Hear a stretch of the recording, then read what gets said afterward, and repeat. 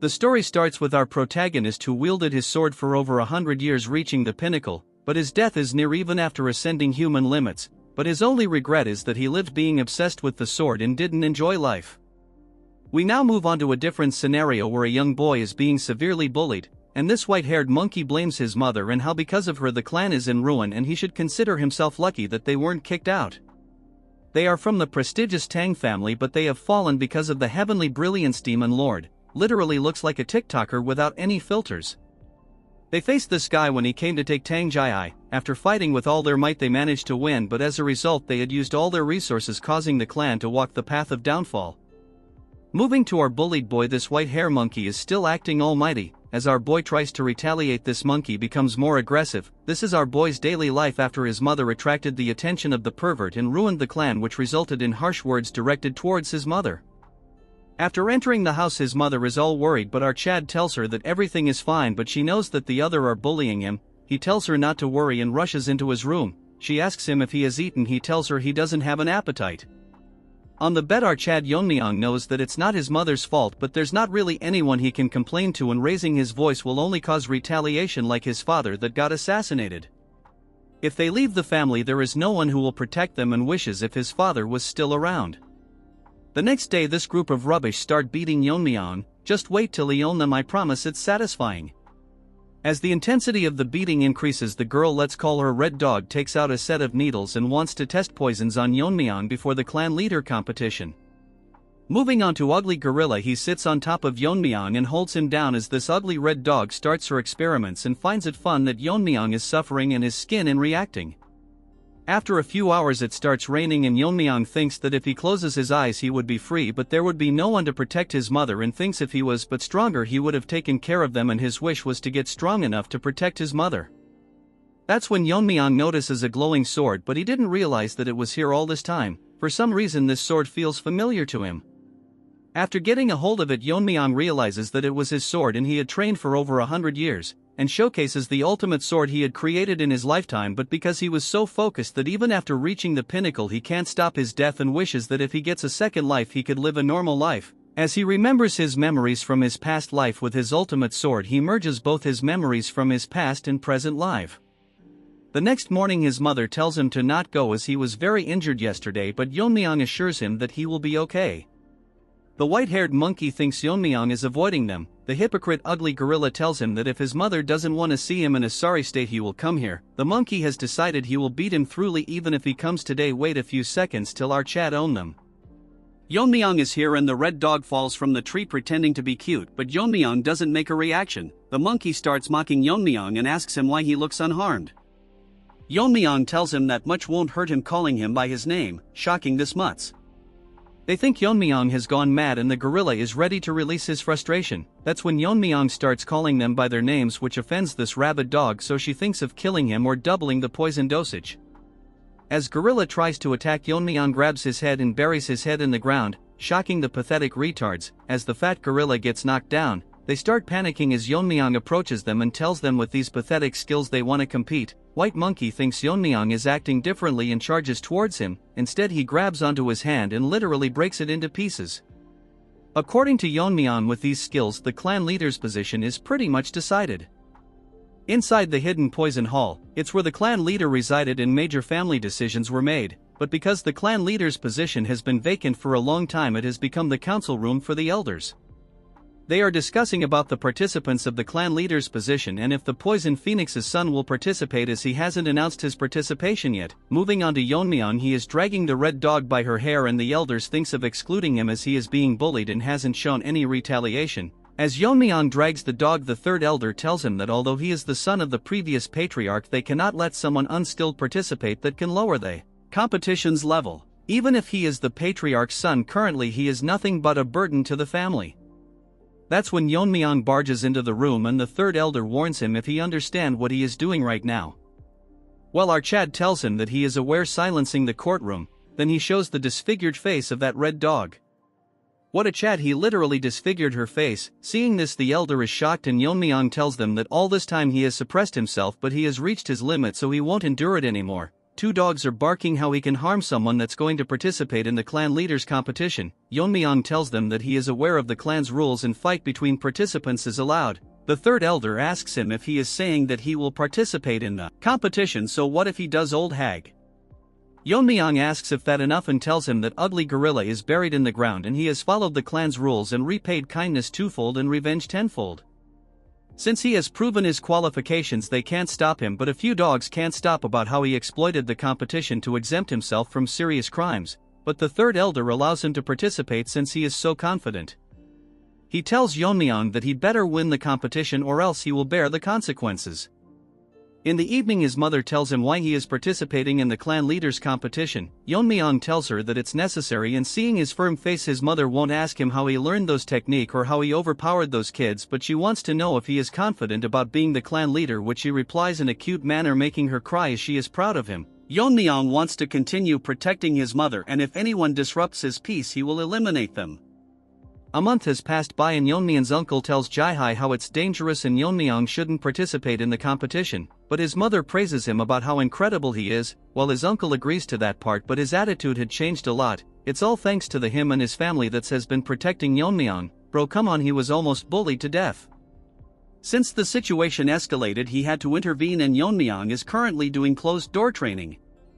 All this time he has been enjoying his mother's meals and trying to fix his twisted chi veins, since he had already reached the peak once he can learn techniques anytime he wants. At the age of 12 his meridians aren't fully blocked, so he can easily regain his powers, so all he has to do is to eat well and grow properly. On the day of the competition he bids his mother farewell and leaves with his uncle. As he leaves she feels proud and thinks if his father was alive he would feel the same.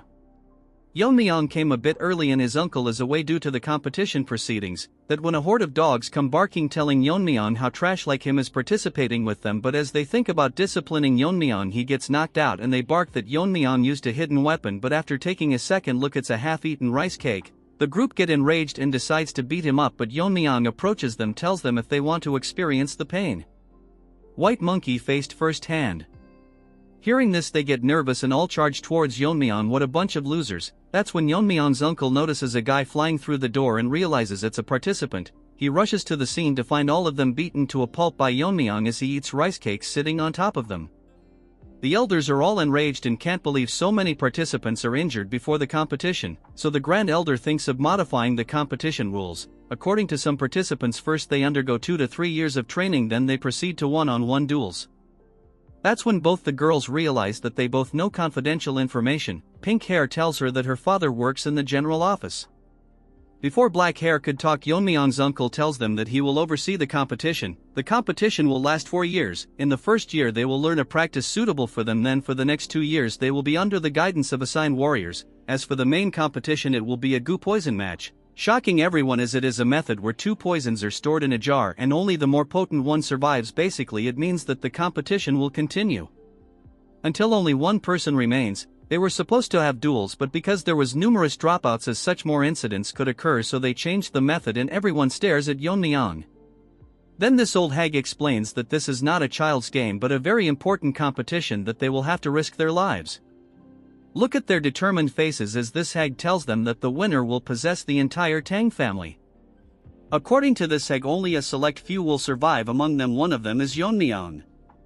At night on the Black Death Alliance territory, a mysterious man is discussing about the Tang clan and how they have been plotting recently. According to their spies, it was declared a few days ago when the future of the Tang clan left in carriages. Currently the state of their clan is such that their alliance leader can get rid of them anytime he wishes, but for now he is leaving them since he has some use. So this guy is thinking if anything happens to the kids it would leave a irreversible damage to the Tang family. Although they are weak, but they are still a clan to be wary about. So for now they have tracked them down and can easily kill them, but what if they kill them 4 years later at the climax of the tournament, which would be fatal, so for now they have decided to lurk in the shadows. According to them they have already planted a seed. As they walk to the competition venue, the supervisor tells them that they will be called by numbers instead of their names. Each group has 4 members and they are Group 7, the pink-hair girl is Yuri, the purple-haired one is Mirio, and the boy is Aijin. The last one is number 28, which is our Yeon-myeong. He seems lost as he was thinking for a moment. He scolds Yeon-myeong for sitting idle, but according to our chat he feels a presence and they are most likely being tailed. After following him they reach a cliff with nowhere to go. From inside the cliff a man asks for password, and after giving it to him a light glows bright and a new retard has arrived. We will call him Skinny Barbie and he will be assisting them in the competition. Even they were once one of the top 5 clans, but that mega pervert invaded them and their clan fell, but because of the support of the Tang clan they managed to survive, so in return they prevent external forces from intruding in this competition. The members are shocked by how complex the formation is, while Mirio thinks something is seriously wrong with Yeon-myeong, as he not concentrating at all. Even back in the carriage the guard told them to introduce themselves to each other as they will be staying together for 3 years. They introduce themselves to Yeon-myeong and praises his courage as he disfigured the face of that red dog whose grandfather is an elder. Yeon-myeong in a rude manner tells that if it is his responsibility that the match turned into a goo poison match. Yuri tells him it's not entirely his fault and Mirio wants to argue, but they ignore her as Yeon-myeong is making a face that seems like he is actually enjoying all this, so if Yeon-myeong does something she will not let it slide. That's when the rest stop and find out that the Skinny Barbie is missing and they can't find him. Mirio realizes that they are stuck into this formation and thinks if the Skinny Barbie himself got lost. As she is thinking many things at the same time, we move on to that ugly duck. He is bragging about how without the caster there's no way to escape. He finds the Tang family elder pathetic that they would hold an entire group for a single kid. As they promise to double the support if he gets rid of Yeon-myeong, all this guy cares about is his family, and what the Tang clan does is none of his concern. That's when he notices a change in the formation and Yeon-myeong literally ripped it apart. Seeing this he gets scared and Yeon-myeong talks like a retard and tells him that he probably made a mistake so he should be careful. Skinny Barbie thinks to himself that there are no flaws, so how did they manage to escape? They ask Yeon-myeong how he did it and basically our Chad cuts it. Mirio tells them to stop fighting and stay together with the instructor, but this little dog ran away. Yeon-myeong finds it funny and that malnourished dog is running as fast as he can because he feels that Yeon-myeong can see through this formation. As he leaves the formation he thinks it's more than enough and Yeon-myeong won't ever be able to reach this place. That's when the supervisor Wojin stares at him intensely and asks this trash why Group 7 is not with him. This Skinny Barbie poops his pants as he is scared but tries to stay calm as he prepared for this kind of questioning. He tells him that Group 7 won't be participating as he waited for the participants but they never showed up. According to this joker they might have faced bandits or come across some wild animals. That's when the formation cracks and Wojin thinks it might be an intruder but it's actually Yeon-myeong. The trash can't believe that the Jegal clan's supreme formation broke so easily and Yeon-myeong is happy to see him. Before they arrived Mirio can't believe that Yeon-myeong has such an astonishing skill, and if is it even possible to break the formation with a short sword. Yeon-myeong tells them that he didn't break the formation and it will close soon so they should hurry up and leave. Wojin asks them if they are the participants and they confirm it and figures out that this man is the supervisor and according to him Skinny Barbie told him that they were attacked. Yeon-myeong tells him that he might be mistaken and it's because of his help that they could find them easily. The others can't figure out why he is lying. According to Yeon-myeong he is under the Tang clan's commands so he will keep it just as a suspicion, but after the competition if he finds that they are involved he will eradicate the Jegal clan from the root. Retarded Barbie makes an excuse and runs away. Wojin apologizes to them for the trouble they faced and officially introduces himself to them as a member of the Manhwa Brigade. According to Mirio the Manhwa Brigade disappeared a long time ago. They were a military force directly under the young clan leader of the Tang clan and each one of them is as strong as a great leader. The previous clan leader was Yeon-myeong's mother. Before she could talk Yeon-myeong tells him why they are not in the Tang clan. Years ago they fought a desperate battle against the Heaven's Brilliance Demon Lord to protect their master but they were easily defeated. Since they couldn't protect their master they consider themselves nothing but sinners. According to Wojin the first year is autonomous practice and according to their performance they can receive martial arts, scriptures and weapons. Yuri asks Woji if the legendary techniques the 10,000 heavenly flower rain that was lost fighting that mega pervert. That technique is only granted to the one who becomes the young clan leader of the clan. Although it's an incomplete martial art its essence has been passed down by the elders. Hearing about the technique Yeon-myeong thinks that it's similar to sword control and he can probably mimic it to some extent. The winner will receive the essence from the elders one by one. Since he is done talking they can do whatever they want. Yuri asks him where they will be staying and where they can sleep. He outright tells them to survive on their own and they won't be getting any lodgings or comfortable beds. Wojin tells them that comfort will not make them strong and they should adapt to extreme conditions, so from this point onwards they will start practicing on their own judgment. Yeon-myeong literally asks if proved qualified is it okay to live comfortably on a bed, since to him adapting to the forest's environment is unnecessary. Everyone including his teammates are shocked hearing him. Woo-jin thinks how can someone be so arrogant, but if he is the one that broke the barrier it's best to verify his abilities. Yeon-myeong's teammates are telling him to stop spouting nonsense. Woo-jin tells him that if he can pass the test he can stay in the manor inside the formation, shocking his peers, but if he fails he has to bear the consequences. Yeon-myeong tells them to start right away. The test is that the team members will surround him and throw hidden weapons, and it ends when he manages to block or dodge them within 5 steps. It will start the second Yeon-myeong blindfolds his eyes. As the members surround him, our group thinks if this is even possible. As they throw weapons from all sides towards Yeon-myeong, he counts them to be exactly 167 and takes out a dagger, and with a single exquisite slash Yeon-myeong manages to block them all, shocking everyone present on the scene. Woo-jin can't believe that he repelled all of them but realizes that he actually attracted all the weapons. Yeon-myeong asks him if he passed, but Woo-jin is in a shocked state. After coming to his senses he tells Yeon-myeong that he has passed the test so he can directly go to the manor. Mirio asks Yeon-myeong if he plans to leave his teammates behind. Guess what, he smiles at them and shouts about the meal they will give him. Mirio can't control her anger and Woo-jin thinks that the battle is already over before it even started. Yeon-myeong asks Woo-jin to make sure that every meal has meat included. In some place a pack of wolves are enjoying their meal, but soon they start coughing and get paralyzed, and from the top the trio launches a sneak attack. Using Ijin's poison-making skill they manage to hunt them down, and now they can finally eat. It's been 4 months and the first thing they encountered was a bear. Since they didn't find food they had to survive on grassroots and shed tears when they finally succeeded in hunting. They even managed to find a shelter. As Ijin start the topic of Yeon-myeong, Mirio gets angry and tells him to shut up. She thinks that Yeon-myeong is loafing around, and once they go to the manor she will beat him to a pulp. As they were talking they realize that the meat is not in its place and Yuri gobbled up everything, so they beat her to a pulp. Inside the manor our Yeon-myeong is surrounded by squad members and they start attacking him, but Yeon-myeong kicks them to create distance and instantly disappears. Actually he is on top of them and plans to use a new technique. Yeon-myeong gets ready and throws 10 rings towards them simultaneously, but the attacks are not normal as they start hitting them one by one. Woo-jin can't believe that he can control them to the extent that it only nicked everyone's skin. Woo-jin asks him if he created this technique. Yeon-myeong agrees and tells him that he named the technique the Whirling Line Frenzy Dance. Woo-jin asks him that this technique will consume a lot of internal energy, so how can he manage it? Yeon-myeong tells him that he once asked manuals for eye techniques. Among the techniques there was Piercing Sky Eye and Current Flow's Eyes, but since Current Flow Eye was incomplete it was not recommended. Yeon-myeong tells him that he has mastered Current Flow Eyes, which is one of the oldest and most powerful techniques of the clan. He completed the art using the essence, and the technique allows him to shoot at the desired point with minimal internal energy.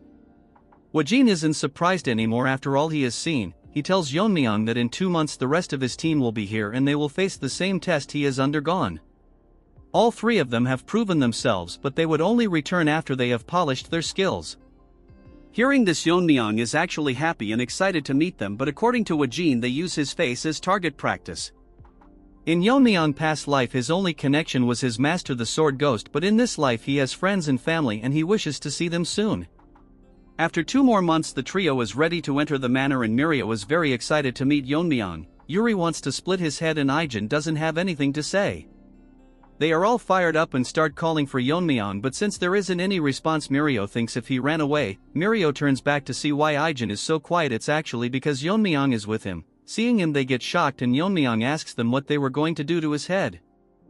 Yeon-myeong tells them they weren't serious about smashing head and they should instead show him how much they have improved. They tells Yeon-myeong that they are just joking.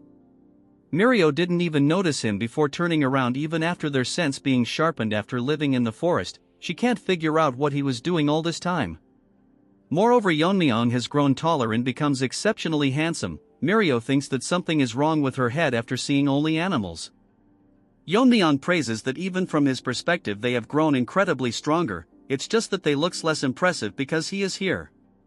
Moving on to the Jaegel family, they are holding a meeting and they are here to report on their groups. One of them tells him that Red Dog has grown exceptionally strong compared to others, but it's because she is burning with immense hostility towards someone.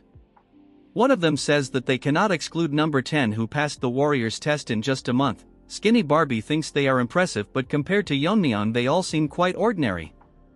Not only did he break the formation, but when he spied during his training he saw skills that even a master couldn't perform. However, recruiting him is very risky.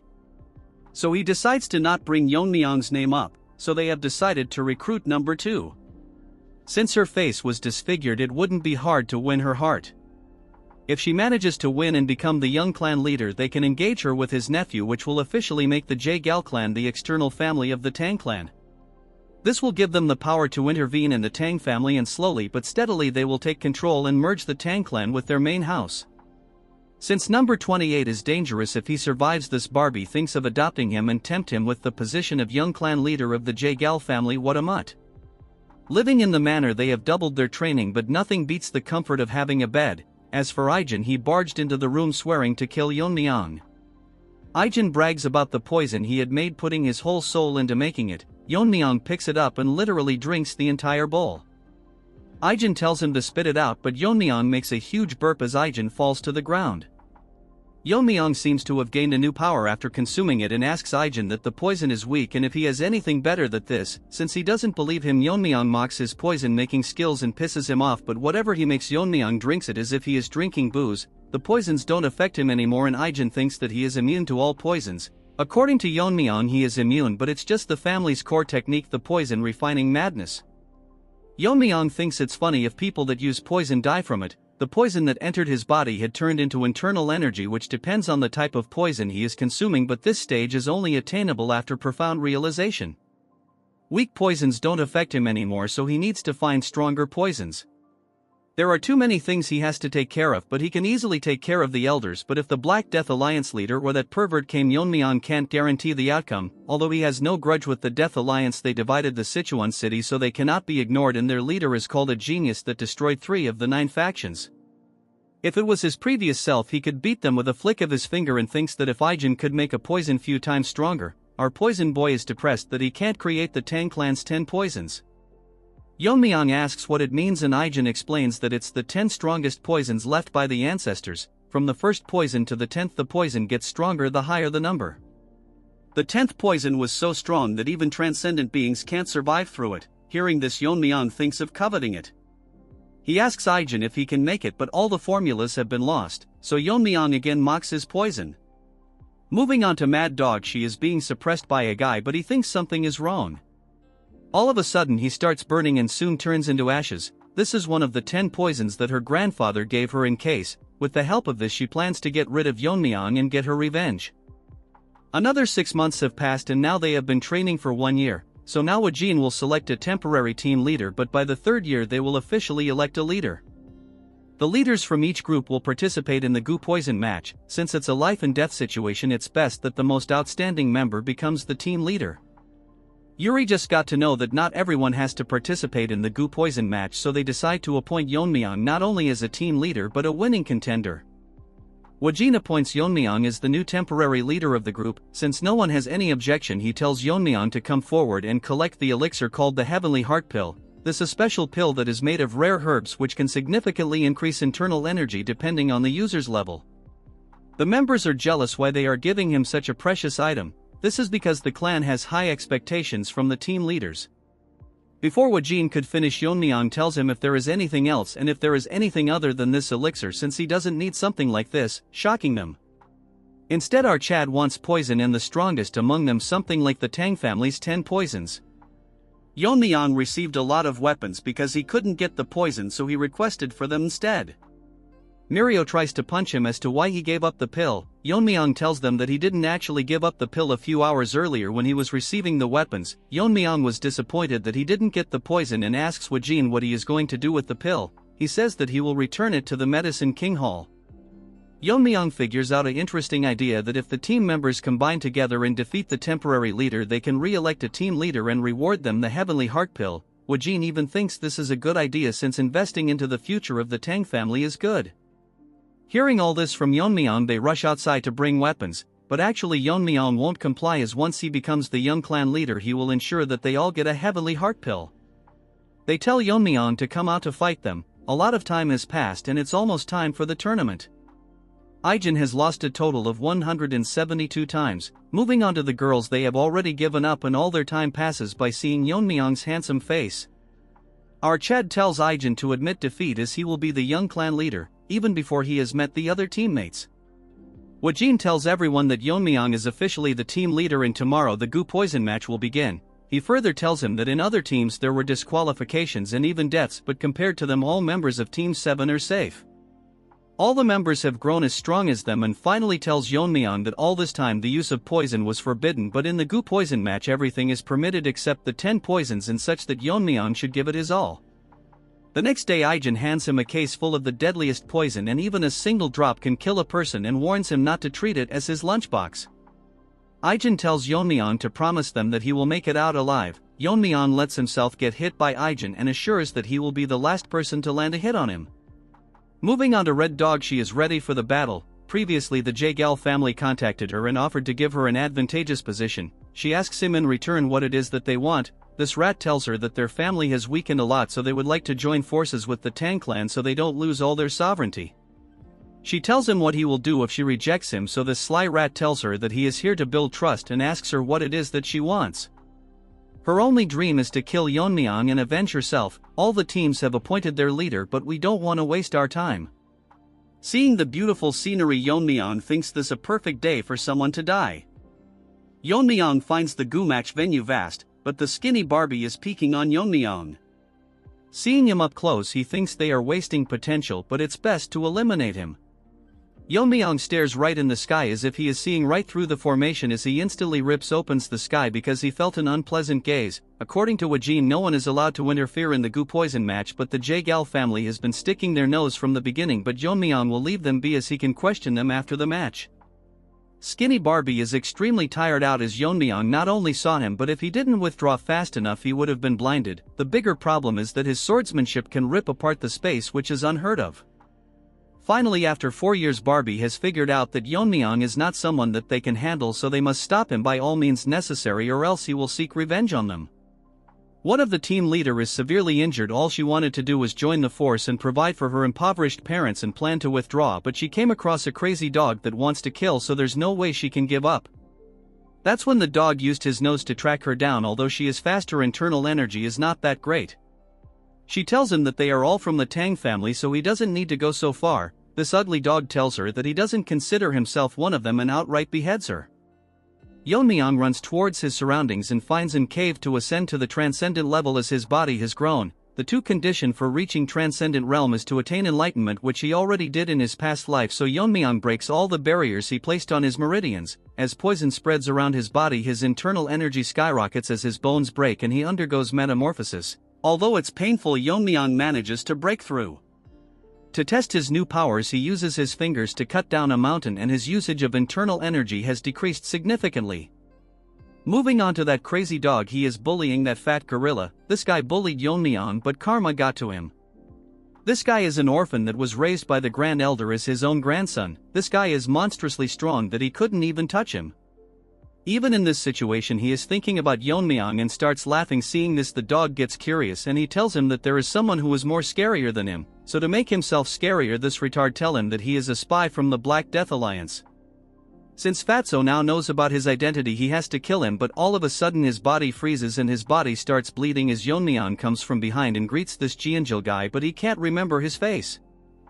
After this arrogant loser got smoked by Yeon-myeong, we now see his past. We don't want to know anyways, but someone told him that with his monstrous talent and pretending to be an orphan, he will easily be adopted, and during the family head selection, if he kills the successors and returns to the family, he will be recognized. How generic, but watch the video, it gets way better. Moving to the present, filterless TikToker feels like his organs are melting, but he can't figure out how Yeon-myeong did all this without noticing him. The fat gorilla Jeonjil can't believe that the person standing in front is Yeon-myeong. Our chat asks him what that half-dead dude is called. He is literally called Ganja. I have nothing more to say. Yeon-myeong had felt an anger before coming to this mountain and thinks it was this guy. Suddenly Yeon-myeong moves his hand, a needle comes out from his neck. The Jeonjil guy figures are that Yeon-myeong poisoned him, but can't figure out what kind of poison uses such a small needle, but Yeon-myeong ignores him and asks him if he has seen the other participants. The fat brain tells Yeon-myeong that they should first detoxify this Ganja dude, and he thinks that if Yeon-myeong shows vulnerability while detoxifying, he can kill him. Obviously that's in his dreams. Jeonjil tells Yeon-myeong that he has changed a lot, but gets nervous as he feels that Yeon-myeong only has resentment towards him. Yeon-myeong tells him that if he had that, he would be lying on the ground. All of a sudden this dumb bulldozer apologizes to Yeon-myeong for what happened earlier, but Yeon-myeong doesn't care about the past. This guy didn't think that this would solve things from the past. Yeon-myeong probably left him alive as he is to dumb. While they were talking, the ganja dude all high tries to sneak an attack on Yeon-myeong and tells himself that since he is going to die he will take Yeon-myeong with him.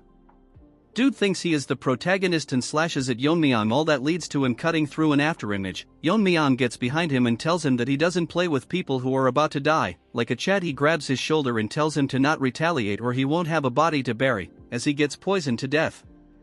Ji-eun-jul is shocked that as always Yeon-myeong overpowers his enemy even if he is one of the top contenders, but what's more confusing to him is that final technique was from the black and white sword school, but Yeon-myeong neutralized it easily. Yeon-myeong tells him that it's just him that's left, so how should they determine the victor? Ji-eun-jul is smart enough to surrender and Yeon-myeong allows it, but he can't find a way to get out, so Yeon-myeong rips apart the formation. This is outright savage as he tells him to get out from here. Afterwards he instantly vanishes from the place. In some other place we see hundreds of men practicing swordsmanship and see a worm die in his hand which was transplanted into that ganja dude, so basically he is dead. Although he was an illegitimate child he had with a servant, his talents were out of this world compared to his siblings, so if his wife found about it she would lose the position of heir, so he intended to kill him multiple times. That's why he left him in the Tang clan with a different identity, but as a father he couldn't do anything, so he will avenge his child and tells all his disciples to assemble and tells them that they are going to destroy the Tang clan soon, and from today onwards no one with the Tang clan name will return alive from Mount Gongsan. This is where the competition is happening. At night Yeon-myeong thinks to himself that after running day and light he didn't encounter a single human, so no matter how vast this world may be it's too hard to believe. As he gobbles up the meat, Yeon-myeong didn't expect that they would deliberately fake it so they couldn't approach, and if that's the case the remaining survivors are from the Jaegal family and figures out the entire plan they were scheming. As such he has to pay the price for his crime. Yeon-myeong stares at the sky to find it stunning and sleeps as he wonders about his mother. That's when that red dog found Yeon-myeong. What a timing, but this retard can't recognize Yeon-myeong and she was supposed to meet the last survivor or Yeon-myeong. She can't figure out his identity, however is regrettable that she has to kill someone so handsome. As he spreads the poison distribution gas and uses the 10 poisons of Tang clan, Yeon-myeong suddenly grabs onto her neck and asks her if she is cooperating with the Jaegal family. Our Chad tells her that while everyone was competing she found a safe place and tried to sneak onto the last person alive. As the dog gets hungry for a bone she figures out that our Chad knew that she was coming. Yeon-myeong tells her that if she wants to breathe she better answer him, gender equality at its peak. Yeon-myeong thinks of killing Red Dog since she won't answer. As for her, she mistakenly dropped her sword, looks more like a dagger. Our Chad figures out that she is Red Dog, but she can't figure out how he knows her name. Yeon-myeong is so merciless that he tells her that her personality didn't change one, so he should probably destroy her entire face. Moving on to Skinny Barbie, he is scared that the mission failed and Yeon-myeong managed to defeat opponents with higher levels. This guy played too many games, he literally destroyed your formations. Number 10 managed to defeat all his opponents but got owned by Yeon-myeong, but this Barbie is in doubt if Red Dog can defeat our boy, and if Yeon-myeong wins it's over for them. That's when he notices a source of light in the formation. It's that crazy dog's father, let's call him Minion. According to his friends they had bought in a total of 300 people, although it's excessive, but this guy isn't so dumb as he thinks the survivors will be more cautious, so they should be careful. His friend asks him how's the spy he planted doing, but he failed, so he is very concerned about it. Our Skinny Barbie sneaked into their conversation and according to him this guy is crazy strong. He figures out that if they didn't have a spy how would they know the location, so he should contact the family and security forces. All of a sudden an idea pops up that he can kill Yeon-myeong with their help. Moving on to our boy, Red Dog thinks that she will die, so she can only survive if she uses the Red Dragon's poison. As she takes it out, Yeon-myeong notices that the dagger is coated in some substance. As he gets distracted she tries to throw it onto Yeon-myeong, but our Chad grabs it and tells her to answer him what this is. After making a face like that he figures out that the dagger was coated in it. So he put Red Dog onto the ground and gets ready to feed it to her. Nanomachines, you have a new competitor. Yeon-myeong wants her to experience the poison. As he gets ready to force it into her mouth she tells him that it's a specially formulated drug and he thinks that this poison is special. Dude wants to drink it as if it's wine. If he consumes it everything will be easy for Yeon-myeong. She tells Yeon-myeong to spare her, but he gets all serious and asks her if she colluded with the Jaegal family, and if she hesitates to answer he will feed the poison to her. She tells him everything they planned including the marriage proposal. Hearing this Yeon-myeong figures out that they are trying to strengthen their family through this offer. As he thinks of what to do with the Jagal family, he drinks the poison. Shocking red dog, these faces are so funny. She can't believe he is consuming one of the 10 poisons of Tang family and starts laughing as Yeon-myeong's face starts burning, and she literally goes crazy laughing like you guys who do the same hearing my lame jokes. She brags about how she is the only person who can neutralize this and whatnot. She can't understand why the grip strength hasn't decreased, but Yeon-myeong gets normal and finds it very spicy. What was this, a bottle of naga sauce? She thinks that it's absolutely impossible for someone to survive after consuming it, as it contains the blood of a legendary being and a single drop of his blood could kill 1,000. Before she finishes her speech, Yeon-myeong buries her head into the ground and kill her. Rest in peace, red dog, you will be remembered. After consuming the poison, Yeon-myeong feels that he has learned the martial art of the sun, and as he was about to leave he notices a sun when it's midnight now. Suddenly many changes occur and Yeon-myeong finds himself in some other place. It's probably the work of Skinny Barbie. Yeon-myeong uses his senses to find many presences, and according to him there are a bit over 300 people. Since the prey has walked in, Yeon-myeong thinks of freeing his hand, dips his needles into the poison Ijin made. Skinny Barbie informs Wajin that there are intruders, as there was a spy among them who revealed their location. He then tells him that how there were over 300 troops led by the Dark Moon leader Mak Inhu, but we will still call him Minion. Wajin can't figure out why they are in Sichuan and how can they find this palace which is hidden by the 7-lock phantom formation. Our musclehead tells him that they should hurry up, but this skinny retard tells him that how they entered the inner world of where the poison match is happening, so they made it impossible to intervene, so they have no choice but to rely on the kids. Moving on to Yeon-myeong, he has slaughtered hundreds of them with his poison needles. Minion finds his child and gets devastated. His ally tells him that it looks like Crazy Dog was killed with a poison needle without any struggle, so he died one-sidedly. This hypocrite talks about honor when he wanted to kill a clan's foundation, so he loses his mind and tells his disciples to search for anyone from the Tang family. As all the groups gets dispatched, he swears to not leave anyone alive. Bro, this old loser is fighting some kids and acts high and mighty. The disciples talk to themselves about how the leader is acting weirdly and the Tang family is not to be underestimated, as they killed Ganja in a single strike. Unfortunately, as they were talking, one of them gets poisoned to death with the same poison needle. They get ready to battle but soon notice that hundreds of poison needles are raining down from the sky as they all get poisoned to death. The poison Aegean made lethal enough for foot soldiers, as he uses his inner energy to call back all the needles. Man, this was sick, not gonna lie. A scout tell Minion that all the groups dispatched got annihilated and all of them were poisoned without any struggle and killed the same way. More scouts come and informs his the same thing, and now Minion is nervous and their number has significantly decreased. According to his friend, in an hour of searching they have already lost more than 100 of their men. As such, he figure out this was possibly done by one person. Minion is scared enough to pee in his pant and thinks without a doubt that it's the work of a master from the Tang family. Minion gathers up courage and leaves the command to his friend as he plans to face the enemy himself. His friend thinks in an hour or two the sun will set, and if they can't find the intruder before that they can get annihilated, as they are the only ones suffering, so he tells everyone that they will leave in an hour. But bad luck, Yeon-myeong is sitting in a tree waiting for them. But this monkey can't believe that he didn't feel a presence until he talked. He tells everyone to dodge but looks behind to see everyone dead as Yeon-myeong asks him if he is the leader. Even on high alert, he didn't sense Yeon-myeong coming down from the tree, but he is too young to be a master. Yeon-myeong uses his chi to call back all the needles. Dude is outright badass. This guy thinks he is Einstein as he tries to figure out how strong Yeon-myeong is, and what he did earlier was a technique and it probably consumes a lot of inner energy. He tells Yeon-myeong that he has never seen him, but our Chad tells him it doesn't matter what he thinks or does as he is going to die anyways. This monkey uses a technique and directly transforms into Super Saiyan 4 and charges towards Yeon-myeong, but to his surprise with a single palm Yeon-myeong stops it and mocks him by saying if that's all he has got, and this monkey loses his mind. In a flashback we learn that once the Black Death Alliance took down one of the 9 factions, so this monkey willingly joined them, so as a reward the leader decides to refine the palm technique for him. His technique, Peak Shaking Palm, was renamed. This black leader thinks since he improved it should be called Heaven Quake Palm, but he can't believe such a technique was bested by a young kid. The poison Yeon-myeong drank was the fire dragon's venom. When mastered as deadly as sword chi is filled with intent to cut down anything would be known as sword force. Similarly, venom chi filled with the intent to burn anything would be venomous force. As the Heaven Quake Palm slowly shatters and this monkey instantly burns to his death. As such, Yeon-myeong decides to name it the Fiery Venom Force. Then our Chad moves on to the remaining survivors and asks them who wants to die first, since he has no intention of leaving any of them alive. That's when the minion enters the scene, acting all strong as he gives his bold speech. He tells everyone to get into a formation and surround Yeon-myeong, but look at his face, guys. Surrounded by the enemy, the old man promises to avenge the dead.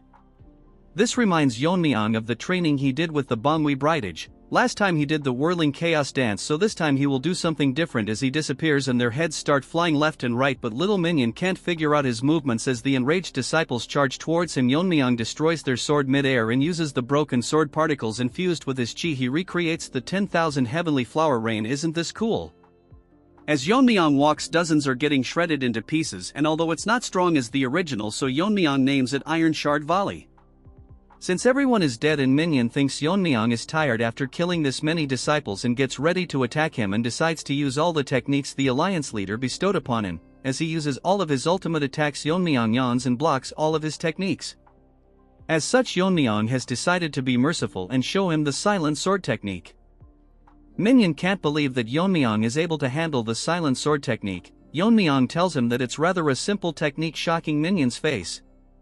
Yeon-myeong make that meme face and Minion thinks that it took him years to master this technique, but it's easy for him. Yeon-myeong tells him that he killed someone earlier who used the same technique, but he knows that they are all under the Black Death Alliance and knows that Lizard in the form of a human can improve any martial arts. That's why independent martial artists leave their former life to devote themselves to the Black Death Alliance. But Yeon-myeong is disappointed by the fact that this is a trivial technique that someone can easily imitate it. Minion got shocked too many times in a single chapter.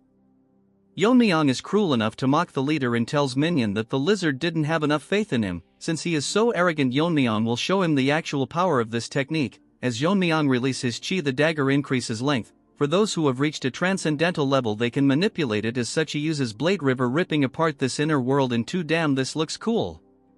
This minion can't believe that a human can use such a technique. Since Yeon-myeong is able to handle so much energy with ease, he must have reached the final stage, in other words the transcendent stage, but Yeon-myeong read his mind as the minion turns into a rat and runs away. Arched tells him that there is no point in running when he suddenly makes that meme face and thinks of using the Tang clan's technique. As the newly born rat runs, he thinks how it's possible for a kid to reach the final stage, that too from the fallen Tang clan. Yeon-myeong's ninja-like spinning blades start attacking him as the rat tries to stop them with his sword. More of them surround him, but this evolved rat managed to hold his ground, but slowly but steadily he gets injured and survives at the cost of an arm. This rat has so much trash in his head that he thinks he can survive, as Yeon-myeong must have wasted a lot of energy using this skill. Yeon-myeong enters the scene and using his chi on the rings, and they start spinning on the ground, shocking this retard, as the spinning blades surround him and the rat gets chopped into pieces.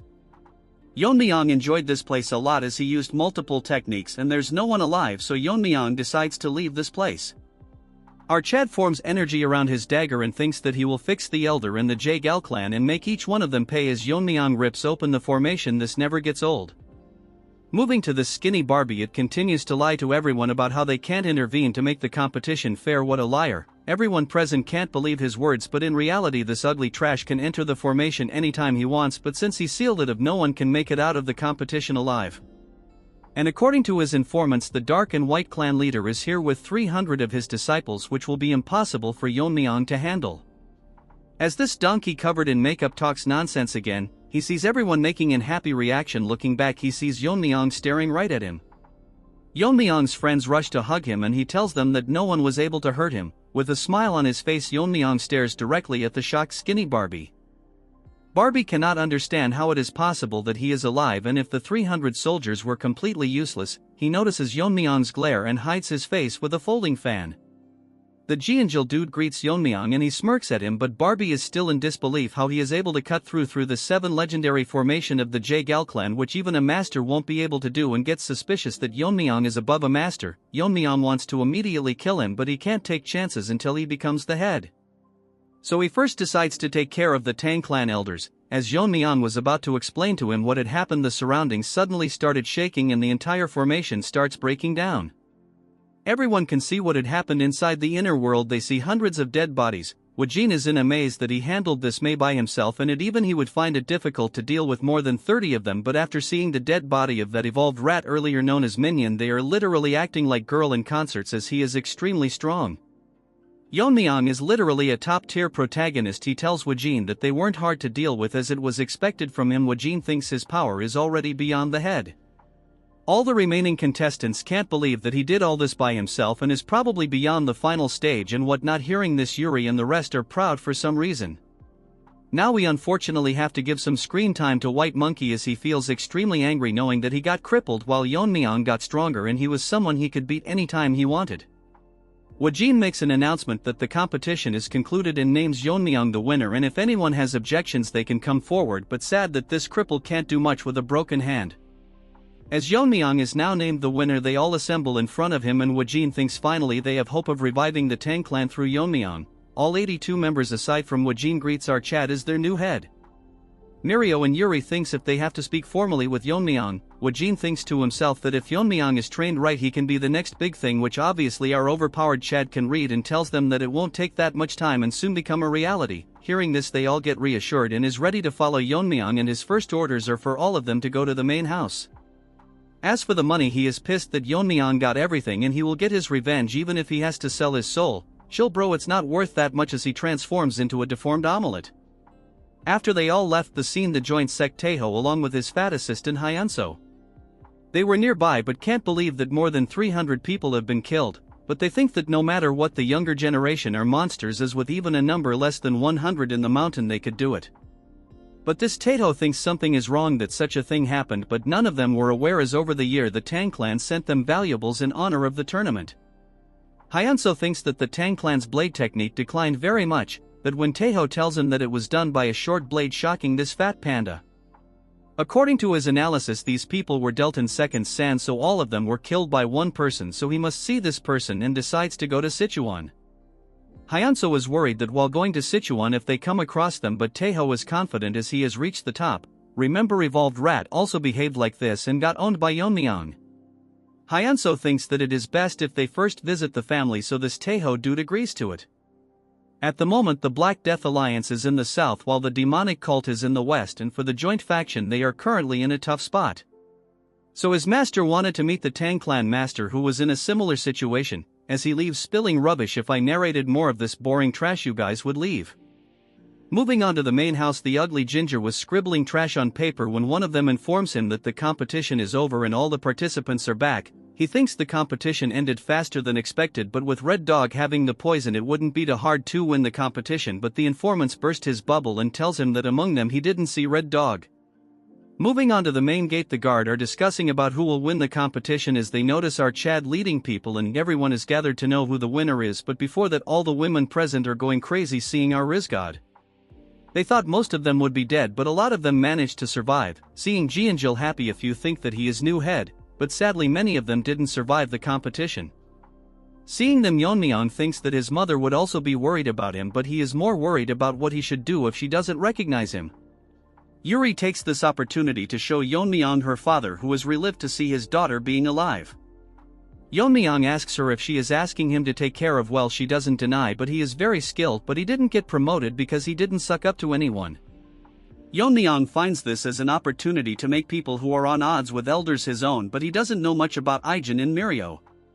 The current head of the Tang clan, let's call him Crippled Chicken, greets everyone, and this skinny Barbie starts smooth talking him, and this Crippled Chicken praises him how their formation helped the Tang family and they were comfortably able to host the competition, but little does he know that it broke. Since he is done greeting, he tells everyone to go meet the elders and the warriors are dismissed so they can rest. Woo-jin apologizes to them, but they will not go to the elders' house, shocking this to house animals. The chicken star questioning Woo-jin, but as the person of Yeon-myeong he tells him that as per the family rules they were supposed to visit the stealth and poison hall rather than the elders' house. This crippled chicken gets pissed and tells Woo-jin to disperse or else her will punish them for protesting, shocking everyone, and according to Woo-jin they are clearly showing that not to talk back to the elders. Yeon-myeong intervenes and asks him if there is anyone who has more power than the family head, and after asking for his identity Yeon-myeong tells him that he is the winner of the competition. This chicken goes back to its den and informs its masters that the winner is called Yeon-myeong. This ginger-faced can't accept that Yeon-myeong won the competition and thinks about how his grandchild can lose even after having the red dragon's poison. The Grand Elder is confused how his disciple that he personally recognized and before the competition he was sure that Yeon-myeong was not as strong as him, so he is growing every day as they speak. As these retards talk about what to do, they come to a conclusion that they should meet up with Yeon-myeong directly. The third elders asks Chicken why he didn't bring them here. Earlier Yeon-myeong told him that only the head can order the heir, and since that position is vacant it doesn't mean the elders can order in their place, as this crippled Chicken tells Yeon-myeong that he hasn't been officially declared the heir yet. Hearing this, Yeon-myeong releases his inner energy, almost making this chicken lay its eggs, and as such everyone will follow him to the poison and stealth department and wants this chicken to inform the elders that their reign is over. As the crippled chicken shakes in fear, he repeats the words Yeon-myeong told him. The elder gets so pissed he destroys a table and tells everyone that Yeon-myeong hasn't been selected as the official heir, so they can question his attitude and strip him of his qualifications, so they will go to the poison and stealth hall, and all elders assembles their private force. Since our Chad challenged the authorities of the elder and misbehaved, they will show him who the master of the Tang family is. Yeon-myeong's uncle can't believe that he won the competition. He felt his aura as a kid, but now it has surpassed him, and he thinks his sister would be happy hearing this. That's when an old monkey is shocked that Yeon-myeong won the competition. He is that white monkey's father, and 3 years ago he threatened Yeon-myeong that he would make him and his mother pay for what he did to his son's hand. Yeon-myeong loses his mind and tells him that he is here and is waiting for this old trash to demand compensation from him. Before he speaks, Yeon-myeong tells him to think carefully before speaking or he might cripple his son's other hand. Wajin is in awe after learning that Yeon-myeong is the son of the poison phoenix. Yeon-myeong tells him that what he wants to know our Chad will tell him once the time is right, because the Tang clan faced that TikToker, but he used so much filters that he managed to behead the Tang clan leader, making his soldier more courageous as they push forward disregarding their poison techniques. Wajin asked the help of the elder, but they rejected them as their fall would lead to the clan's downfall. If they helped even a bit, the damage would be greatly reduced, but after winning the battle they blamed it all onto Yeon-myeong's mother. So she must have faced a lot of difficulties raising Yeon-myeong. He tells the others that they must remember who the mother of their current master is. It's as if they have been given a second chance. That's when Wajin hears a noise. It's the voice Yeon-myeong has been waiting for, as the elders are all here with their forces and wants to meet Yeon-myeong after defying the council. Wajin is nervous as he didn't expect that they would gather all their forces. He doesn't want to hear anything and wants to meet Yeon-myeong. Our Chad comes to meet them at stairs at their comedy, as he tells Yeon-myeong that he dared to claim the future leader of the family without their permission. Yeon-myeong tells him that he has already won their competition and currently he is verifying the fairness at the stealth and poison hall, overseeing the competition. As such, what more does he need? All the elder are protesting because of the way he is talking to them. The arrogant retard warns him that if he wants to lead he has to explain everything that happened at the competition. Yeon-myeong tells them that it's against the rules of the family to talk about the competition, and it seems to Yeon-myeong that the weight of the family rules is lighter than expected.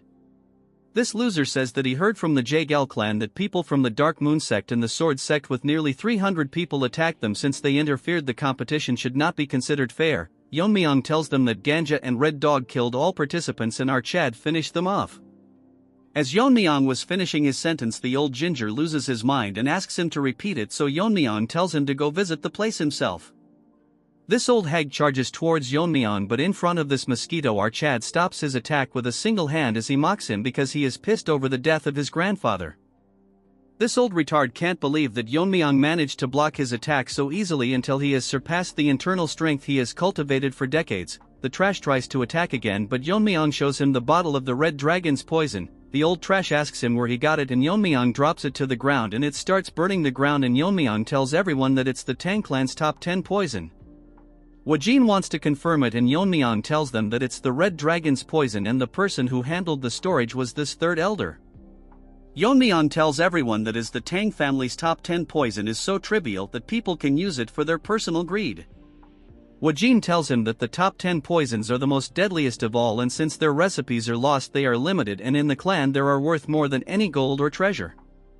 Since he used it for personal use he will be charged according to the family rules. As Yeon-myeong smirks at this ginger that even if he holds the title of elder he isn't immune from the clan's law. Look at his face, looks like a zombie from Walking Dead. As such, Yeon-myeong will give him an honorable death as he burns him into ashes in front of everyone present in the family, and none of them have the right to judge the seat of the family head, so Yeon-myeong will decide what is right and what is wrong. The Grand Elder, let's call him Smelly Mongoose, blames his men that they can't subdue a single person. Yeon-myeong tells him that the disciple of Grand Elder has endangered the family. But he doesn't do anything, so Yeon-myeong tells him that he is a spy from the Dark Moon sect. The Smelly Mongoose tries to make excuses and wants Yeon-myeong to provide evidence. Jianjil, the son of the director, steps forwards and tells everyone that he is the sole witness to this, and Crazed Dog used his sword techniques on him before Yeon-myeong killed him. He further tells them how he used sword technique mixed with his poison and stealth techniques. One of the elders tells him that he saw that guy using his sword technique and all his peers were badly injured, but the wounds were similar to the ones Jianjil has on his body. Our more matured musclehead even tells them how this dog confessed to him that he is a spy. Yeon-myeong wanted to use him as a spy, but he never expected him to come forward, since he owes Yeon-myeong his life. Hearing his confession, the Grand Elder is now in a tough position and doesn't know what to do, and tells the elders to block Yeon-myeong, but they don't respond, and Yeon-myeong tells him that is his status light, that he can ignore the clan head's orders since he wasn't proven to be involved directly with Crazy Dog. Yeon-myeong instantly cuts his hand off, as even he cannot escape the accusation of harboring a spy. Yeon-myeong decides to spare his life as there wasn't enough evidence of his collusion. Yeon-myeong's swordsmanship was so fast that he couldn't see it, but this mongoose hit a poison, which is very strong, although it's not as strong as the top 10 poison. It's colorless and odorless. Yeon-myeong drinks poison as if it's a protein shake. Nevertheless, as the poison spreads in the air, this smelly trash thinks he has succeeded in his plan. Yeon-myeong notices that this loser spread a poison in the air, so our savage Chad chops his other hand as well. Obviously one dog is barking that Yeon-myeong has gone mad, since he said it with his own mouth that he would consider mercy. That when another elder tells him to look at the Grand Elder's severed hand.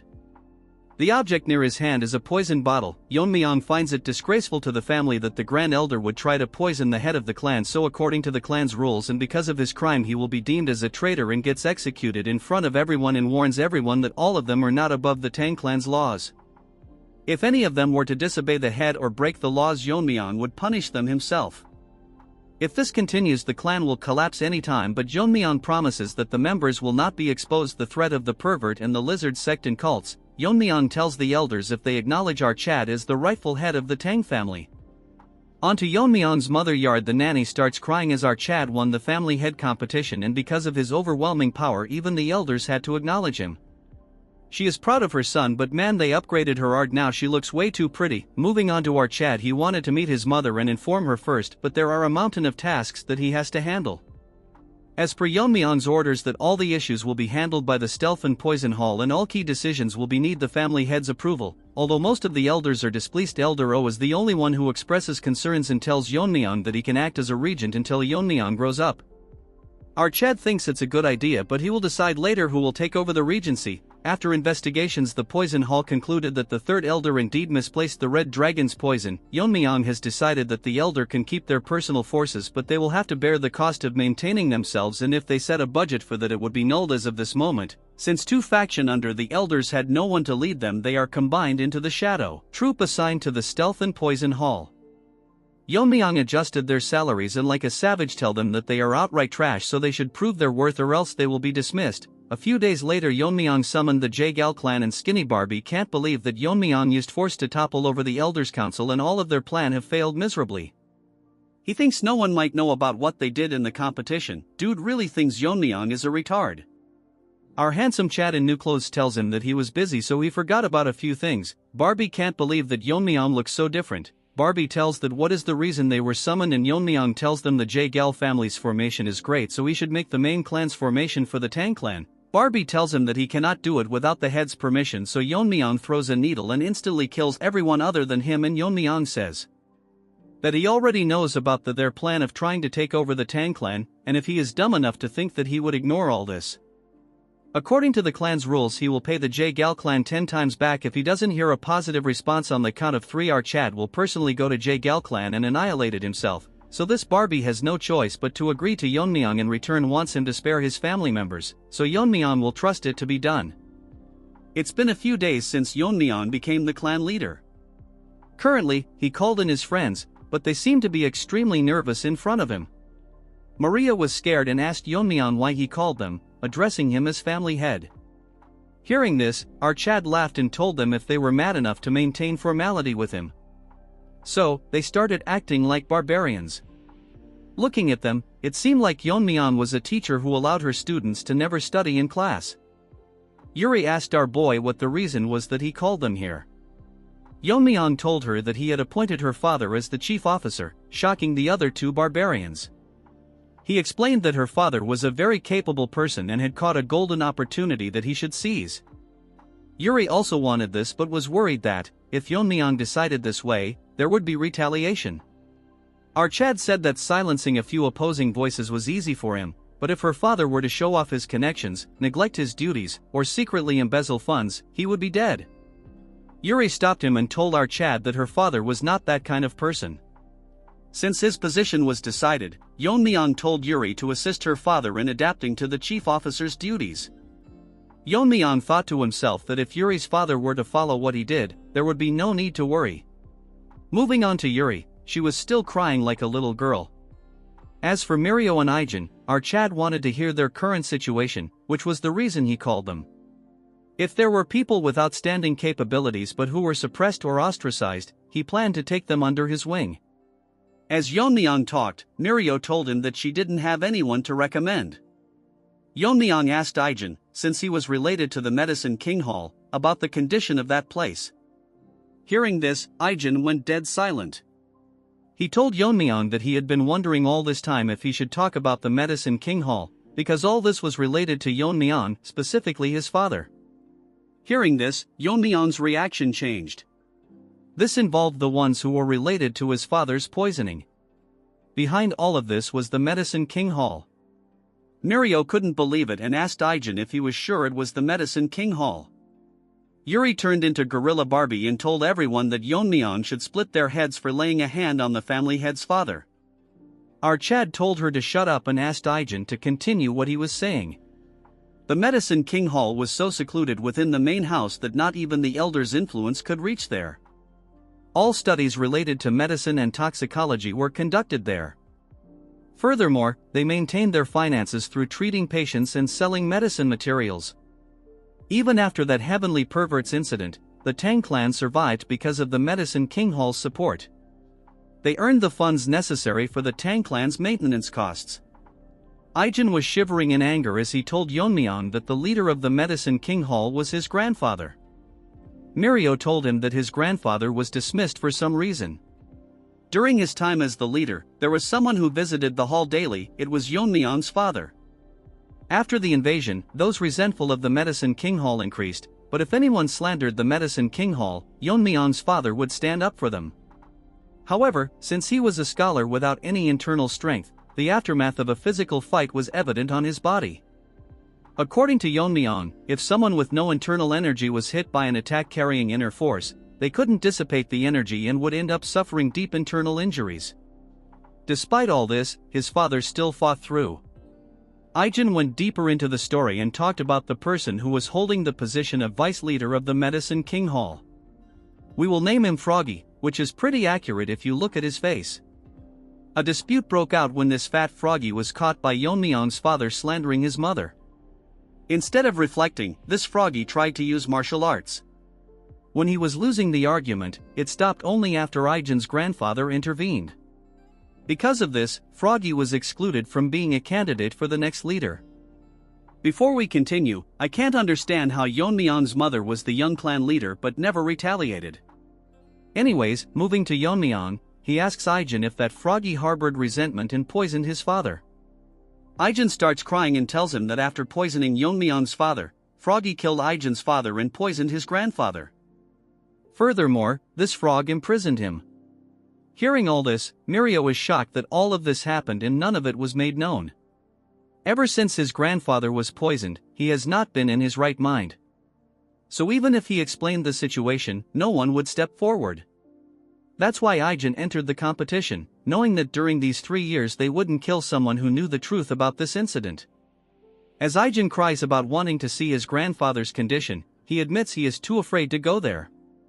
He apologizes to Yeon-myeong, saying it will be hard to find the talents he seeks in the Medicine King Hall. Yeon-myeong asks Ijin why the vice leader is still keeping his grandfather alive and says it would be better to silence him by killing him. As Ijin cries, he tells Yeon-myeong that, according to him, there is a secret division in the medicine hall that even the elders aren't aware of. Inside, there is an inner pill made from a mythical creature that lives in lava. It looks like a Pokemon to me, and I can't help but appreciate this unique art. It is called the 10,000-year fire carp. Hearing this, Yuri is shocked, and Mirio can't believe that it exists. Yeon-myeong is confused, as usually an inner pill is just an item that enhances internal strength. Aijin says that 100 years ago, there was a tale that the lesser lord of the fiery sun palace took the inner pill of a 10,000-year fire carp and ascended to the fire realm.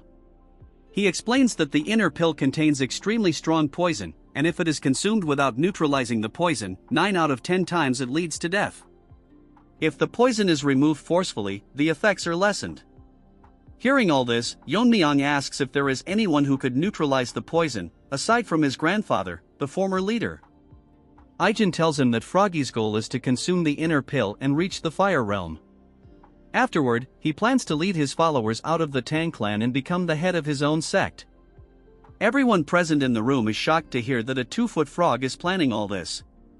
Yeon-myeong thinks this guy is stupid to believe that consuming the inner pill and reaching the fire realm is the pinnacle of power. The fire realm is one where he would not receive true enlightenment. It is, in fact, a realm below the transcendent realm.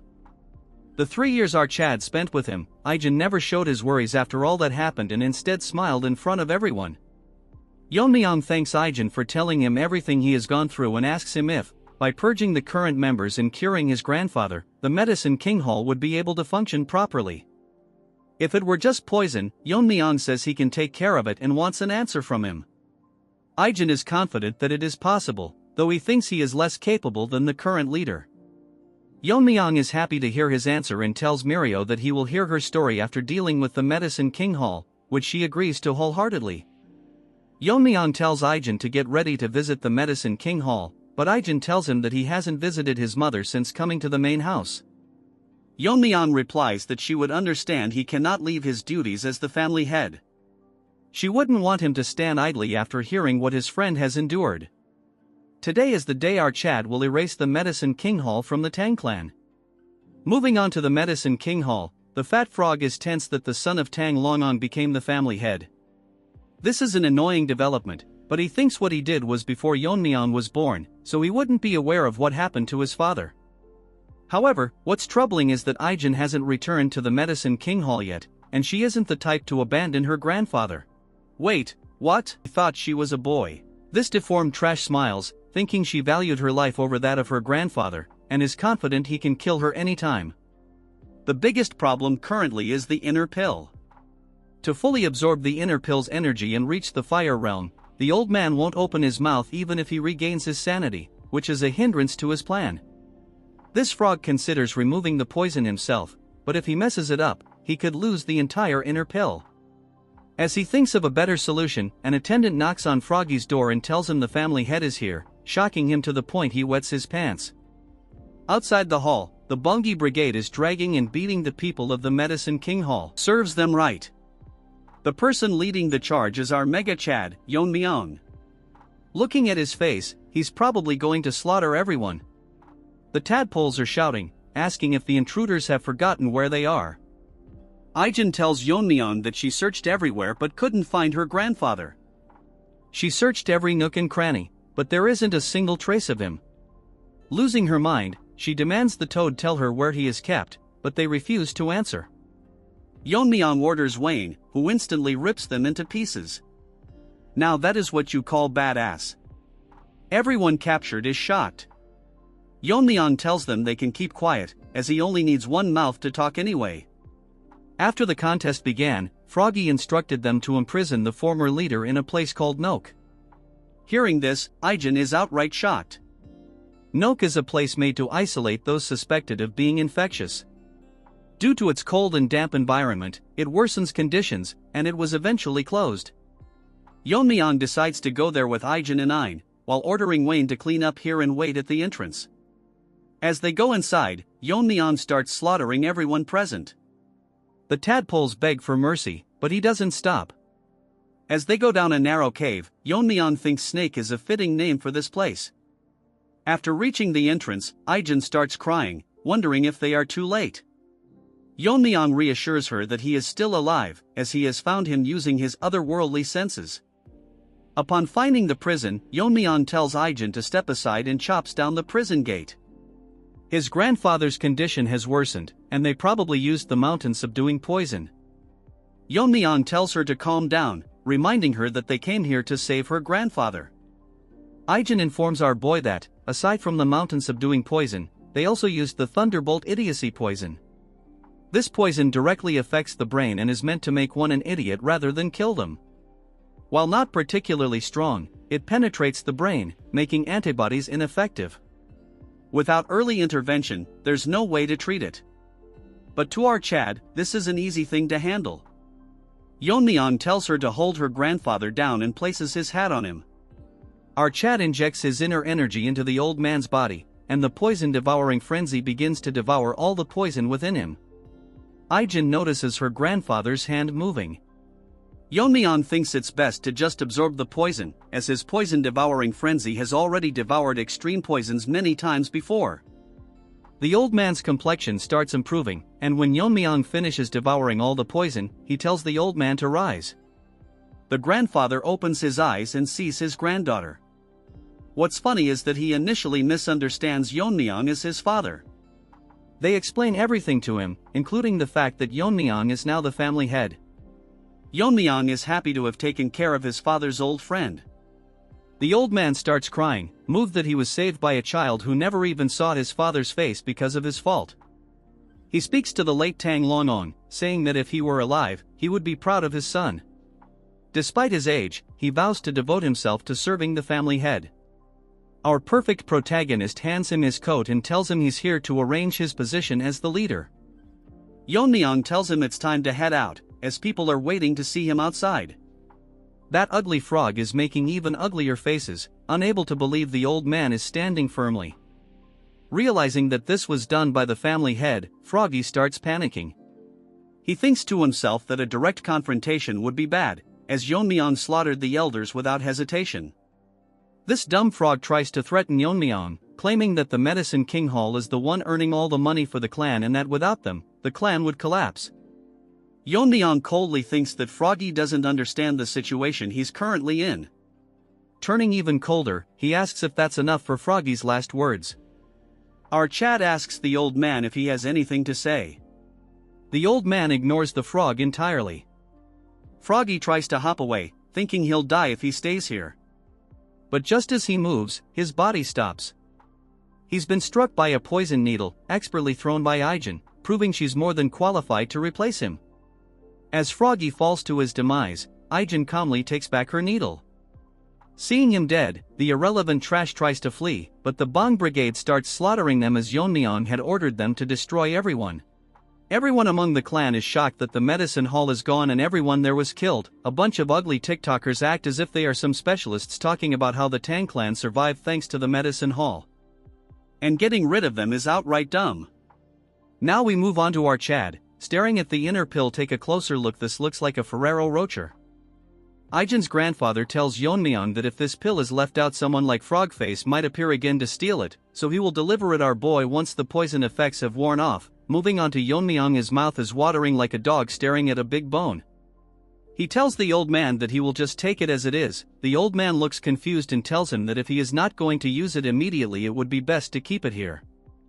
In the eyes of Yeon-myeong, the poison of this pill is so strong that it's viable to the naked eye, so there is no possibility that he will get rid of something so precious for you all. He is talking about the poison, not the pill. Yeon-myeong places his hand on top of the pill and starts absorbing the poison. As Yeon-myeong absorbs the poison, he thinks that the poison is extremely potent, which is expected of the inner pill of a spirit that lives in lava. Compared to the demonic fire dragon poison, this is nothing, so if an ordinary man were to took it in an unrefined state, the power of the poison might have burned them from the inside. More importantly, this is such a powerful poison, but compared to the 10 poisons it is nothing, so our Chad thinks it's best to look more into the 10 poisons. Looking at the pill after the refinement process, Yeon-myeong feels the power of the spirit and it is now ready for consumption. Yeon-myeong goes to his mother's new chambers and knocks on the door. As his mother gives him permission, our Chad enters to see his mother waiting for him. Dear artist, make a female protagonist on par with his mother. She never thought that she would be able to come to the main house again, and she is lucky to have a child like him. Yeon-myeong tells her that this place originally belonged to her, so of course she should be here. Yeon-myeong takes a closer look at her and thinks that although she is still pretty, however, it looks like she worried a lot about him all this time. She loses control of her emotions and runs towards our Chad, hugging him, and she is relieved that our Chad has safely returned. Yeon-myeong thinks to himself that in his past life all he could do is reflect on regretting until death came to his door, because he had no one to share his happiness even after reaching the end. Since his past life was full of regret, he plans to protect this life and live it to the fullest. Yeon-myeong asks her if she met the Bangwi Brigade. Earlier they came in to help her move things and started crying. Well, that was touching. She asks Yeon-myeong what's in his hand. Our Chad tells her that this is something he brought as a gift for her. As he shows it to her, she gets shocked to see that it's a 10,000-year firecart pill. She instantly recognized so all she has to do is use it. She thinks this will help Yeon-myeong more as he is the one who is going to lead the Tang clan. Our Chad laughs at her and tells her that he no use for the inner pill. Yeon-myeong holds her and tells her that the pill can't increase his strength anymore. As he releases his inner energy, his mother gets shocked, more because Yeon-myeong reached the fire realm and our boy confidently confirmed her question. She is happy that her son reached the fire realm, which she should be praising, but if someone realizes it and attack the Tang family. Yeon-myeong tells her that he wants her to live a very long life, including his father's share, so he wants her to watch over him. Since the pill is dissipating, she should hurry up and consume it. She thinks she was worrying too much, and even if her son is in the fire realm, it's natural for a mother to protect their child. So she tells our Chad that since he bought it for, she won't reject it. She asks Yeon-myeong if he knows what she was called when she was younger. Obviously she was named Sichuan's top beauty in the Poison Phoenix. She released her inner energy, and for the first time in this series our Chad is shocked. The title Poison Phoenix was given to the most famous member of the Tang family. Even she thinks that it's been a while she has seen him, so shocked. Although she might not be as skilled as Yeon-myeong, she thinks she is also pretty impressive. Artist, you better make the female protagonists better or give the present ones a glow up. After consuming the pill and increasing her inner energy, she directly went straight into cultivating. Yeon-myeong was actually shocked for a moment, because although he thought she was hiding her powers, but not the extent that she would be one step closer to the fire realm, all while practicing on her own. As for her, she is consuming the pill's energy. A fire realm master is able to detect the smallest of movements, so there's no point hiding their power in front of them, but she manages to hide it from our boy, which shocked him even more. She has already reached the state before enlightenment, as such she is absorbing the spirituality of the inner pill, so according to Yeon-myeong she might also be able to overcome the limit. As such she is likely to face a problem. Although the method of absorbing the inner pill is simple, all the person has to do is take the spirituality of the inner pill and absorb it into the body, then all they have to do is internalize spiritually and repeat this process until all of it is absorbed. Yeon-myeong's mother thinks if it will be even possible to absorb such an absurd amount of energy. Even now the spirituality of the pill is slowly disappearing. So she is now worried what to do now, because at this rate the pill will disappear before she absorbs even half of it. A hand enters her spiritual space at Yeon-myeong's hand as he tells her that enlightenment doesn't come from overthinking, so she must observe her surrounding and analyze and mainly imitate it. That could lead her to gaining enlightenment. Only this time our Chad will give her a little push, as Yeon-myeong energy starts touching the inner pill and slowly start fusing with it. She sees the technique and figures out that this is the Tang family's Azure Radiant Heart techniques, and figures out how it should be done. She didn't have to internalize the energy little by little, instead she has to change it into something she is familiar with and absorb it, and soon enough she gains enlightenment and absorbs all of the energy inside the inner pill. As such Yeon-myeong confirms everyone that as she has successfully absorbed it, she has reached the fire realm. The scene starts with everyone in the clan gathering at the Stealth and Poison Hall. Remember White Monkey, his father the Poison King, is crying about why they are holding a meeting early in the morning when they are all so busy. One of the elder asks Yeon-myeong's uncle when he is coming, and even if he is the clan head it's disrespectful to make them wait. We will name him Bearded Barbie. Hearing all this he controls his anger and tells them to wait for his arrival. All of a sudden one of them announced that the clan head is coming. We now move on to our Chad and he thanks them for gathering early in the morning. And today he is going to discuss something very important with them. Bearded Monkey is confused what is so important to call them all here.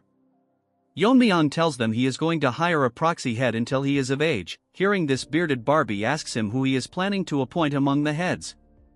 Dude is living in his own dream, but as the Chad he is, Yeon-myeong tells him why does he think he will pick one of the elders. Shocking him, I cannot believe that this Bearded Barbie thought they would be temporary head after all they did to them. All of a sudden someone enters the meeting room. Yeon-myeong uncle looks at the entrance and gets shocked. As for the elders, they are pissing their pants because they can't believe she is here after decades. Yeon-myeong thinks she is the one who was most deserving of the position. After she was held responsible for the invasion, the Council of Elders dragged her down from the position of the head. She tells everyone that she has seen a lot of familiar faces and she will stop holding herself back. I am wondering how good they have to draw the female protagonist to match her beauty. She apologizes to everyone for being late. The night before the proxy appointment, during the bath, she feels glad that she has ascended to the fire realm. But the biggest problem is that she is unable to get used to the gunk that's leaving her body. Because of this, she even showed her disgraceful side to a servant. Anyways, the biggest issue is that she is still not used to her newfound strength. After ascending to the fire realm, she finally understood Yeon-myeong better, and that he has reached the highest state in the fire realm. Currently, according to her knowledge, only the leader of the Black Death Alliance has ascended to the fire realm. To reach a realm similar to him, what must have her son gone through during the competition? She thinks that after the bath she will be able to talk a lot of things with her son for the first time in a while. Moving on to Yeon-myeong, he congratulates his mother for reaching the fire realm. She gives all the credit to our boy and tells him to have a seat. They have a wholesome conversation until she asks Yeon-myeong how he reached the fire realm, and still she cannot believe that he reached this state at this age. Yeon-myeong is not sure how to answer her, since it will be hard for her to believe that he reached enlightenment due to the memories of his past life. Yeon-myeong thinks of using the competition as an excuse, telling her if she know about how one of the 10 poisons got smuggled out. She tells him she heard about it and the winner of the commutation was awarded the fire dragon poison. Guess what, he tells her that and she goes blank. While he wasn't lying. Moving on to our boy, he tells her that even after talking it he is fine. He was addicted to poisons during a battle, so he reached enlightenment from absorbing the poison, which helped him reach the fire realm. Hearing all of this, his mother cannot believe all of this, but after thinking she gets convinced, and Yeon-myeong is relieved that she accepted it so quickly. She changes the topic and asks Yeon-myeong that when she was bathing, the servant who was helping her told her that Yeon-myeong was getting rid of the Medicine King Hall. Yeon-myeong thinks it's best to be honest with her since it's also related to his father. Yeon-myeong explains to her what they did, and after a long conversation our Chad tells her everything. She had her suspicious and feels bad for Ijin as she had suffered so much. She requests Yeon-myeong and explains to him that she lived into the family as if she is dead because she was scared of losing her only child after losing her husband. However, she has had enough, and if he allows it she will protect him from now onwards, even if she is not as strong as him. Moving to the present, everyone is shocked to see her and cannot believe that she still looks the same. A few thinks that she probably ascended.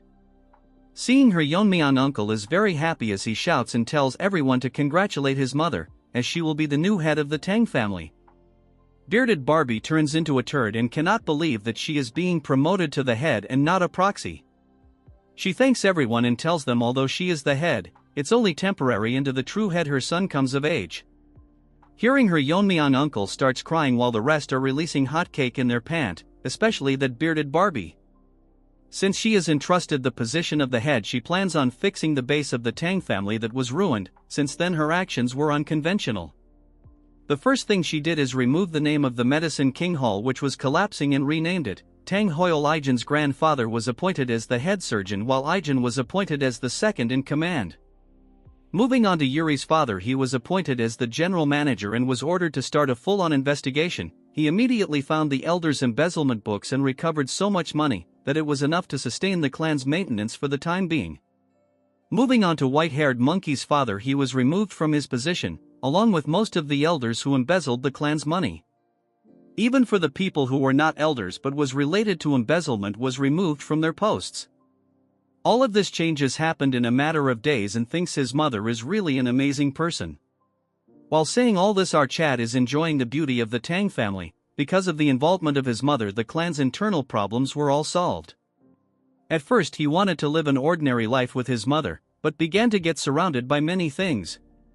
There are now people who he calls friends, guards who follow and trusts him, and the hundreds of members of the Tang family. He has now so many people he has to protect. Our Chad looks so good, we demand a beautiful female protagonist. There was once a time when it was hard for him to keep his body healthy, since he was resentful that why he was even born. His goal is to grow stronger, that no one can harm the Tang family. Whether it's the Black Alliance or that pervert or whoever it may be, they will never be able to hurt the Tang clan. We now move on to the Black Alliance, where the lizard is thinking about the Tang clan when a woman tells him that the twin sword trash, the one who invaded the test, was defeated by the current head. This eyeless trash with ugly bangs elaborates how he was famous and well known for his strength, so she requests the leader to destroy the Tang clan. The lizard tells her why should he do that, and the ugly bangs just won't shut up, telling him it the same as challenging him. Lizard gets pissed because of this. Chatterbox tells this ugly Barbie that he disobeyed his orders and attacked the Tang clan. Even if he managed to come back alive after doing something, he would still be punished. It's interesting to the lizard that the head managed to kill that irrelevant trash, because he was someone that wouldn't lose so easily. So he summons his guards and tells them to invite the Tang clan head in the upcoming Sichuan meeting. Yeon-myeong is having a conversation with his mother. He thanks her for all the hard work she has done on the internal arrangements. She felt nerve-wracking after taking charge again after so long, but she isn't sure if she did well enough. Yeon-myeong thinks she did a great job, but there's one thing that's confusing him. He asks her if she suppressed her powers like last time. She isn't surprised that he noticed it so quickly, because he has experienced it before. However, to Yeon-myeong this is still an impeccable suppression. He asks her, since she has reached the fire realm, she doesn't need to hide her powers anymore. Our pretty mommy tells him that it's not just about hiding powers. What she performed is the family's secret technique, the vein sealing concealment. She also hopes that Yeon-myeong will also learn to hide his abilities. Since she is pretty, we will let it slide. To explain this to our Chad, she has to explain him quite a long story. As the founder of the martial art and the ancestor of the Tang family, she has to tell Yeon-myeong about him. In a certain village in Sichuan, a plague broke out. Although most died of famine, in this case it was the opposite, as people were dying. Dozens of bodies were cremated without proper funerals, for the fear of the plague spreading. Everyone in the village had already caught the plague, and were just waiting for their time to die. Except for one who was a 10-year-old. Looking at his condition, they were all scared about why this child was the only one unharmed, but there was no time for rational questions. In the eyes of the already infected, the 10-year-old boy looked like a harbinger of the plague, and was labeled as a child possessed by an evil spirit. Since he had nowhere to go, he ended up hiding in a cave. To escape the rain and to feed himself, he started stealing food left at the shrine near the village to ward off the plague. The boy survived, but after the third day the villagers stopped performing rituals. And after he checked them out, everyone other than him was dead. The boy wandered, thinking to himself why the only one unharmed. The question didn't linger for long, and a mysterious group came for this boy. And according to their leader, he was a child with the aptitude for poison. These bunch of people are the worst assassination group in the history of Murim, the poisonous Moon Shadow sect. They kidnapped children from all over the world and trained them as assassins, and fed them poison to prevent them from escaping. Furthermore, they administered the antidotes periodically. The boy grew up to be an assassin. Before long he saw the gruesome state of his comrades, who died from not receiving the antidote on time. Realizing that the plague in his village was caused by the poisonous sect, and not by him, which is what he initially thought. From that point onwards the boy pushed himself to his limits to become stronger. No matter how dangerous the mission was, he completed it no matter how difficult it was. And soon enough he achieved such a feat that even absolute masters couldn't achieve. The sect leader was so impressed by his achievements that he bestowed upon the title of one of the 5 great assassins, and offered to grant anything he wants. But the leader is surprised after hearing that he wants nothing. But looking at his face, we all know he wants them dead. The boy reached such a high level, and with the instincts gained from fights with absolute masters, and his own ultimate technique based on the martial arts learned in the sect, which was the first flower rain. Thus the poisonous Moon Shadow sect was erased from this world.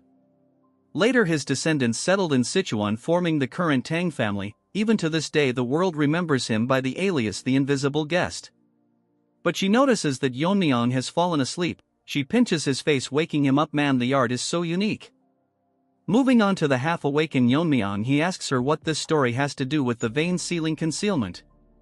The poison sect had many masters in the fire realm, including the 5 great assassins and their overpowered sect leader, and proceeds to tell Yeon-myeong the secret of how he faced them alone. Our Chad asks her that wasn't it called the flower rain of the sky, and a very few could withstand such an attack where numbers are irrelevant. She tells him that what he said is half right, and the art is called the flower rain of the sky, but it is not actually a martial art for a hidden weapon, but a martial art that controls energy, shocking our Chad, and asks her to confirm if it really is a martial arts that control energy instead of hidden weapons. She tells him that the battles at the fire realm are clashes of energy, when the opponent attacks with energy, the person on the receiving end has to defend with energy.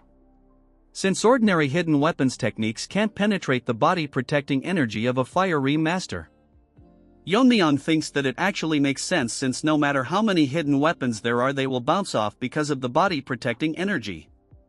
According to our boy, energy counter energy, so if hundreds of hidden weapons enveloped in energy form a storm, even with body protection it would be impossible to handle hundreds of energy attacks. It's an ultimate attack made to battle against monsters of the fire realm, so it must be much more powerful than the whirling frenzy. But what confusing our Chad is that no matter how skilled a master is at maintaining the level of energy, it is almost impossible to maintain that much internal energy. His mother figures out what he is thinking. I am probably obsessed with his mother anyway. She tells her that the answer lies within the vein sealing concealment. The basic principle of the vein sealing concealment compresses all the internal energy flowing through the meridians and concentrated into one of the 12 main meridians, and then use true energy to block the flow of internal energy and seal it within meridian. That way internal energy doesn't flow and is encapsulated by true energy. These method can deceive the eyes of a fire realm master who can see the flow of the internal energy, but since he can't use the sealed internal energy immediately, his current powers will decrease.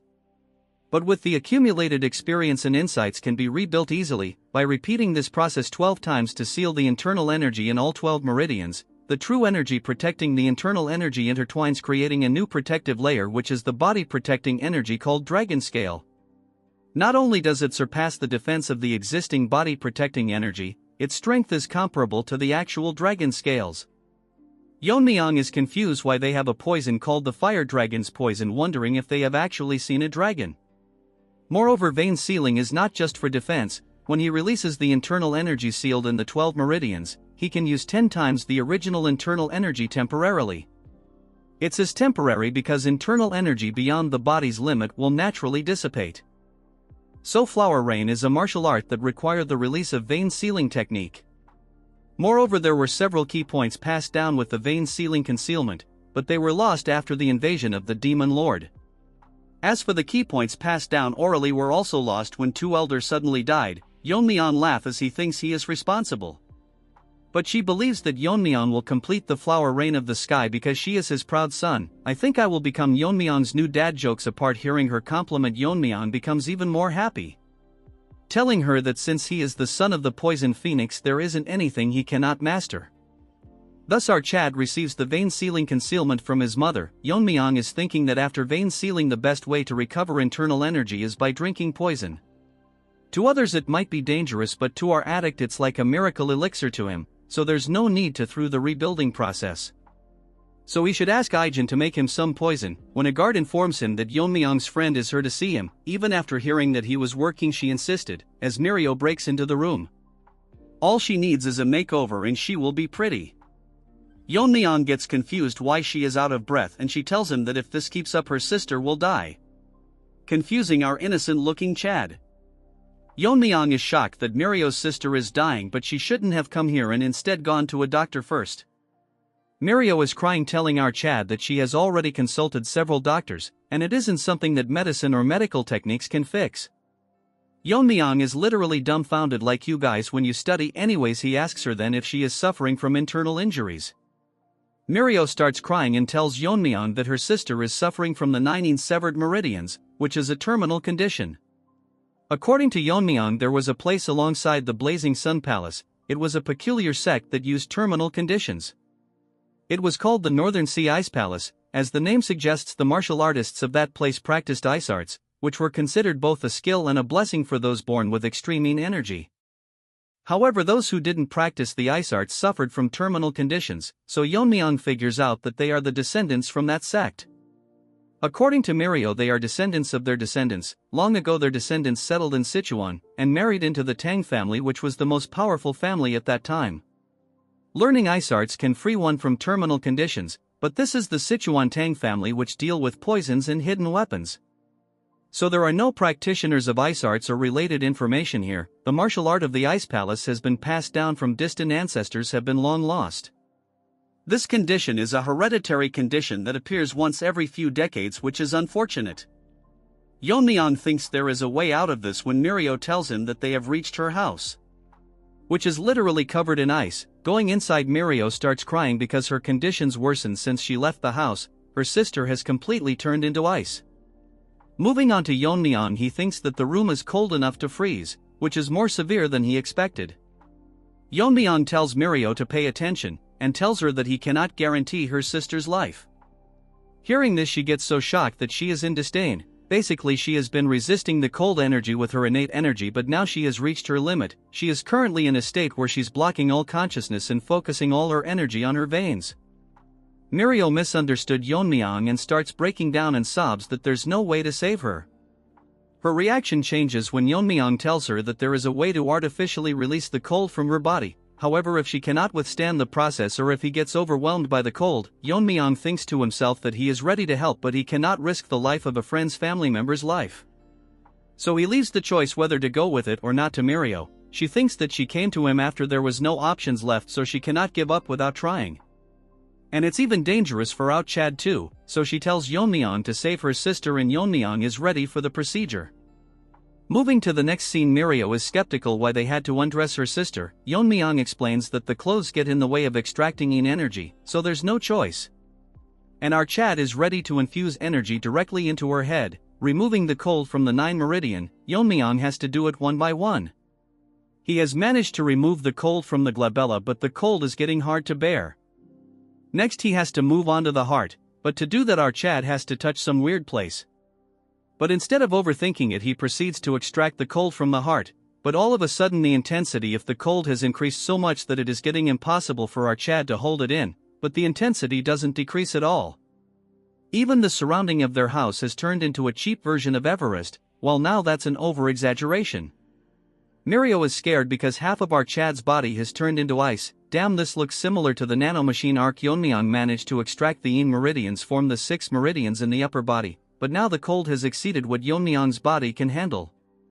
If he does continue, he will freeze himself to death first. Thinking what to do, Yeon-myeong thinks to himself that it would be easier if it were poison. Then he remembers that Ijin's grandfather from the Medicine King Hall mentioned to him that the reason for the poison in spirit pill was because medicine and poison essentially one, and it becomes poisonous when the concentration or quantity exceeds what the human body can handle. Even the yang energy in the body turns into poison once it exceeds the body's limit.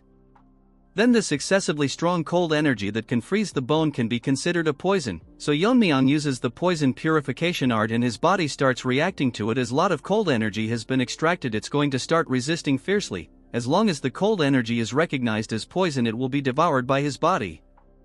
And as his start overwhelming the cold, now acting as a poison, the poison gets devoured. Moving on to our ice beauty, she is opening her eyes because the cold inside her body is dissipating. She wakes up to see Yeon-myeong hand on her stomach and gets embarrassed. All of a sudden she notices that a girl is sobbing. It's Mirio. She sees her and both of them starts crying. Moving on to the story, the two sisters had their moment and our new girl Miso tells Mirio if Yeon-myeong is the person that saved her. She confirms that he is the one who saved her, but can't figure out why he is still touching her stomach. Miso tells Mirio that he is concentrating, so it's better to leave him be until he wakes up. Moving on to Yeon-myeong, he is currently treating the cold energy as a miracle drug. The internal energy is beyond the body capacity to absorb the internal energy, but if he leave it like this, the energy will naturally dissipate.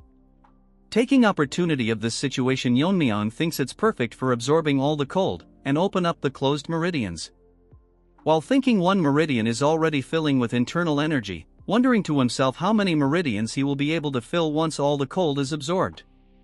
After absorbing all the cold, Yeon-myeong can't believe that he managed to fill 4 meridians, which is beyond his imagination. With this, our boy has gained 4 times the internal energy he originally had. But it's unfortunate that his immediate achievement has decreased because all of them is currently stored in the meridians, so he has no choice but to supplement it by drinking poison. Dude thinks poison is some energy drink.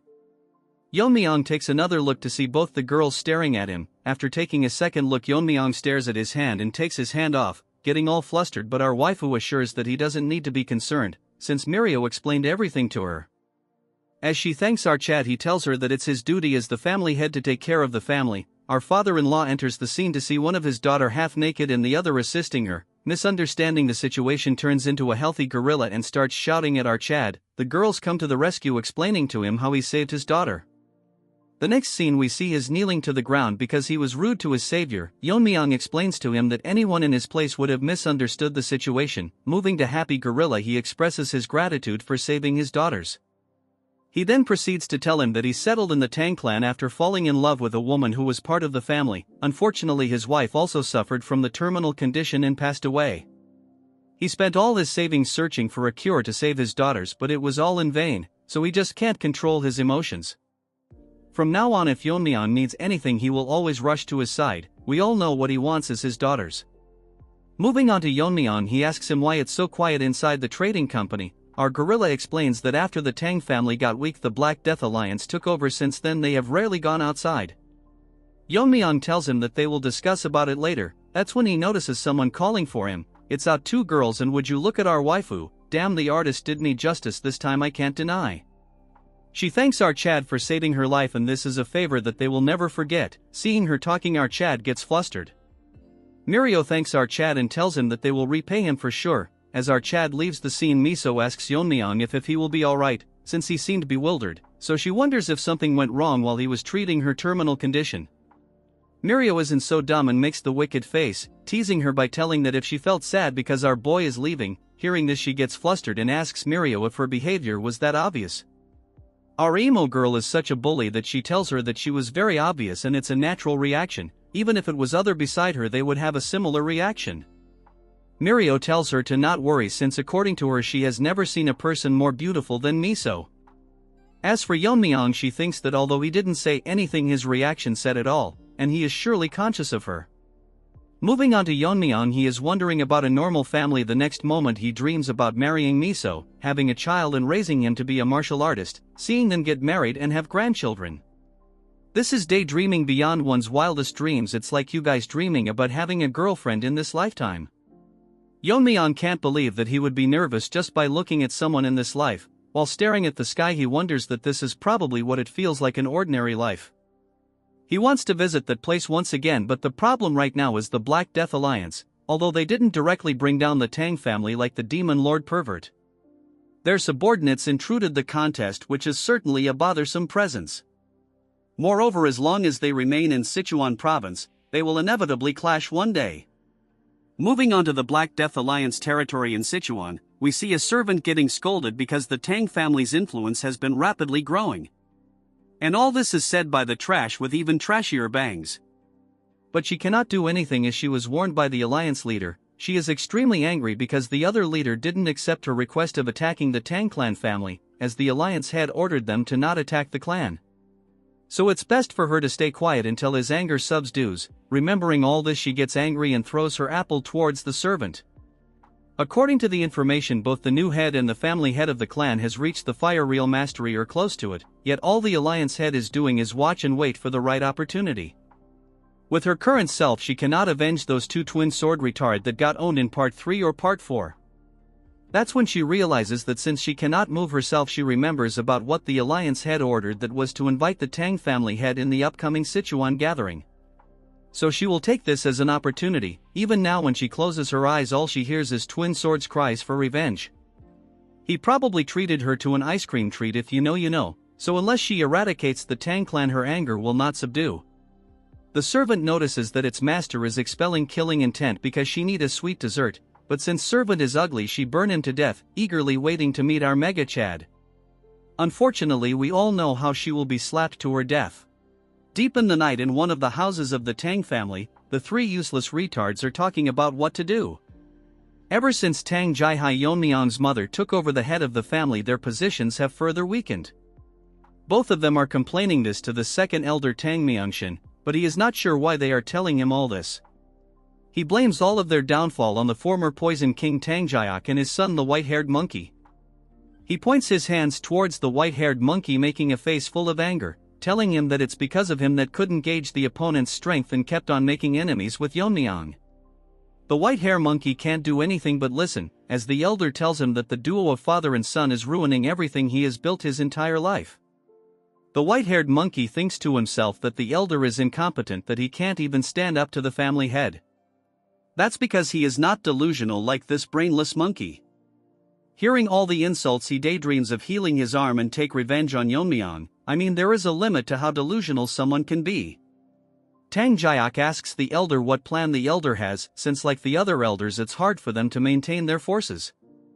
Hearing this, the elder clenches his hand and tells him that he is aware of their situation. He makes a face full of anger and tells them that it is best for them to leave the family. Moving to another place, a guard is telling Yeon-myeong that they have reached the warehouse where the Tang family stores the extreme and 10 poisons. As for Yeon-myeong, he is thinking in his mind to him and that this place was originally managed by the third elder, but due to his neglected was transferred to Orchard along with the poison hall. The guards who are guarding the warehouse see Yeon-myeong and greet him, so Yeon-myeong thanks them for their hard work. One of them tells Yeon-myeong that before he goes inside he should take a pill. Seeing it, Yeon-myeong tells him what it is. The guard tells him that this is a poison-repelling pearl, which will block the toxic air inside the warehouse, and just holding it inside his mouth will filter most poison and keep them from invading the body.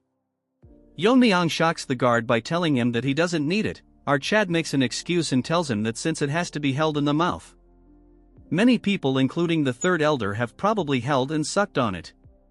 The guard tells him that it's cleaned after every use so he can use it. Yeon-myeong tells him that it's not required since he can't get poisoned.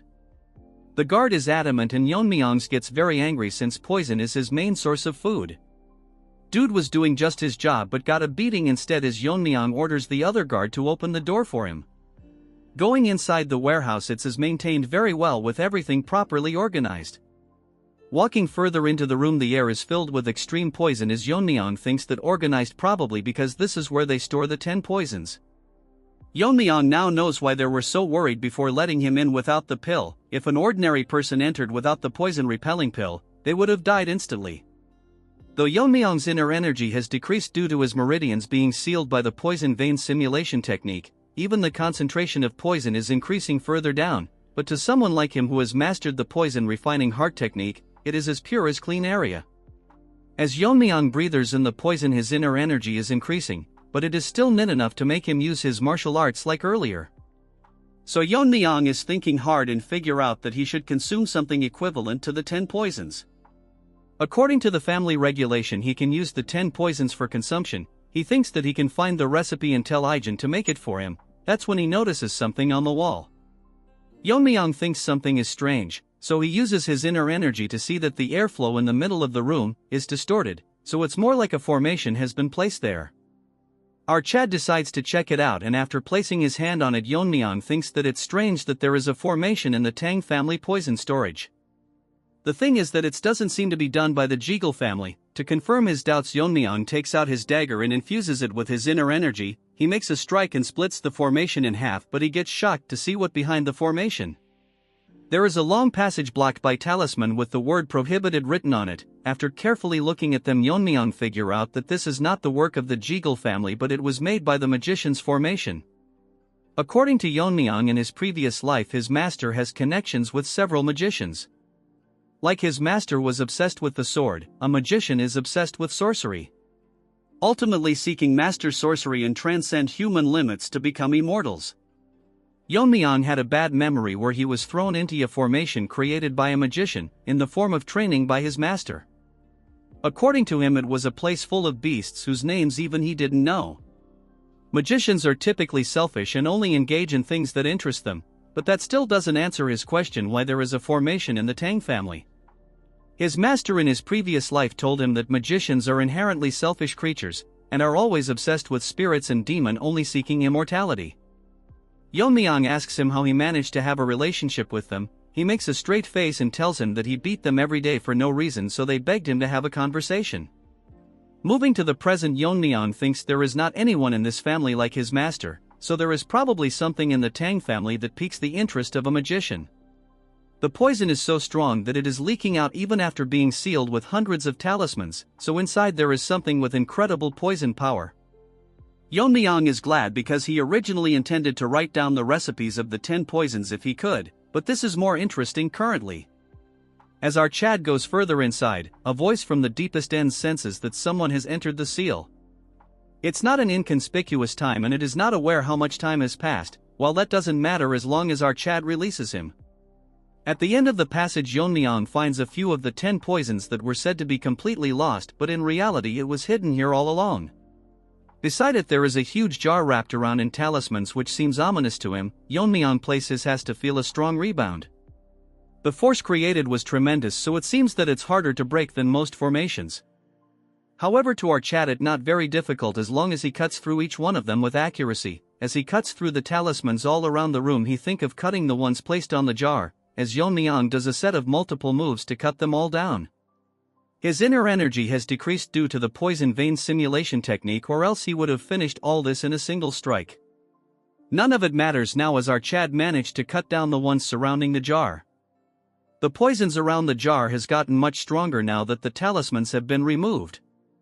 As Yeon-myeong places his hand to open the lid, inside there is a mysterious monster, shocked to notice that the power of the talisman bounded to him have died down, so now he can see the day of the light. Yeon-myeong gets wary as the jar explodes, making a huge explosion. Luckily Yeon-myeong managed to dodge it in the nick of time, or else he would be injured.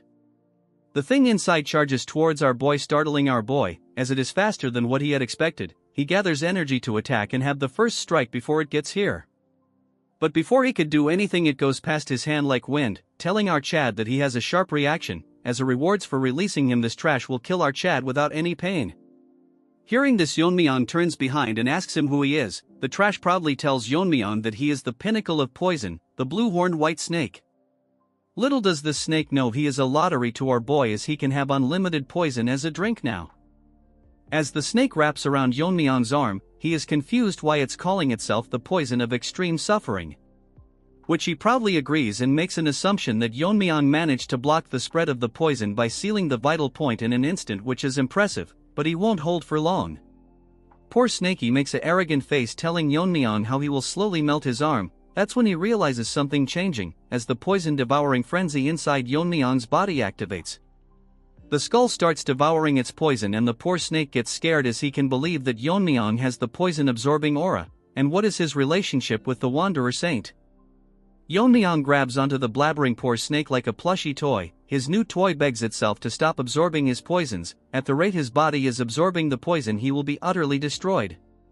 Moving on to, he is making a poker face filled with anger, telling it why he should spare it. He makes a psychotic face towards the poor snake and taunts him by telling if it changed its mind because it's currently at an advantage. So Yeon-myeong aggressively starts playing with his new toy, absorbing tremendous amount of poison from the poor snake. Beggar Snake thinks that Yeon-myeong is serious and he might actually die at this rate. So he offers Yeon-myeong a deal, and hearing this, our Chad gets flabbergasted as he stops absorbing the poison. Poor Snake tells him that he only wants to escape from this seal, and if he spares him, it will act as his guardian spirit. Hearing this, Yeon-myeong is confused, so it convinces him that it would be beneficial for him, and asks Yeon-myeong if his internal energy is increasing every moment with his poison. At a rate beyond the normal. According to Yeon-myeong, its poison is incomparable to the 10,000-year fire carpenter pill or the fire dragon's poison. It is so potent that by just absorbing it surpasses his previous internal energy. The poor snake is so desperate that it tells Yeon-myeong that if he becomes our Chad's guardian spirit, it can provide poison whenever he needs it, which is better than absorbing all of his poison now. Our Chad is heartless as he, with a poker face, tells the poor snake that he has no interest in keeping alive someone who was an enemy, so he can replenish the poison elsewhere. Hearing this, the poor snake starts crying and loses hope, telling Yeon-myeong that can't he just spare him once, since he lived in a jar for hundreds of years. Hearing this reminds Yeon-myeong of his past life. Then he activates the ultimate cute soul killer face, telling him that as a guardian spirit he is bound to obey him. The soul killer face is so strong that Yeon-myeong gets flabbergasted and loses to it, so Yeon-myeong will believe it just this once. Hearing this, the Snakey asks him if he is accepting him. Yeon-myeong confirms it and tells Snakey that if he tries anything funny he will destroy him on the spot. Snakey, all nervous, promises that he won't do anything. Moving back to Yeon-myeong, he asks Snakey what he needs to do to become its guardian spirit, since he doesn't know anything about spirit arts. Snakey tells Yeon-myeong that he doesn't need to do anything as extreme amount of energy releases from its body, and a bead moves towards Yeon-myeong as it tells him that this is a spirit binding seal. Just by holding the bead, his spirit will be bound with our Chad's soul, and that is how it will become our Chad's guardian spirit. Hearing the instructions, Yeon-myeong grabs onto the bead as it releases enormous amounts of energy. Outside the chambers, the guards are wondering why Yeon-myeong hasn't come out yet, so they start panicking, wondering if Yeon-myeong is in any trouble. One of the guard tells the other one that they need to go in and check, but guard number 2 tells him that they are not supposed to enter carelessly. Guard number 1 picks up the poison refining pill and puts it into its mouth, telling number 2 that they can worry about the punishment later, but they cannot let the future leaders suffer in a place like this. Number 2 closes his eyes and takes a deep breath, telling number 1 that he is as stubborn as always. He opens one of his eyes to see a very bright light exuding from the poison chambers. Number 1 thinks that something is happening inside and it's causing huge vibrations. As the light intensifies, number 1 and 2 starts panicking, calling for Yeon-myeong and if he is safe. Our Chad come out of the chambers as an aura is surrounding him. Back at the chambers, after Yeon-myeong made Snaky his guardian spirit, he got the guardian spirit aura and dragon scale. Unlike the usual guardian spirit aura, this one feels like a tangible outer layer, thanks to him absorbing the poison of our Snaky, which helped him fill all 12 meridians at the same time, so he considers himself lucky. Blood wanted to kill the snake a few minutes ago. He needs to suppress his aura and control the output, or else he will gain overwhelming attention from everyone. From Yeon-myeong's aura a small part arises and our Snaky manifests itself, telling our Chad that does he need to be concerned about the people below him, and the Wanderer Saint flaunted it openly. Since Snaky needs some training, Yeon-myeong gives it a hard flick, telling it to not reveal itself recklessly. The autonomous cute Snaky tells our Chad that unless he reveals it himself, no one can see him, and with an aura as strong as our Chad, there would be no one who would dare to attack him. Yeon-myeong thinks that still it's too eye-catching and he somewhat wants to live a ordinary life this time. Our smart Sneaky asks him that what he meant by this time? And he is speaking as if he died and came back to life. Yeon-myeong doesn't make a reaction and Snaky asks him if there really is a way to do that. Yeon-myeong looks at it and asks him what he means. Snaky tells Yeon-myeong that there is a reason why he is given such power, just like his previous master the Wanderer Saint, and those with power are followed by destiny. Hearing this, Yeon-myeong asks Snaky if he was exploited back then. Hearing this, Snaky starts sweating, telling out Chad that his previous master was even more inflexible than him. The previous trash master worked Snaky to the bone until his dying days, then he summoned an exorcist to seal him in a jar, because he deemed our cute snake too dangerous. Yeon-myeong figured out how all this was connected to the exorcist, and he was a highly ranked spirit. As for Snaky, he is getting angry just thinking about him. Such a strong spirit is wanted by many exorcists, so the ancestor helps seal him. Yeon-myeong thinks if the ancestors is like his master, intimidating exorcists to get the job done. What struck our Chad's mind was that Snaky told him that there is a reason for his existence, and if it's as related to awakening memories of his past life. As he was in his thoughts wondering, a guard brings him back to reality and barges into the room, as Yeon-myeong shoves Snaky into his body as the guard tells him to come out immediately. He informs out Chad that in Sichuan near the main house there is an attack by the evil faction. Moving on to that place, we see Fatso in the entrance exam catching his breath. A huge groups of thugs are mocking them by telling where they are rushing off to. He is not aware why esteemed gentlemen from the Orthodox sect have come here, but this ugly red-haired trash tell them that they should have known that Sichuan is the territory of the Black Death Alliance. Old man tells Fatso that he will hold them off while he runs, but Fatso tells him that in his current condition it would be impossible. This red-haired dog is a palace lord and he is here with hundreds of members. In Fatso's current condition it will be hard to handle him. This smelly monkey tells him that since they have reached the capital of Sichuan they must be seeking help from the Tang clan, but their leader has isolated the Tang clan. Blood is daydreaming too much. He tells them that he will capture and offer them to the leader and he might be granted the ultimate martial art, so they should be prepared to lose a limb. That's when our Chad enters the scene. The guards tell Yeon-myeong that the two people are martial artists from the Justice faction, so he figures out that their opponent is from the evil faction. He orders the guard to escort them to the clan since they have come as guests. The Fatso is happy that martial artists from the Tang family are here to help, but there are only 4 of them, so even if their spirit is formidable it's impossible to face against hundreds. Yeon-myeong tells Fatso to step back since his partners is in no state to even stand. Wajin takes care of the injured man and Fatso asks him should they not be helping the ones up front. But Wajin smiles as Fatso blabbers about how there are over hundreds of martial artists. Yeon-myeong tells them that although he appreciates the help he is in no need of it. Moving on to the monkey, he is angry on Yeon-myeong for blocking his way. His guard tells him that he is probably the one who won the Tang clan's competition and returned as the family head. This red monkey mocks Yeon-myeong and asks him if he is going to face them. Feeling sad for him. As for his minions, they are grinning. This dumb retard is so confident that he tells Yeon-myeong that he will uproot them once and for all. Hearing his nonsense, a needle flies towards him, poisoning him. In an instant this monkey falls to his death. Yeon-myeong thought that the nonsense spouted by Trash was too annoying. Everyone present in the scene is shocked by what had happened as the leader lies dead on the ground. Yeon-myeong tells them they don't need to uproot them since he will be the one to do it. The punk gorilla is dead as our Chad's poison needle finished him off. His lackeys are confused when Yeon-myeong threw the poison needle, because it was so fast that they couldn't even see it. Yeon-myeong puts his hands inside his coat and takes out hundreds of needles, and using his internal energy he throws it towards them. The minions saw Yeon-myeong throwing the needles and tells everyone to stay alert. As the one beside him gets killed by the needle, he hears the sounds of hundreds of them falling to the ground, getting one shot by the poison needles.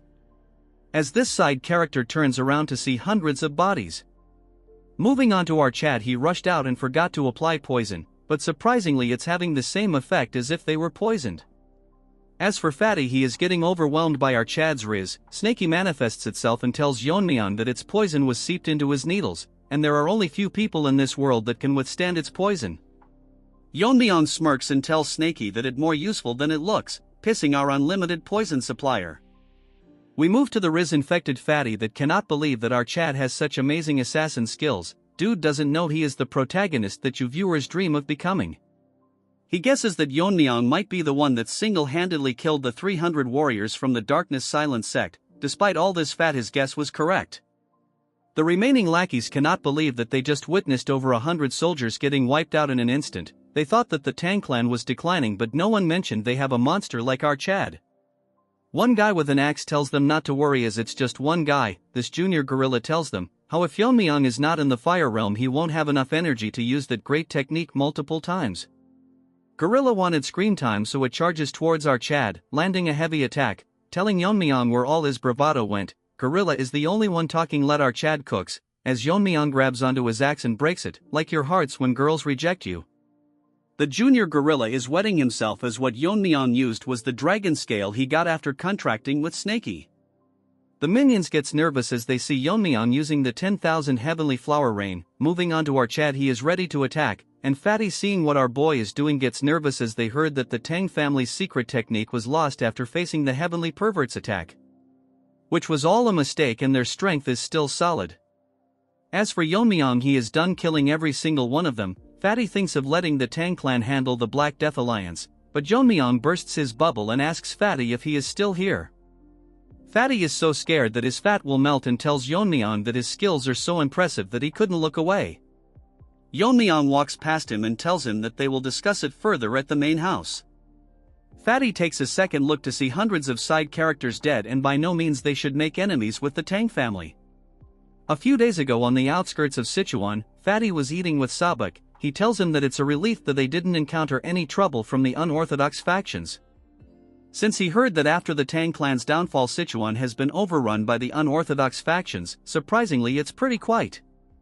We move on to the Gen Z old man, but he is serious for some reason. Fatty is confused why he's so tense all of a sudden. A mysterious man asks them if the food is to their liking, since it's a small place that he visits often. Fatty with no neck thinks to himself that he was right beside them, but he couldn't even sense him, so he is quite a skilled guy. He asks the mysterious man who he is. Sabak tells him that it's the guy from the Yu family, shocking him because this guy is the Black Alliance leader, the crippled lizard. He asks them what brings the Taoists of the joint sect to his Sichuan. Dude thinks he is Gu Chanji from I Am a Fated Villain, but he is just a side character. Our arrogant Fatty is nervous as they came to this remote inn to avoid clashes, but because of their bad luck they came across the Alliance leader. Crippled Lizard asks Sabak if he has any business with the Alliance, since he has reached the Fire Realm. Sending him would mean it's serious. Old man tells Lizard that he has no business with the Alliance, and asks him if he came alone as he doesn't see any of his subordinates. The crippled Lizard talks as if he the main character, taunting him by telling old man if he thinks that he can take him down alone, and if that's what he wants he is willing to spar with him. Sabak gets pissed and tells Lizard that he has lived twice as long as him, but this savage Lizard asks him if he is here to pay respect to him. Sabak gets so pissed that he releases his energy and tells him that in a battle between Fire Realm Masters the years of accumulated energy are crucial. And if Lizard is confident enough to handle the energy he has built with his sect techniques, Fatty thinks that Sabak is more hyped than usual, so he might actually start a fight here. All of a sudden both of them get shocked because the lizard releases his energy and tells them that he destroyed multiple sects with his own hands 10 years ago. The only reason that the joint sect survived was because they were far away from Sichuan. If a fight is what it will take him to understand this, he knows a place nearby for a quick spar. Fatty is smart to tell Sabak to not be impulsive and jump into a fight, but he wants to be a protagonist as well and show the crippled lizard that the martial arts of their sect is the best in the world. We move to the present as Fatty tells Yeon-myeong that was how they ended up facing the crippled lizard, but our Chad tells him that it's different from the one that he saw earlier. Fatty explains that the ones chasing them came after this. Moving to his story, the lizard was terrifying as on one side stood our old man and on the other was the crippled lizard. Sabak took his sword out and tells Fatty to step back. As for the lizard, he is ready to face him. In an instant Sabak disappears rushing towards the lizard, attacking him, but he blocks it using his bare hands. Telling this old man that the sword technique is pretty decent, since it's powered by internal energy. Basically old man uses the resonance of the inner energy to drive out other energies. Fatty can't keep up with their speed and thinks this is what a fight between warriors who have reached the fire realm looks like. As they exchange swords, the crippled lizard managed to stop the old man's sword attack with his bare hands, mocking him by telling him how he bragged about his internal energy, but it's not up to the mark. This dumb old hag gets even more pissed and starts using the ultimate technique of the joint sect, releasing waves of enormous energy. Seeing this, the dumb Fatty thinks Sabak is overwhelming the crippled lizard but notices him smiling. In an instant, with multiple attacks at the same time, he blocks the old man's attacks. Sabak comes back to reality, realizing that the lizard is intentionally blocking all his attacks at the last moment. It's as if he is testing his, even though he is from the unorthodox side. Since that's the case, he will go all out, using the full power of his secret technique. As for the lizard, it managed to figure out his technique. The secret technique lands, it causes a huge explosion as strong as an atomic bomb. Fatty is shocked that Sabak used the secret technique of the clan. The old man gets up, showing our Fatty how he managed to defeat the alliance leader. Dude is literally in a dilemma that he is the protagonist. Fatty tells him that all of it is fine but they should leave soon. That's when the cripple lizard tells them that the technique requires more precision. The martial art is fitting for the joint sect, which is one of the major orthodox factions. He is unharmed and explained that the technique is using the internal energy amplification through intent. So even though it's called the demonic sword technique, it's basically a powerful internal martial art. Moving on to Fatty, he tells Sabak that what he is using is defiantly the sect's secret technique, however it's not the usual mixed energy. Lizard acts arrogant, telling them why they are surprised, since if one understands the principles it's easy. So it doesn't exclusively have to be a demonic technique. Sabak moves Fatty to the side as the lizard launches a tremendous attack filled with energy, telling them how he will rename the technique to the divine subduing energy. Can't wait for Yeon-myeong to face him. I think our Chad snake is enough for this lizard. Yeon-myeong confirms it from Fatty if the crippled lizard actually used the martial arts of the orthodox faction. Fatty puts his head down and tells our Chad that he adapted the martial art to his preference. Although the energy he gathered was different, the technique was undoubtedly the essence of the demonic sword art. What's surprising is that the power of the copied technique surpassed the original demonic sword technique. If old man didn't use the last bit of his internal energy to block the attack, they would be dead by now. Yeon-myeong is actually impressed because Sabak was definitely in the fire realm, so to comprehend his martial arts in just one duel is impressive. While thinking to himself, Fatty intervenes and tells Yeon-myeong that they have come to the Tang clan for one purpose. So he requests them to cooperate with them in the great martial arts competition of their sect. The Heavenly Demon Cult is a religious and militant group located in Xinjiang. They were once so strong that they could rival all the 9 great sects and other martial faction. After numerous fights in martial arts world, the orthodox faction is still not confident enough to confront them. The main reason behind it is because the entire faction moves at the command of one person, the sect leader. However, the situation took a change when the sect leader's son, the creepy pervert, emerged with innate martial talent and gained his own personal followers. Because there might be an unintended factional split, the pervert left the clan and led his followers with him, founding the Heaven's Brilliance Demon Cult.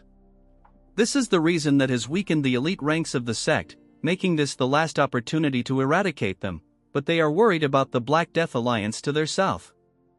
So if they move to the north while their elites are out to take care of heavenly demon cult, they will suffer great losses. The martial power that our Chad displayed earlier was so strong that he could prevent the Black Death Alliance from moving north. So it's his humble request that while the Tang family stops the Black Death Alliance while they eradicate the heavenly demon divine cult. But what he hears shock him because our Chad isn't some loser, so, with a poker face he tells Fatty no. Fatty tells Sabak that their request was rejected. Yeon-myeong told him that he cannot this himself, so he will consult this with the family head in return. Fatty tells Old Hag what to do if they can't persuade them. Sabak tells them to wait for the time being. Fatty tells him that this is not the only problem, but the state of the Tang clan is quite different from what they expected.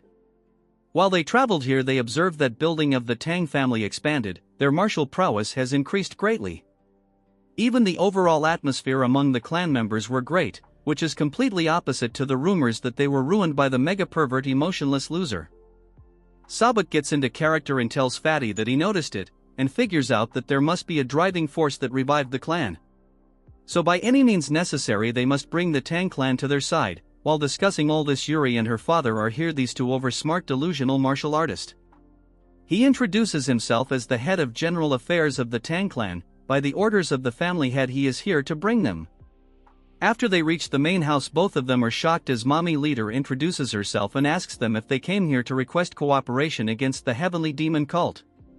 She tells them that currently she is the acting family head of the Tang clan. What surprised these two is that she is in the fire realm, which is probably why the Tang clan regained their strength. Although they cannot detect Yeon-myeong powers, but the acting head, our mommy queen, is undoubtedly in the fire realm. Fatty thinks he is the only smart one, telling our mommy that their sect is in urgent need of support, and since they are eradicating evil sects, isn't it right to help in the name of justice? So he requests her to reconsider, but our mommy doesn't respond. She asks Yeon-myeong that he refused them earlier and if he still thinks the same.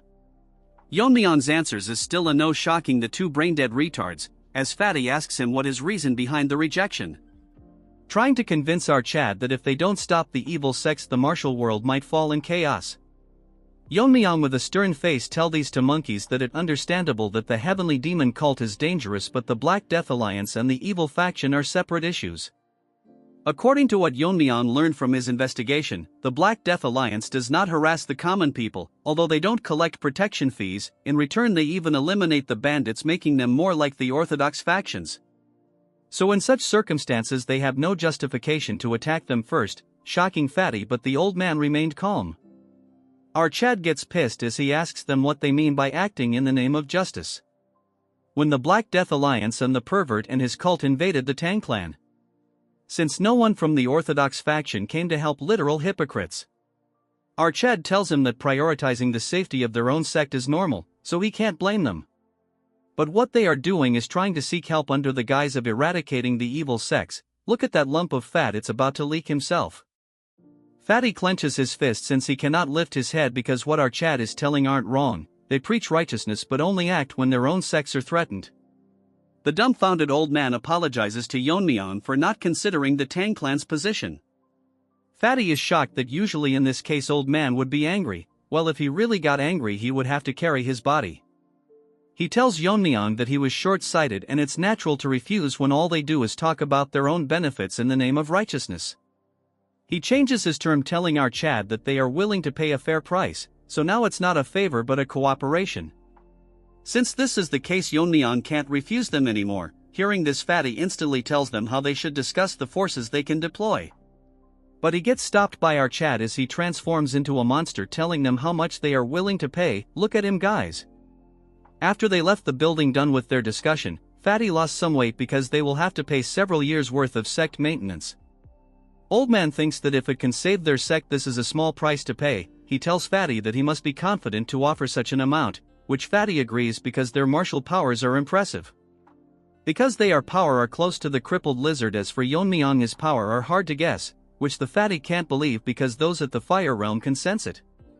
Since Yeon-myeong can do it, he is surely the strongest person he has come across. As our Chad overhears all this, getting impressed because the old man realized that he is hiding his powers. Mommy tells Yeon-myeong that it is not entirely about collecting money and there must be a reason why our Chad agreed to this. Yeon-myeong tells her that the Black Death Alliance good deeds to the Taoist, but he cannot trust them. Mommy tells Yeon-myeong that orders has been maintained in Sichuan after all the major sects fell. Yeon-myeong tells her that it's all because of that crippled lizard. The only reason they classified as an evil faction is because they didn't join the orthodox faction. They're more like bandits because they ignore righteousness and only pursue their personal gains. The current order in Sichuan is temporarily maintained by crippled lizard. If things go slightly wrong in their rule, they push out their business competitors and plant spies to invade or bring down other clans. So although their nature didn't change, the current order is only maintained by lizard. If he were to disappear one day, the evil faction under his would go crazy. Mommy finally understood his point, so she asks him what his current plan is. Hearing this, Yeon-myeong smiles and tells her that it's simple, so all they need to do is prevent them from going north. Mommy is not sure if they are strong enough to block the Death Alliance since she is not aware of Yeon-myeong's current strength. Our Chad with a straight face tells her that since they cannot block them directly, he will block them internally. Hearing this, Mommy cannot believe that he is gonna infiltrate the main base. Our mommy, I mean my mommy, never mind, she is nervous how he will sneak in. Yeon-myeong tells her that recently they sent an invitation themselves. Hearing this, Mommy gets confused. Unlike the previous competitions, the gathering is now a tournament where the young master of the evil factions face each other. Yeon-myeong will attend the gathering and confirm their true nature, and if they don't eradicate their evil nature, he will kill every one of them. In some other place inside a carriage, a man is telling someone that when they reach the Tang clan, the person should not do anything to offend the family head. It's that skinny Barbie. This time he bought her niece, and if what he said about Yeon-myeong is right, while his hand keeps shaking, she will do anything to win him over. Well, she is cute and an actual Barbie. She is the young lady Yeon-myeong. We move to the poison hall, where Ijin comes to meet Taeho and asks him if he is here. Since she brought him his meal and herbal medicines, Sabek tells her to come inside. Someone tells me how she looks like a girl. She asks him how he is currently doing and the current situation of his internal energy. He tells her that thanks to her he is now much better. Making a face full of happiness, he tells Ijin all of this because of the medicine her grandfather provided. Hearing this, Ijin is delighted. When he first saw the medicine and the food, he was traumatized because not only did it contain herbs, but also poisonous plants. Look at his face, it looks like he is consuming turd freshly released. Now that was a disgusting remark. What he didn't expect is that after eating it, his power level went over 9,000 and he became a hairy version of Nappa. This even surprised Ijin's grandfather who made the medicine. Because of how fast he was recovering, that hot fresh turd was maybe good. If this goes on like this, he will soon recover enough to be able to return to his sect. Ijin is happy to hear. That's when Fatty tells them that it is very noisy outside and asks Ijin if something is happening. She tells him that it might be because the Jae-gal clan has arrived. Hearing this, Fatty is nervous and confused. The Jae-gal clan and the Tang family have had a close relationship for a long time. That's why they supported them during the recent contest. This time they are here to set up a defensive formation in their outer grounds. Fatty is contemplating about not knowing much about formations, but it will be very costly, and if the Jae-gal clan is well off. Instead of all this, dude should weigh himself first. Sabek asks her if the Tang clan is covering the cost. She directly tells him that the Jae-gal clan is covering for everything with a smile on her face. While the duo of Fat Monkey and Gen Z are confused, she tells them that according to the family head they were very cooperative. Sabek thinks they might have found the weakness of the Jae-gal clan. Now we move on to your favorite skinny Barbie. He is wetting himself from the thought of what our Chad might just do to him.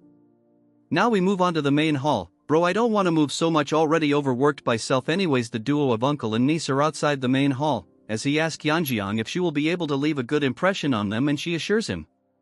She is then move on to show her huge collection of clothes she brought. If you know can't get demonetized, and how there is not a man who will not fall for her beauty.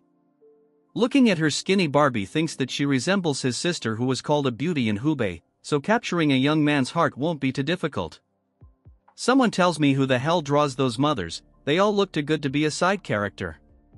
Over a decade ago, the pervert attacked the clan to claim his sister, and because of her sacrifice the clan barely managed to survive destruction. This dude has mental issue for sure. Please be wary that he not the Black Alliance leader, as some might confuse it. Driven by the shame that something is 50 and rotten got to taste her cooking, she killed herself probably because they didn't add enough meat to the dish. So no matter what, he cannot allow such a tragedy to befall the family ever again. If she develops a strong relationship with the Tang clan, they can maintain their lineage. He looks at her and thinks that the future of their clan now solely depends on her. That's when Barbie hears a voice telling them that she heard the J-Gal clan was a great help to them. Both of them are shocked for some other reason, but I would only act this way if I can pair up with our mommy. Now they are even setting up a formation for them, and she as the family head is very grateful. Let's take 10 seconds to appreciate how good the goat mommy looks like. Skinny Barbie figures out that, if she is the family head, then she is most likely our Chad's mother. Like mother like son, they are both blessed with beauty. I care to differ. The real protagonist is the mother, no debate. He was overwhelmed by her presence that he forgot to greet her, so Skinny Barbie introduces himself and apologizes for not being aware of her ascension. But since she is a queen, she gracefully tells him that he was not here when she ascended, which is understandable. She tells him that they had a long journey, so it's sufficient to rest before they should start their work. Hearing this, Barbie in a respectful manner thanks her for their consideration. She asks who the lady beside him is. In a nervous manner he tells her that she is his niece, that he brought to strengthen the bond between the clans. He asks her to greet the family head, but while she is dazed, not listening anything that he is saying, because she got rizzed by our Chad's good look, dude should thank his mother for that. While she was daydreaming, our Barbie tells him her to pay attention. She gets into character and introduces herself, and she apologizes to Mommy for her late greeting, and congratulates her for becoming the family head. Mommy thinks that she is a very polite child and tells her that in a few years men will be heartbroken over her. Hearing this, she gets shy, taking this as a compliment. Mommy proudly tells her that she was also famous in her youth and she resembles him. If only she was real, never mind.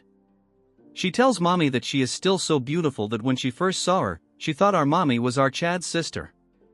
In her mind she thinks that our Mommy is a kind woman and compliments her. I completely agree with her in this case. Mommy tells her that since she is the same age as Yeon-myeong, she will get along with him. She starts acting as tears falls from her eye, telling Mommy that no one from her family has even shown her so much affection. In her mind, what she is thinking is if our Chad is also reaction to her story. But gets shocked when she sees our Chad lost in his thoughts. Barbie cannot believe that he ignored such a sorrowful story. Usually men would be tripping over her themselves, but she is confused if he is not interested in her. Moving on to our Chad, he is literally dreaming about our ice waifu. New sister was 6 chapters late. Barbie thinks that he has failed once again, but Yeon-myeong cannot accept that she got rejected since it's a first for her. Mommy tells Yeon-myeong to pay attention as she pulls his cheeks, but Yeon-myeong is determined to impress him. Don't hate her, she is a great character, you will know later on. Now we move on to the Black Death Alliance territory, where everyone is talking about the Tang clan's head. A little girl is running while they say how our Chad is not on good terms with them. On one of the meeting halls, the elders are talking about the budget needed for the gathering, and the second page includes the list of participants. A man is biting a branch to look cool, tells them that it is sufficient reporting for today. He is the leader of the Sin Demonic Lords. He congratulates the red-haired goblin for handling all this, since it was mostly done by the Void Immortal Hall. She tells him it's nothing, as she is doing her duty as the servant of the leader. The other thinks that the alliance leader threw away the report and went out. Old man tells Masked Man that he has always been a free spirit. That's when someone enters the room and everyone gets shocked seeing the entity. As for that goblin, she was sweating as it's a little girl telling them that she want to go to Sichuan for the gathering this time. She gets on top of her uncle as she asks her what has happened, as she thought it was troublesome last time. She tells him she heard rumors and asks him if the Tang clan family head will be participating. Which is the right information, so she acts cheesy, telling him that all the women in the area are lovesick over him, so she wonders how handsome he is. If the rumors are true, she will most likely make him her husband. Leaf-eating uncle thinks that if her father knew this he would be shocked, as goblin hears their conversation. And the topic is angering her, but she really can do anything. Blood should visit a hairstylist first, but then she make a smirk, probably wants trap our Chad using cute girl as an excuse. While her uncle tells her that there is no one that can stop the will of the alliance leader's daughter. In one of the residences of the Tang family, Mirio is combing the hair of our god-tier waifu. As she tells her how beautiful her hair is even after she was bedridden all this time, as she laughs, getting shy. Last time when Yeon-myeong came here, he made it very obvious that he got bewitched by her. Even I agree, just like you guys who clicked because of the thumbnail. Mirio asks her to share her beauty secrets with her bro, is seriously in need of a makeover. Mirio activates her Power Ranger meme god mode and asks her what she thinks about Yeon-myeong. Hearing this, she gets shy and asks her if she is using martial arts to monitor people's breathing. The troll tells our innocent waifu that when she mentioned his name her breathing changed. Then she gets serious and asks her if she is seriously okay, confusing her as she asks her what she is talking about. Mirio tells Miso that our Chad is going to Sichuan gathering, so she won't be able to see him for a while. Then this troll explains to her in this gathering the most dangerous evil faction will face each other. Hearing this she gets scared as Mirio tells her that it's not the most important thing. What if our Chad were to meet another girl from the factions and fall for her? In that situation, can she handle it then? Bro, look at her face, the art is so good it's killing me. She is unable to come up with an answer. Meme God make another pose and suggest her that they should both go to the Sichuan gathering. Miso makes a frowning face and tells her that what if their attendance makes the family head burdened. Mirio tells her to not worry about it since she has everything planned out. Bro is the ultimate winger, look for her in real life. At the main hall of the Tang clan, Yeon-myeong is bored, as he asks Yeon-myeong that if it's true that she wants to go to Sichuan gathering as his maid. Yeon-myeong replies with an yes and tells our Chad that she heard that the young master from the evil faction will compete for powers there, so she is curious to see how the competition unfold. With a reaction-less face like boss in my old job when I messed up, he tells her that he has been informed that he can bring one guard and one maid. Yeon-myeong on her mind thinks that it's not a pleasure trip, instead she will find a way to win over the family head no matter what. That when our girl enters his room as Yeon-myeong make the face of a junior member, he tells them that he sensed them coming and of course it had to be the girls. Mirio barges in with our queen and tells him that Miso is eager to discuss something with him. She tells Mirio that she is very disrespectful towards the family head. That's when Mirio notices a fox staring at her. Guys, just look at their face, look like JoJo's Adventurer, but it's even more uglier. Mirio asks who she is and Yeon-myeong does the same. Yeon-myeong asks Miso what she is currently doing here, as Mirio was about to tell him when Yeon-myeong is making a face similar to that cat from Pokemon. She tells Yeon-myeong that her sister and she herself want to go to the Sichuan government. Hearing this, Yeon-myeong is shocked. What's funny is the Chad is completely useless. What they plan to do is Mirio become his guard and Miso will accompany them as his maid, since he can only be accompanied by one guard and one maid. Amidst their meeting, Yeon-myeong is dumbfounded what nonsense Mirio is spouting. From her eyes, Mirio has a close relationship with Yeon-myeong, but the biggest concern is that Miso is so beautiful that she is almost as beautiful as Yeon-myeong's mother. No one, I repeat, on one can beat mommy. Moving back to Yeon-myeong, she is losing her mind because if Miso were to accompany Yeon-myeong it will ruin her plan and position. Our Chad shocks everyone in the room, is shocked as Yeon-myeong tells Mirio that he can take her as his guard. As for Miso, he cannot take her with him, since he already has someone in mind for the maid position. Hearing this, the delusional Yeon-myeong thinks if she is the maid, while Mirio tells him that if Miso doesn't go, Mirio will not accompany him. Since that's the case, Yeon-myeong planned to choose another warrior from the clan, pissing Mirio even more. Miso tells her Mirio to stop as she starts getting emotional and then literally starts crying, telling Mirio that if the family head doesn't want it, it's better not to force him. I am sorry mommy, I might get diverted. What the hell was that? Mirio loses her mind, telling the junior meme god to go outside with her since it's time for a lecture. To Mirio, he is an amazing person not just because of his martial art but also because of his judgment and decisiveness. Then as she is his senior when it comes to posting memes, she shows him his true face, telling him how he can be so cluelessness, making it obvious why she is acting like this. She wants to know why Mirio cannot go, and if he doesn't have feeling for her, it's like he is pushing away an opportunity right in front of him. Yeon-myeong shocks her by telling her that it's not a pleasure trip but it could instantly turn into a battlefield, since he doesn't know what might happen during the confrontation with the evil factions. If Mirio were to come along, she might get exposed to a danger that he can't protect her from. Mirio is scared as he tells her who would be responsible if she were to get in trouble. What's more troublesome is that they are going to the Black Death Alliance territory, so he might even have to face their leader. Considering she is still in her recovery phase and is not fully strong yet, it would be hard for her to handle. Moving back to Mirio, she thinks what he said is right, so she has no choice but to agree to her. Yeon-myeong thanks her for understanding his situation. Bro is like the ultra-rare protagonist who is almost perfect. Dude is not a simp unlike others. Mirio sweats as she tells him that she is still going as Yeon-myeong, but our troll asks her that she told everyone that she wouldn't be going either. She gets pissed, telling her that she cannot let a fox guard the hen house. She is talking about Yeon-myeong. As for Yeon-myeong, he cannot talk over his boss. As for the Pokemon kitten waifu, she thinks that someone is talking about her. In some other place inside the Tang family, your favorite skinny Barbie is half asleep looking at a formation. Yeon-myeong surprises the Barbie as he asks him why is he just standing here falling asleep. Barbie is scared, so tells Yeon-myeong that there is no such thing. Skinny Barbie tells him that the defense formation has been fully set up and not he is just making adjustments so it will be finished by tomorrow. Yeon-myeong activates his eye discerning skill to look around the formations placed on the main parts of the Tang family. The skinny Barbie tells our Chad all the key point have been protected with formation. Basically, Yeon-myeong threatened to kill the Barbie if he is not done with the formation a week. Moving to the present, he tells Yeon-myeong that he has enough time to complete. Our Chad compliments him as he tells Barbie that if he tries he can do it, so she should do the remaining tasks like this. Hearing this, the Barbie starts crying because his life is saved. Yeon-myeong is impressed because it's better than he expected. Even if he is not here, they can protect themselves. Yeon-myeong has one more thing to do as he goes to the main hall. He summons a new characters. It's the elder Tang Yeon-myeong. This guy has guts as he tells Yeon-myeong that they are not exactly on talking terms. Yeon-myeong tells him that he heard that with the sword he is skilled, which is why he became an elder. Since Yeon-myeong also uses the sword, he thinks it's ideal to have a conversation. Moving to the elder, he tells Yeon-myeong that what he showed during the competition is beyond his reach. So he is well aware of the gap between them. Yeon-myeong tells him it's obvious that his skill are not even close, but he gets surprised when Yeon-myeong tells him that he would give him some pointers on swordsmanship.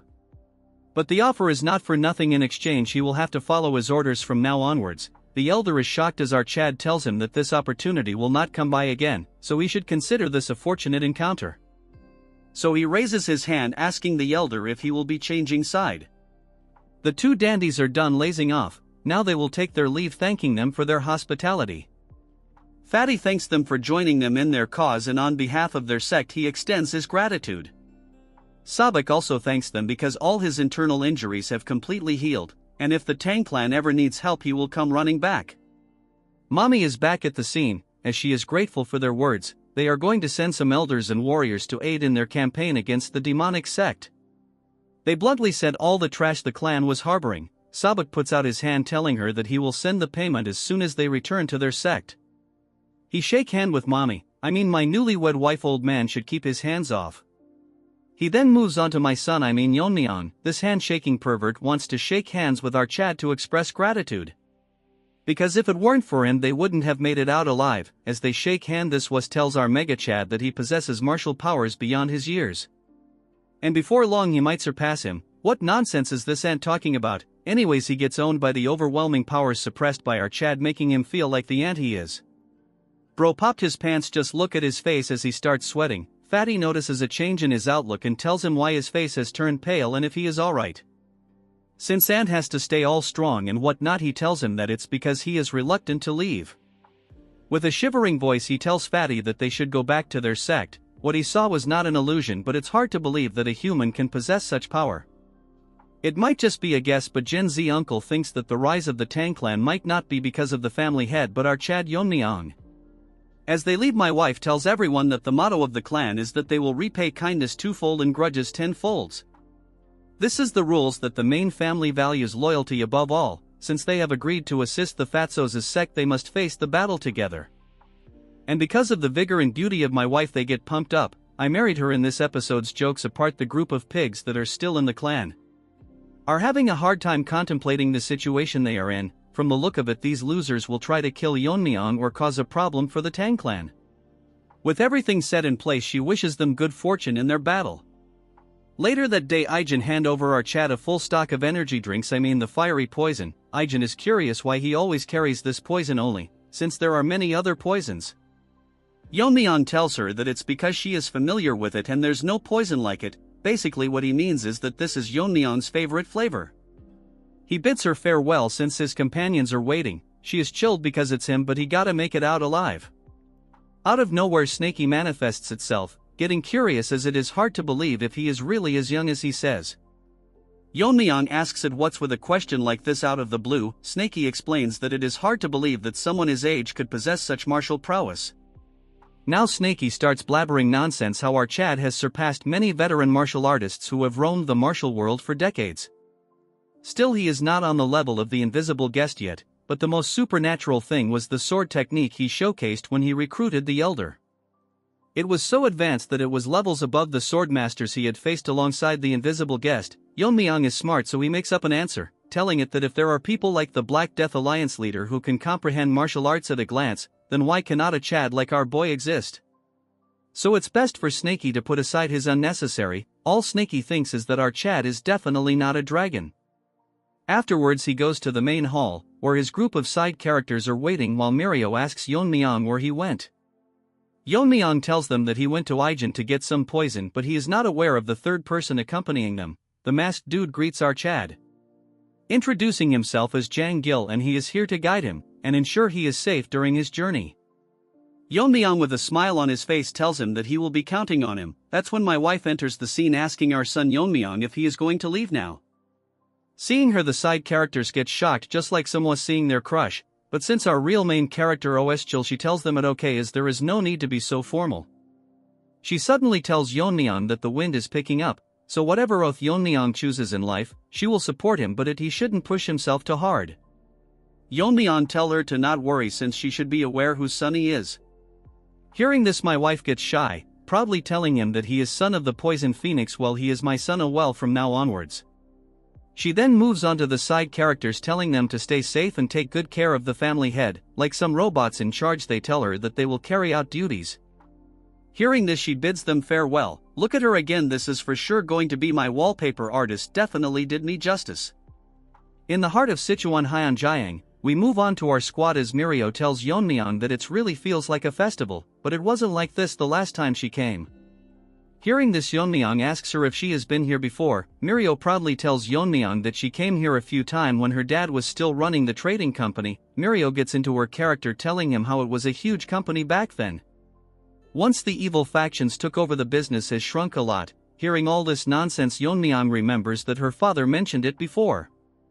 Our Chad thinks that if the clan expands, it would be financially smart to have a trading company, since they cannot rely on the elders' embezzled funds and the medical wing's profits forever. Now it is becoming clear to our Chad he will need to deal with the evil factions. Yeon-myeong tells Mirio to come see him with her father. Hearing this, Mirio asks him what is the reason. Our Rizgod tells her that he is planning to help him start running the trading company.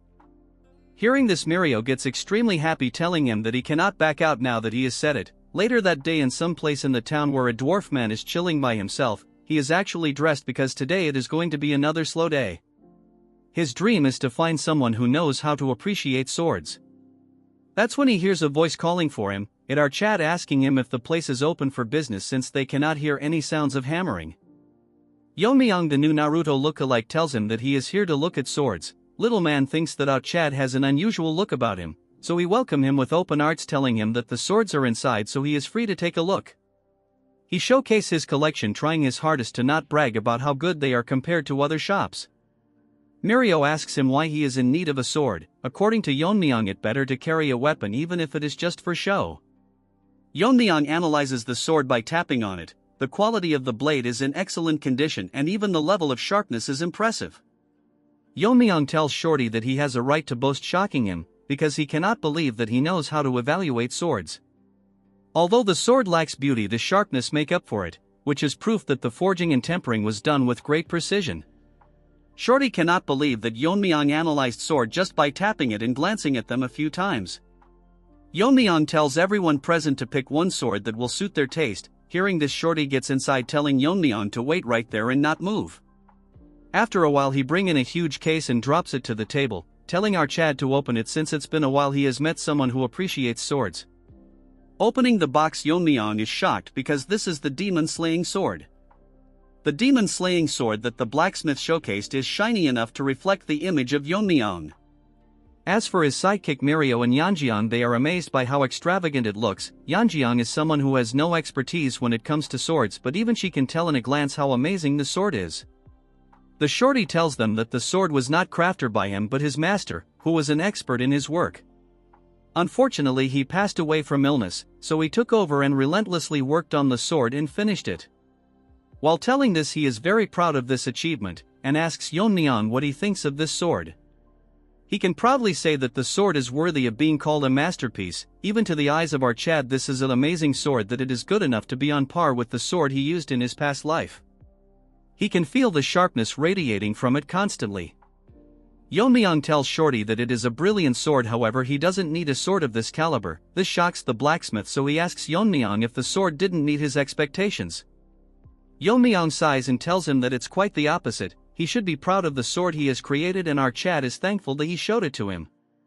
This is the reason he thinks that the sword ID too much for him. The real reason is that a sword of this quality would only draw unnecessary attention because of how well it's crafted, so a simple sword suits him better.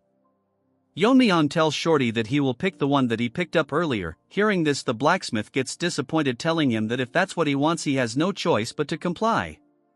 That when a group of brain-dead nonsense third-class characters enter the scene, I guess even trash needs to be given screen time. Seeing them, the Shorty makes an unexpected reaction as if he is scared, calling the man in front young Master Yun.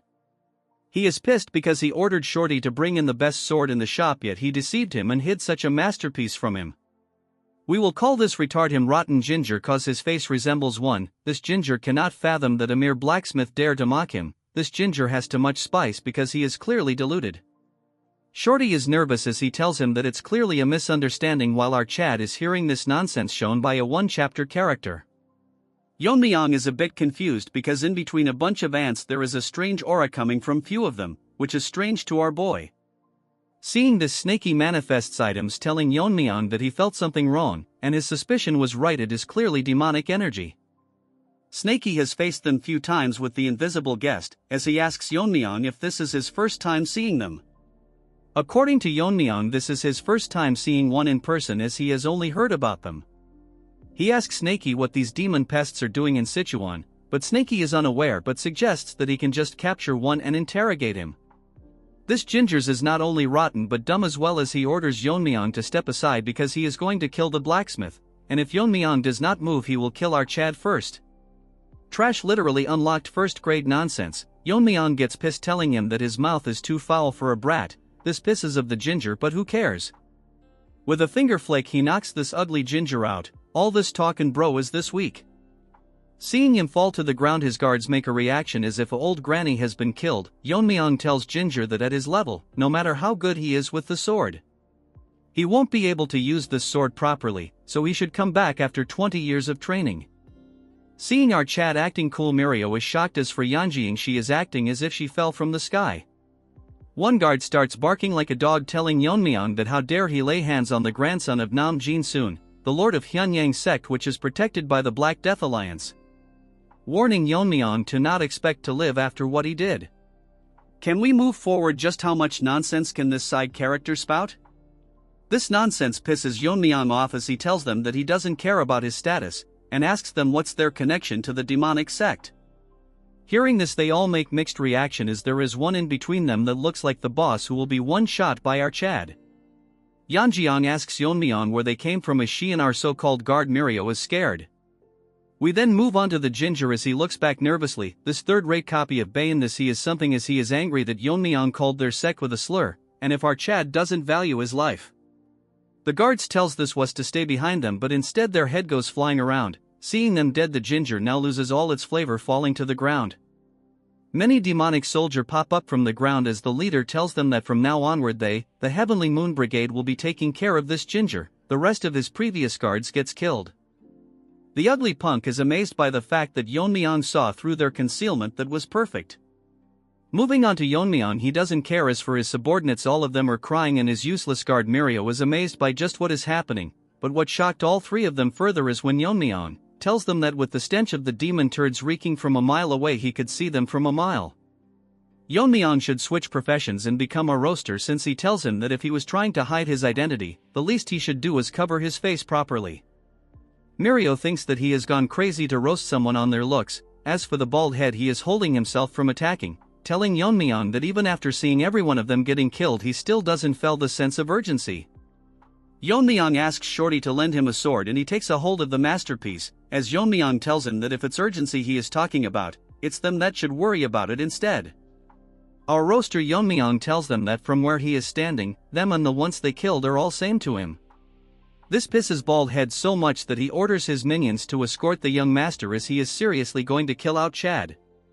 Yeon-myeong wasn't wrong when he called him ugly dude. Looks like the fresh turd my dog just released while I was writing this script.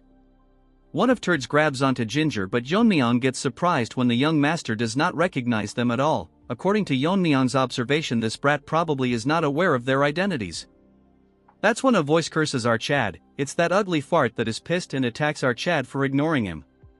With no reaction, his face, Yeon-myeong blocks his attack, and because of the strong exchange of sword, a mini explosion occurs. Ugly fart thought that he was faster, but still he got knocked back, as he stares at our Chad, who was unfazed even after the exchange of their swords. All of a sudden his world starts spinning and he thinks of counterattacking, only to find himself dead, while all his subordinates watches his head rolling around. Mirio and Yeonjeong are shocked to witness what just happened. Ginger has almost turned into a paste. While Yeon-myeong is standing in front of the headless body, bro has immaculate drip. According to Yeon-myeong, after swinging the sword, he can definitely feel that it is a masterpiece. The weight distribution between the hilt and blade is near perfect, and it's razor sharp without a drop of blood staining it. He tells Shorty that it is truly a masterpiece, and he is who carried his legacy as someone amazing as well. Hearing this, Shorty starts to tear up. In a flashback we can see Senior Shorty making this sword, telling Junior Shorty that every valuable object will eventually find its rightful owner, so the sword he is crafting will find its master someday. So no matter what happens, he must give this sword to the person who can appreciate its worth. Looking at out Chad, he thinks that he has finally found its rightful owner. Moving on to Yeon-myeong, he asks them if any of them wants more, and suggests them to all attack at once. The next moment this group of nonsense charges towards our Chad, telling him to not underestimate them. Yeon-myeong smiles at them and with a single slash he rips through half of them, then like dancing in water with a set of extremely delicate and fast movements he kills them all with single consecutive strikes. Seeing this, Ginger has decides to turn back into a human. Shorty is also short of words.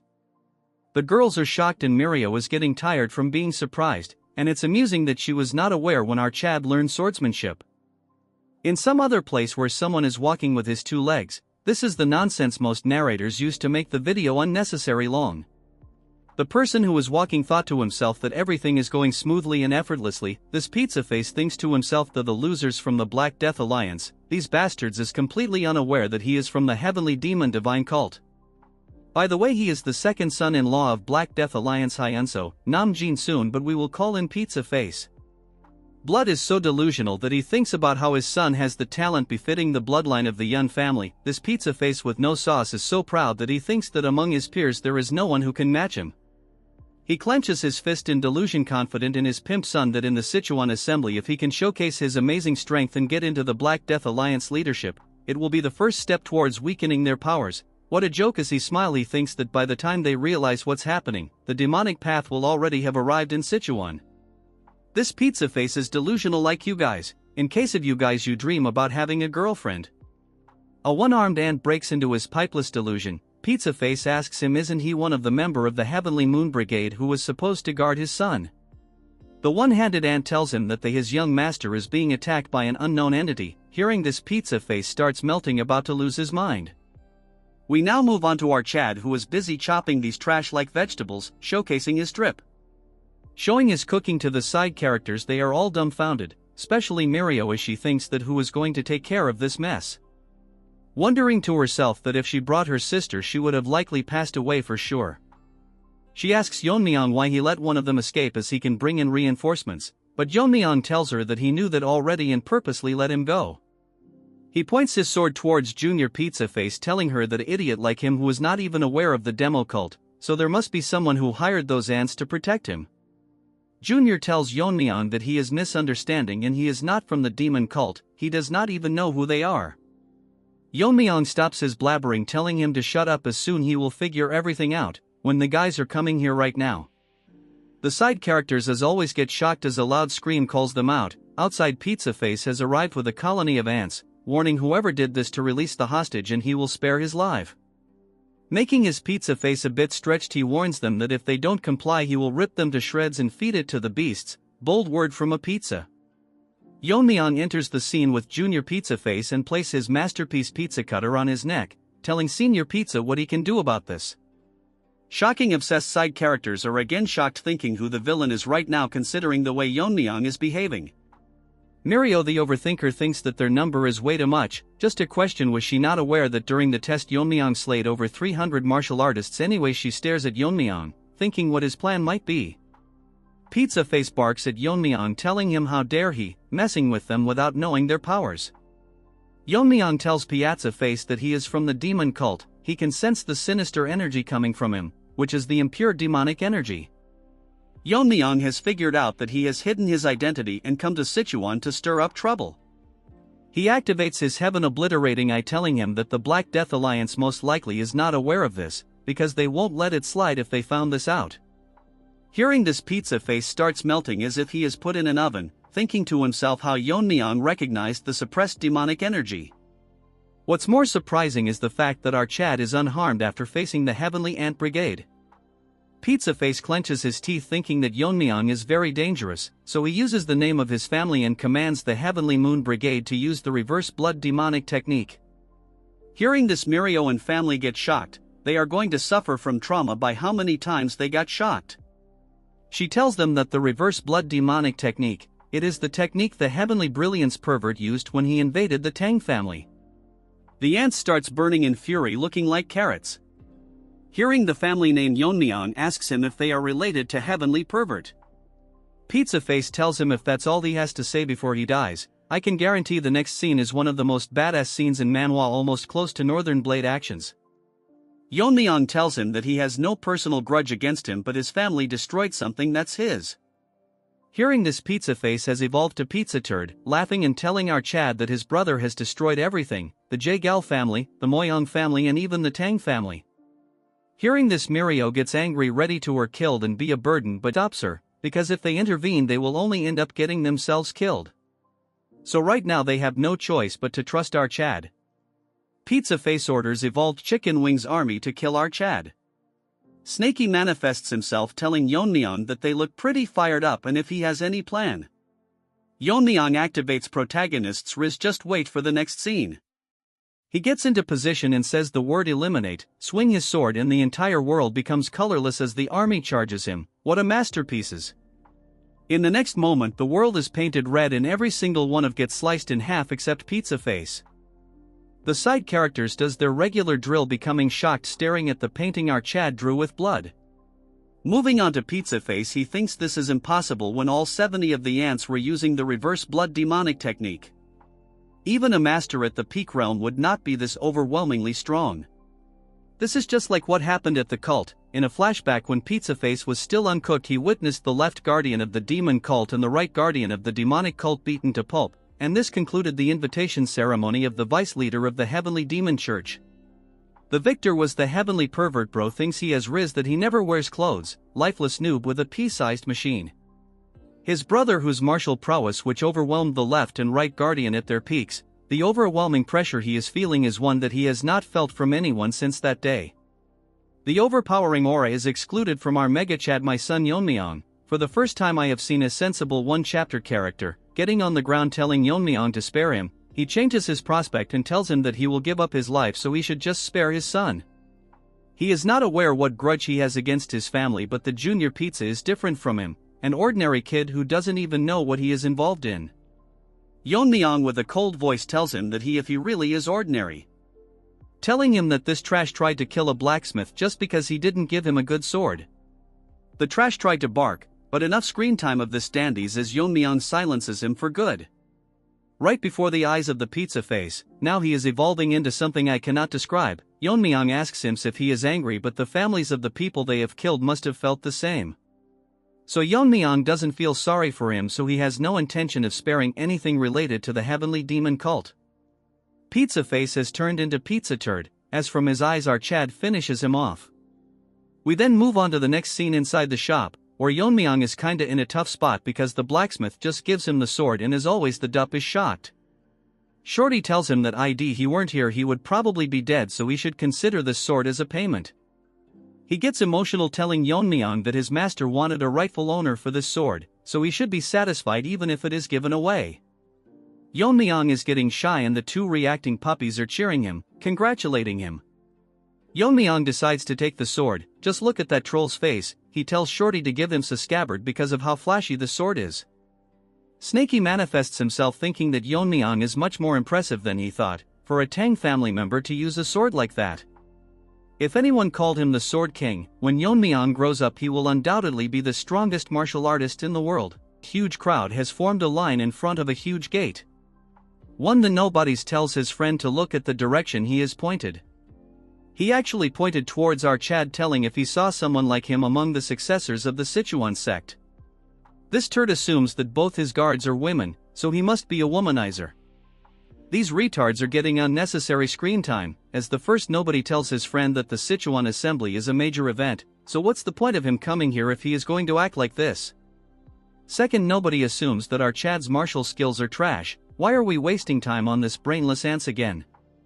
What they are worried about is that the women are all going crazy and the first loser thinks that he has already lost even before fighting. Our Chad has such good looks that even the judges think to themselves that they have seen many young martial artists, but none of them can match our Chad when it comes to looks.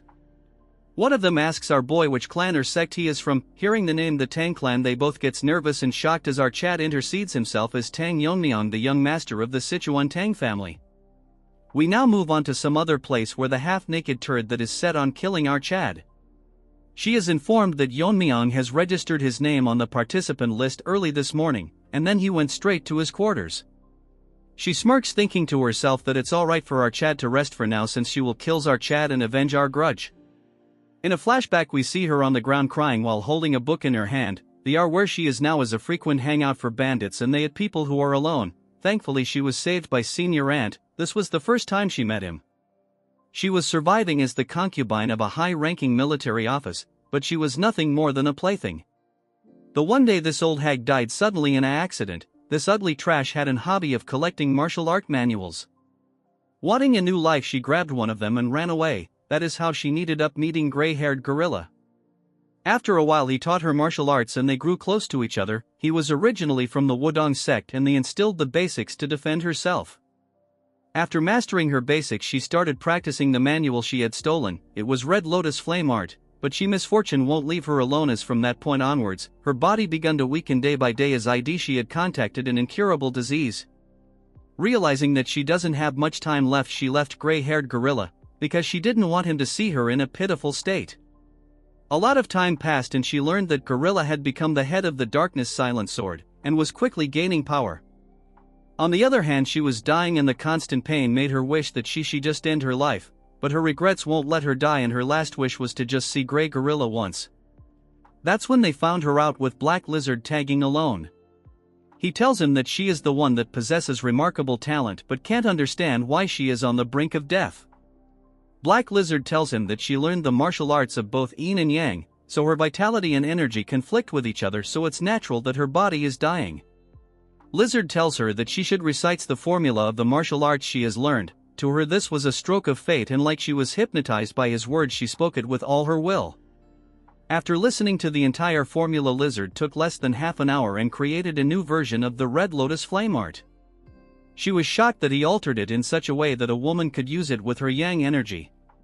He tells her that if she reaches a high level the accumulated internal injuries will naturally heal, so she should just keep practicing. The person who saved her was no one other than the Black Death Alliance leader who ruled over Sichuan. To show her loyalty for saving her life, she established the Transforming Heart sect and joined the Black Death Alliance. Since Gorilla was also a part of the Black Death Alliance she thought that she could rekindle their old relationship. He clearly rejected her, telling her that he found her because of her talent and not for any other reason, so she shouldn't get caught in old feeling anymore. He had drifted far away from than she has imagined, but she cannot blame him since she left him first. Let's take a second to make sure we are in the right story. What's this third-rate romance story anyway? She didn't lose hope that it'd come again. She suppressed her feeling, hoping that one day he would understand her sincerity. Then one day she heard the news that the Darkness sect was annihilated by our Chad. That day she made up her mind that she will kill the young master of the Tang family, our Chad. Moving to the present, she just wants to track down Yeon-myeong and kill him right now, but he is someone that has surpassed the peak realm, so even with her Red Lotus Flame Art it would be hard to kill him. She smirks, holding herself a little longer as she has made a plan at the upcoming Sichuan assembly, which he will never be able to escape. She falls on her bed making an ugly face, waiting for the destruction of our Chad. Her story was sad, but now she can die since she has half the chapter for herself. We move on to another manner where our Chad is meditating. While he was doing so, Snaky manifests himself. he thinks that Yeon-myeong is a monster. He has been disrupting his mental training for over an hour, but he didn't even move an inch. It is hard to believe that it is the focus of a kid. He would believe that if it was an old master who had rejuvenated. He cannot figure out what exactly he is doing. In his mind realm, he is currently facing his master in a one-on-one duel. They both get ready to attack, positioning their sword into a similar stance. They both attack at the same time using the skill eliminates as a huge explosion occurs because of their class of swords. As the bright light fades away, they are both unmatched until Yeon-myeong gets split in half. Yeon-myeong expected this, that it is impossible to full manifest the eliminate technique with the green heart poison technique. Even though he cut down 70 people with the eliminate technique, it was only a degraded version that couldn't display even half of its powers. If it was in its full powers, it would have split the entire area in half. In his past life, he used a mental technique called the destructive force. Only by mastering this he can truly unleash the power of the eliminate technique. Destructive force has a nature that weakens the body, causing ordinary people to die suddenly, but only Yeon-myeong and his master were born with the talent to control power, were capable of using the technique. Now that he has reached the peak realm and his body has become stronger, if he mastered destructive force he could quickly gain the martial prowess of his past life. Yeon-myeong wonders to himself that he has become too attached to the sword, making him question this. Although the technique is degraded, he still managed to manifest the essence of eliminate with his current strength. The reason that it is so weak is because the current mental technique doesn't align with his swordsmanship. He thinks that he can modify the green heart poison technique to align with his swordsmanship. Yeon-myeong suddenly wakes up to see his face marked and our troll is drawing on his face. Yeon-myeong tells her to stop, but she won't. Mirio gets shocked, asking Yeon-myeong if he was sleeping, which Yeon-myeong doesn't agree, asking her if they are ready. Mirio says they have been waiting for him. Hearing this, Yeon-myeong tells them to head out. Yeon-myeong asks Mirio how long she is going to treat Yeon-myeong like her friend. Mirio tells her why would she care when Yeon-myeong himself can't say anything. Then they both start fighting with each other, making Yeon-myeong fall in a tough spot. Yeon-myeong tells her that Yeon-myeong is not wrong. Hearing this, Mirio gets pissed, asking him if he is siding with her. But that doesn't mean she has to tiptoe around those guys from the unorthodox sections. They both agree on this, and Yeon-myeong tells her that there's no need to worry about dignity in front of a pile of corpses. But before all this, she attacked Yeon-myeong. No, now she has to pay her back tenfolds. At the heart of the Black Death Alliance, people are waiting for the competition to commence. With music being played by women who all look the same, guest artist became lazy. Then we move on the horrible bangs women. She explains the rules of the Sichuan Assembly. It's basically a place where one either takes or loses their interest. I will keep it short. This disposable character got too much screen time already. Power struggles are sorted in this competition, and by the tradition even life and death duels are permissible. Little Shoddy and Old Man Rabbit are excited. I named him Rabbit cause he looks like a nice guy.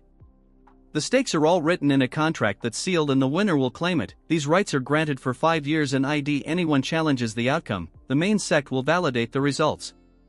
If someone were to break the rules, it will be considered an insult to the alliance. As such, they will pay an appropriate price. Hearing this, the nobodies get shocked. The author should give these disposables less screen time. We have yet to see our Chad. She concludes the explanation and then tells everyone that in this year's assembly they are being graced by the distinguished swordsman, who is the sword of the 9 rings, our branch-eating rabbit. Hearing this, everyone is shocked, and nobody spouts out that the sword of the 9 rings is one of the 6 Grand Masters, which is the strongest force in the Black Death Alliance. Fatty beside Yeon-myeong is amazed to meet Rabbit, since it's been a dream to meet him once. We now move on to our main Chad. What surprises Yeon-myeong is that Rabbit has reached the Fire Realm. Rabbit introduces himself and tells them that he has come to the assembly with the leader's daughter Yeon-hui. He expects to see good performance from all of them. As such, Horrible Bangs announces that Rabbit will oversee every life and death duels. If there is anyone that seeks a life and death permission, they must first ask for the master's permission. As she was about to end the speech, and nobody raises his hand, asking for Rabbit's permission, challenging our Mega Chad to a duel. Life and death duel. Blood thinks just anyone can fight him. Bro should be grateful that he is a one-chapter character. Anyways, we will call him Nobody Number 1. He is the son of that gray-haired gorilla. From his appearance and that he is carrying 2 swords, Rabbit figure out that he is from the Great Darkness Silent Sword sect. Rabbit thinks to himself that it is probably revenge that he is after, but it would be difficult since he heard that Yeon-myeong is the one who defeated gray-haired gorilla, who was quite strong in the alliance. Nobody number 1 greets Rabbit as the successor of the Darkness Silent Sword sect. He wants to avenge his father who was killed by the young family head of the Tang clan. Hearing this nonsense, Mirio gets pissed because since they were the ones to attack them first, Yeon-myeong tells her to keep quiet or they will hear her. Since he is determined, Rabbit allows the duel and tells Yeon-myeong to step on the stage.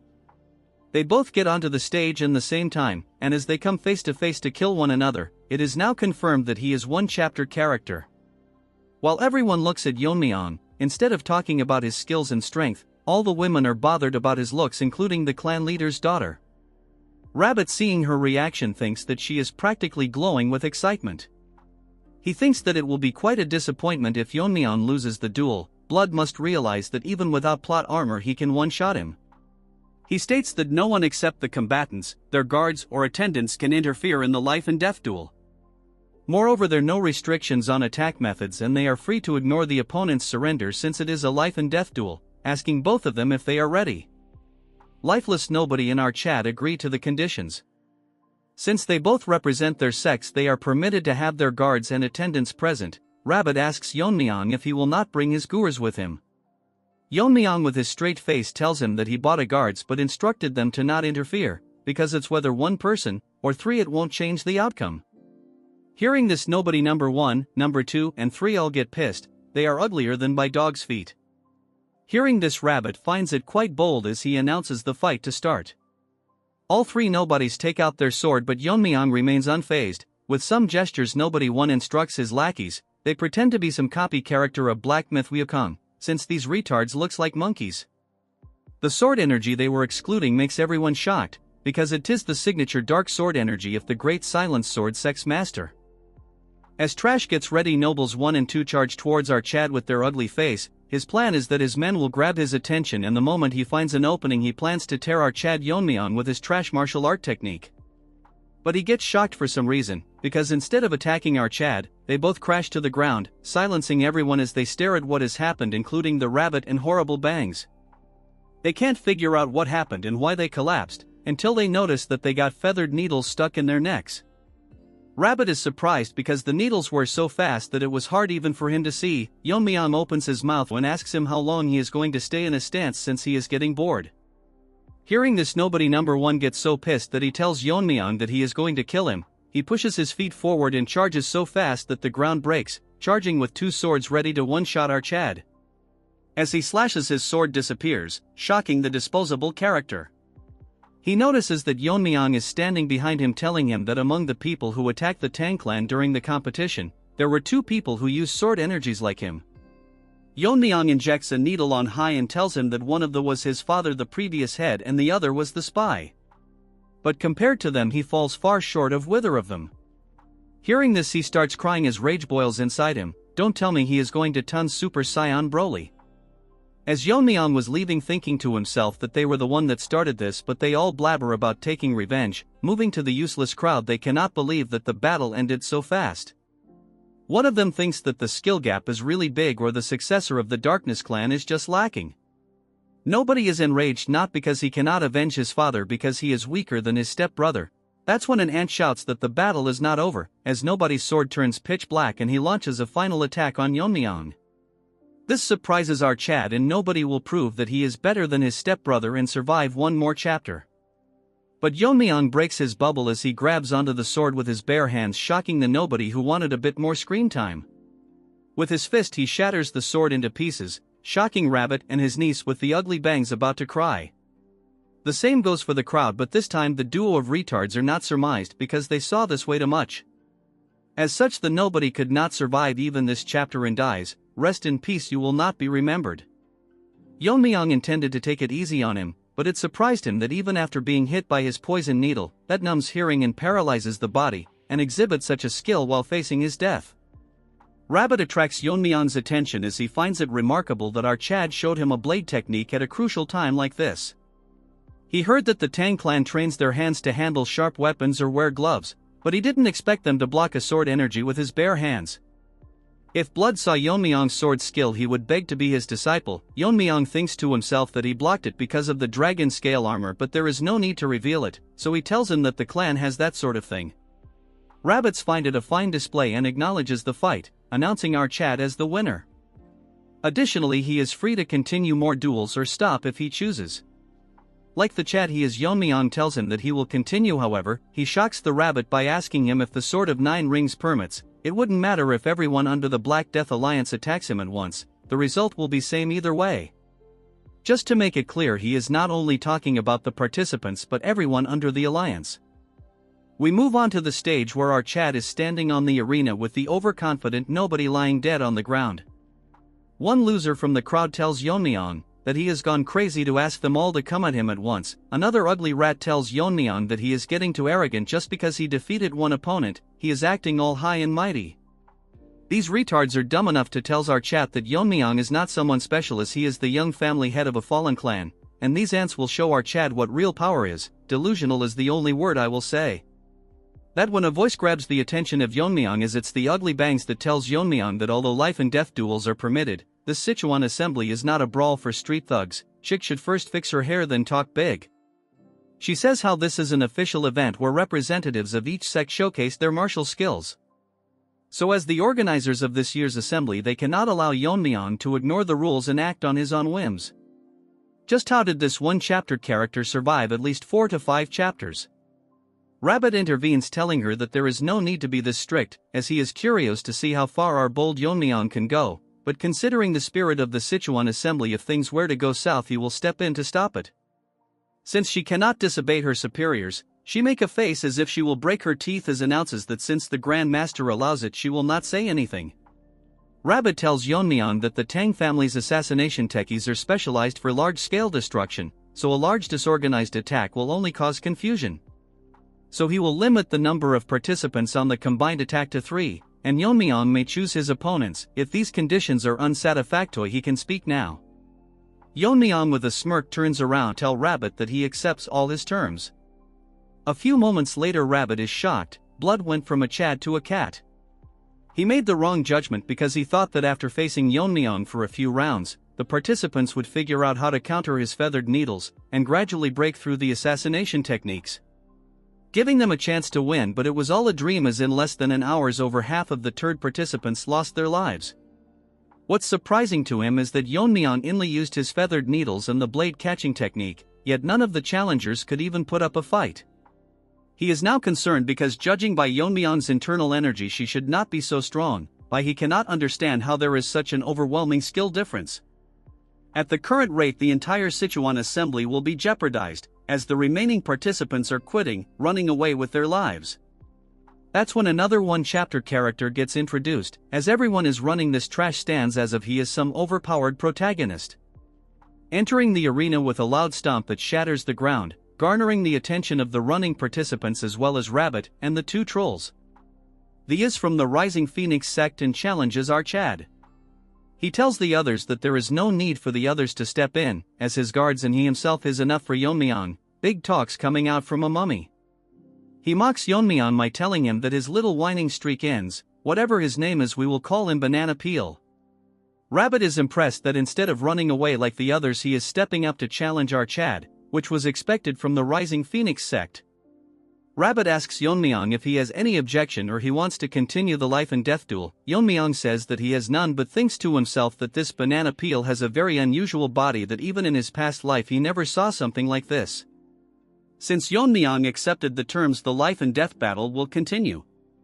Without wasting any time, Yeon-myeong throws his needles at super fast speed. The 2 frog-like guards uses their body to block the needles. Yeon-myeong notices that instead of dying, the needles break after colliding with their body. Senior troll Mirio gets shocked that the feathered needles bounced off, that when Yeon-myeong notices that their skin has dried and cracked like a tree bark. Disgusting to think they copied one of my favorite character Groot into a third-rate villain. Rabbit thinks to himself that the withered tree divine art causes the practitioner's body to wither like an old tree. In exchange their skin becomes as hard as a bark and tough enough to withstand even sword energy. Additionally, their muscles and bones denser, increasing their strength. So now according to the Rabbit, our Chad might be in trouble. As the banana peel tried to strike our Chad, in less than a second dodges his attack and gets behind him. His movement was so fast that for a second even the rabbit couldn't keep up with his movements. He wonders if Yeon-myeong really mastered a high-level movement technique. As for Yeon-myeong, he is behind one of the lackeys ready to strike with a needle in his hand. Our Chad shoves the needle right into his head, because of it being soaked with poison. Lackey number 2 gets pissed and charges towards Yeon-myeong, harming his senior brother. Yeon-myeong grabs on his mouth and tells him that he will test if his tongue is as tough as the rest of his body, but unfortunately the trash died. It looked like Yeon-myeong was too rough with his new toys. Yeon-myeong notices that a fist was aimed towards him, but in a millisecond he dodges the attacks, surprising banana peel. This time Yeon-myeong uses his internal energy to launch a palm attack. Using internal energy, Yeon-myeong wanted to break his body, but his hand fended off. The trash tired to attack Yeon-myeong, but instead our Chad grabs him by the neck. With a smile on his face he says that he will give him brownie points for his body being tough. But if that's all he had to show, he must have been delusional to think that he could beat our Chad just relying on his tough skin. It's as if our Chad is mocking him, telling him that he has nothing else to show him. Surprisingly, the retard starts laughing, telling Yeon-myeong that he must be dumb to think that toughness is the only thing he has. He has been waiting for a moment when our Chad would get hold of him. Yeon-myeong remains quiet, not answering him. Banana peel goes crazy as a green aura explodes from his body, telling Yeon-myeong that this is the true essence of the withered 3 divine art. In a flashback that we don't want to see, his father explains to him the true power of the withered 3 divine art, but it cannot even be revealed to the word, and if he were to use it he must kill his opponent. Banana peel thinks this is the right moment as he uses the ultimate move. As the aura starts surrounding our Chad, he barks about how he will absorb all his internal energy. Yeon-myeong sighs and tells him that he better stop what he is doing or else he will be doing something unusual. But the banana peel has lost its mind already. I feel bad for him. Yeon-myeong has an almost infinite internal energy, so blood is gonna explode. We start with another flashback where the father of banana peel was wandering to increase his powers. He encountered a potato in Tibet. The senior potato recognized junior potato's potential and taught him the martial arts known as the withered tree divine art. Although the technique's advanced form has been lost and was limited to external applications, this martial art was perfect for Junior Potato because he specialized in catching blades with his hands. However, this guy wanted true mastery and joined the Black Death Alliance. After Lizard looked through the martial arts, he figured out that the lost part was not very difficult since every martial arts name holds the essence of its technique. Moving to the present, the banana peel proudly states that the name wasn't simply given because the body withers like a tree. It's because the dried out outer shell and the internal energy are tied to the dantian-like roots, transforming the body into a true withered tree, allowing the user to absorb the opponent's energy like a tree drawing water from earth. He laughs like me when I make a viral video warning Yeon-myeong that he will drain him dry. That's when this ant notices something weird. Nothing seems to happening to our Chad at all, making him question himself how this is possible. All of a sudden he notices that his arms is melting, making him wonder what's going on his arm. This ant starts crying, asking Yeon-myeong what he did to his body, as Yeon-myeong look at him with a big smile on his face. Another flashback occurs. This one is important. In Yeon-myeong's past life, regardless of the affiliation with all the sects, there were 3 individuals who are considered the most dangerous in all of the marital world. They were called the 3 vicious starts of chi absorption. As their name suggests, they used the chi absorption technique which drained their internal energy. These 3 ugly rats roamed around together using the technique to anyone they came across. 2 of the 3 ants reached the flame reel, making them nearly impossible to subdue, but in the Alliance Hall, 3 heads were present which belonged to the ants. The person who did this demanded his reward for killing them. They asked the person if he single-handedly took all 3 of them down. It was no one other than Yeon-myeong's master. Basically, he was testing a new sword technique, but they were so weak that they died and couldn't even survive a single stroke. Yeon-myeong's master once told him that they tried to absorb his internal energy but they couldn't handle his weakness chi and died. Yeon-myeong thinks of that since ordinary martial artists cannot withstand weakness chi, which has a nature of decay. In this life he has yet to master weakness chi yet, but that doesn't matter. With a smirk on his face, Yeon-myeong tells him that he warned him to not do anything foolish, asking him if his family did not teach him not to consume just anything, since Yeon-myeong's internal energy is no different than pure venom. Since his arms are hurting, he uses venomous chi and burns him to ashes in front of everyone that is shocked, including our rabbit, while Yeon-myeong is busy cleaning his hands. Rabbit is worried that if this continues they will lose to many men and orders Bangs that they need to stop it now. That's when he notices that she has held little waifu hostage, telling him that they must continue until Yeon-myeong is dead. Rabbit cannot believe just what is happening. Bangs tells him that Yeon-myeong's skills had far surpassed what she had expected, so she tells the sword if the 9 rings to kill the young Lord Archad. Yeon-myeong sighs when he diverts his eyes to see that the atmosphere at the stage has suddenly shifted. Rabbit asks her that how can she take Yeon-hee as hostage, and the kind of grudge she can have against a junior disciple. He gets shocked when she tells him that Yeon-myeong is no ordinary junior disciple and of the death of the white-haired gorilla is insignificant to him. To her that gorilla's death was no small matter, so she must avenge him no matter the cost. In this life I want a girl like her who love me even after I am dead, even if this means that she has to repay kindness with vengeance. Rabbit with an enraged face asks her if she volunteered to oversee the Sichuan assembly because of this reason. She warns Rabbit that he is aware of her flame techniques so she can easily kill a fragile girl like our waifu as she inflicts a small wound on her. Mirio asks Yeonjian why they are fighting each other, but she has no idea. With an extremely enraged face, Rabbit releases his aura, telling her that if she is confident that he cannot cut her head from this range. Under the pressure she tells him that as he has reached the fire realm he certainly can, but if he loses his temper and swings recklessly, he might leave a scar on the our little waifu. Since Rabbit is in a tough situation he puts his sword back and tells her to wait, as he will kill her after dealing with Yeon-myeong. With a cold look she tells him that once Archad is dead she will gladly accept her death. The bystanders cannot believe that to stop Yeon-myeong one of the 6 grandmasters have to step in personally.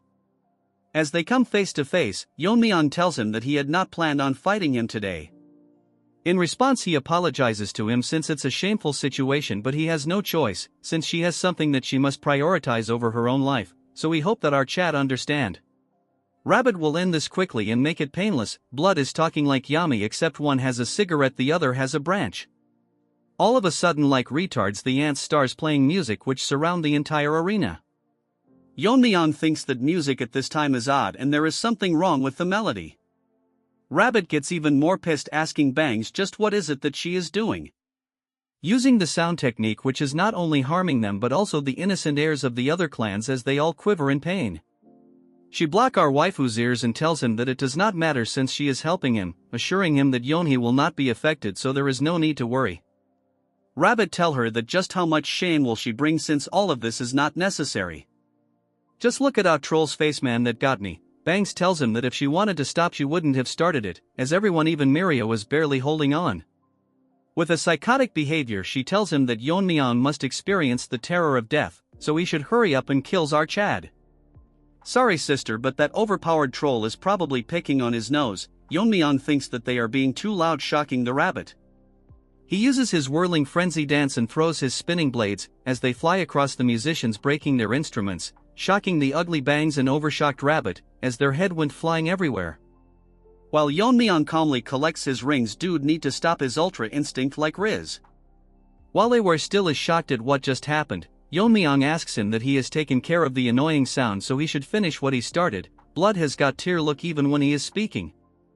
Rabbit stands on the stage with his sword out, witnessing hundreds of dead bodies lying all around the stage. He is not nervous and confused at the same time, wondering if the Tang clan had such martial art, because of how destructive the technique is, which is fitting for the Tang clan's goal of mass killing. And such a technique was easily demonstrated by Archad. This delusional Rabbit thinks that if Yeon-myeong continues to grow like this he will certainly pass his level, as he thinks if it is really necessary to kill a prodigy like Yeon-myeong, Archad is pulling out his sword which stuns him. Rabbit with a confused look asks what he is doing and guesses if Yeon-myeong is planning to face him with the sword, while he points his towards him ready to barbecue it today. Rabbit is not again confused. Blood got confused so many times in a single chapter, he thinks that Yeon-myeong does not realize his position, while it's the other way around. Delulu Rabbit thinks that Yeon-myeong is now in a position where his best technique would be lacking. Yeon-myeong gets straight to the point and tells him that his hidden weapon skills are nothing but cheap tricks in front of his sword. Blood is such a troll that with a straight face he tells him that he wants to learn a thing or two from Rabbit, while Bro is the sword god himself. Rabbit sigs telling Yeon-myeong that he is beyond audacious at this point. He is outright absurd, but since they want to make Rabbit a nice likable character, he tells Yeon-myeong that he likes his spirit, so he will let Yeon-myeong make the first move. Hearing this, Yeon-myeong smirks while Snaky manifests itself asking our Chad if he is planning to go all out. Yeon-myeong tells Snaky that since his opponent is a master of the fire realm, he will go out in this case. Huge vibrations start occurring in the entire area as Rabbit gets overwhelmed by immense pressure. Yeon-myeong releases a few of his seals, releasing an energy strong enough that it lightens up the entire arena, causing strings winds that bangs is flying out, and every one of the ants and our troll who never saw Yeon-myeong's energy is dazed. Rabbit thinks that it is impossible for a human to possess this much internal energy. The terrifying part is that he didn't sense Yeon-myeong hiding this much power at all. Well, Rabbit is different from those ants, and he immediately realizes that Yeon-myeong is far beyond his level. As Yeon-myeong transformed into a Super Saiyan Green tells Rabbit that he is ready for the lesson. Rabbit is scared and cannot believe how Yeon-myeong managed to reach such a level in such a young age. The presence Yeon-myeong is currently radiating is similar to the one that he felt from Lizard. Yeon-myeong asks him what he is doing since he allowed Yeon-myeong to strike first. Rabbit is in a tough position since he dug his own grave at this point. He tells Yeon-myeong that he was unaware that Yeon-myeong was hiding his strength, but he cannot back out now, since Yeoni's life will be in danger. But the problem is that if Rabbit fights with his full power, one of them will be sure to die, so he cannot just sit there and take his attack, sincerely apologizing for it. Rabbit thinks that if he were to drag this battle long enough he will eventually lose, so he will end this quickly using the technique Black Lizard taught him. In a flashback we see that when Rabbit reached the fire realm, the flow of his energy entering his body felt different. Lizard congratulates him for breaking the wall of his talent and reaching the fire realm. According to Lizard, even though his meridians reached a state where they are full connected and he managed to reverse his aging, yet the scars on his face remains. Rabbit tells him that his abilities are still lacking, but he should be grateful for what he has achieved, and he finds the rugged look more manly. Lizard's laugh, remembering the face he made trying to look fierce. Well, now no matter what happens I don't want them dead, this is wholesome. Rabbit tells him that instead of congratulating he is here mocking him. But that is not the case, as Lizard tells him that since he has undergone full transformation, he will guide him to a new realm. His transformation into a stronger body and skills are impressive, but his sword techniques he has been using are limited. Since he has now become physically strong, he will teach him the technique of the strong sword. According to Rabbit, softness controls strength. True strength is derived from flexibility. The subtleties of softness that he has learned from the illusion sword can be transformed into the strength of the strong sword. Whatever that meant, my mind got messed up reading all this. Seeing him perform the technique, Yeon-myeong is shocked as Rabbit prepares his technique called the All Path Lead to One Sword. He has just recently started mastering this technique, so it is not perfect yet, so his plan is to finish this fight in one strike.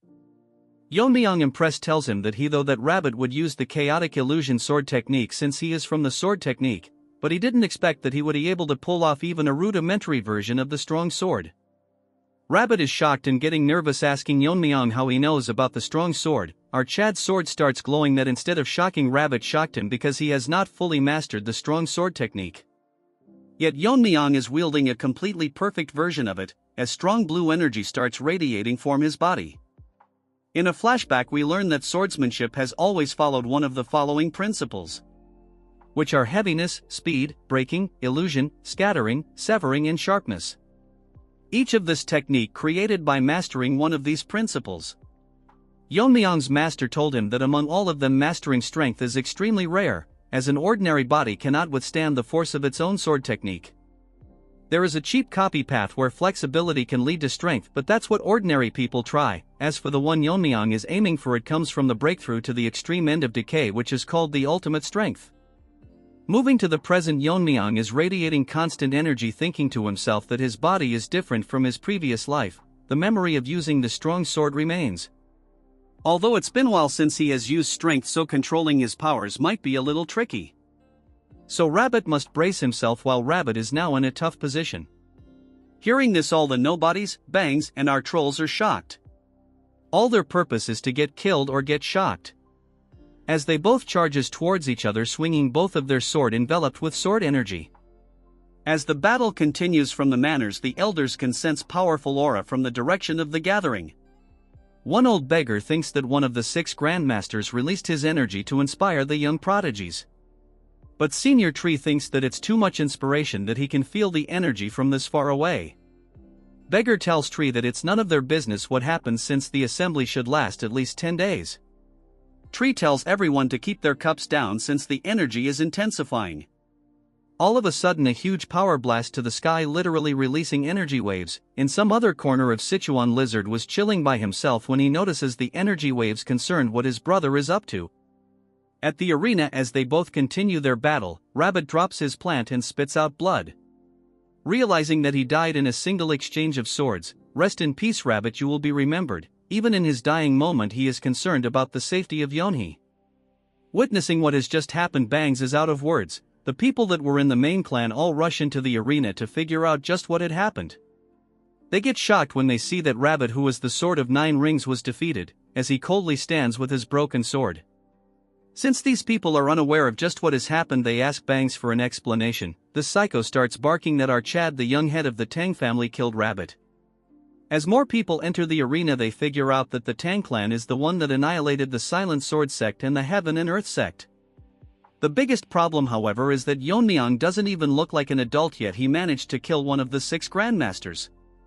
The crazy bitch has gone mad as she tells everyone that Rabbit was killed trying to protect Yeon-hee, so if they cannot avenge Rabbit or protect Yeon-hee, the sect leader will be seriously angry. Hearing this, all of their faces turn serious as they all get nervous. Psycho Bangs orders them to kill the young family head this instant. All of them think that something is off about what she said, but what she said is the truth, then all their lives are at stake. As they all charge at our Chad, one of them tells other that since Yeon-myeong defeated the Sword of the 9 Rings, it won't be easy to defeat him, so they all charge towards him all at once. Mirio gets shocked just by the sheer number of attackers. As for Yeon-myeong, she is tired of being scared and shocked. As thousands of them charge towards Yeon-myeong, he puts back his sword, telling the dead Rabbit that if it was not for the tricks Bangs played, this would not have happened, which is unfortunate. His swordsmanship was impressive, but the outcome was already decided by the difference in the refinement of their skills. Still, he earned our Chad's respect because he died without letting go of his sword, which is the death of a true swordsman. Our Chad takes his sword and tells him that although he was his enemy, in honor of such a great swordsman, our Chad will make sure that his journey to the afterlife will not be boring. The trashy Bangs agitates the bunch by telling them that Yeon-myeong is holding Rabbit's sword. Yeon-myeong throws his sword in the air and uses his internal energy to break it into shards. The charging ants gets hit by them until they realize that they are being hit by sword shards. One granny tells Yeon-myeong that he is doing cheap tricks now and tells Yeon-myeong that he is delusional if he thinks he can stop 2,000 of them with just sword shards. Well, Blood is the one using cheap tricks since they are literally ganging up on our boy. Yeon-myeong tells them to deal with such ants, it is more than enough, telling that even though they are tiny fragments there is no need to be scared. As he splits her in half, in a matter of few seconds these ants are getting chopped by vegetables. Using Yeon-myeong's internal energy, he is using a cheap version of the 10,000 flower rain, as a tornado of sword shards surround him. The dead Tree and Muram Albert Einstein are panicking, telling everyone that his must be the Tang family's secret technique. As the assault continues and bodies flying everywhere, a guy tells everyone that this must be the 10,000 flower rain. Hearing this, Woodface cannot believe that a technique that was long lost resurfaced again. Snakey manifests itself and tells Yeon-myeong that they are dumb to think that this is the 10,000 heavenly flower rain, as they have never even seen it with their own eyes. Yeon-myeong calls for Mirio, while Yeon-myeong is making sneak peeks. Our Chad tells her that he will keep them from getting near her, but if a few slips through she has to handle it. Mirio, sweating like a dog in heat, tells Yeon-myeong that she must keep her urn as his bodyguard and assures him to not worry as she won't get in her way. Instead, this troll tells Yeon-myeong to raise them straight to hell, as our savage tells her that she doesn't even need to say it, as that's exactly what he is going to do, increasing the intensity of his attacks. It intensifies so much that the blades become an ocean that is sinking in their body, chopping them like vegetables. Since the number is so overwhelming, Yeon-myeong attacks them with his hands and Albert Einstein gets chopped in half like the rest. That's when a few of them notices Mirio and her sidekick wearing the Tang family outfits. Since they cannot take care of a monster like Yeon-myeong, they plan to capture them and offer them to the sect leader. Mirio is nervous as in a flashback she is surprised that Yeon-myeong is offering to cure her dead vein syndrome. Yeon-myeong tells her that soul energies are also blocking her meridians. Mirio thinks if it's just like her sister she has to get naked, but Yeon-myeong tells her that there is no need for that. Look at that troll's face, as Yeon-myeong is flustered because he imagined it. He tells her that the main reason he is doing this is because Mirio is extremely talented in martial arts, that she is as strong as the Banggi Brigade even though she is suffering from the dead-eye vein that she is unaware of. If they cure her syndrome and unblock her meridians, her strength will be on the level of a clan elder as she outright slaughters all of them in a matter of seconds. They cannot believe that even his lackeys are extremely strong. Yeonjeon thought they were kids, but they are stronger than clan leaders. Mirio tells her to stay behind her as it's hard to protect someone. Hearing this, Yeonjeon starts crying as she has been neglecting her training, so in her current state she is completely useless. All she can do is watch from the back as Mirio continues to slaughter them. Woodface tells everyone that they need to stop the wind pressure from Yeon-myeong, as no matter how strong he might be, there is a limit to his internal energy. Even if they take damage, they will surround Yeon-myeong trying to overwhelm him. Seeing their determination, Yeon-myeong gets shocked as they are letting themselves get torn to shreds. With the help of a few thousand, they manage to weaken the wind pressure. Yeon-myeong thinks to himself that despite the favor he has shown, they are still willing to risk their life, wondering what kind of person their sect leader is that they have to go so far. Since now is not the right time to think about it, Yeon-myeong uses his sword, and with a few moves he slaughter over 1,000 of them surrounding him. Bangs cannot believe that Yeon-myeong literally slaughtered a few thousand with just a swing of his sword. She realizes it was not luck that he overpowered a Fire Realm Master in a single strike. She has realized that number means nothing in front of him. She tells everyone to stop telling them no matter how many of them attack him they cannot win, so they should back off and save themselves. She apologizes to Yeonhee and tells her that she will pay for her sins one day. She tells Yeon-myeong that it's enough since even 1,000 lives won't be enough to stop him. So in order to kill her she need to use the sect leader. Although she didn't want to do it to witness his death, she has no other choice. Her eyes starts glowing. Yeon-myeong wonders what is happening as he uses the Inferno Lotus technique on the little girl, as she starts burning. In front of everyone resent at the scene, as no one will be alive once the sect leader arrives, as she will be waiting for them in the afterlife. Was outright dumb. I mean, Yeon-myeong can just one-shot her with a poison needles, instead he is killing like a retard. These rabid dog has gone crazy burning the girl. The side character are in disbelief but asking her if she is not aware of the consequences. She starts crying, telling them that if it's for white gorilla she can go to any lengths. At this point this rabid dog and her one-sided love is getting on my nerves. This hypocrite literally tells them that it's regrettable that she can't do more because of her lack in power. She takes out a knife from her dress, regretting that she cannot witness the death of the Yeon-myeong. As she tries to kill herself, thinking that the Lord will seek vengeance on her behalf, at that moment Yeon-myeong rushed to her and literally chopped both her hands. Then he moves to little girl and starts absorbing the fire and destroys it. Then he tells her that not only did she harm innocent people but also tarnish the honor and sacrifice of Rabbit. But since she trampled on the pride of someone who earned his respect even as an opponent in a death duel, you see, Rabbit had to die or else he would have killed Yeon-myeong. Moving to Yeon-myeong, he clearly tells her that it's stupid of this dog to expect a peaceful death. Lying on the ground, this dog is feeling the pressure, though Yeon-myeong thinks that although he said it, it's not for him to decide but the lizard. No matter what happens he cannot worsen the situation any further. This rabid dog tells Yeon-myeong that the Lord will never forgive him. No matter what happens, and all of it would be pointless since he is going to die by the Lord's hand today. Yeon-myeong is losing his temper, thinking of ripping her mouth apart. That's when a figure falls from the sky, releasing an internal energy so great that even shocks Yeon-myeong. As for the rest of them, they all stand as if time stopped. Rabid dog starts barking as he sees her lying on the ground. Instead of listening to her, he sees Rabbit standing still lifeless, but the next he looks on the side he finds his daughter burned, barely breathing. Seeing this, his easy starts glowing as he becomes emotionless. Yeon-myeong realized that the subordinates charged to fight him to death not because of their loyalty but because it would be better of die fighting than to face such wrath, as unbelievable amount of killing intent releasing from him. It's so much that side character cannot move and Mirio drops her weapon, thinking to herself if he is even a human. For the first time this bum gets nervous, thinking that the girl will not be able to withstand such an overwhelming force, so he will actually have to get serious about facing him. He moves past Yeon-myeong as if he couldn't see him. Don't get me wrong, Yeon-myeong is not weaker than him, it's just that he was taken aback. Yeon-myeong thinks if he is ignoring him but realizes that he is going towards his daughter who was barely breathing. Dog again starts barking, telling him that Yeon-myeong killed Rabbit and did this to his daughter. Telling him if he is not hearing the cries of vengeance, so she requests him to kill Yeon-myeong right now. "Come on, this rabbit is talking way too much." The leader covers his daughter in his coat and walks away, ignoring the dog. She tells him to fight, barking about why he is leaving the scene. He tells her that everything is meaningless. Hearing this, dog starts barking again, talking about avenging the dead. As she continues barking, he remains quiet, but Yeon-myeong had enough, so he shoves her into the ground, telling this dog to shut up since even his patience has its limit. So he warns her that the next time she does this he will rip her tongue out.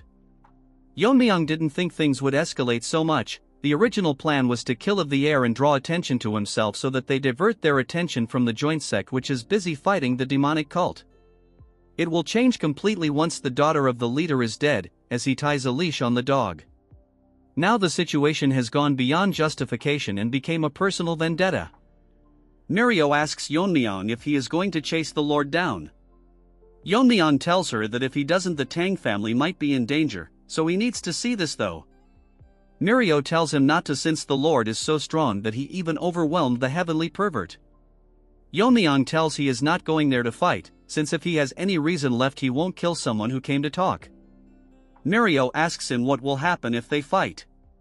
Yeon-myeong clenches his fist, telling her that he will risk his life if it threatens the main family. Keep in mind, Yeon-myeong is not even 1% strong as he was in his previous life. In the main hall of the Alliance, the doctor informs the Lord that they did everything to save his daughter, but the flames penetrated deep inside her body, so it's impossible to remove it considering her frail constitution. Hearing this, the Lord goes blank for a second, remembering flashback about Rabbit and his daughter. We shift to another scene where Lizard was young, holding the kid, as the previous leader of the Alliance was taking his last breath. Telling Lizard to take care of Yeonhee as his own daughter. Since that time something inside has changed, and to recover from the pain of loss he becomes stronger. Since he thought that if he was invincible no one close to him would lose their life.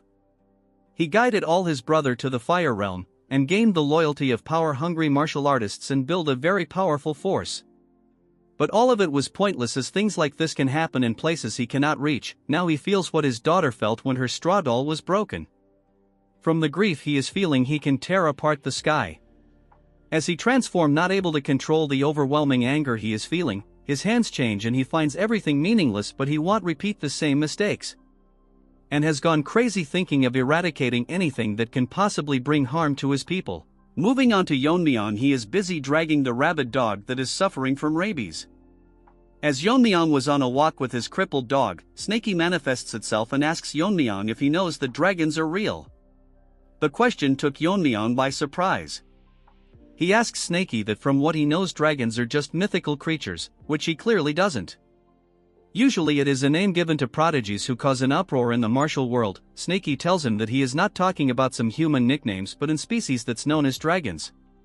By surprise, as he asks Snakey what he is trying to imply, Snakey tells him that what he is trying to say is that the Black Death Alliance leader is not a human, but he is someone that he would call a dragon. The art has improved again and Snakey looks crazy majestic.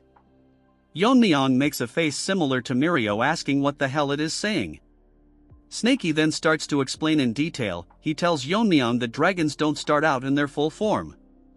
They are born when the energy of the heaven and earth comes together, taking the shape of a human child. As they live through experiences, they transform into a true dragon. Most adult dragons sleep for hundreds of years, but when they wake up they cause chaos. They are so strong that they can easily destroy nation with a simple release of their energy blast. Yeon-myeong asks him what proof does he have that the Alliance leader is a dragon, since he might be saying this because of his overwhelming presence, which sounds more like a baseless speculation. Even Snakey is tired of this retard that he asks him if he that delusional, because Snakey is a supernatural being and yet he still denies the existence of dragons.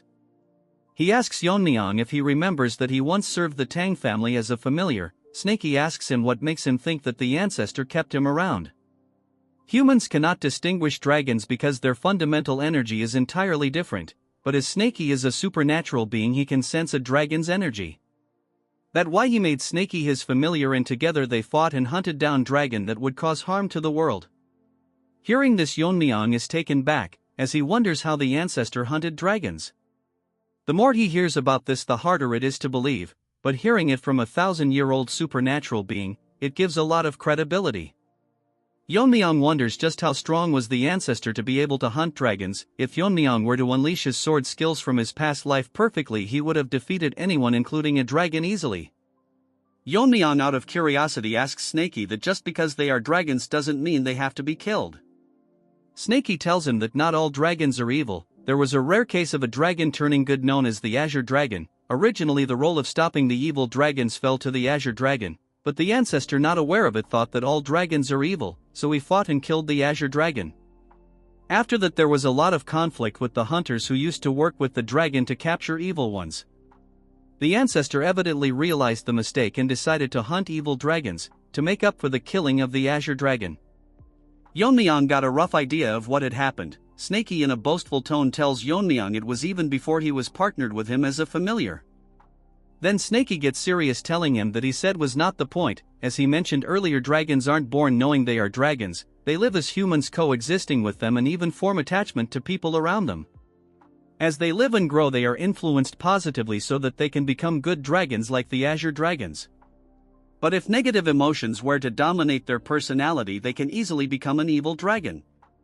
Yeon-myeong gets nervous, asking Snaky that since negative emotions can turn a dragon evil. Snaky tells him it is exactly what he is thinking. That leader of the Death Alliance lost his sworn brother and daughter overnight. Currently he is in the verge of turning into an evil dragon right in front of their eyes. A voice grabs the lizard's attention. An attendant tells him that the young lord of the Tang family is requesting to meet him. The lizard in anger crushes his chair as the attendant tells him that he is here to clear up misunderstandings. The leader says that since he is here to talk, let's hear him out. As Yeon-myeong enters the room with a firm face, the lizard tells the attendant that Yeon-myeong is desperate enough that he entered the lion's den himself. Looking at the leader, Yeon-myeong is confused if he not a human but a dragon. Yeon-myeong first expresses his regrets for what happened at the Sichuan assembly. Then he explains that the rabid dog took the leader's daughter and used her to blackmail the 9 rings into a life and death, so he had no choice but to kill him. Before Yeon-myeong could finish using his ki, the lizard pulls the rabid dogs from his hand and grab her by the neck. As she coughs blood, the lizard tells him that she seems to be at ease. As the trash tries to explain her story, he slits her tongue to shut this retard up. He tells her why is she so afraid, telling her that his daughter must have been as scared when she couldn't say anything before her death. Using the same technique she used her burn her. As she falls to the ground, he tells her that he is not dumb, that he wouldn't recognize the traces of flames on her body, and she is the reason he lost his brother. The burning won't kill her immediately, instead it will cause her double the pain his daughter went through. Yeon-myeong is surprised that he managed to figure all this out just from circumstances, so he might have a way to talk this through. He tells Yeon-myeong that since he is the next lord of the Tang family, he will tell him why he has not destroyed the Tang family until now. That is because his daughter, despite her appearance on the outside, suffered from an incurable disease and couldn't practice martial arts. Even learning the basics would make her cough blood. Even the best medicines in the world were useless, so he, though that the Tang family's poison might be able to save her, he means to say using poison against poison. But since she is no more, there is no more reason for the Tang clan to exist, so once she was cured he would have destroyed them anyways. Yeon-myeong tells him that he is still not backing down, and all of this will prove that he is just getting played by the roasted barbecue dog. He sighs and tells him that if he thinks that he was being manipulated, but it was Yeon-myeong who brought her here to try and dodge his wrath. Lizard thinks that it is pathetic to think that he would get away with a few words. Yeon-myeong asks him what he means by it. It doesn't matter to him who is right or wrong, since the death of his loved ones are connected to them, he won't stand for it. So everyone including Yeon-myeong and his family will die until his anger is satisfied. From now onwards it will not be a punishment by the alliance but a personal revenge, starting with the Tang family. Yeon-myeong takes out his sword thinking that there is no way to avoid a fight. Yeon-myeong gets shocked and nervous when he tells him that everyone from the alliance, including the 6 grandmasters, are all headed towards the Tang family. Once he is done with our chat he will catch them up using the light foot technique. Hearing this, Yeon-myeong attacks him and a huge explosion occurs. Yeon-myeong starts overthinking that his family is in danger, so he will have to quickly get back. The lizard shocks Yeon-myeong by blocking his sword with his hands, telling him that after losing his eldest brother he destroyed every righteous sect that accepted his death with his own hand. So if Yeon-myeong killed a rabbit, you all are yapping, but he raised kids, adults, everyone just because he wanted to. Anyways, he tells him that this time it won't be just the Tang family, he will wipe every faction on the Central Plains to eliminate future threats. Back at the Tang family manor, Mommy was enjoying her tea, but she sighed because she cannot stop thinking about how Yeon-myeong is currently doing. That's when someone barges into the room telling her that there is trouble. She gets shocked by the sudden appearance. It's no one other than Woo Jin. He is gasping as if he rushed with all his might, telling her that they are currently under attack. Hearing this, Mommy gets alerted as her eyes become more focused. Woo Jin explains that a huge number of Black Death Alliance warriors have invaded the Tang family and currently they are trying their best to hold them back. Hearing the mention of the Black Death Alliance, Mommy is worried if Yeon-myeong is okay, but now she has to deal with the invaders first. Back at the main hall of the Alliance, Yeon-myeong is landing multiple sword strikes in a single second towards the lizard. Yeon-myeong finds it hard to believe, but he is using lethal moves in every single strike using his strong sword, as he lands a very strong strike. The strike was so strong that it split the building in half as wall fall like crumbs. The lizard got injured, realizing that his brother was outmatched from the very start, because the technique is even superior than the sword technique he taught his brother. Also because of Yeon-myeong's unfathomable internal energy, he is able to land continuous strikes without slowing down. Yeon-myeong is surprised that the lizard managed to block every single one of his strikes, and even now he is trying to analyze and measure the power of his sword techniques. Since that is the case, Yeon-myeong thinks of moving at the speed that his eyes won't be able to react, as Yeon-myeong lands a few more blows, but the lizard is effortlessly blocking them. Using his palm techniques, as Yeon-myeong changes his grip holding the sword in a different way, the lizard observes the change, while Yeon-myeong is focused, landing multiple lethal strikes with greater intensity. As the strikes becomes faster with every single strike, the lizard gets pushed back. One of the strikes injure him and he thinks that he couldn't block all of the strikes, but there is something off about his technique. It's like Yeon-myeong's sword is running along a path that is perfectly optimized for killing his opponent. Hearing this, he gets surprised that lizard might have analyzed his sword path already. Lizard gets close to him and tells Yeon-myeong that to be able to pull off such an advanced technique at his age is unprecedented, so the secrets might be something related to the look in his eyes. As he tries to attack Yeon-myeong's eyes, our boy used his sword to push him, creating some distance. Mid-air, that lizard lands a strong kick, making Yeon-myeong fly, but he digs his sword on the ground to slow down the momentum, barely stopping him from getting injured. Using his footwork, he gets back to his feet but gets shocked because the lizard is not giving him any time to counterattack as he charges straight towards him. Yeon-myeong lands a blow using his sword and lizard attack with his palm. As their attacks comes in contact, a huge energy wave form, breaking the room and leaving the floor in crumbs. Amidst this, they continue to attack each other at a speed that we can only see the reflections of their attacks. As they continue assaulting each other, Yeon-myeong is pushing the lizard. When he notices the lizard smiling, Yeon-myeong gets pissed. It uses a stronger attack and lizard, finding it fun, follow the rhythm as they again becomes beams of light, fighting and destroying the manor further. They are so evenly matched that they get pushed back at the same time. The battle was so intense that it split the roof in half. From the large crack, moonlight grazed the arena, as they both stand against each other. As the whole building falls down, they starts glowing because the moonlight. The lizard finds it incredible, because he never thought that the fight would be this even, and someone like Yeon-myeong can be called a swordmaster. He thought he had grasped the principles of martial arts and reached the pinnacle, but he needs to rethink things because of its Yeon-myeong. He can use him as a stepping stone to level up further while smirking. Moving on to Yeon-myeong, he is in a tight position because the lizard is the real deal. Even under such relentless pressure, he is respond to all of his attack and even studying them closely. It's as if he has found something interesting and he is slowly starting to enjoy this. The problem is that the longer this fight drags on, the more it will work against him, so he will have to end this quickly. Yeon-myeong tried using the venomous azure light technique, but it's still not able to use his sword skills properly. He has been holding him back, suing the strong sword, but it's straining his sword. Yeon-myeong thinks it's a miracle that the sword lasted this long, but he has no idea it can hold till the end. Lizard closes the distance, grabbing Yeon-myeong's face and tells him that he is arrogant enough to look away from him. As he uses the Black Death Palm technique, seriously hurts Yeon-myeong as our Chad spits blood, but he manages to block the relentless palms by putting a sword in between the attacks and launch a strike. The looks in his eyes shows that if he is not serious, he might die. Yeon-myeong splits something but gets surprised as Lizard used the coat of camouflage to escape the attack. From behind the coat, he tells Yeon-myeong that recently he had quite the enlightening experience. He aims his finger towards Yeon-myeong as it makes Yeon-myeong very nervous. The lizard uses the subduing righteous divine art that he copied from the Gen Z monkey. For a second the arena remained calm, but the next second it creates an extremely strong explosion. Lizard tells Yeon-myeong that even he won't be able to withstand the subduing divine's art, since it's a martial arts based on the supreme method of amplifying true energy. But all of a sudden Lizard starts breaking character as he realizes that the amplified energy is gradually fading. From the cluster on energy, 2 long strikes creates rifts, engulfing the energy in an instant. The strikes was so strong that the entire filled with its energy as Lizard cannot believe what just happened. Yeon-myeong flying in the sky uses a simple strikes, but this time the sword was so lethal that the Lizard was taken aback, as the sword strike razed the ground. The Lizard gets seriously injured, unable to figure out what sword technique he is using. Yeon-myeong falls to the ground, laughing to himself because at the brink of dying he finally figured a way out to unleash a part of his original sword technique.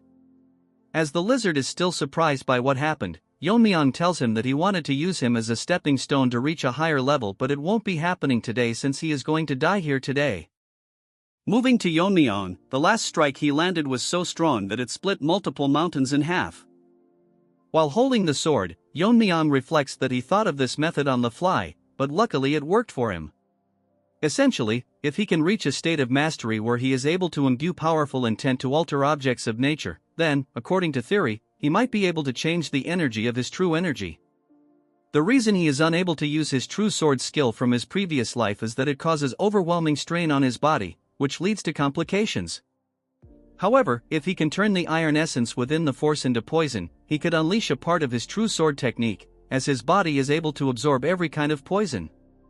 This part is very important for the future, so keep it in mind. Because of this technique, he is able to unleash a part of his skill without worrying about his blood vessels deteriorating. While discussing all this, Yeon-myeong is overwhelming the Lizard. The Lizard, growing frustrated, grits his teeth tightly and asks Yeon-myeong if he really thinks he will die. Yeon-myeong notices something different and becomes more cautious as the Lizard sits on the ground, releasing energy strong enough to shatter the ground, causing Yeon-myeong to lose his balance. Shocked, Yeon-myeong's face fills with surprise. Now quite injured, the Lizard speaks to Yeon-myeong in a menacing tone, saying, "How dare you stand before me?" With energy radiating from him after destroying the ground, the Lizard leaps into the sky, releasing black energy from his hand and launching dark, black moves aimed at Yeon-myeong. Yeon-myeong lands multiple sword strikes, dodging the attacks and gradually getting closer to the Lizard. As he approaches, the Lizard makes a cheap move. Rubble from the destroyed arena blocks Yeon-myeong's vision. Overwhelmed by the rubble and the intense energy, Yeon-myeong realizes he can't get closer every time. Out of the dust, the Lizard charges toward Yeon-myeong, wielding dark energy and a sword-like skill aimed at him. Yeon-myeong blocks the first strike with his sword, but it's so powerful that he has to give his all just to stay steady. The force of the strike sends him airborne. He manages to land on his feet, but without allowing him a break, the Lizard charges forward with lethal intent. Preparing his palm to end the fight immediately, the Lizard launches a powerful strike. Yeon-myeong, seeing the attack, realizes that if he can't counter it, he will lose his life. As they exchange moves, the scene darkens, and huge explosions erupt from the impact of their attacks. Yeon-myeong manages to block the strike as the Lizard's palm is obstructed by the sun. The Lizard taunts Yeon-myeong, claiming he'll die today and that the Tang family will perish. Exhausted but unfazed, Yeon-myeong laughs, which shocks the Lizard. With a grin, Yeon-myeong tells the Lizard that he's underestimating his family. They are not weak. As the young lord, Yeon-myeong has trained them thoroughly, and the factions are now on equal footing. Mommy is serious as she launches her poison blades, and Yeon-myeong tells the Lizard that he is not the only one with masters from the fire realm. The poison needles slice through their targets like butter, and with fierce determination, she commands everyone to fight with their lives on the line until the young lord returns. Motivated by their leader's words, they charge toward the enemy with intent to kill. Returning to Yeon-myeong, he boldly declares that the Tang family won't fall today. Instead, it will be the Lizard who perishes. Yeon-myeong absorbs a great deal of pain, releasing a sword strike strong enough to move the Lizard's palm and immobilize him. Shock is evident in the Lizard's eyes as Yeon-myeong, now empowered by accumulated poison, charges toward him, his sword radiating energy. As he closes in for a fatal strike, the Lizard, realizing the danger, goes berserk, barely managing to counter the attack with his arm. In fury, the Lizard accuses Yeon-myeong, claiming that it was because of him his brother died and dismissing his daughter's death as an issue of the evil sect. Lizard, with his false sense of justice, charges toward Yeon-myeong, landing a strong blow as Yeon-myeong is taken aback by his words. The palm attack is so powerful that Yeon-myeong crashes to the other end of the arena, causing a huge explosion as he spits blood from his mouth because of the fatal blow. Snaky manifests, urging Yeon-myeong to snap out of it and focus on the fight. Since Yeon-myeong is unresponsive, Snaky feeds him his concentrated poison, thinking to himself that if Yeon-myeong dies, his own spirit tied to him will also perish.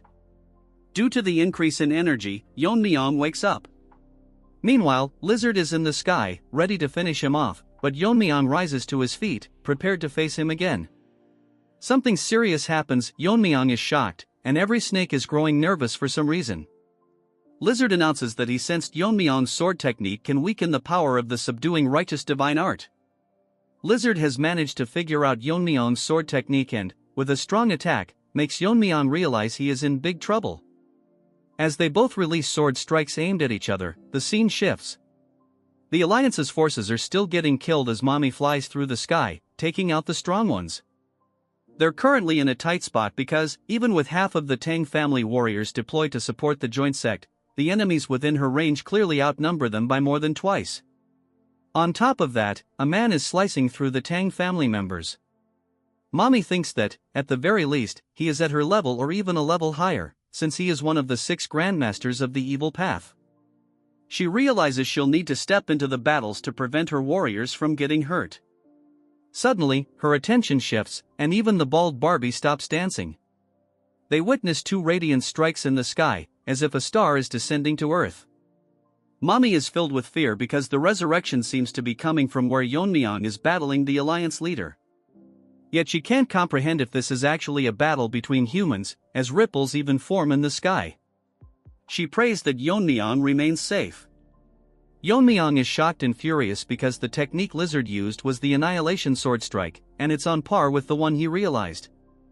Even though Lizard is not human and his body can withstand the weakening effect of his sword strike, Yeon-myeong reflects that Lizard was able to recreate his sword strike in the middle of the battle as he flies in the sky, ready to destroy everything. Lizard tells him that battling strong opponents gives him a rush, and he managed to figure out Yeon-myeong's sword technique from his sword. But he says it's all meaningless, even if Yeon-myeong masters the principles of martial arts or invents new techniques, because there's no point if everyone he cares for dies. The Lizard has gone completely mad as he forces himself onto a dragon. Yeon-myeong is both enchanted and infused with energy as Lizard declares that he'll use his powers to kill everyone and become the new law.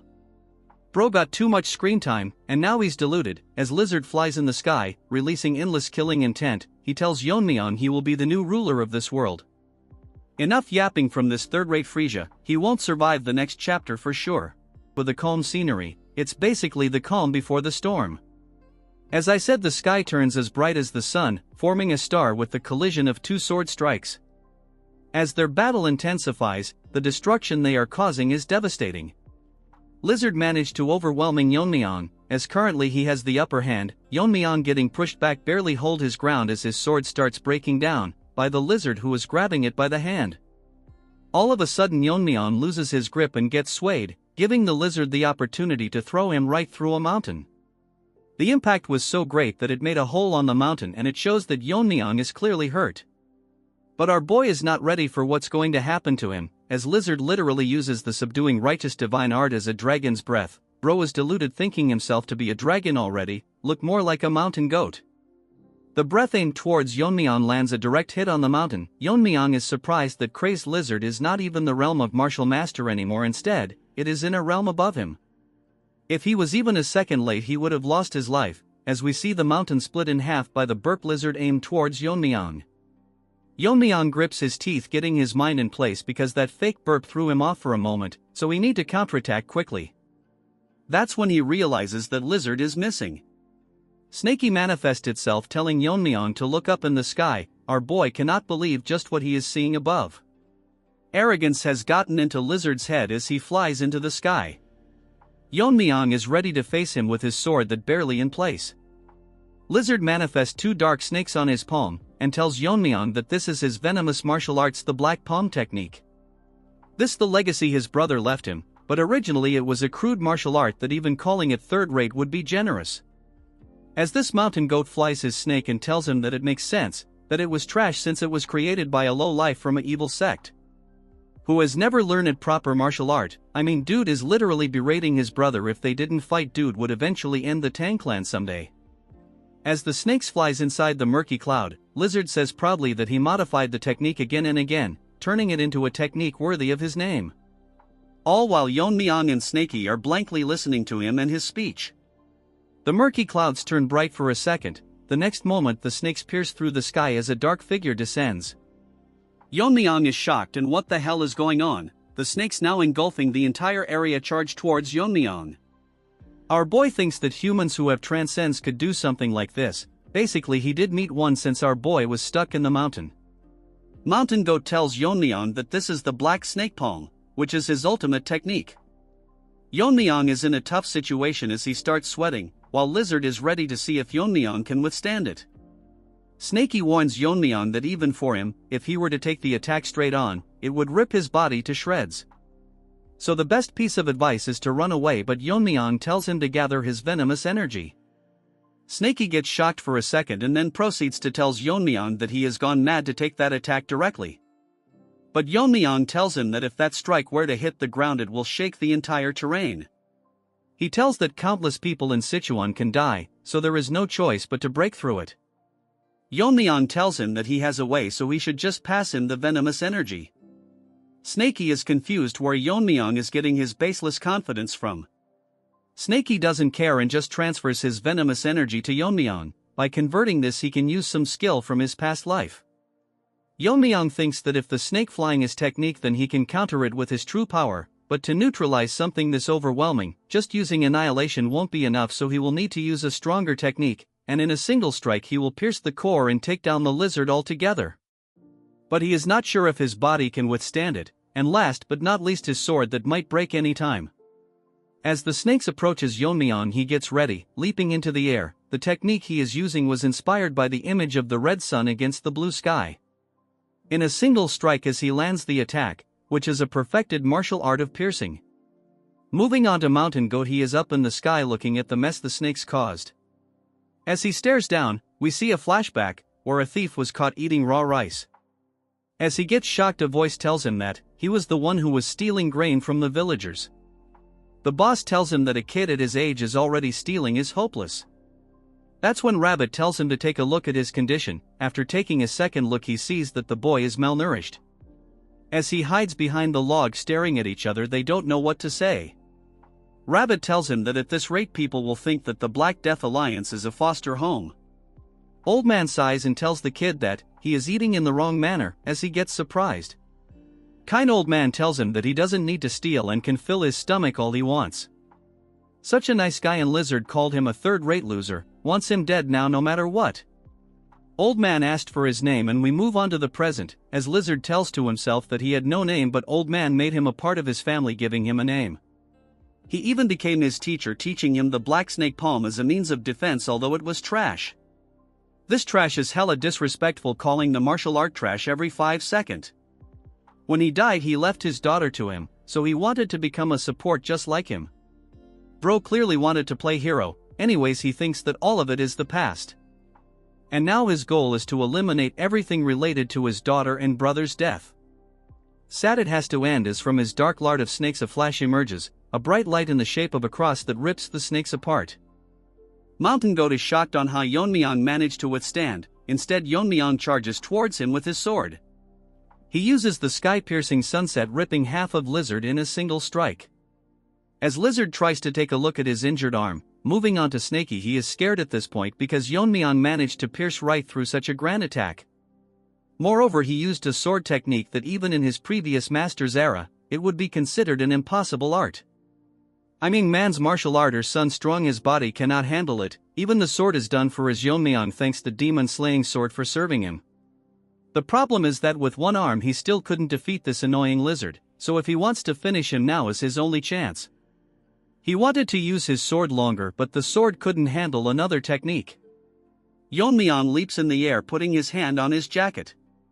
Taking out his dagger he attacks Lizard, telling him to settle it once and for all. Lizard gets shocked that by the sudden increase in energy, the attacks was so strong that it caused a tornado engulfed in bright blue energy. As they exchange move Lizard and unable to fight back, Yeon-myeong launches multiple attacks in an instant. As Yeon-myeong attacks at him, Lizard is unable to figure out how he is able to use a mere dagger to break through his defense. Hypocrite grits his teeth, telling himself that he cannot fall here without even getting any revenge. Mountain Goat screams like crazy, shouting like a retard. Yeon-myeong sees that he is agitated and notices an opening. Taking opportunity of this, he lands a strong strike. In an instant, time slows down as Yeon-myeong chops his other arm as it falls to the ground. Even after losing his arms, he is still overwhelming Yeon-myeong. Our smart kid literally used the broken sword to chip away his chi, in simpler words, break his defense. Or else they would be back to square one.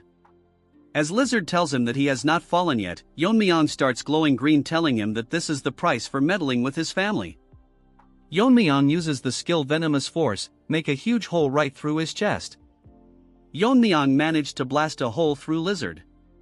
Lizard is flabbergasted and unable to understand what just happened, as he is unable to figure out what technique her just used. Whatever Yeon-myeong used is slowly decaying his body. Yeon-myeong intensely stares at Lizard. Snaky, hiding behind him, asks Yeon-myeong if he just created this technique in the middle of the fight. Yeon-myeong explains it to us that, in the past, he used the intent of the fire dragon poison to create the blazing venomous force. This time he used his untamed power to convert it into venomous force, launching a strong strike. Yeon-myeong outs his weapon back in sighs in relief that the battle is finally over. He feels sorry that this was the outcome. As he turns around ready to leave, Yeon-myeong, out of breath, tells him that he should have never dared to attack his family. Lizard tells Yeon-myeong if he has the right to say something like this as he collapses, falling to the ground. Yeon-myeong leaves his body behind, leaving for the Tang clan. Lizard, seeing him leave, grits his teeth, telling himself that he cannot die. In fact, he refuses to die before he avenges his loved ones. Enough of his yapping, bro should quietly leave the story. With killing intent in his eyes, he tells to himself that no matter what, he will kill Yeon-myeong today. All blood covers his eyes. He swears to bring peace to their spirits. Yeon-myeong checks his body and thinks he is lucky that he got through the fight without losing a limb. It wouldn't even be surprising if he got disabled after the fight because of the techniques he was forced to use. Yeon-myeong tells Snaky to give him some more venomous energy. Hearing this, Snaky, he is relentless. He gets angry, telling him that venomous energy doesn't just pop out whenever he wants, since he squeezed out everything he has. Yeon-myeong makes the troll face, asking Snaky if he wants to go back to the jar. Hearing this, Snaky tells him that it not like he said no, he just need a bit more time to produce it. Yeon-myeong grabs him by the neck, telling him to stop lying and spit it out, while the half-turd lizard, now a dragon, tries to eat Yeon-myeong from behind. Yeon-myeong notices a presence from behind, turning around rapidly. Lizard crashes into Yeon-myeong, although he managed to block the blow with both of his hand. Lizard has transformed into a ugly trash with yellow unclean teeth. Yeon-myeong cannot believe that he survived the venomous force which hit through his cheek, yet he became a dragon already. But Yeon-myeong realizes that he not as strong as before, realizing that he might not have fully transformed into a dragon yet. Although he can handle him, he didn't receive the venomous energy from Snaky yet. As Lizard stares at his, Yeon-myeong thinks that he won't be able to hold for long. Snaky gets pissed, telling Lizard that he is practically dead, as Snaky gets back into his original form, manifesting behind Yeon-myeong. He gets ready to launch a strong venomous breath, but Yeon-myeong tells him to stop. Yeon-myeong, starting at Lizard, realizes that Lizard is dead, since he has reached his limits. As Lizard dies, he apologizes to his loved ones for not avenging them. Come on, bro, he avenged them by killing that ugly trash with bangs already. Hearing his cries, Yeon-myeong breaks character. Now he will have an amazing character development. As his body fades away, Yeon-myeong and a now larger Snaky stares at what is happening in front of their eyes. Yeon-myeong, with a serious tone, wonders if the battle is finally over, when a huge object hits his head. Seeing the object, Snaky sigh. Bro looks so classy while Yeon-myeong is quivering in the ground. Yeon-myeong, with tears in his eyes, wonders what this is, since it's extremely sturdy. It looks like a horn to Yeon-myeong when Snaky tells him that it's a dragon horn, which must have come from the death of the Black Death Alliance. Snaky becomes smaller, telling Yeon-myeong that it's great that they got the dragon horn, which is imbued with the dragon spirit. So it will make a perfect refining material that can withstand that venomous force Yeon-myeong used earlier. Snakey realized that Yeon-myeong is not answering, so he asks him what is the reason behind his silence.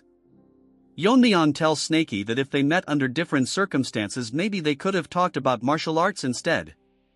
Snakey asks him if he is feeling sympathy for him now. Hearing his cries for revenge, Yeon-myeong felt guilt. Because Yeon-myeong realized that he had the power to save the little kid, but he thought that it was a matter of the evil sections because he didn't try to understand the reason of conflict, and know that it was just some disagreement among themselves. The reason he didn't take action was because he thought that Rabbit, who was a master of the fire realm, could easily disarm the trash and rescue the child. The lizard also thought the same, that if things went south, Rabbit could have easily resolved the problem. Yeon-myeong believed that he could resolve it whenever he wanted, but the complacency caused a powerless child to lose her life. Snakey with a pissed look tells Yeon-myeong that he is getting sentimental after crossing blades, since Yeon-myeong has to understand that the Black Death Alliance and the Tang family can never coexist. Yeon-myeong sighs, telling him that if he was more wary of her flame art he could have done something. Snakey tells him to stop dwelling since it's human nature to make a mistake. Even his ancestor judged the Azure Dragon as evil and slayed the benevolent dragon, even if he didn't know that the death could have easily overthrown the entire continent into chaos. So after he hunted it down, he took its place and hunted down the evil dragon. Snakey tells Yeon-myeong that reflecting why he failed is good, but dwelling on regret will not help him, but the kind of person he will become after today's failure. As they rush towards the Tang family at full speed, Yeon-myeong asks him what was the form earlier, and if he did it from the beginning it would have been much easier. Snakey gives him a stare, telling him that he is grieving for helping him. Snakey used every ounce of his venomous energy to keep him alive, so he could not use that form. Yeon-myeong with a meme-like face tells okay. Hearing this, Snakey call his ungrateful, telling him that he should at least say thank you for all the trouble. Yeon-myeong tells Snakey thank you. Hearing this, Snakey gets shocked for a second, his face turning normal. Yeon-myeong tells him that when he briefly lost consciousness after the Alliance leader's attack, at that time Snakey used his venomous energy on him. Without him he would have taken a fatal wound right there, so he wanted to thank him properly later, but instead he ended up interrogating him. So he thanks him for all the help. Hearing this, Snakey blushes, thinking to himself that though Yeon-myeong was a rigid, inflexible guy.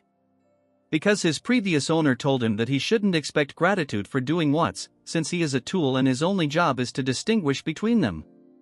Snakey asks him if he gotten soft from all the beating. Yeon-myeong asks him if he want to go back inside the jar, and Snakey tells him that he is just joking. Moving to the Tang family, hundreds of dead bodies are on the ground. Meanwhile, Mommy is facing this bald Pokemon. As they clash sword, they are equally matched, as Mommy attack HM with multiple weapons. The Pokemon swings his sword, making Mommy lose balance, but she regains her posture immediately. She turns around wondering where the other Grandmasters are, since she has to finish before they join up. Bald Pokemon tells her to pay attention and lands a blow from the back, crashing Mommy into a house. She is severely injured. "This trash hurt my wife, I am gonna knock the hell out of him." He tells injured Mommy that if she is worried about the other joining this fight, there is no need to worry, since they are busy clearing the formation masters. Which is making it hard for them to enter, so once they break the formation several more troops will arrive. And their trump card, who is now a horn, will arrive shortly after finishing Yeon-myeong. Since they will take time, he will take the honor of killing Mommy, as he gets ready to swing his sword. Mommy closes her eyes, and as she opens it she sees that one of the guards sacrificed his arm and managed to block the strike. Mommy tells him why he is doing this. As for Pokemon, he can't understand what he is doing here. But since he stopped his momentum, he will kill him first. He did this because all this time he served disgraceful elders, so now he can die with some dignity. All of a sudden Baldy stops, sweat dripping from the open field on his head. He realizes an immense pressure behind him, turning this Pokemon into a bald Barbie. Because of the overwhelming pressure, everyone present turns around, see the person. It's Yeon-myeong, who is releasing a killing intent. Bald Barbie is scared, thinking what Yeon-myeong is doing here instead of his leader.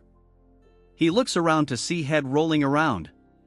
As he stares at them with disbelief, Yeon-myeong tells him that these scums were calling themselves the Grand Masters. He asks Baldy to take another look and see if anyone is missing, since he wiped out everyone that tried to break the formation. Yeon-myeong grits his teeth, telling Baldy that he would love to kill him, but like the other he will give him a chance to retreat. As his body overflows with poisonous energy, he tells him that if he doesn't do so he will meet the same fate as them. Baldy asks Yeon-myeong what he just said, is bro dumb or what? A second ago Yeon-myeong threw 5 heads of people who are in the fire realm. Baldy realizes that something must have gone wrong, figuring out that the incredible wave of energy from earlier was caused a fight between Yeon-myeong and Lizard. But he is in denial that Lizard can never lose to someone like him, again his delusional talks. Baldy starts to return to reality, he sweats like crazy as Yeon-myeong tells him that Lizard had terrifying power, but in the end he surpassed him and personally finished him off. Baldy's face turns dark, trembling in fear he realizes that Lizard was actually defeated by Yeon-myeong. He drops his large blade and commands every one of his people to stop fighting. The fighters stop fighting, waiting for Baldy's orders. He with a heavy heart tells them that Lizard has fallen and passed away. Hearing this, summon warriors AE in shock, and one cannot believe that the supreme master of the unorthodox path was defeated by the young lord of the Tang clan. Baldy explains that the fact Yeon-myeong survived Lizard's ultimate technique and killed all of the 6 Fire Realm Master excluding himself, is a proof that he is match for Lizard. Hearing this, every single one of the minions from the Black Death Alliance start shivering. Baldy as the commanding officer orders them to fall back and abandon their weapons. Hearing this, most of them run for their life. Yeon-myeong asks Baldy if he is not going to flee. Baldy is aware that he has no hope of survival since his brother lost as well. He grits his teeth in anger, telling them that his sworn brother and sister lost their lives. So even if he is sure to lose, it's his duty to draw his blade. Yeon-myeong hearing this respects his decision and takes out his dagger, telling Baldy to start his attack at once. Baldy remember that he has no point in existing, all his loved ones are dead. I wanted to support this guy but he hurt my wife, so no sympathy for him. Baldy raged uses his everything to attack Yeon-myeong, Mommy and everyone from the Baongi brigade stand still and rips apart Baldy in an instant, the strike so fast that no one could understand what had happened. With this, the reign of the rulers of Sichuan came to an end, in a single day by the hand of a single person. A few hours later at the main hall, Yeon-myeong summons the guard that lost his arm. He asks him how he is feeling after losing an arm. The one-handed guy tells him that he was trained to use both of his hands interchangeable, so it doesn't bother him too much. Yeon-myeong understands the situation but tells him that it's not the reason he called him here for, but because he heard that he lost his arm trying to save his mother. So Yeon-myeong wanted to thank him properly for that. One arm tells Yeon-myeong that he did this because it's his duty as a martial artist of the Tang clan, and he sought no rewards. Yeon-myeong sighs, telling him that it was impressive, although they have not been in the best of terms. But merits must be rewarded. Yeon-myeong asks him if he has ever thought about learning the sword. Hearing this, the one-armed guy starts shivering, as Yeon-myeong explains to him that it must be difficult with one arm to throw daggers or handle poisons. So Yeon-myeong decided to teach him a left-handed sword technique. Yeon-myeong assures him that if he follows his guidance it is guaranteed that he will become stronger than when he had both arms. The crippled guy thanks for this opportunity, but Yeon-myeong tells him that he is the one indebted to him. For now there is work that needs to be taken care of, so once he is recovered Yeon-myeong will start teaching him. As the Tang family is surrounded by the formation created Manhwa Gal clan, Skinny Barbie is exhausted because he had to hold that many people on his own. He starts crying because it is a hassle, and that blames Yeon-myeong for it. But Barbie starts crying the moment he hears Yeon-myeong's voice from behind. Barbie tries to pretend, telling Yeon-myeong that he is so glad that Yeon-myeong managed to return safely. Yeon-myeong tells him to stop the formalities. Barbie starts crying and apologizes because he misspoke earlier, but he didn't get scolded because Mirio and Yeonjeong said that he worked tirelessly to maintain the formation and hold back the enemies. Barbie closes his eyes appreciating himself, but in reality he wanted to run away, but Yeonjeong forced him. She told him that in the time of crisis he should be focusing on solidifying alliances. Even Mirio went outside despite her fatigue to buy time for them. Barbie tells Yeonjeong that if what they said is true and Yeon-myeong is facing Lizard, his chance of survival are very slim, but Yeonjeong shut him up, telling him that she believes in Yeon-myeong.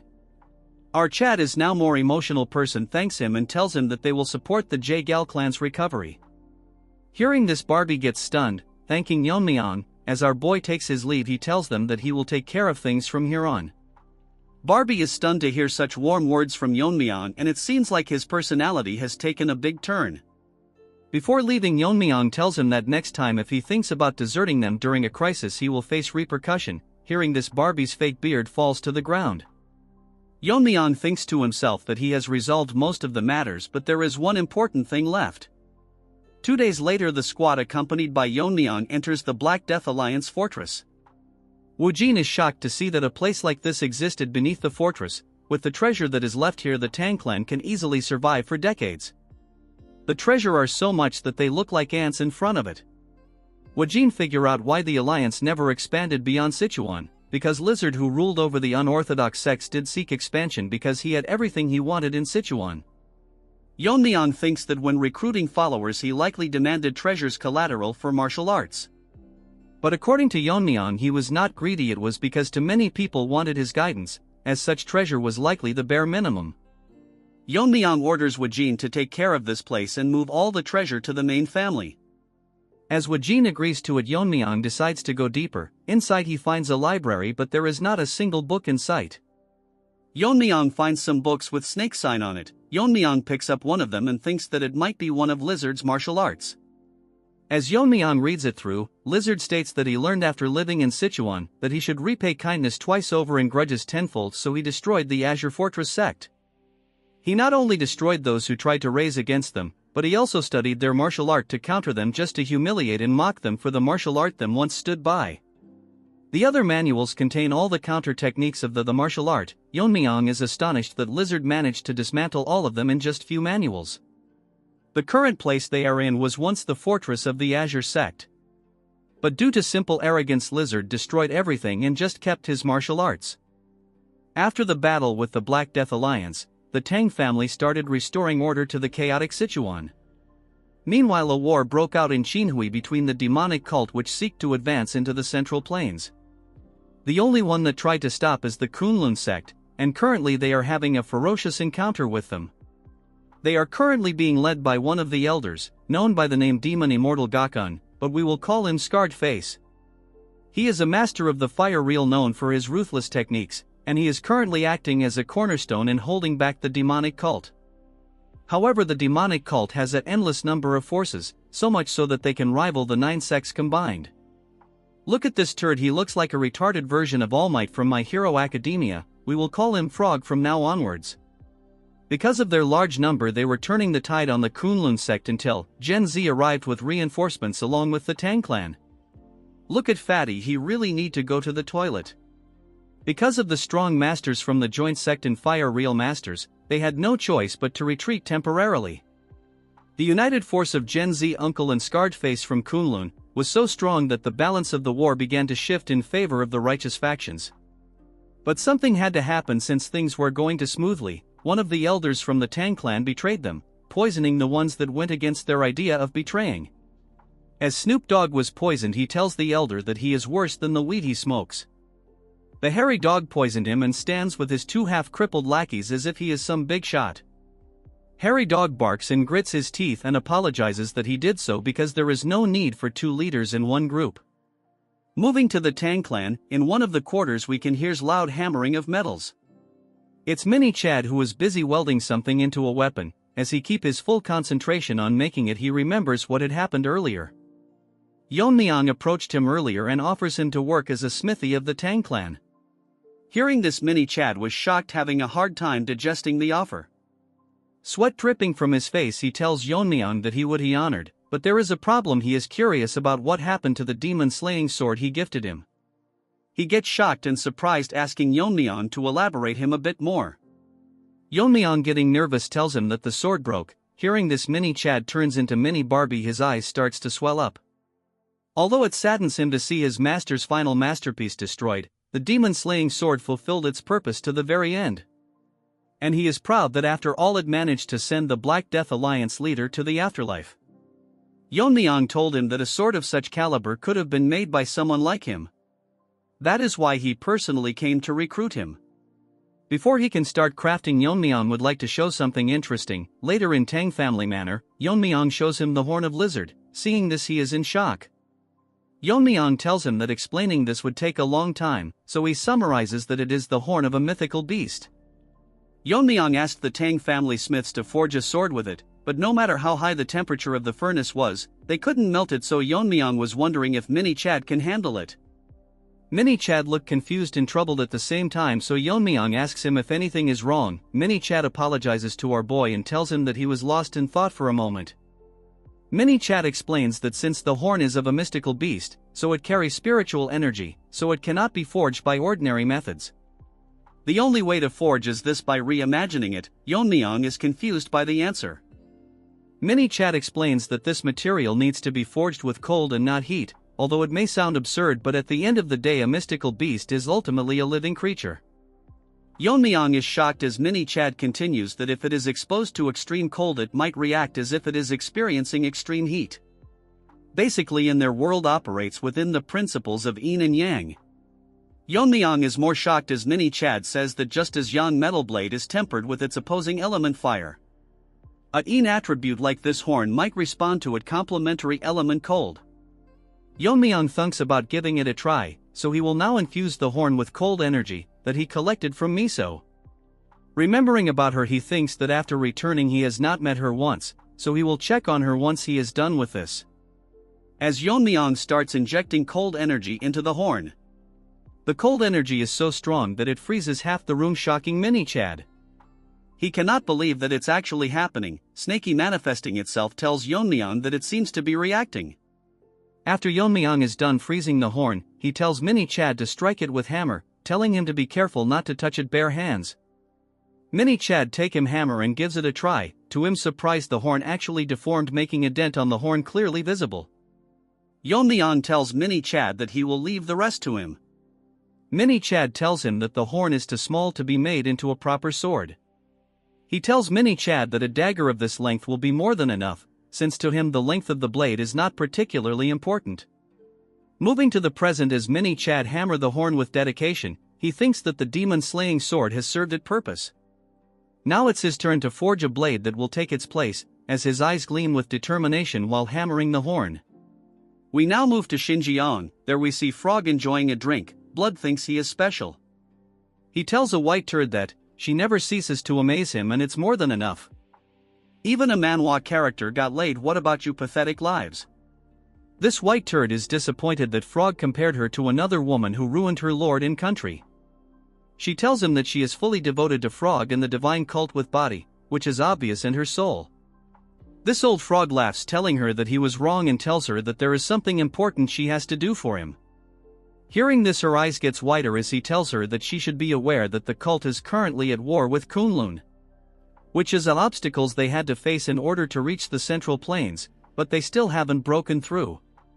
Kunlun's strength is formidable, but the real problem is Scarred Face, who is a master of the Fire Realm.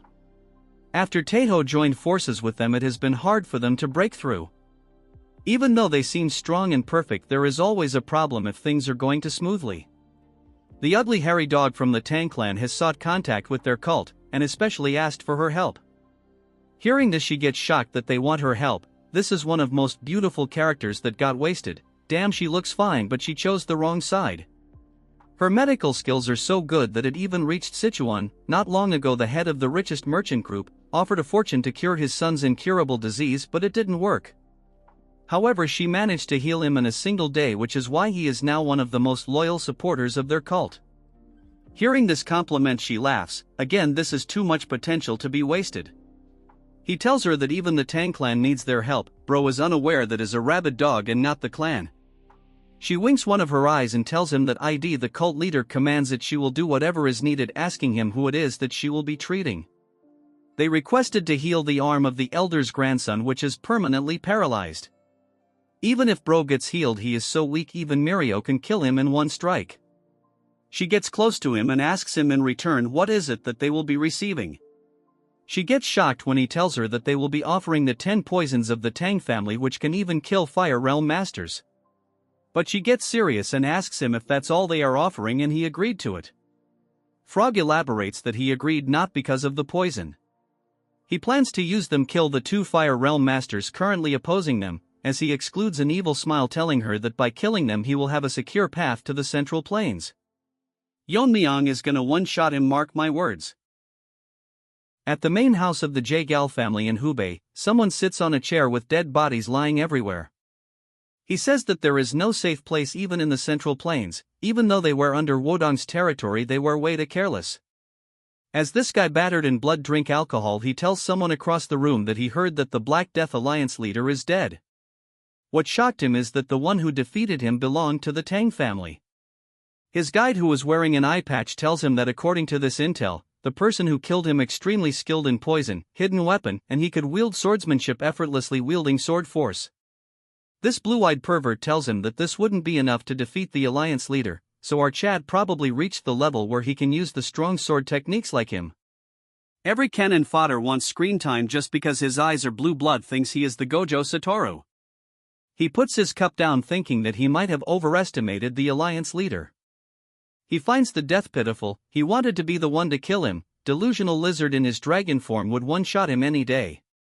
Although his dream of killing him failed, at least the troublesome foe that he had to inevitably clash with someday is now eliminated.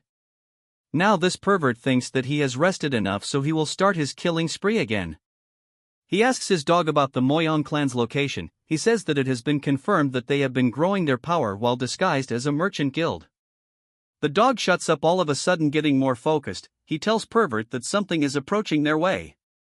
The pervert thinks that they are quite fast. Judging by the aura, he thinks it the backup forces of Wodong. He tells dog to take care of the Myeong clan and he will be the one handling the Wodong forces. At the night he stares at the bright moon, shouting that the era of the demon-ruled world will begin. Moving to the Tang residence, Yeon-myeong is sweating hard practicing her martial arts. As she performs the martial arts with perfection, moonlight grazes her fan, radiating in divine aura. Okay, that sounded chessy. She thinks that all of her muscles are about to snap, but she will go on no matter what happens. She forced her uncle to teach the clan's martial art to her. As she trained with persistence, she remembers how tough it was to convince him. At the Sichuan assembly, all she could do was just watch, so she felt a deep sense of helplessness. The character development is cooking. She continues to feel pain practicing the martial art. She thinks to herself that she never wants to experience it again. As she prepares to practice one last time, someone enters the scene calling for out girl. It's Barbie, but his face is grim. Yeon-myeong, seeing his face, asks him that he was supposed to be bussed today, so what is he doing here? He puts his hand on her shoulder, telling her to stay strong about what he is going to tell her. She gets nervous, asking him what it is he is talking about. The shock shocks her to the brink. Her world turns around as she learns that the Jaegal family no longer exists. Tears falls from her eyes as she cannot believe what just happened. Barbie explains that the pervert who had previously wiped out 3 of the 5 great families, with his appearance in Hubei, the scene has shifted dramatically. The Wudong Swordmaster tried to stop pervert, who launched a surprise attack on Jaegal family. Pervert warned Wudong that if they go in his way, the Wudong itself would be erased before sunset. So all they could do was stand by as the Jaegal clan was annihilated. Yeon-myeong cannot believe that no one could stop the pervert as he read the letters. He tells Yeon-myeong and Barbie that he knows about the tragedy that happened. Barbie says that Yeon-myeong's decision was correct. If they fled from the Black Death Alliance, then they would have been completely wiped out. As he and Yeon-myeong shakes, he thinks it's heaven's mercy that they are still alive. As Barbie breaks character, tears dripping from his eyes, that the fact their clan doesn't exist anymore is painful. Yeon-myeong remains quiet and finally speaks, telling him that they have not lost everything, shocking Barbie. He elaborates that they are members from the Jaegal clan and the Tang clan, and if they are alive, it's possible to rebuild the family, so Yeon-myeong is gonna get another wife. He tells Barbie that he is yet to fulfill his promise and keep his word, so he will do everything in his power to help rebuild the Jaegal family as quickly as possible. Yeon-myeong tells him that he doesn't need to be a liar and lose hope either. Barbie agrees to him. Yeon-myeong thinks that there is something going on, that everyone is causing sudden movements, so he decides to prepare on their side too. A guard enters the room, telling Yeon-myeong that a guest from Wodong's sect has come requesting to see him. Hearing this, Yeon-myeong gets pissed, unable to control her anger. Yeon-myeong thinks what the Wodong sect is doing in a time like this, allowing him to enter. He tells them that they are grieving deeply, so they should rest for now, since Yeon-myeong will hear what he has to say. Yeon-myeong wonders if the guest from Wodong is a visitor or a troublemaker, which he will figure out. As the nobody enters the room, introducing himself, he says that he is here to ask for the Tang clan's support. Nobody asks Yeon-myeong if he is aware of the chaos that is happening in Hubei. Yeon-myeong tells him that he has heard something about the pervert resuming his activities. Nobody says that in a short time pervert wiped out the Jae-gal clan and the Myeong clan. Amidst all this they learn that Yeon-myeong managed to annihilate the Black Death Alliance. This retard tells V that as a martial artist of the righteous sect, he requests Yeon-myeong to use his strength for the greater good. So they want Yeon-myeong to lend his strength to drive out the pervert. Yeon-myeong tells him that he doesn't like the attitude of people who come begging, so he will refuse the offer. Hearing this, the nobody is dumbfounded, not able to understand his answer. He asks Yeon-myeong for the reason and tells him that the Tang family also suffered great losses because of the pervert. Then he play the victim card, telling Yeon-myeong that by the rules of their family they repay grudges tenfolds. Yeon-myeong tells him to mind his words, as he releases killing intent, telling him that the Wodong clan that stood by while his clan was annihilated dare invoke family principles to him. Because of the killing intent, nobody realized that he was a side character. Yeon-myeong sighs, telling him that he has no intention of watching idle while the pervert continues his rampage. However, even under Wodong protection, the Jae-gal family was wiped, as they avoided direct confrontation with the pervert and let the rampage go on. Hearing this, nobody starts sweating at a loss of words. Yeon-myeong says that he is hypocrite for throwing his family's principles back to him, which is unpleasing. Nobody remains silent. They in a scared tone says that the current state of the righteous sect is a complete mess. In the past, the martial alliance base in Wuhan has collapsed. Taking advantage of this, the Heaven's Brilliance Force took its place. Now a demonic faction is openly operating in the heart of the Central Plains. A critical factor in this was the simultaneous attacks. While Lizard annihilated the 3 of the 5 great alliances, Pervert bullied the Martial Alliance. Yeon-myeong thinks of himself that even now the righteous sects are focused on guarding their own territories, so even if they manage to drive out the pervert, there will be no one to manage the disarrayed righteous forces without a central leadership. Without a common enemy, they will just fight among themselves. Yeon-myeong sighs, thinking himself that the Murim Alliance is worse than the Black Death Alliance. That's when an idea pops out. He thinks that he can manage the righteous sect himself. Yeon-myeong tells nobody that they must re-establish a central leadership to replace the fallen alliance. Nobody gets overexcited, thinking that it's a good idea that he will cooperate with them. Yeon-myeong gets up, telling him that not now, since he will have to assist to the joint sect in attacking the demon cult. However, someone will need to watch over them if something bad were to happen.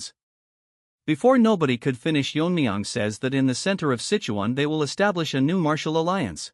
After Yeon-myeong declared the formation of a new alliance, the creation of the second Murim alliance progressed swiftly.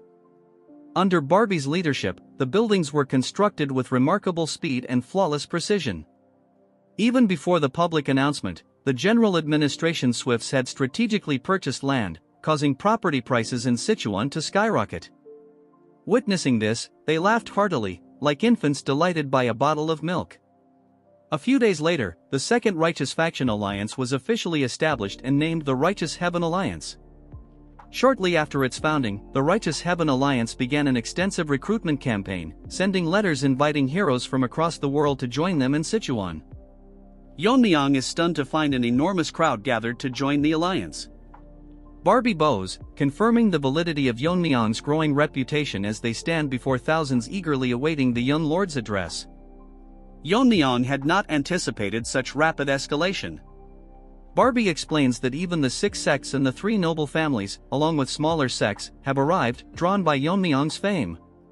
He elaborates that Yeon-myeong is the renowned young lord who restored the fallen Tang clan and expelled the Black Death Alliance, solidifying Sichuan as the heart of his influence.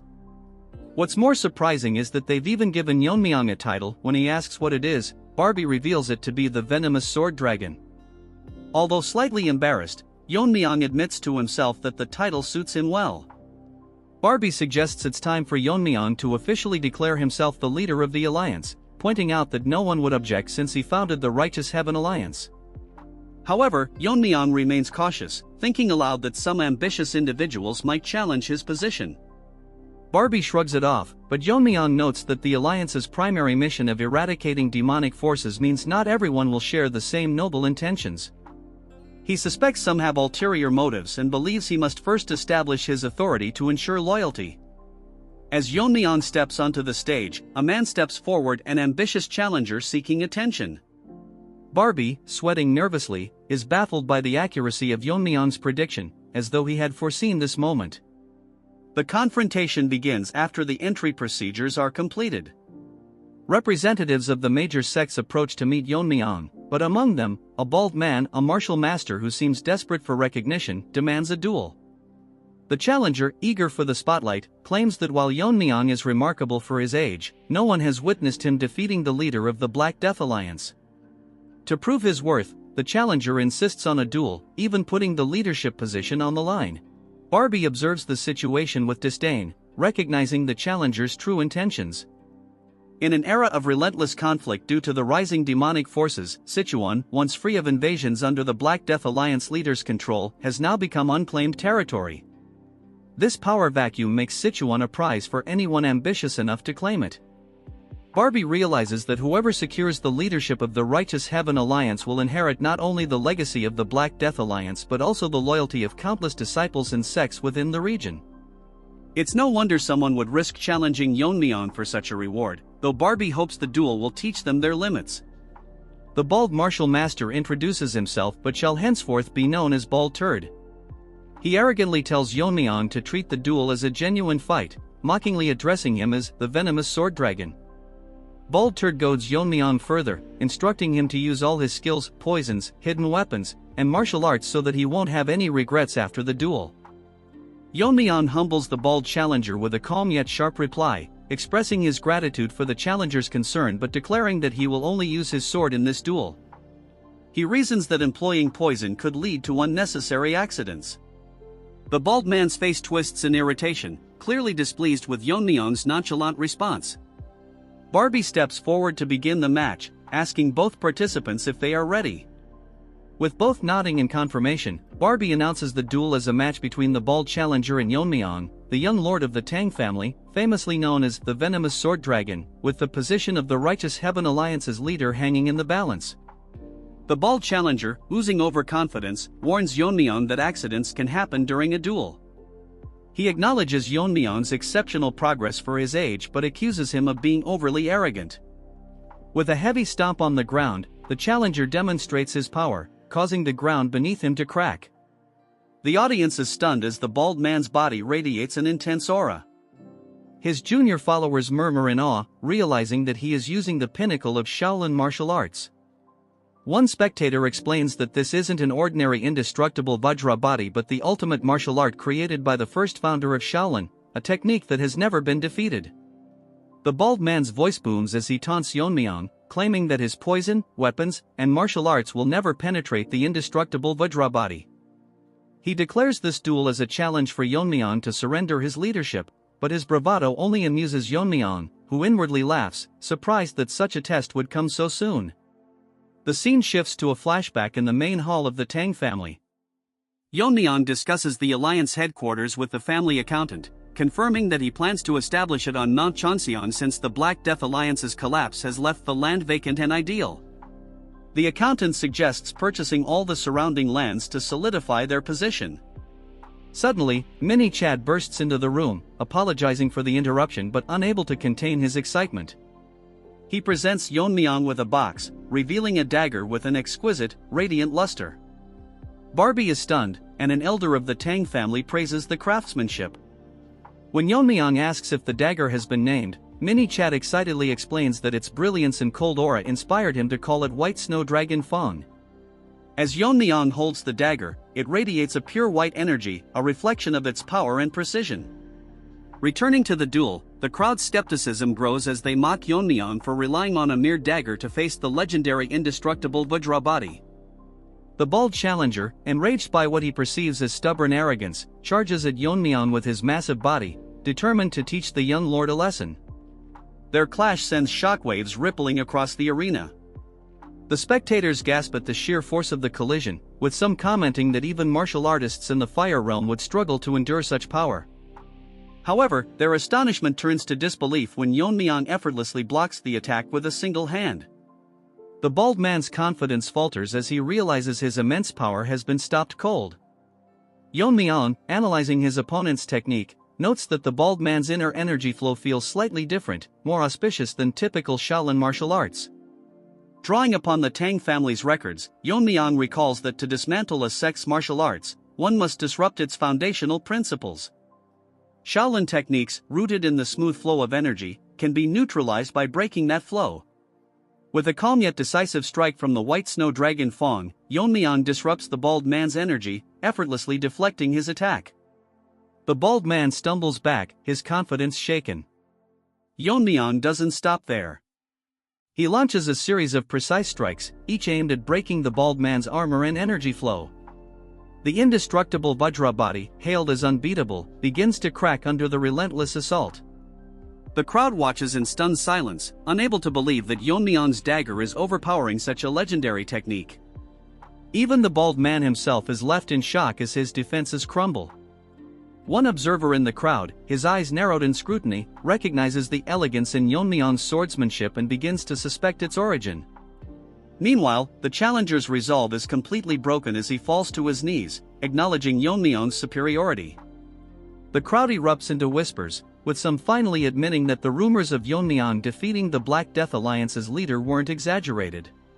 The mysterious observer's gaze lingers on Yeon-myeong, his thoughts filled with questions about the young lord's true power. As the duel concludes, Yeon-myeong stands victorious, his strength and authority undeniable, leaving no room for doubt about his right to lead the Righteous Heaven Alliance. Under the tranquil moonlight at the Righteous Alliance headquarters, Yeon-myeong gazed up at the stars, his demeanor exuding a sense of feigned calm and introspection. The serene night was interrupted by a familiar voice. Turning around, Yeon-myeong saw Barbie approaching.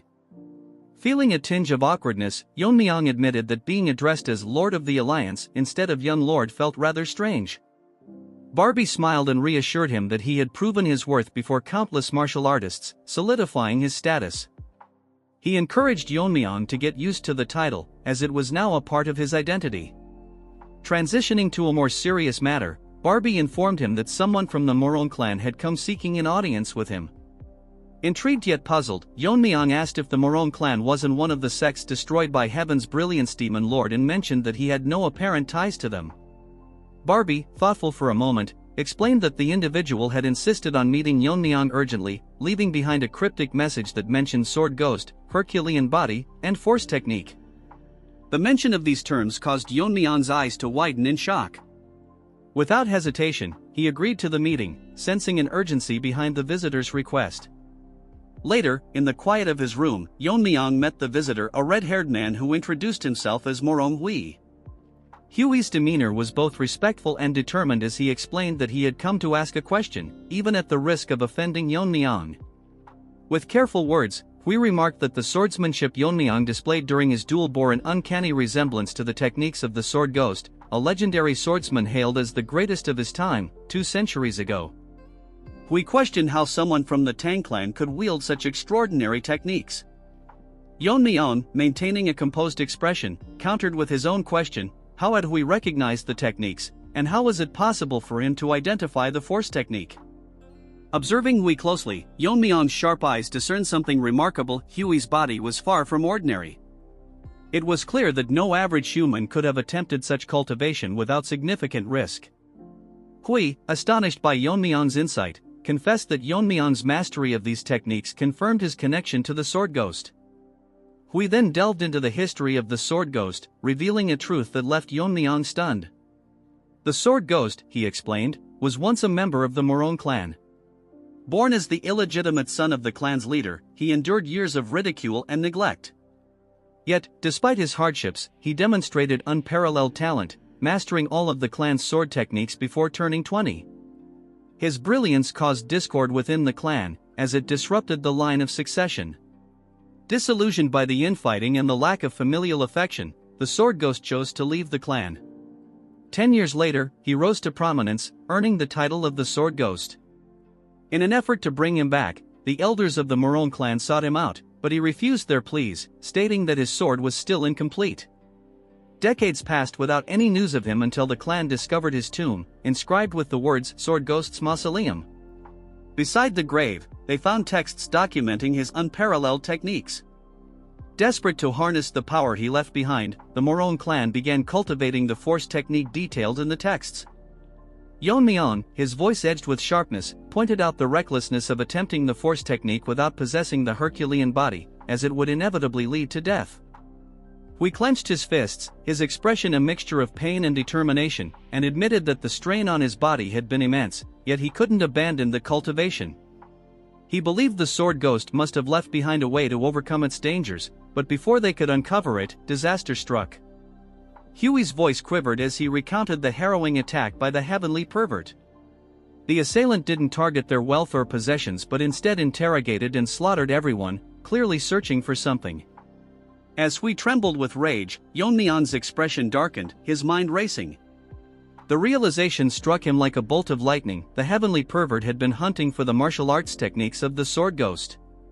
This revelation sent a chill through Yeon-myeong, confirming the grave dangers surrounding the legacy of his master. Under a darkened sky, the scene shifts to another battlefield where a man, sword in hand, confronts a sinister figure known as the pervert. The pervert sneers, reminiscing about how it had been over 10 years since his failed attempts to annihilate the Namgung clan. Yet today, he declared, he would succeed. Standing before him, the Sword King, Namgung Jangshan, regarded his adversary with calm confidence. "The defeat you suffered that day must have left a deep wound," he remarked, noting that the pervert was now wielding a sword. The pervert, unbothered, admitted that the loss had taught him the nuances of swordsmanship and that he had acquired extraordinary martial arts techniques along the way. The Sword King sighed, descending gracefully to the ground, and questioned how the pervert expected to face him with merely 10 years of sword training. Smirking, the pervert revealed his intent to test whether the Sword King's martial arts or those of the Sword Ghost were superior. As the Sword King instructed him to attack, waves of immense energy clashed, tearing rifts in the space around them. Meanwhile, at the Righteous Heavenly Alliance headquarters, Yeon-myeong reflected on the revelation that the pervert had stolen the Sword Ghost's martial arts. Yet, he struggled to understand the motive. As the young lord of the demon sect, the pervert would have already mastered the pinnacle of their techniques, the heavenly demon divine art. Why, then, had he abandoned it to pursue the Sword Ghost's methods? There had to be a reason. The red-haired Morong Hui interrupted Yeon-myeong's thoughts, asking if he had any personal connection to the Sword Ghost. Yeon-myeong replied that he had never met the Sword Ghost directly but recounted a memory from his childhood. While being bullied, a phantom sword had appeared to protect him. "That's the connection," he said nonchalantly.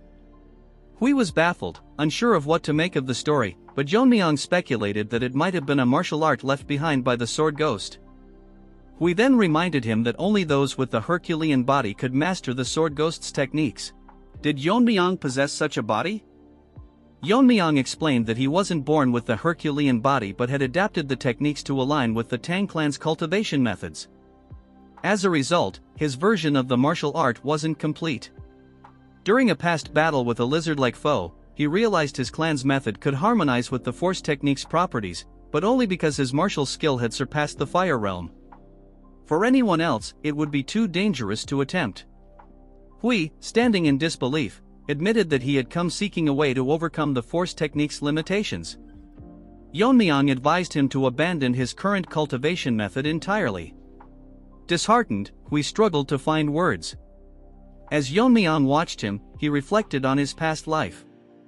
Back then, he knew little about the Sword Ghost but never imagined he would learn so much about his master's origins in this life.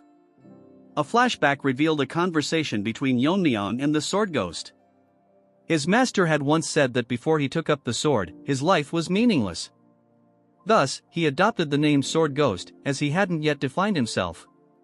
He had also given Yeon-myeong the name Yeong but, even on his deathbed, refused to reveal his own true name. Snapping out of his thoughts, Yeon-myeong asked Hui if he knew the Sword Ghost's real name. Hesitant at first, Hui revealed, it might sound like a coincidence, but the Sword Ghost's name was Morong Yeon-myeong. Hearing this, Yeon-myeong sighed and then smiled faintly. As Hui prepared to leave, deciding to follow Yeon-myeong's advice and abandon the force technique, Yeon-myeong stopped him. "No matter what," he said firmly, "we are comrades who have practiced the same martial arts. I cannot let you leave." Yeon-myeong declared that he, too, wished to overcome the force technique and take revenge on Heaven's Brilliance Demon Lord, the very reason the alliance was formed. He invited Hui to join the alliance, promising to modify the martial arts to suit Hui's body, the overconfident turd who pretends be strong lost to as his broken down sword is on the ground. He has been defeated completely by the pervert as he lies on the ground with no way to move. As he was about to die, he tells himself that it was his mistake that he let him escape 10 years ago. As the ugly pervert looked towards him, body laughing to himself, he reveals that he held back earlier, that it would have been a waste to kill him with his fist technique. As expected of the Sword King, he managed to endure this much that he got half naked to flex him muscles. He smirks, telling himself that the biggest wall in front of him has crumbled. Our Chad is probably gonna bury him in seconds. With the turd's death, the advent of the demonic world has drawn closer. Overnight, the fall of the Namgung clan has been wiped by a naked pervert. The news spread rapidly to the Manhwa and Mount Zhongnan. This news even reached the Wudong and Shaolin, warning all the righteous factions of the danger. The news spread far and wide as we move on to Barbie calling for our Chad. As for Yeon-myeong, he was busy training the 2 minions he picked up who he wanted to train. Yeon-myeong was laid back until Barbie break the information to our boy, completely shocking him. Our Chad holds a meeting informing them that in a span of few days not only did they destroy the Yeon-myeong family, but now they have also destroyed the great Namgung family. Thinks that pervert alone cannot defeat this many people, so he asks them as there are other masters who have reached the fire reel besides the heavenly pervert. One of the people present tells our Chad that according to his intel, all the Fire Realm Masters are assigned to the 3 demonic houses. Yeon-myeong with a skeptical look asks him what the demonic houses are. He explains that the demonic houses are the families created by the heavenly pervert after overthrowing the existing clans. They are now called the Guizhogwa family, the Fujianlu family and the Shanxihua family. To be precise, they are families that voluntarily submitted to the Dark Lord and were reorganized. The Shanxihua family, which have 2 Fire Real Masters assigned to it, they were likely positioned with Mount Zhongnan and Manhwa in mind. So including the heavenly pervert, there are at least 5 Fire Realm Masters, so in his opinion there was likely no joint attack, so it was all done by pervert. The Sword King has mastered the mysteries of weight, so once inside his domain, even formidable warriors can't move due to the overwhelming pressure. Moreover, even without his domain, he is the greatest swordsman of this era. A simple joint attack by 5 Fire Realm Masters won't determine the outcome against someone like him. In other words, the pervert must possess martial prowess to face the Sword King alone.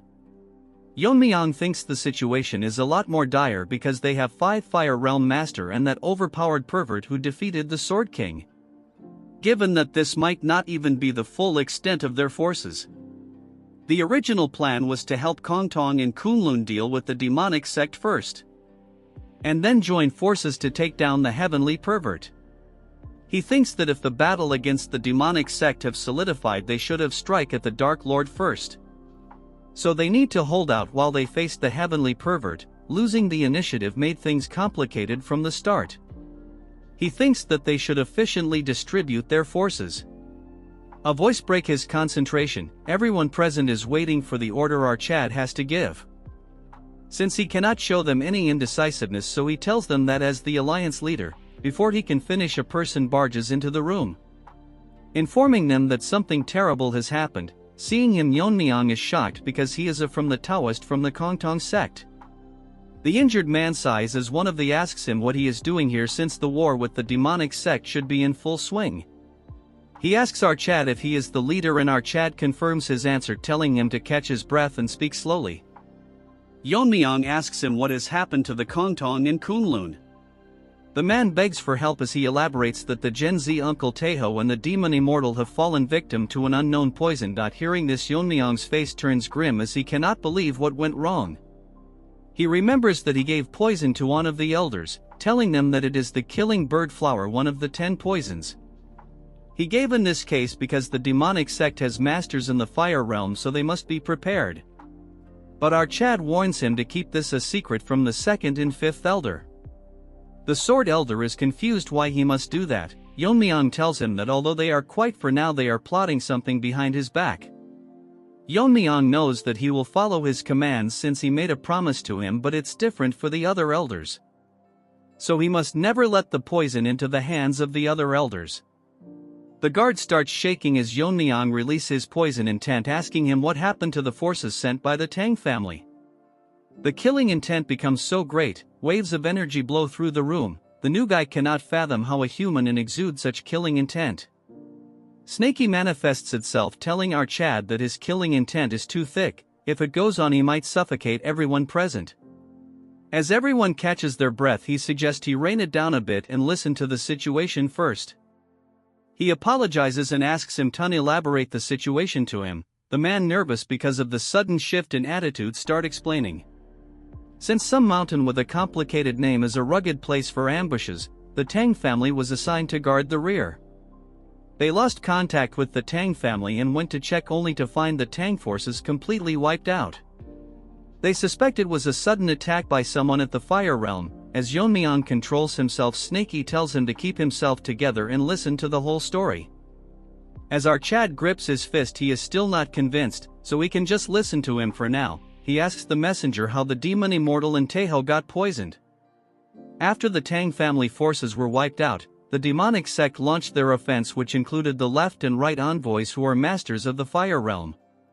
To stop them, there was the demon immortal Taeho, who personally entered the battlefield. The battle between them was evenly matched as they fought fearlessly. To be precise, because of the demon subduing power of Taeho, they were gaining the upper hand, pushing back the demonic turds.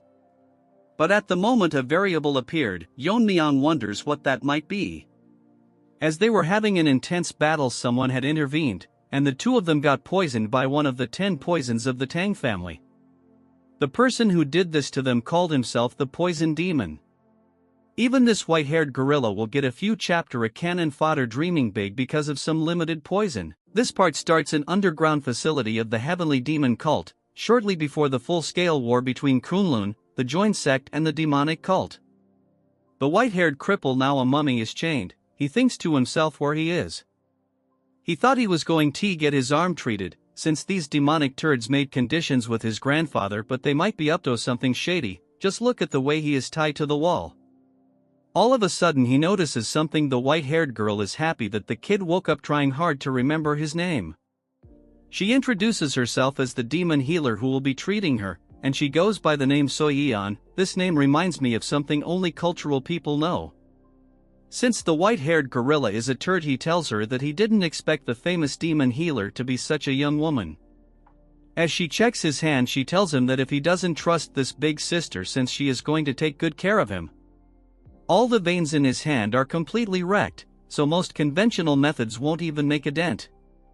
She asks him if he's seriously pissed off the person who did this to him. Remembering about the incident, he blames Yeon-myeong about how he should be the one having the grudge. Since our Chad stole his position that was rightfully his, and once he fixes his arm, this delusional ant will kill someone who was at pinnacle of martial arts.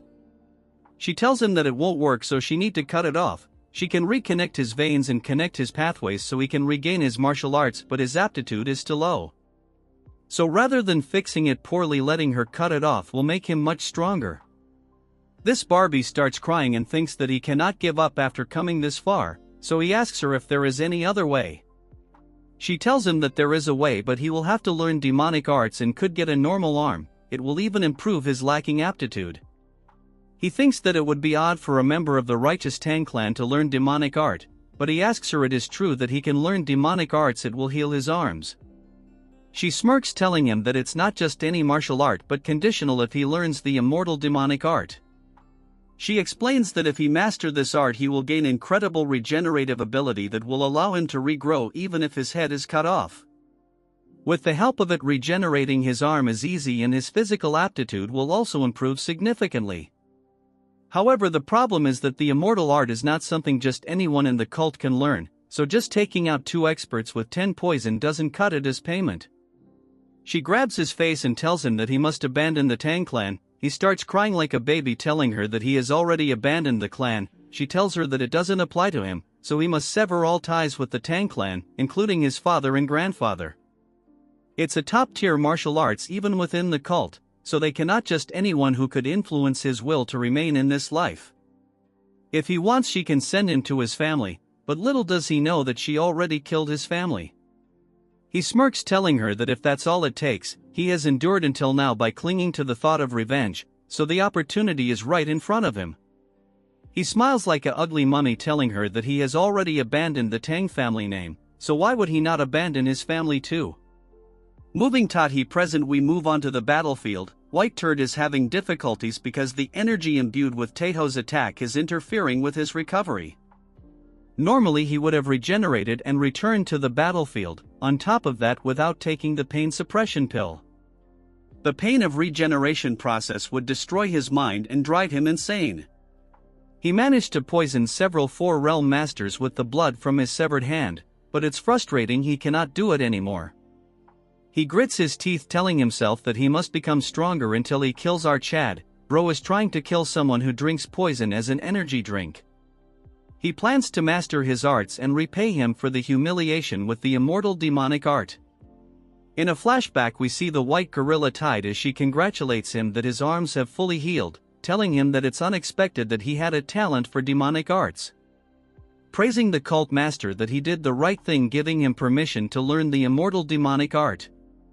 White Gorilla thinks to himself that he never imagined a martial art like the immortal demonic art could exist. He thanks her, praising that it's all because of her that he is now all healed, but wonders why he is tied up. She smiles like a psycho, pulling out her needles. She tells him that his basic aptitude is lacking, even though the demonic art suited him, but if he stays like this it will only amount to as much. The true strength of the immortal demonic art is its ability to modify the body without worrying about side effects. Because of this, its creator, the immortal demon, even dared to challenge the cult master for leadership. Hearing this, the turd gets shocked that he dared to challenge the cult master, and even warns him not to follow the paths of the immortal demon. In the end he was killed by the cult master with ease. The curious puppy asks him that his body was invincible, even capable of regenerating if his head was cut off. But how could he have died? She explains that the immortal art is ultimately a martial art that relies on controlling demonic energy. That's why it's useless against the cult master who dominates demonic energy itself. She sits close to him and this ugly frog starts blushing, asking her what she is planning to do to him. She says that right now his immortal demonic art is only at the level he can reattach limb, which a mere third-rate proficiency. At his current level he is like a scarecrow ready to get stabbed around. Looking at the thing in her hand, he asks her that why she is carrying the killing evolution needle that his grandfather was crying, asking her what she is going to do. She tells him that she is going to modify him as she stabs needles onto his face. As he quivers in pain, she tells him that the fastest way to master the demonic art is being injured and brought close to death. While she is at it, she will also fix his lacking capabilities. She bites her lips, telling him that the Tang clan has something called the Realm of Poisoner. A state where even a single breath or drop of blood can kill dozens. From now onward she will be feeding him poison, so even if it feels like dying he has nothing to worry about since he won't die. By continuing to be poisoned and regenerating, his body can be modified to take on properties similar to poison. So he must repeat this until he becomes an immortal poison master. Moving to the present, this deformed gorilla vomits a puddle of blood. What he released is pure venom which has not yet adapted to his body, as he wonders if this is even possible. Every time he vomits blood his insides twist and he can never get used to it.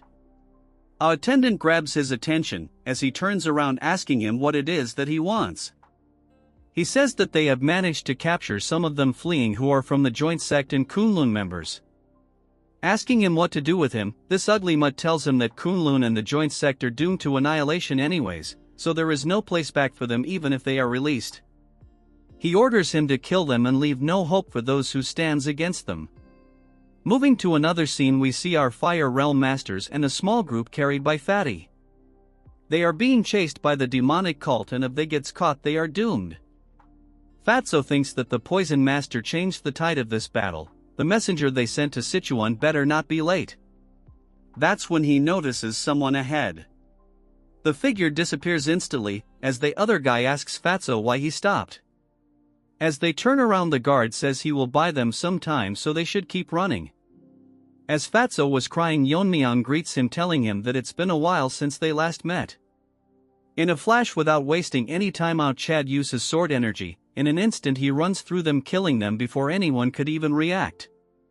Taeho cries, realizing that our Chad has come, stand among the dead body, wondering if Fatso is doing alright. After taking a closer look at them, Yeon-myeong comes to the conclusion that both of their conditions are not good. He must take immediate action. Fortunately, besides poisoning, there are no other external injuries, so he can handle it at his level. As time is of the essence, he must start the detoxification right away.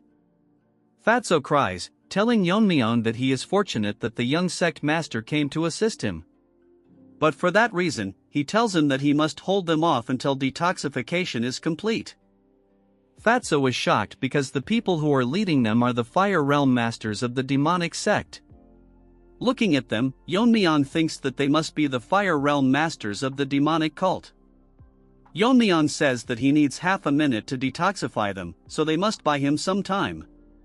Hearing this, the old granny tells them that the support from the Tang clan has arrived. She gets ready, telling him that they will not give them any time for detoxification. As they charge, telling Fatso that they will kill them right here now, Fatso cries, telling them to forget about half a minute and just fight with their lives on the line. Yeon-myeong is not dumb as he says that he will leave it to Baldy. A figure flies across the arena with extremely fast speed, causing a huge explosion as he stops both the demonic masters at the same time, planning to hold them off with all his might. Just before Yeon-myeong departed from the Righteous Heaven Alliance headquarters, Yeon-myeong says that he won't be sending forces to Xinjiang. Our Chad confirms his question, stating that dispersing forces ambiguously would instead create a favorable situation for the enemy. Yeon-myeong tells them to think about it for a moment, asking them if he can oppose the Dark Lord with the remaining personnel after sending troops to Xinjiang. The messenger asks them if the joint sect and Kunlun are going to get abandoned.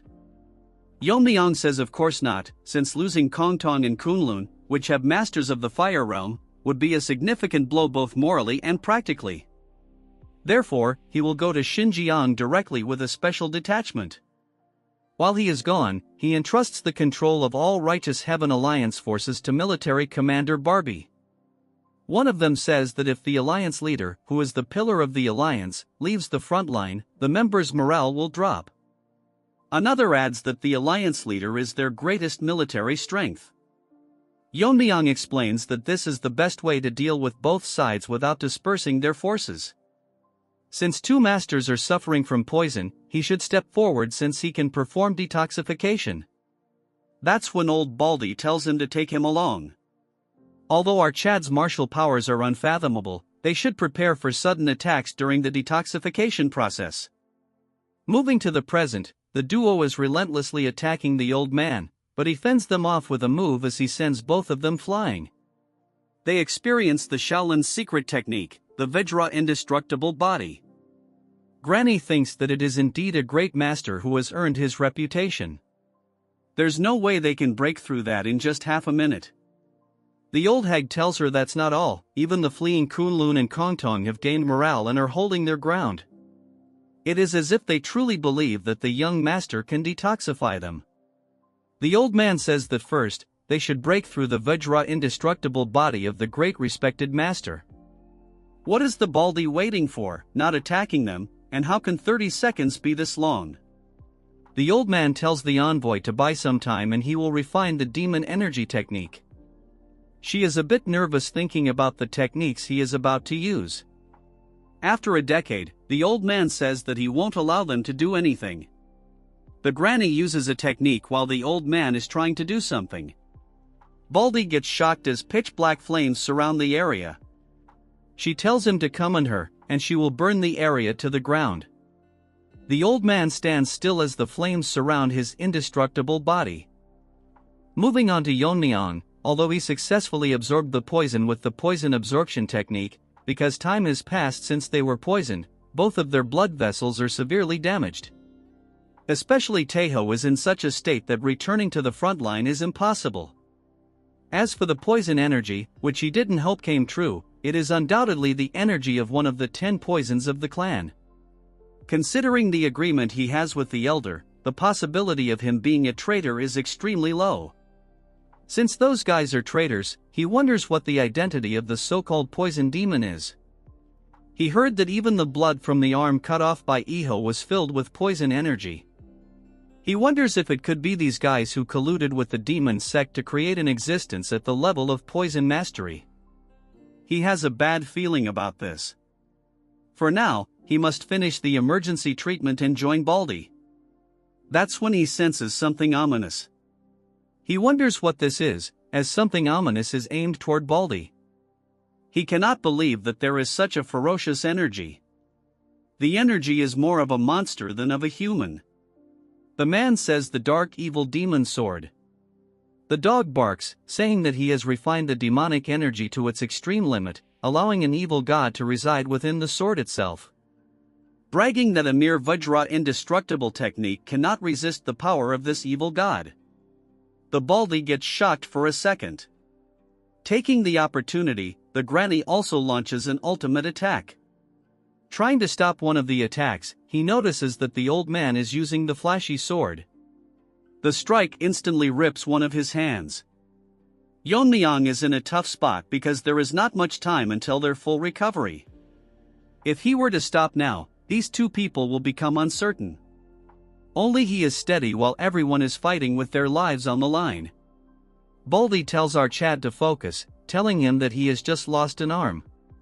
If it's for their sake, he can endure more than enough. The old couple are bragging that it's just the beginning, telling him that they will tear him to shreds. Snaky manifests itself, detecting the energy.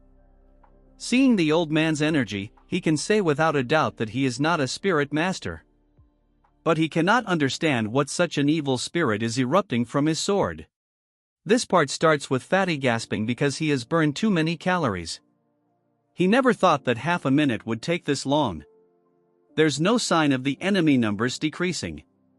Although Baldy is holding on with one arm, even he will soon reach his limit. Everyone is exhausted from fleeing all night. Right now, he can barely hold his sword. Fatty takes deep breaths, wondering if half a minute has passed and if they can endure until both the deadweights are detoxified.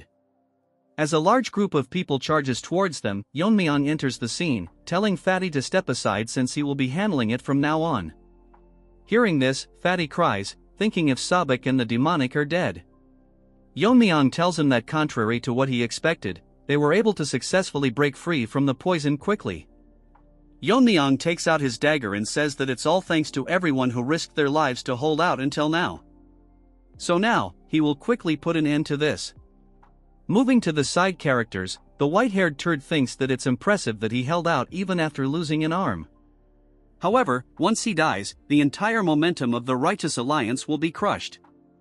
All of a sudden, a single clean strike rips through the domain they created. The white monkey gets shocked by what just happened as he realizes something is wrong. All his subordinates get split in half from the single strike that our Chad launched.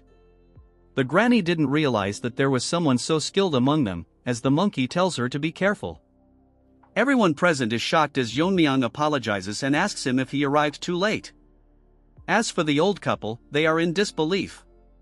Then they get serious, realizing that since he is here already, it means that they have completed the detoxification.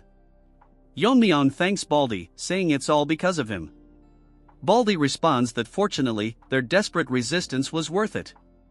Yeon-myeong gets lost in thought. A flashback starts when Baldy acknowledges our Chad as the alliance leader. He wants to make amends for his shameful words and actions by exterminating the demon path within the Righteous Heaven Alliance. Yeon-myeong thinks that he is a person without flaws in both character and ability. But it's unfortunate that he lost an arm here even before the fierce battle with the Dark Lord. The energy he can sense from them doesn't match Baldy's internal energy.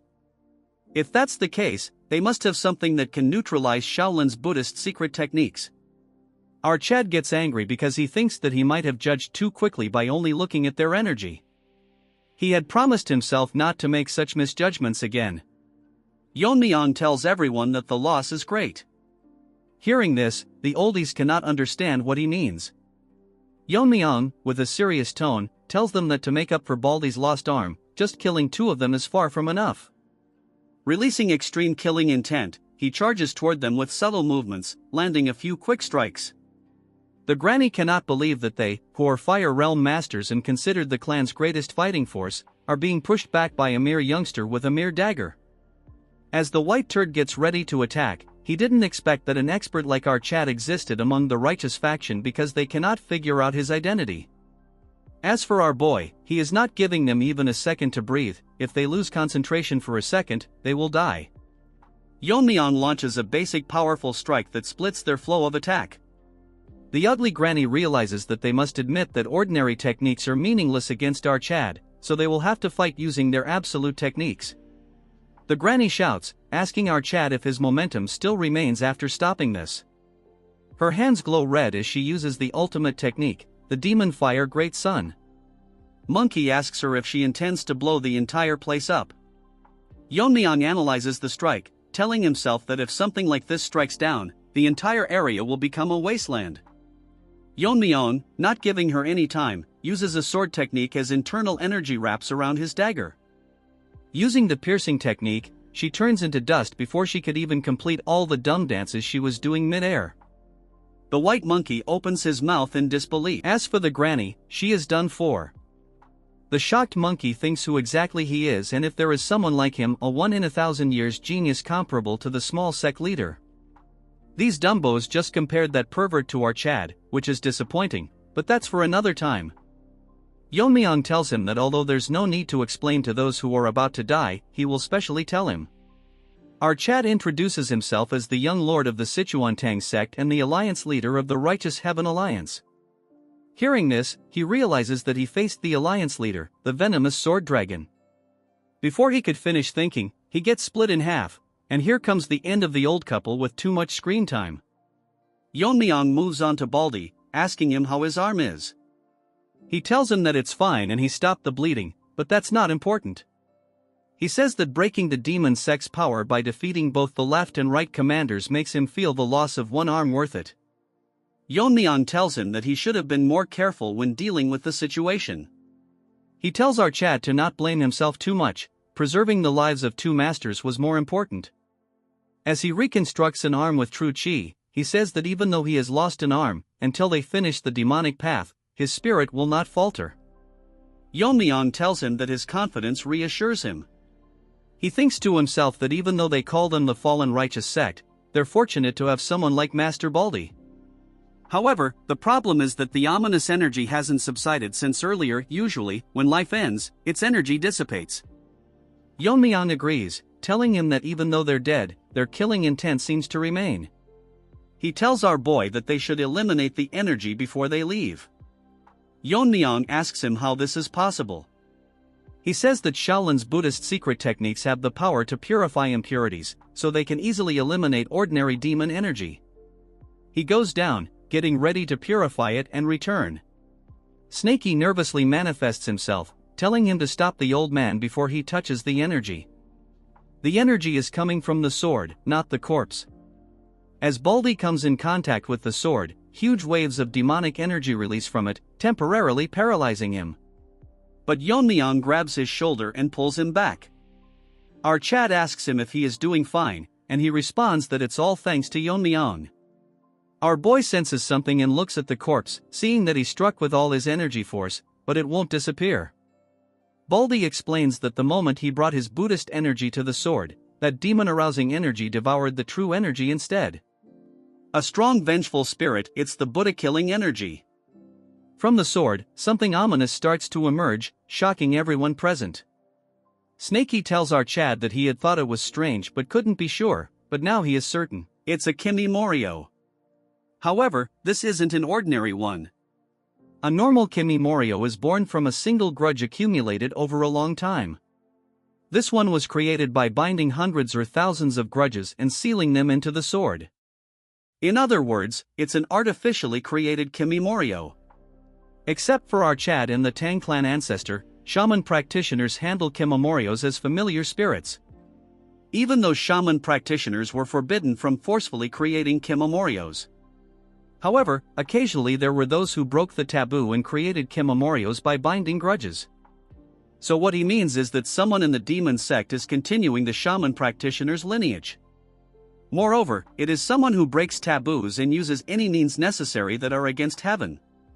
This concludes this part. Make sure to like and subscribe for another part. This part star with the crawling ninja turtle coming face to face with our Chad. This ugly turd starts making weird noise and in an instant it closes the distance, attacking our Chad with its claws slightly grazing him. Yeon-myeong grabs onto the dagger, landing multiple simple strikes at it from all sides. Our Chad expected the outcome already as he cannot feel it being cut. He thinks that it might be because it's made from grudges. The weird thing about this ugly turtle is that it ignores the physical attack it receives, yet its own physical attack works. Snaky manifests itself, telling our Chad that it's natural that his attacks don't work. After all, every evil spirits are essentially a though form, so he suggests our Chad that he should leave this ninja turtle to him. Our Chad asks his Pokemon if he has a way. Hearing this, he gets overconfident. Releasing fog, he tells our Chad that he seems to have forgotten since he is using Snaky as a poison energy supplement.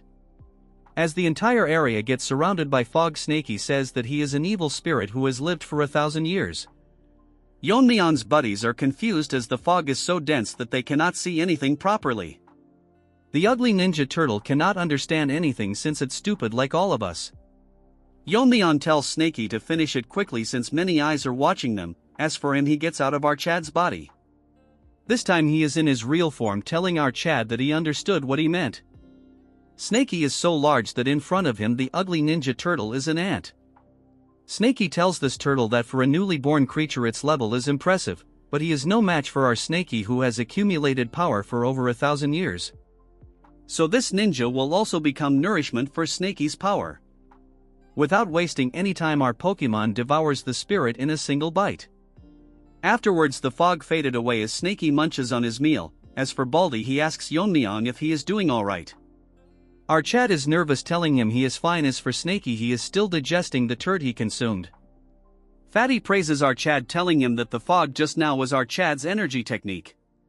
Our nervous Chad tells him that it's similar to an energy technique, which he thinks he should be vague about this. Baldy tells him that he cannot understand what the demon turds created, and he has never seen such a horrifying entity in his life. Yeon-myeong tells him that this might not be all of it, so he requests him to take all of them and return to the Alliance headquarters. Hearing this, Baldy and Fatso get shocked, unable to comprehend what is happening. Baldy asks our Chad if he planning to go to the demon sect's headquarters alone. Fatty tells Yeon-myeong that he managed to eliminate their key forces, so he should be satisfied for the time being. Hearing all this, our Chad cannot understand what to say to these worry babies. Our Chad explains that the turtle just now was an evil spirit that is not susceptible to normal attacks. And as they saw earlier, that they had to use energy techniques instead of sword strikes. So according to analysis, there is someone in the demon sect forcibly creating evil spirits. Fatty discovers that there might be multiple creatures like the turtle earlier. According to our Chad, the demon sect's forces are still intact. Additionally, they have yet to identify the small poison demon. If he is really someone from the Tang family, he needs to handle it by himself. Yeon-myeong tells them that they might sound reckless, but right now there is a gap in their main forces, so this is their chance to deal a decisive blow to them. Bat tries to reason with our boy, but Baldy stops him, agreeing with Yeon-myeong. Baldy tells him that although his skills are beyond doubt, he is the one that must lead the righteous alliance, so he must be extremely cautious and act with prudence. Our Chad tells him that he will follow his words and return with good news. As he rushes towards the headquarters, Baldy tells Fatty that even if he told him to stop, he wouldn't, and there is probably no one who can pose a threat to the alliance leader. So they be patient and head back. Although he said this, he is very worried since they are unaware how many Fire Realm Masters they have, not to mention the demon sect leader. Rather than doubt, he will wait with faith, wishing the safe return of our Chad without any fail. Moving to the heavenly demon headquarters, a dog barks that the small poison turd is entering, as it the white monkey who wants some more screen time. The female white turd congratulates the monkey, since he heard that he achieved great merit on the battlefield. She smirks, saying that he is finally starting to look like a proper demon disciple. She says that the poison master, who was the head of the Young family, was proud when he heard the news. Hearing this, the turd sweats since the master is now his father. A few days ago, the day after the turd reached the realm of Poisoner, female turd introduced the dunce to the head of the Young family. He has been supporting the demon sect and will guer his status from now onwards. The monkey introduces himself as Tang Muchan and expresses his gratitude for protecting his status. This ugly turd tells monkey that since he abandoned the Tang family, he cannot use that name anymore. He intends to adopt him as a son, so from now onwards he will be called Yang Muchan. This leech calls him father, and the happy man tells him that he never had children, so he is delighted to have a reliable son.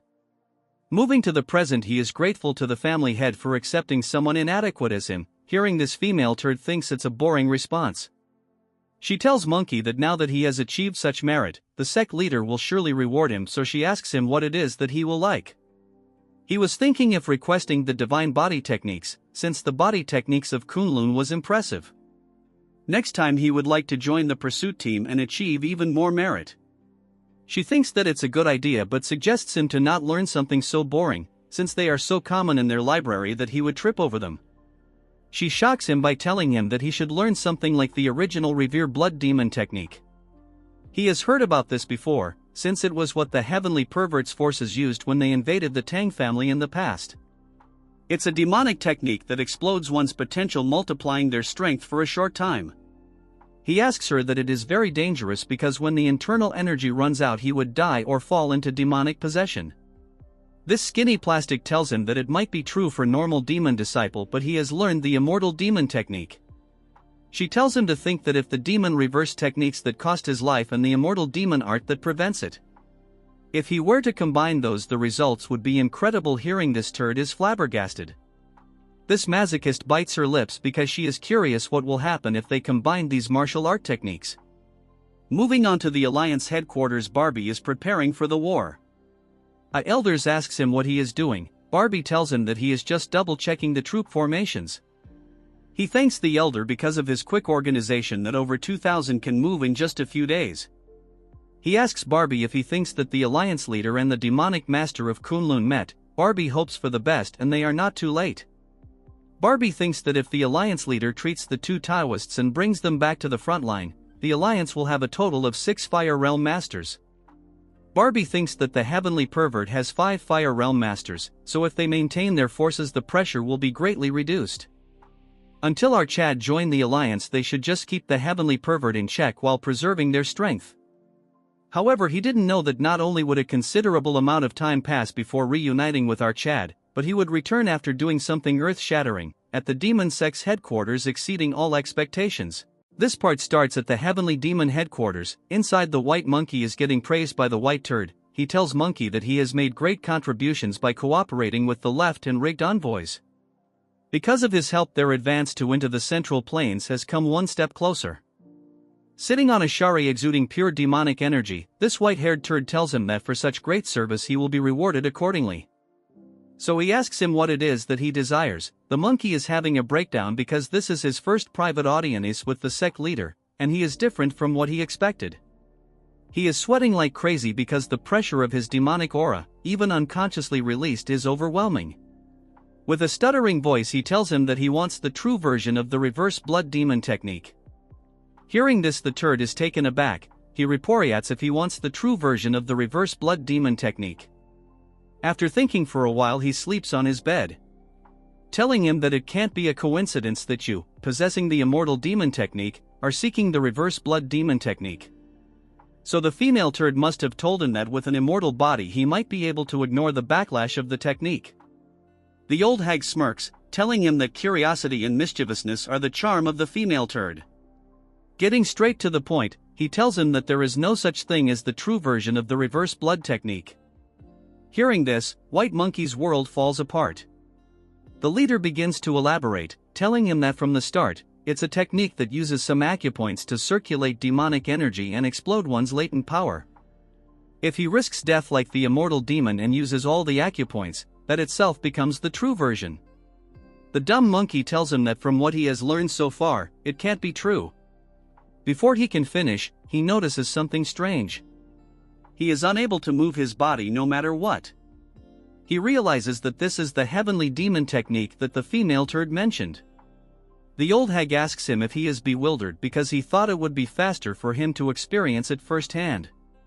As he snaps his fingers, something starts happening to the monkey, as his body starts to swell, causing him severe pain. Seeing the reaction, the old man laughs, telling him that he lightly overloaded his demonic energy. If he had done it properly, the monkey would have gone berserk. He says that the heavenly demon technique has the ability to control demonic energy. When mastered, it allows control over all demonic energy within range, essentially giving the sect leader power over the life and death of every demon in the sect. However, there was one that escaped, the immortal demon. He forced him into a berserker state by overloading his demonic energy, but it didn't affect his body. Instead, it only exploded his latent power, turning him into an uncontrollable immortal monster. The monkey asks what happened to the immortal demon if he became an uncontrollable monster, since he heard from the female turd that the sect leader killed him. He agrees but says he didn't explain it to her properly. Basically, he overused the reverse blood demon technique, drawing too much on the immortal demon technique's latent power. In the end, he couldn't handle his own regenerative abilities and self-destructed. The conclusion is if he learned the immortal demon technique and pushed the reverse blood demon technique to its limit, that would be the true version of the reverse blood demon technique. The turd tells him that he can't open all the acupoints of the reverse blood demon technique by himself. If he wants power equal to the immortal demon, he will have to go through the same berserk state he did. For him, who hasn't mastered the immortal demon technique, it might only hasten his death. Asking him if he still wishes to learn it, the monkey transforms into a dog ready to devour the bone. He agrees to learn it, thinking to himself that if he can become much stronger than now and get revenge on Yeon-myeong, he would risk his life 1,000 times. Grinning like a deformed omelet, he tells the white turd to bestow upon him the true reverse blood technique. Next, we move on to the Righteous Heaven Alliance. Barbie is thinking hard because he finds it strange, the forces of the Dark Lord of Destruction that were attacking martial arts families for a short time are moving at an unusual degree. He thinks that the heavenly pervert might have been injured in the fight with the Sword King.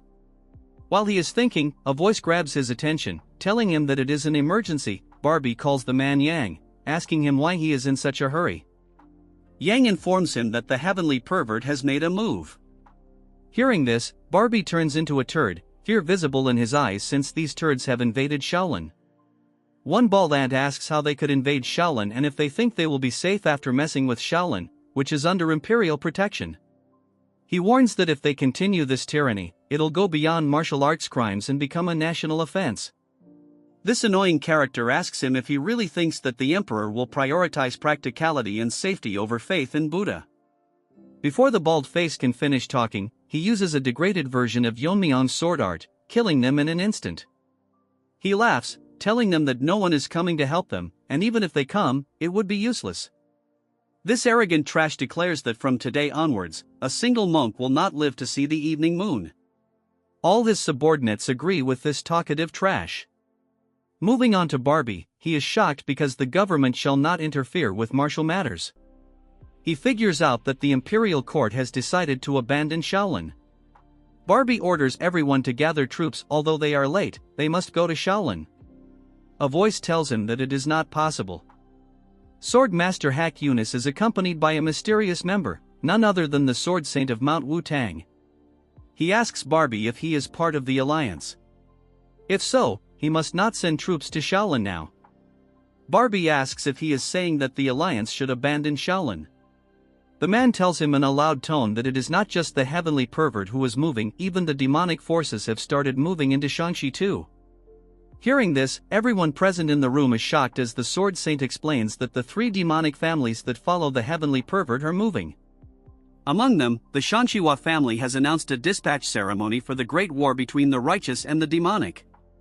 Moving on to the demonic family, an old hag is serving tea, telling someone about the great war between the righteous and demonic paths. She is the great madam of the Manhwa family. Her child has been waiting for this day, saying that he needs to achieve merits to impress his father. This great war is to determine the successor among the 3 young masters of the demonic path.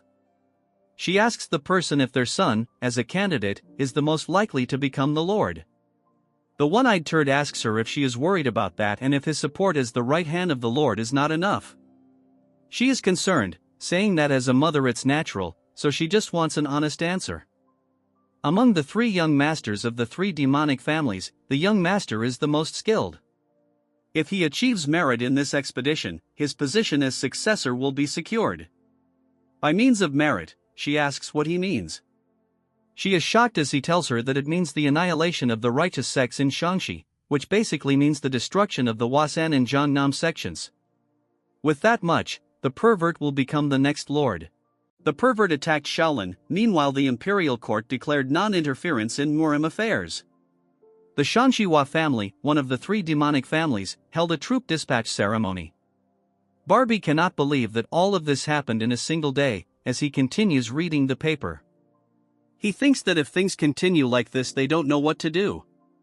At this crucial point, they need our Chad right now. Moving on to our Chad, he is running on a vast desert. Yeon-myeong wonders if this place is really the Xinjiang Plains.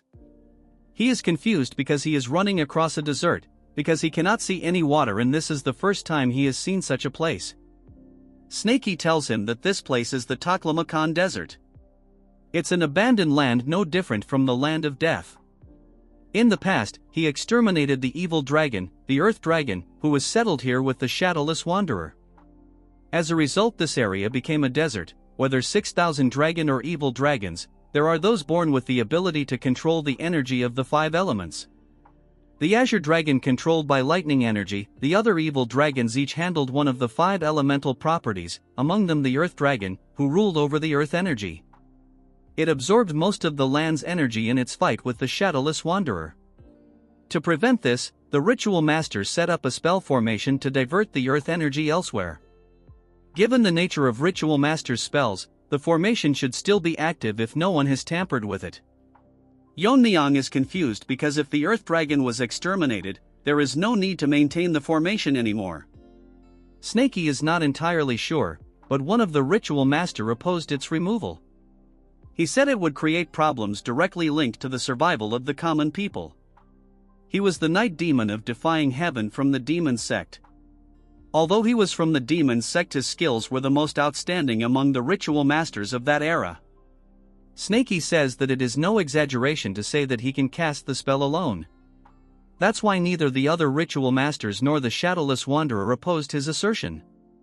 However, he walks a different path from orthodox ritual masters. Snakey doesn't know for sure, but he must have had other intentions. Unlike other ritual masters who built their status through spells, he used evil spirits as his subordinates to build his status. He heard that with his elevated status, he could perform forbidden techniques and avoid divine punishment. In other words, he's someone who uses forbidden techniques without hesitation, so he has to be careful if you discover any formations he created. Yeon-myeong smiles, telling him that usually he is not this talkative, teasing him by telling him if he is worried about our boy.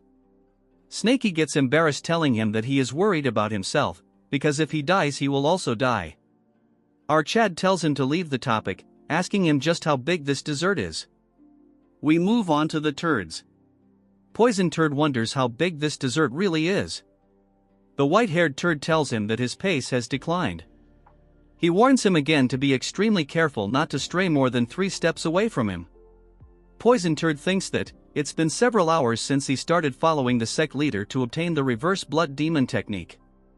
They were walking at the edge of the desert, but at some point, the landscape became distorted, and now he doesn't even know where they are. Trash wonders if this is some kind of formation. It's similar to the one he saw in the young sect leader competition. All of a sudden the turd tell him that they are here. He gets shocked to see that they have come across a huge gate. He cannot fathom that there is such a large door in the middle of the desert. The leader tells him that it's too soon to be surprised. He pulls out a talisman marking the door. Flames engulf the door and it's open. From inside, extreme pressure releases, causing the ant to get squashed. He gets surprised to see that beyond the door the space is completely different. Moreover, when he was studying poisons at the Tang family, he saw most common plants. But here sees unfamiliar plants everywhere that he has never seen before in his life. The leader tells him that this is his secret training ground. Hundreds of years ago, the first sect leader created this place from his mental imagery. Only the blood descendants of the first sect leader have the authority to open and close the door to this place. In other words, he can train here without any interruptions. So he tells him to dedicate himself to training here. If he reaches the fire realm after the left and right envoys, their sect strength will increase even further. He gets on the ground groveling, thanking him for this opportunity.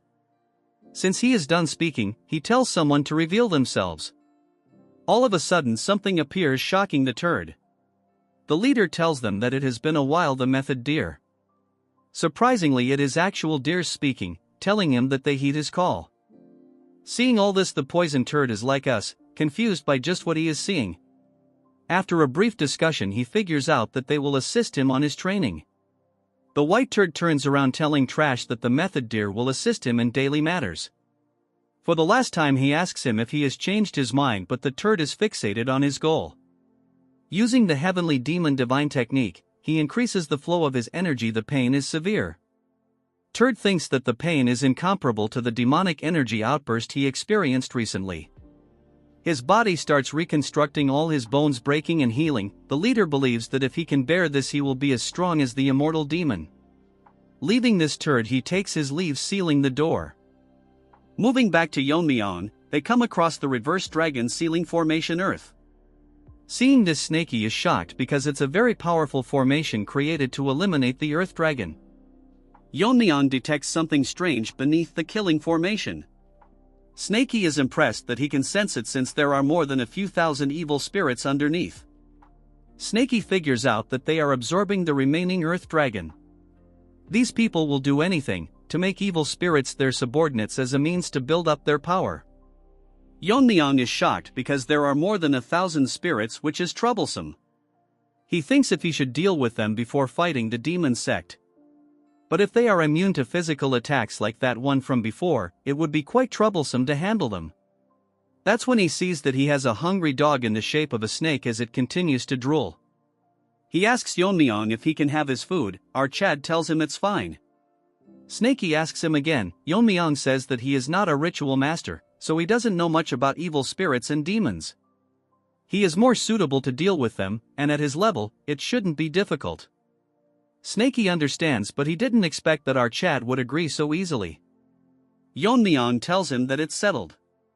His energy and body are already strained from traveling across this vast desert. He needs a day to rest before clashing with the demon sect. So he will allow his to manifest, but tells him to finish it as soon as possible. Snakey instantly transforms, turning into a huge beast. Before leaving, he gives him an advice: if he heads north towards the desert's border, he will find a village. Chad remains quiet as Snakey plunges into the formation. Inside there is a net made of talismans. That when Snakey notices a powerful energy coming his way. He figures out that this is not the master but the energy of a hungry spirit. The spirit notices that there is an intruder. The guardian of this formation is the four-eyed divine hound. This concludes the video. Make sure to like and subscribe for another part. As Snakey dives deep into the formation, he thinks it is peculiar that there is such a place hidden beneath the desert. He figures out that the Earth's energy has been trapped within a formation all the time. That's when Snakey notices a pit. Taking a closer look, he senses enormous energy, so this pit is where all the evil spirits are sealed. He thinks that if he can absorb these, his caliber would increase greatly. That's when he gets shocked, realizing that something dangerous is coming his way.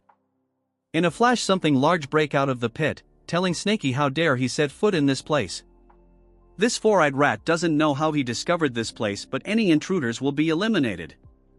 As this ugly dog howl trying to intimidate the giant monster, Snakey looks at the trash and realizes that this trashy dog possesses top-tier caliber. Multi-eyed rat looks at Snakey and say that he looks familiar.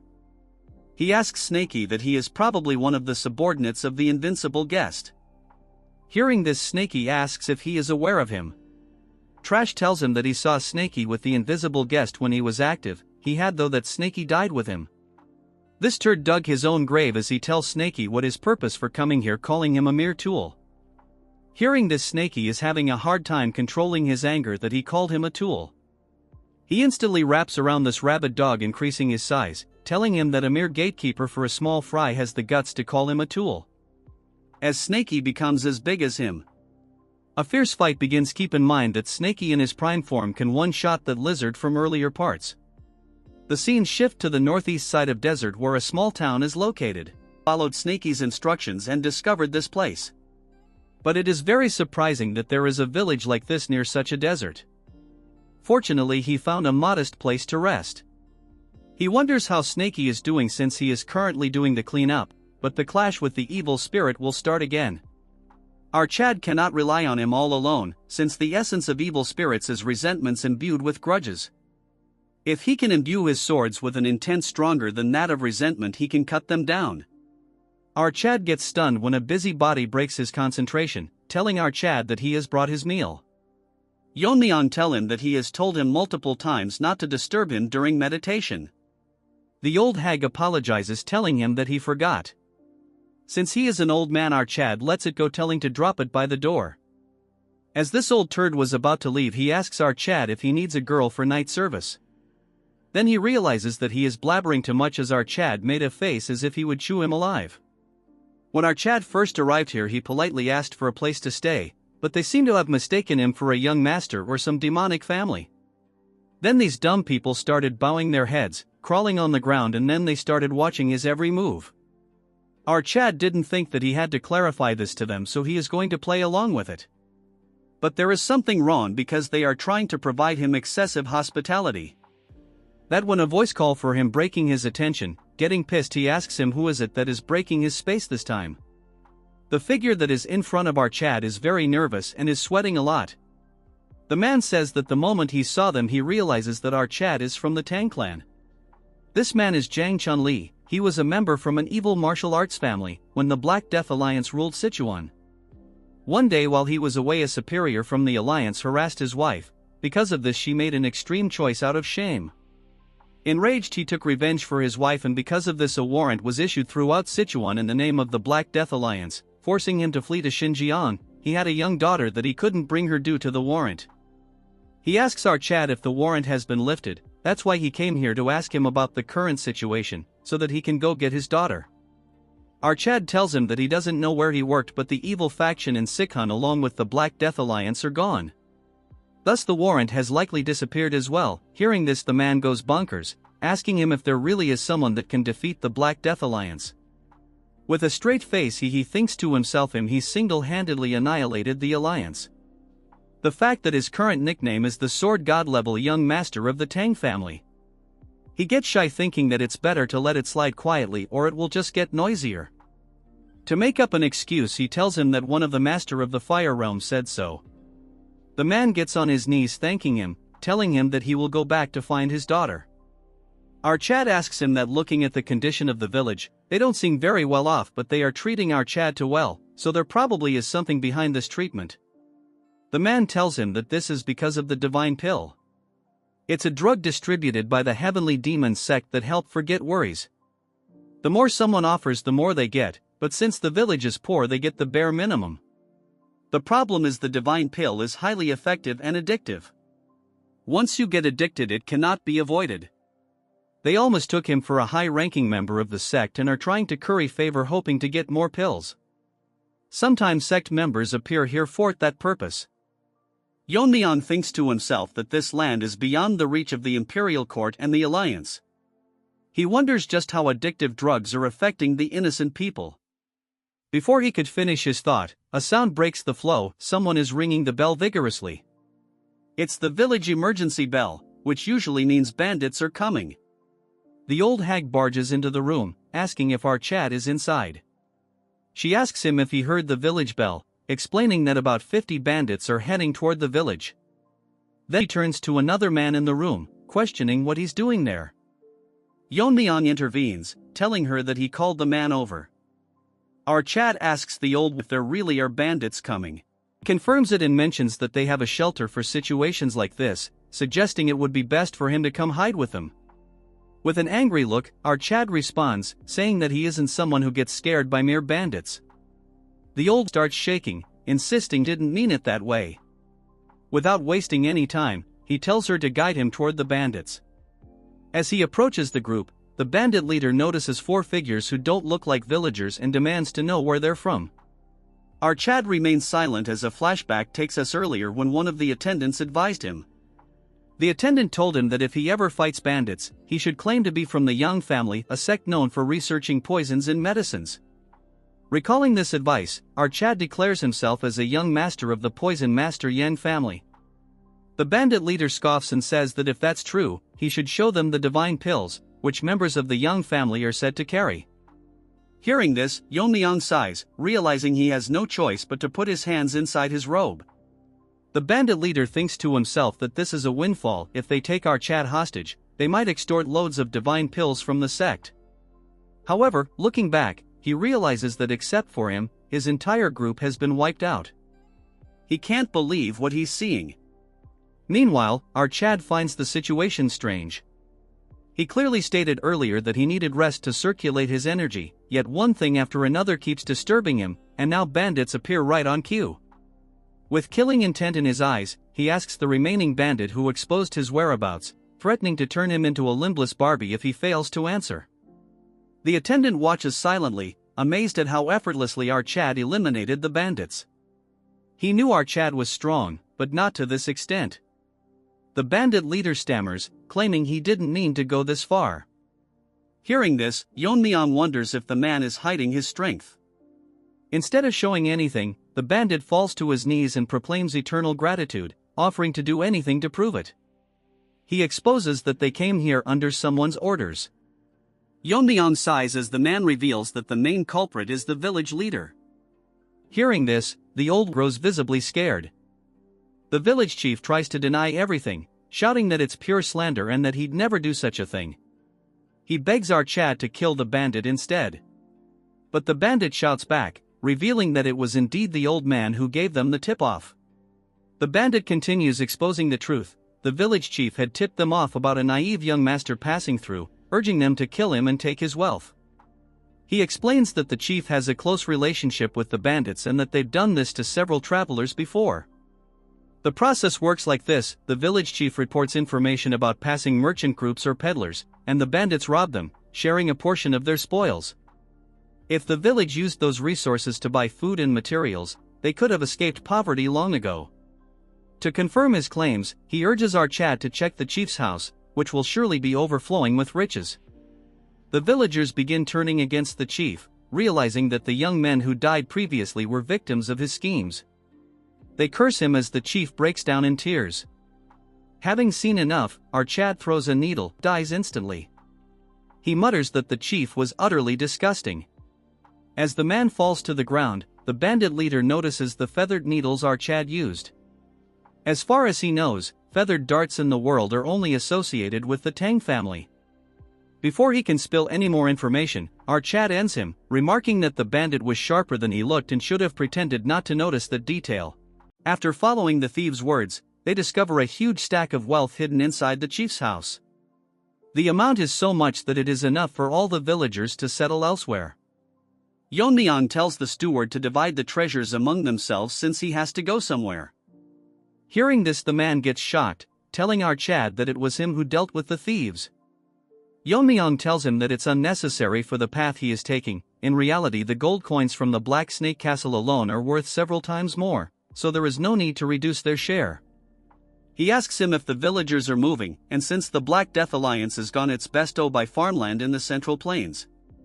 The man thanks our Chad and tells him that it is because of him that he can search for his daughter. That's when our Chad hands him a pouch, telling him that he has included poison in feather needles in case he encounters other bandits on their way. The poison is so dangerous that even with a scratch it can end anyone. Seeing this, man feels extreme gratitude, unable to express himself. He then asks our Chad if he is from the Sichuan Tang Family. The man gets shocked when our Chad reveals that he is Tang Yeon-myeong, the young master of the Sichuan Tang Family. The man thinks to himself that our Chad was extraordinary, but not to the extent that he is the young sect master. Yeon-myeong, on the other hand, thinks about why Snakey is not back yet. Because he seemed quite confident that he could handle the evil spirits all by himself. He stares at the sky and thinks that he has no choice but to go there himself. Moving to Snakey, he has finished the ugly-looking turd that was blabbering nonsense. Snakey is losing connection. A spirit medium is something that connects a master to a servant. Like souls connect, this allows for telepathic connection.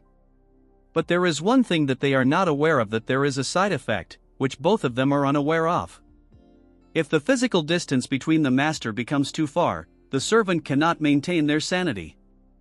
Meanwhile, in the deepest part of the reverse dragon formation, where the high-ranking spirits were sealed, all turned towards their gazes towards the sky at once.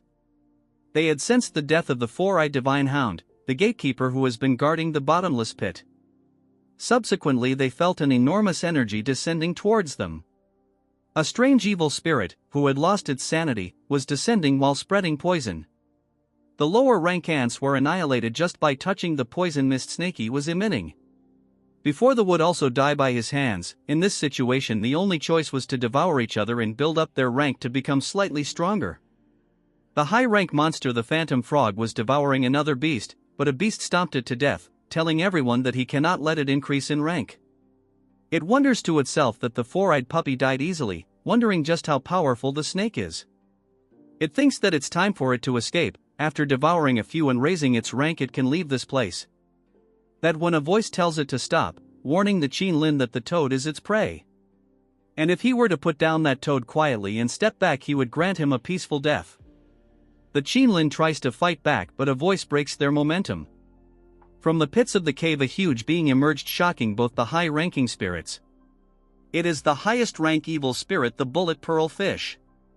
The tiger directly felt the difference in their rank. It cannot believe that such a being was sealed at the bottom of the bottomless pit. This monster was born from the terror of the unfathomable deep sea. Just like its origins, it achieved an impossible rank. Despite being barely captured by many water manipulation monster and talismans inscribed with spell, they couldn't leave him, and the reverse dragon formation master sealed him in the deepest part of the bottomless pit, placing a spell that would prevent him from escaping as long as four-eyed divine hound lived. The whale thinks that its time has come and he will devour all human, especially the ones that sealed him. All of them, including Snakey, felt an overwhelming pressure that is hard to forego. Its roar was so loud that it ripped through the hole, creating a breakage. The roar caused a gap in the bottomless pit and now they can see the sky. The tiger thinks that if they can just get past Snakey and the giant they will see the light. The Qin Lin tells the tiger to look around. The whale swept through all the low-ranked spirits. Their resentment are still lingering around the place. If they can absorb all this they can considerably increase their rank. So instead of fighting they should team up and escape this place first. Moving to the whale, it thinks that something of considerable rank is approaching it. The whale thinks that after devouring our Snakey he can escape this place. But as they were about to face each other, a huge rift occurred, ripping the formation in half. The stronger beings stopped getting scared, while the lower-level spirits continued their battle royal. The whale cannot believe that the reverse dragon formation got destroyed. The formation was strong enough to hold back dragon. Yet it was destroyed, so he thinks that its creator might still be alive. It starts shaking until it saw the figure. Unlike what it had thought, the being that split through the formation was the venomous poison dragon, the young master of the Tang family. With a cold gaze he asks Snakey why he is not done yet. This part starts with Yeon-myeong flying in sky, coming face to face with our Chad. The whale is nervous because he has figured out that our Chad is not from the reverse heaven sect but he is using magic.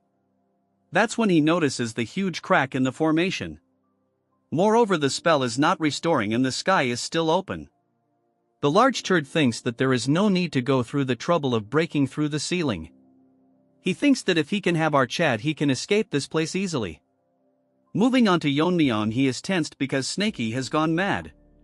But he doesn't have time, so he uses his energy to pull Snakey from the battlefield. He grabs his pet and tells him that at least he is not injured and always causes trouble for our Chad. This flying fish is so dumb that he calls for our Chad. Seeing it talk, Yeon-myeong is astonished. Without saying anything he tells our Chad to split the formation wider since it's too narrow for him to get out. Yeon-myeong looks at the sky and asks him if he is talking about the crack. This turd tells our boy to split it more, and if he does so the might trash will not care what he does here. Our Chad tells him that it's not difficult to split it open, but his way of talking is very irritating. The fish laughs, telling our Chad that he is making a mistake, calling for everyone from under, telling them that the sky has opened. Instigating them by saying that this is their chance to escape, and to do so they just need to get through our Chad. Yeon-myeong thinks that the fish is huge but petty. After his words all type of monsters are showing up. Yeon-myeong sighs, telling himself that there is at least a few thousand monsters, so there is no point in maintains order. As thousands of them charge towards our Chad, to counter this our Chad has made the perfect technique. As such he should test it out, taking out his dagger and making it, getting a good grip. He condenses energy around his weapon, it becomes so intense that the entire surrounding change. The pressure is so much that whale gets overwhelmed, also because of the sword he is holding. It has gathered an enormous amount of power. Yeon-myeong continues to hold stance because he wants to finish this fight in one strike. Previously his master told him that this art is one that shakes the spirit among essence, chi, and spirit. It was designed to counter martial arts and magic by utilizing waves. It directly strikes an entity like a soul or thought, so if he imbue the wave with the decaying nature of defeated power. This power is so strong that even ghosts would be powerless against this technique. He throws the sword towards them. The whale got shocked when he realized that the sword which was gathering energy is aimed towards them. As the dagger starts engulfing the crowd, Yeon-myeong explains that this is a sword move that narrows the wave's intervals and merges them into one. If it contains even the reinforcing energy to amplify its power. The martial art sword force style wave pulse engulfed the entire area, creating a radiance so bright, as every being except our Chad gets eradicated, and the whale is unable to believe that after enduring for so many years he was freed from the seal. And now in an instant our Chad annihilated thousands of them, as our Chad stares blankly at the outcome. After some time he tries waking up Snaky. Since he won't wake up nicely, our Chad gives him a good finger flip. Instantly waking him up as Snaky asks our Chad what he is doing here. That's when Snaky notices something, unable to believe that there are more than a few thousand spirit energy scattered. It cannot believe that there are this many though of spirits lingering around. He assumes that our Chad slayed all of them when he was unconscious. Our Chad tells Snaky that he was so confident yet he lost consciousness to the point where even he couldn't recognize Snaky. Our Chad asks an explanation why he fainted and he explains that he fought some kind of gatekeeper here. But as soon as the fight started he lost consciousness, so he apologizes to our Chad. Our Chad sighs, telling him that as long as he is fine that's all that matters, telling him that they must leave since he wasted too much time here. Hearing this, Snaky panics, telling our to wait. He tells Yeon-myeong that before they leave he wants to absorb the lingering spirits. But before he could finish our Chad gets very angry, telling Snaky that to handle this trash he used internal energy from 4 meridians. Now he wants to waste more time absorbing power, as such they will leave immediately. Hearing this, Snaky starts crying, turning into a stuffed toy, trying to emotionally blackmail our Chad. Since Snaky cannot convince our Chad, he ought to teach him a secret technique. This piques his interest as Snaky elaborates that he will teach him the 10,000 power rain. Hearing this, Snaky asks him how he knows this technique. Snaky explains that before the Shadowless Wanderer sealed him in the magic vessel, he taught our Snaky the technique, telling him that if someone in the future discovered him, he should teach him the secret technique and serve that person. He is aware that Snaky might disobey him, so he sealed him in a magic vessel. Yeon-myeong tells him that at the end he become a servant for our Chad, yet he never shared the technique with him once. As Snaky continues to cry, he tells our Chad that he was planning to use it as a condition to negotiate his freedom. He didn't want to live as a tool forever, only to be sealed away again for the next generation again. But he will accept being a servant, but he just wants the spurts. Yeon-myeong asks him how much time it will take. Snaky is shocked that he is allowing it. Our Chad gets angry, telling him that instead of whining he should just transform. Instead of his whining he should have let him take the spirits. Snaky transforms, telling him that it won't take too long. Snaky grows extremely huge, ready to engulf the spirits. Our Chad tells him that it might be too late, but he tells him that he has been great help to him. And he is not a tool in his eyes. Hearing this, Snaky gets happy, thanking him. As he absorbs everything his scales turn deep black as Snaky is slowly becoming a dragon. He tells our Chad that he has absorbed everything as there is no reason to stay here longer. Our boy asks him that since his scales have changed he would need to call him by another name. Snaky says it does not matter since his horns are still the same. Afterwards he thanks our Chad, telling him that he is forever grateful. In the past, Snaky was an evil spirit named Siang Willow that stole people's intelligence and spreading poison in the soil. The captured guest who captured him wanted to create poison with the sorcerers. It was not some ordinary poisons but evil spirits containing poisons. He was trapped in a space where over 100 evil spirits were trapped, and they devoured each other until one gained resentment. In the end it was Snaky who survived and became the true poison. It was from then that his transformation began due to the accumulation of resentment, and he was called the blue-horned white snake. Our Chad asks him if this is similar to how a martial artist reaches the 3 flowers convergence state.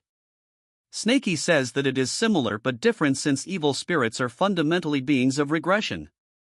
If it were to be categorized, it's closer to a demon learning the martial arts of regression. When these achievements deepen, they reach the extreme demon level. Our Chad tells him that he cannot feel a negative sense about extreme demon, and if this is because of absorbing resentment. Snaky tells our Chad that the more resentment one takes, the more supreme they become. Snaky asks our Chad what it called when an extreme demon master crossed the wall one more time. It the real of shedding the transcend demon. Now that Snaky has reached that level, he feels that he can also escape this resentment. Thinking this through, Yeon-myeong wonders if he eats more, resentment can cut off the familiar's connection and escape. So he thinks that he has to stop Snaky from gaining resentment from now onwards. Snaky gets nervous, telling our Chad that he told him that he wouldn't think like that. He reasons that the spiritual connection is not related to accumulating resentment. Even if it was possible, Snaky has no intention of cutting ties with our boy as he gets small, telling our Chad that he has a long way to go. Our Chad sighs, telling him that it was his fault that time was delayed. As our Chad cruises through the desert, he thinks that going back and forth, he might start getting attached to the desert at this rate. That's when he notices something and stops. They stop by the village. Our Chad tells Snaky that he stayed in this village after Snaky went to the reverse dragon stealing formation. Our Chad has doubts because he thought everyone left the village, but he can still sense signs of people in village. That's when Chun-Li comes out calling Fro our Chad. Our boy asks him why he is still in the village. That's when he points his hand, showing something that shocks our Chad. Everyone in the village passed away, as the man explains that after our Chad left. One by one they started foaming and lost their lives. The younger ones barely survived, but the rest passed away. Hearing this, our Chad asks him what the reason might be behind this. According to him, this might be withdrawal symptoms from the divine pill. Before our Chad left, he showed our Chad the pill, which was discovered in the village chief's house. Most villagers have consumed more than one pill, so everyone in the village is already addicted. So he asked our Chad if there was someone as skilled as him to solve this addiction. Our Chad remembers that he saw a small trace of poison from every villager. He thought it was simply because of the scarcity of food in the desert. So he asked him to gather everyone, and he extracted everyone's poison with the poison absorption technique, but didn't consider the withdrawal symptoms. Snaky thinks that it is a malicious item. The poison itself is not harmful, but it disrupts the sense not to kill. Moreover, attempting to detoxify this is even worse. Hearing this, our Chad gets shocked. Snaky explains what might happen when numb senses return. With the pain they never knew before, even the slightest touch would feel like a burn due to heightened sensitivity. The poison is dangerous because one can either die slowly, or if detoxified, they will die from symptoms after detoxification. That's when Snaky starts getting shocked because he didn't know our Chad could make such a face. Our Chad gets stoic, wondering that someone's goodwill returned as one's death. Our Chad orders the man to take the survivors and go to the Tang family, then head to medicine hall and show the dive pills to Yijin. She can certainly resolve the pill's symptoms, and once he reaches there, he should say our boy's name. Our Chad flies from the village, leaving the man behind. He heard from the man that the Yang family is behind all this, so once he arrives at the main base, he will at first annihilate them first. Moving on to the Yang family, all of them are busy producing the divine pills. One of them tells the makers that they need to finish preparations before the arrival of the family head. After some time, this minion arrives, telling him that they have worked hard, wanting updates on the pill production. The man assures that they are almost done with the production. The leader thinks that only good things are happening with him. The increased demand for the pill have gained the leader's trust.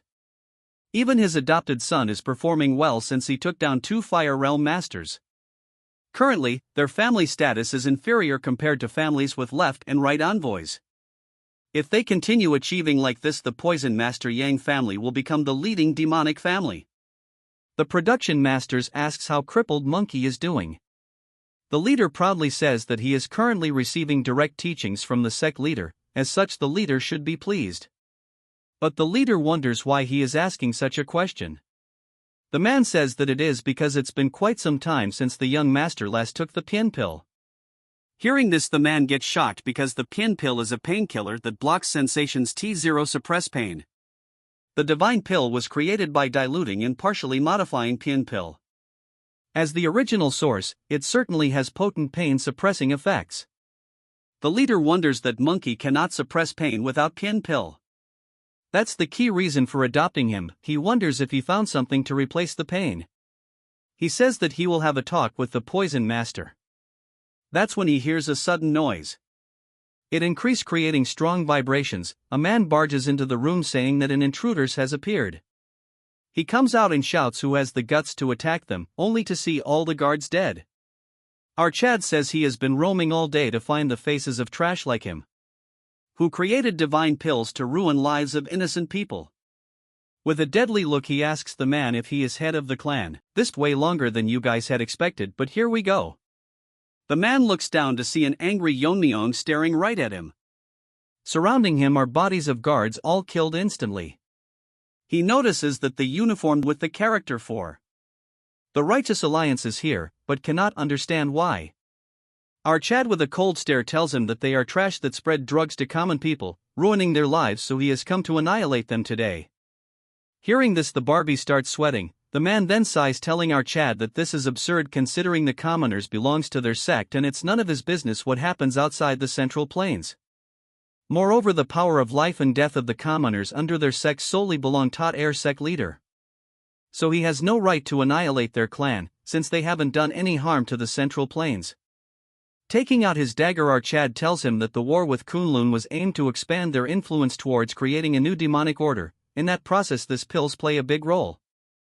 Just one pill and they cannot escape, becoming dependent on the pill. Eventually they will submit to the demon sect. As his dagger transforms into a huge sword, he says that he will not let such filth enter the Central Plains as the leader of the Righteous Alliance. Hearing this, the trash gets shocked, realizing that they are facing the dark poison sword dragon Tang Yeon-myeong. The distance between the Central Plain and this place is vast, yet rumors still manage to spread that the leader of the Black Death Alliance who ruled Sichuan had fallen to the dark sword poison dragon of the Tang family. The surprising news of a new Righteous Alliance, the Righteous Alliance, being formed in Sichuan with that dark poison sword dragon as its core, reached this place, but it didn't cause too much spark, because the heavenly pervert and the dark lord of destruction were on the move. So they judged that no matter how strong the righteous forces in the Central Plains became, they couldn't affect Xinjiang immediately. But he cannot understand what he is doing here currently. Then he starts sweating, realizing that if he is here, that means he came across the left and right envoys. Hearing that, our Chad figures out he is taking about the left and right weaklings, then like a savage says that he killed them since there is none reason to spare a demon expert trying to kill alliance members. Before this Barbie could blabber more nonsense, our Chad says that this where they stop talking. Because no matter how much they stall, the result of annihilation won't change. That's when our Chad notices a shift in demonic energy. A considerable amount of demonic energy is approaching, so it's most likely reinforcements. The turd says that the other families is coming to support them since he stirred up trouble. It's impressive that he came here alone and even killed the left and right envoys. He takes out a few pills as he taunts our Chad, telling him that surely their paths have never crossed, but he will make this place his grave.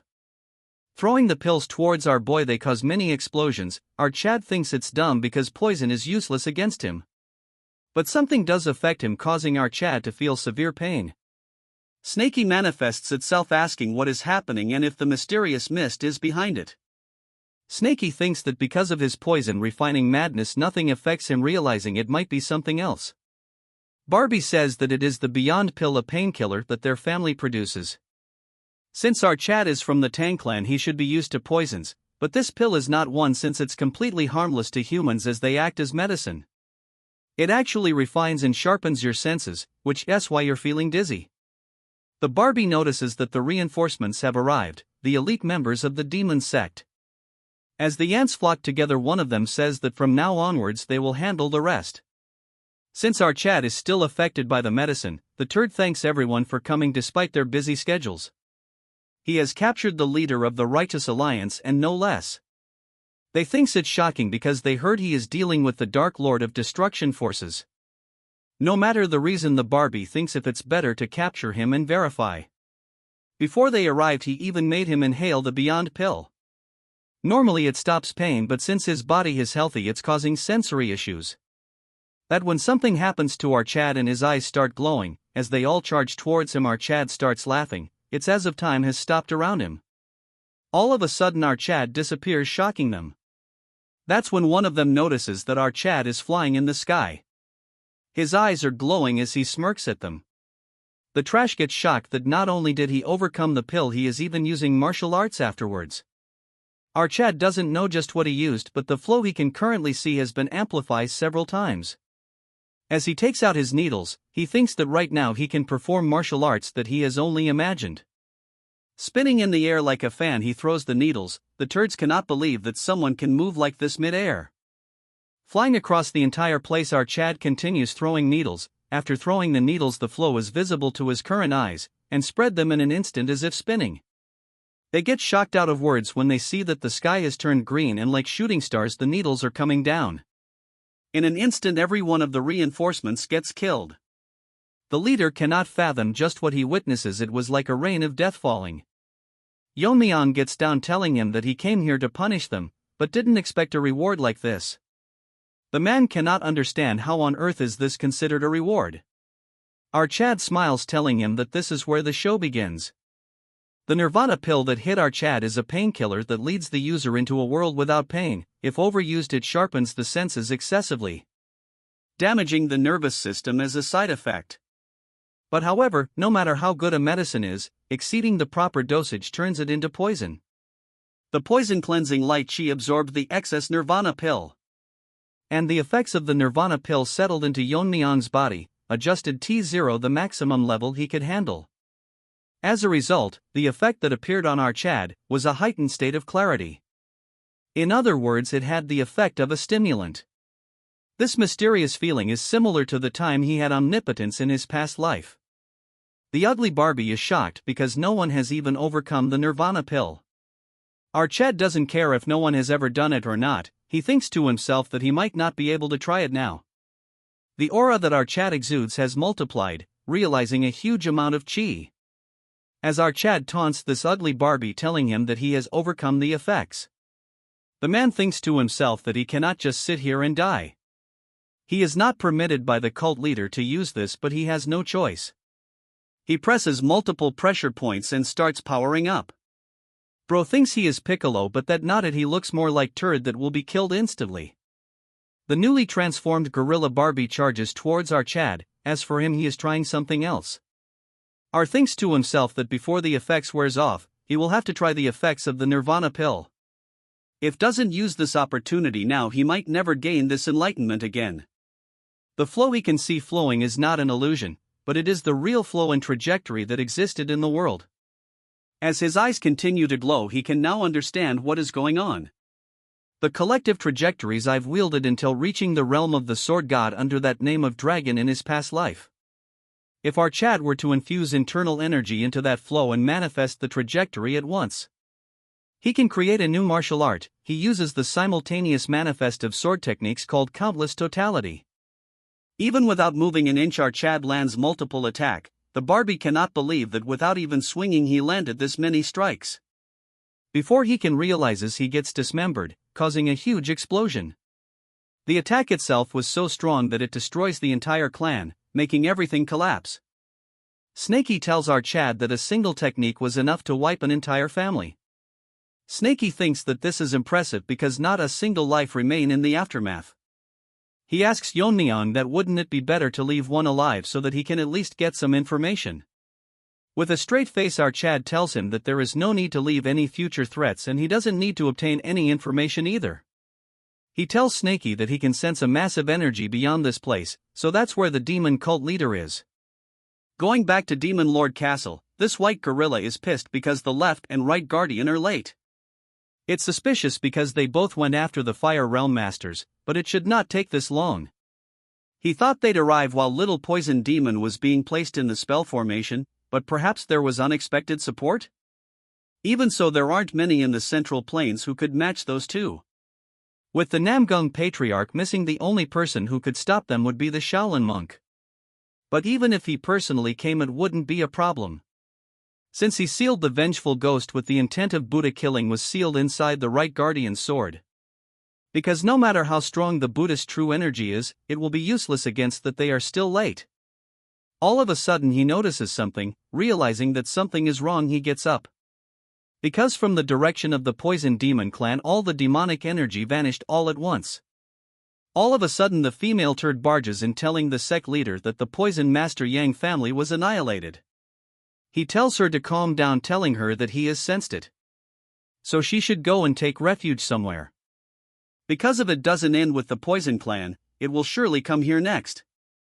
As he exudes immense demonic energy, he tells her that whoever it is he will make them pay for it, for touching his sect. Moving to another place filled with poisonous flowers. It's where that white monkey is getting trained. He is not aware how much time has passed, but he still can't adapt to the rampaging demonic energy. As he falls to the ground he continues regenerating, but he is down bad because even it has its limits. He cannot believe that his mind is breaking down before his body. At this rate he will turn into a mindless monster. But he must hold it in since he cannot let it happen, before killing our Chad with his own hands. He thinks that he will just endure the pain since his body will regenerate anyways, so he might as well surrender to the pain. He thinks that he should use the uncontrollable energy instead. He thinks that he will use the surging demonic energy to break through his governing and conception vessels and connect his life and death aperture. The only way out of this agony is to become a supreme demon. As the white monkey turns into a deformed monkey, he say to defeat our Chad he should at least reach this level. As time passes by, multiple parts of his body explodes. At one point it doesn't hurt anymore. Rather his mind feels clear and he can feel a sense of liberation. After seeing the condition of his body he realizes that his body is in optimal condition. His control over demonic energy has increased so much that he has reached the realm of the supreme demon. That when he notices a presence, it's that scary-looking deer, he asks Trash if he called for him. Monkey asks him how long it has been and he responds that it's been half a month. He laughs, realizing that in half a month he has reached extreme demon. If he gets stronger he will definitely get his revenge. He thinks that the surrounding is a mess because of his poisonous energy. He thinks that he should put some clothes on and meet the cult leader. But he notices something. Thunderclouds has surrounded the area, which is unusual. Monkey asks the deer what is happening right now, and he tells him that the Lord of the 10,000 demons have descended. Turd is confused, asking him if the cult leader is coming here personally. The deer explains that the cult leader governs the demons of this lands, but he is not the Lord of 10,000 demons. People call him by many names, but here there is only one name that represents him, the Heavenly Demon. Hearing this, the Trash gets shocked that there is another figure that hold authority other than the sect leader. He then changes his attention towards the deer, and gets shocked because even the deer who has not knelt before the sect leader ignored his question and knelt down. That's when a figure flies down from the sky. Seeing him he wonders if this being is akin to a god. As he gets closer the white-haired monkey can feel it more closely. An overwhelming pressure on a completely different level from the demonic energy he felt from the sect leader. The figure speaks, telling him that he is holding his head quite high. In an instant the monkey gets blown away in half. The figure tells him that once someone practices demonic arts, he faces an authority of the demonic path. So they ought to bow their head in respect. This half-lady is consuming too much screen time. Monkey thinks that it doesn't hurt much because he has reached the extreme demon and perfected the immortal body. He realized that even if he died and came back 1,000 times he couldn't leave a scratch on this being. He wonders if reaching the extreme demon is still not enough. He asks the deer that he can see a worm, that he is not from the Yun family's bloodline in this space created by his mind. The deer says that this is the current disciple of the sect leader. Hearing this he gets shocked because the Trash is such a low-level being. Then he notices that the half-mutilated Trash is growing his limbs back. He thinks that this is a very usual body, wondering if this is because of the demonic art he has mastered.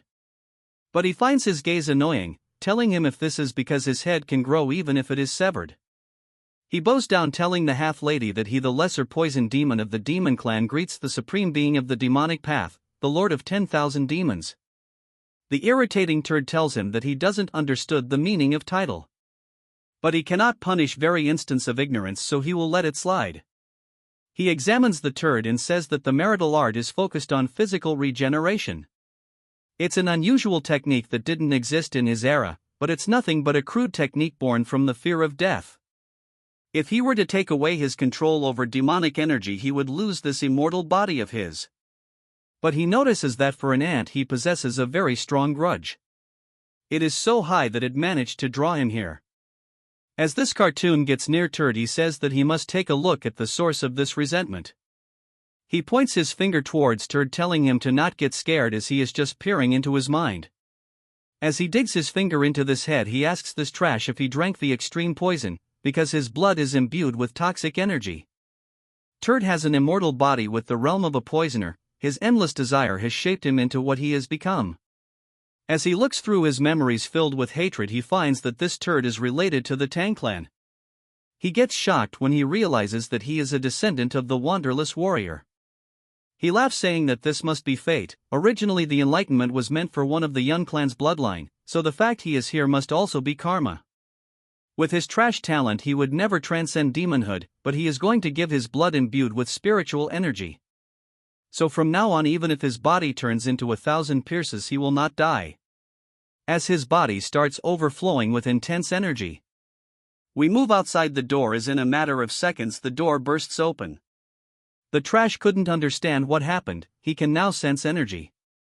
From the direction of the clan he can sense too powerful energy, realizing that his detection has improved a lot.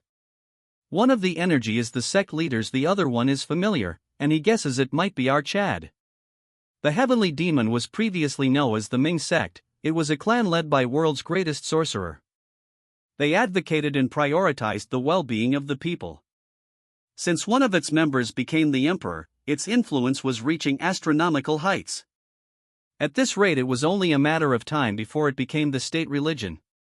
The sect leader, who was proud, has been betrayed by his own follower, the emperor.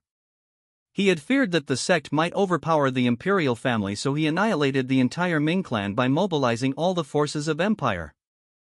Anger and betrayal of losing him people, negative emotions clouded his mind. For the vengeance of his people he resorted to forbidden techniques that he has once prohibited. As he raised down the empire, he was reborn as the first sorcerer of defying heaven. Since he could no longer stay in the Central Plains, he stabilized the Heaven Demon clan in the barren lands of Xinjiang. This is what the world knows, but old Turd says that he settled here because of a new method to increase one's caliber. It's a method to transcend limits without using sorcery of forbidden techniques through evil spirits. As caliber accumulates, one can transcend human limits and become a god. The plans of their ancestor to gather faith and trust from people was ruined by emperor. There is a limit to the faith of Xinjiang's commoners alone.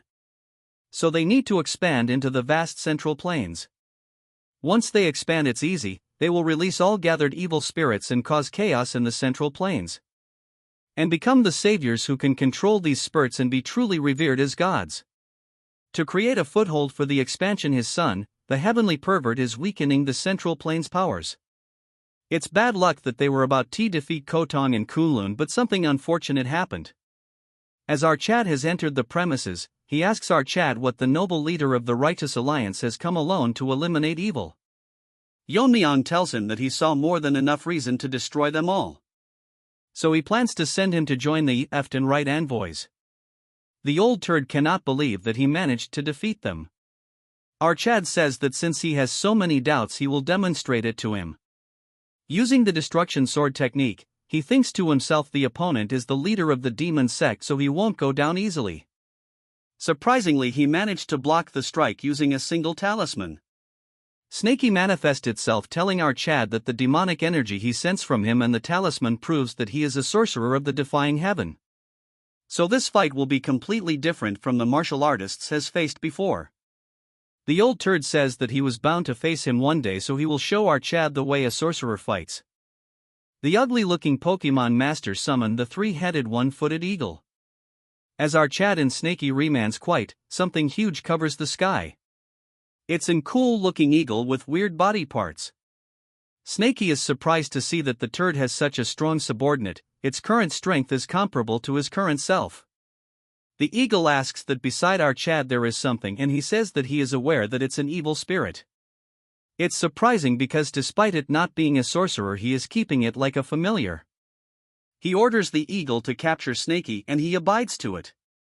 Snakey tells our Chad to focus on the old man while he takes the head of this disabled bird. As Snakey aggressively charges towards the bird, a huge fight breaks in. Our Chad thinks that Snakey is testing his new powers, so this much should be fine. The old man turd says that since he is from the Tang family, the snake must be the blue-horned white snake, but for some reason he became black. Since he bought such a snake, he must face our Chad seriously summoning another Pokemon. Our Chad gets alert but cannot understand because nothing happening. From the ground something break through, grabbing our Chad, as this overweight sumo wrestler grabs our Chad, telling him that no matter what happens he won't let him harm that turd. With a huge force he throws our Chad like a cricket ball. Seeing this, Snakey gets worried. Taking advantage of this, the disabled chicken grabs Chicken, asking him if it is time to be distracted, all while burying him into the ground. Telling Snakey to hold still. As he is pinned to the ground, the old turd says that the Ghost King is the strongest evil spirit in his possession. It is also the guardian of the divine sect, bound to the Yun family's bloodline for generations. This turd tells our Cha that he should be honored since he is the first person to see this being in hundreds of years. Old turd orders sumo wrestler to finish our Chad, agreeing to it. This turd summons a huge sword, striking our Chad with this huge sword he raises down the ground. Snakey gets nervous as a voice tells him that he is taking it easy and Snakey should focus on his own fight. The turd gets nervous and soon enough our head deflects his attack. Witnessing this, the old man is shocked that our Chad blocked its attack. When they clashed, our Chad figured out that this turd was artificially created using thousands of formations. On top of that, all of them are high level. To break high down a ripple would be better, but that might hurt Snakey since the attack range is too big. So he thinks of compressing the ripples and extremely limit the range. Using this new attack combined with continuous strikes, he blasts multiple part of its body. The turd cannot believe that our Chad didn't use any spellcraft, yet the Ghost King took damage. He cannot fathom where someone like our Chad came from. He looks at the other side and sees Snakey overpowering the chicken. It's probably because he gained its composure after confirming the safety of our Chad. As for our Chad, he has completely annihilated the fat turd. Our Chad tells him that it is too easy, asking him if he has any tricks up his sleeve. The man thinks that defeating the Ghost King is impressive, but it's such a low-level talent, which shows how young he is. A purple aura surrounds him as he tell our Had that he is naive if he thinks that he was doing nothing when he was fighting the Ghost King. Our Chad is shocked because he vanished in an instant. It's not some divine technique, it's as if his very presence has disappeared. That's when our Chad notices that there is something wrong with Snakey as he starts screaming. The turd is doing something to bind him, but he still cannot feel his presence. He tells the bird that it getting beaten is disgraceful and the eagle has no excuse for it. The man takes out his prehistoric pokeball and takes back his eagle because if he dies it will be a critical blow to their strength. The turd says that the loss is quite significant, but making Snakey his subordinate will make up for it. Snakey tells him to shut up since he doesn't know him. He smiles, telling him that since his ancestor helped the invisible guest capture the Earth Dragon. In this case he is indebted to their sect. Snakey thinks it's pathetic that they are holding a grudge for 1,000 years across generations. If he really wanted to make him his subordinate, but that's not the main problem. He should look around as our Chad is about to strike him down. The man pulls out another talisman before the attack lands. As the strike lands, our Chad thinks that the attack didn't land properly. As the smoke settles, he sees multiple coffin, moreover they managed to block his sword. Then he realizes that it was not the coffin, what is inside them is capable of blocking his sword strikes. The old turd says that the Ghost King might be his strongest evil spirit, but it was not his best card, but he had no plan to play this hand right now. The bodies are that of 3 Fire Realm Master and Extreme Demon Master who has existed since their ancestors' time. Their total number comes to 30 and this is his trump card. Yeon-myeong is shocked when he learns that this is a technique to awaken and control corpses of past masters, turning them into Jiangshi. This old turd says that this is the Great Extreme Demon Revival technique. It's an onslaught of about 30 masters.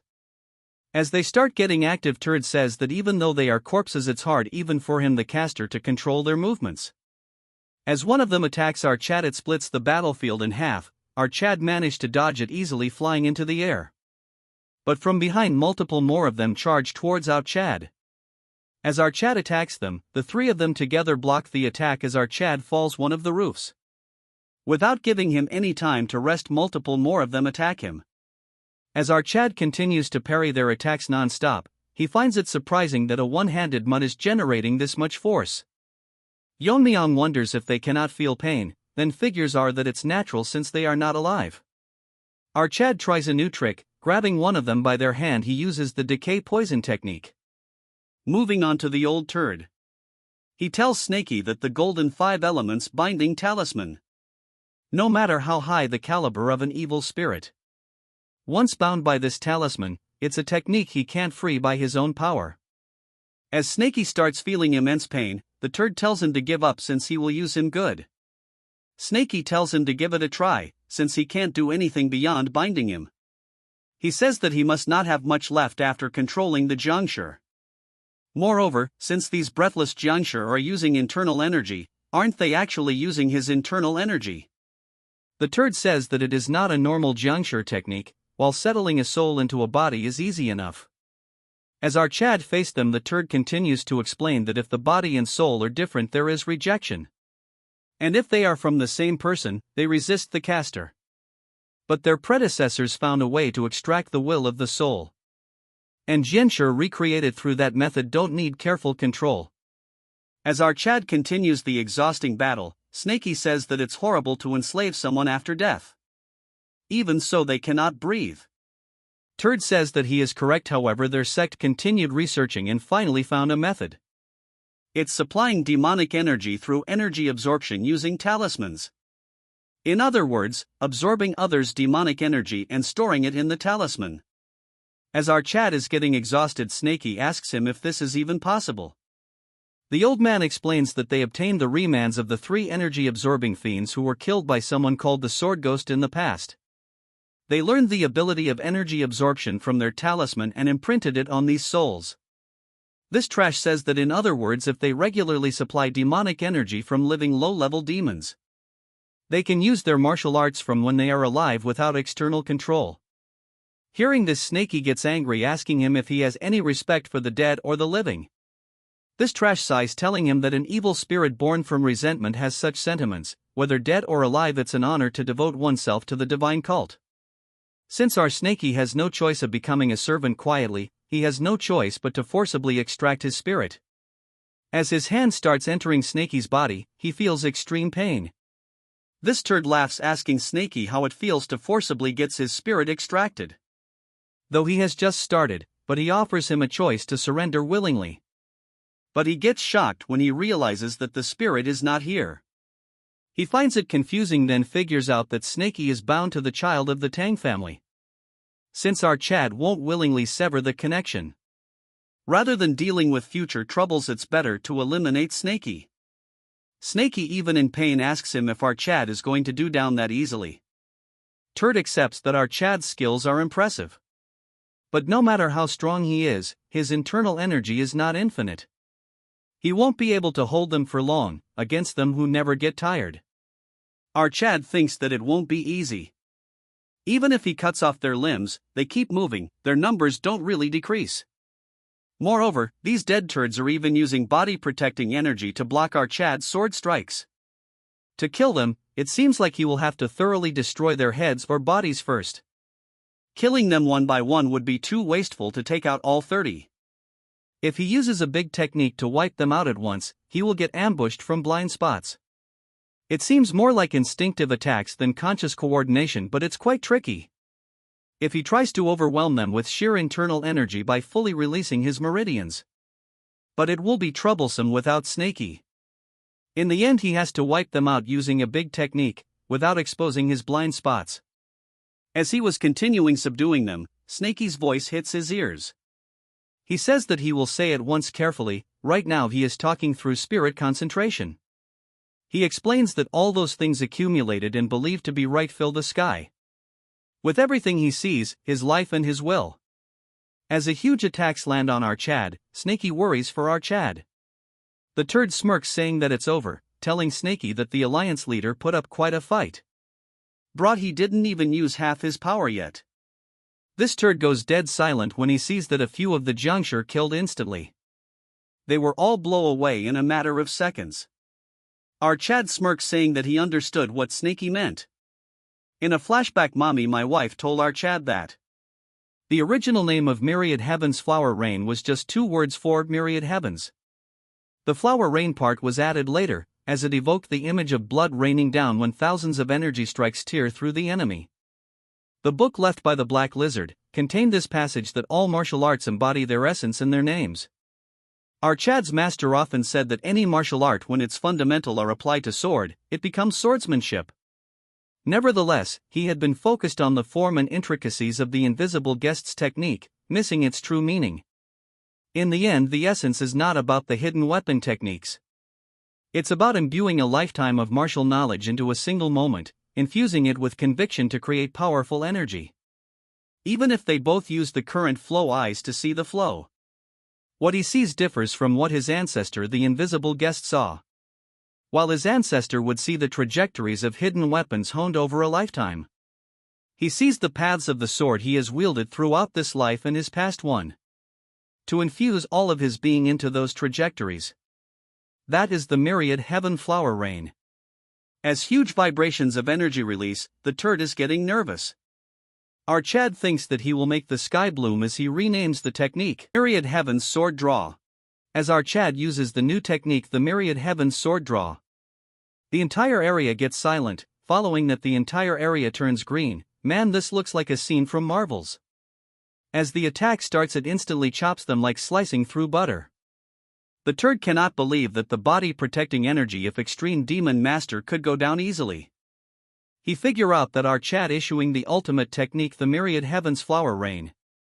As for Snaky, he is shocked because it means it be a technique of the invisible turd, but it's a sight that never fails to mesmerize him. Even after this barrage of attacks, 3 master remained. Our Chad thinks it's impressive that they can move within such a technique, so they must have been formidable in life.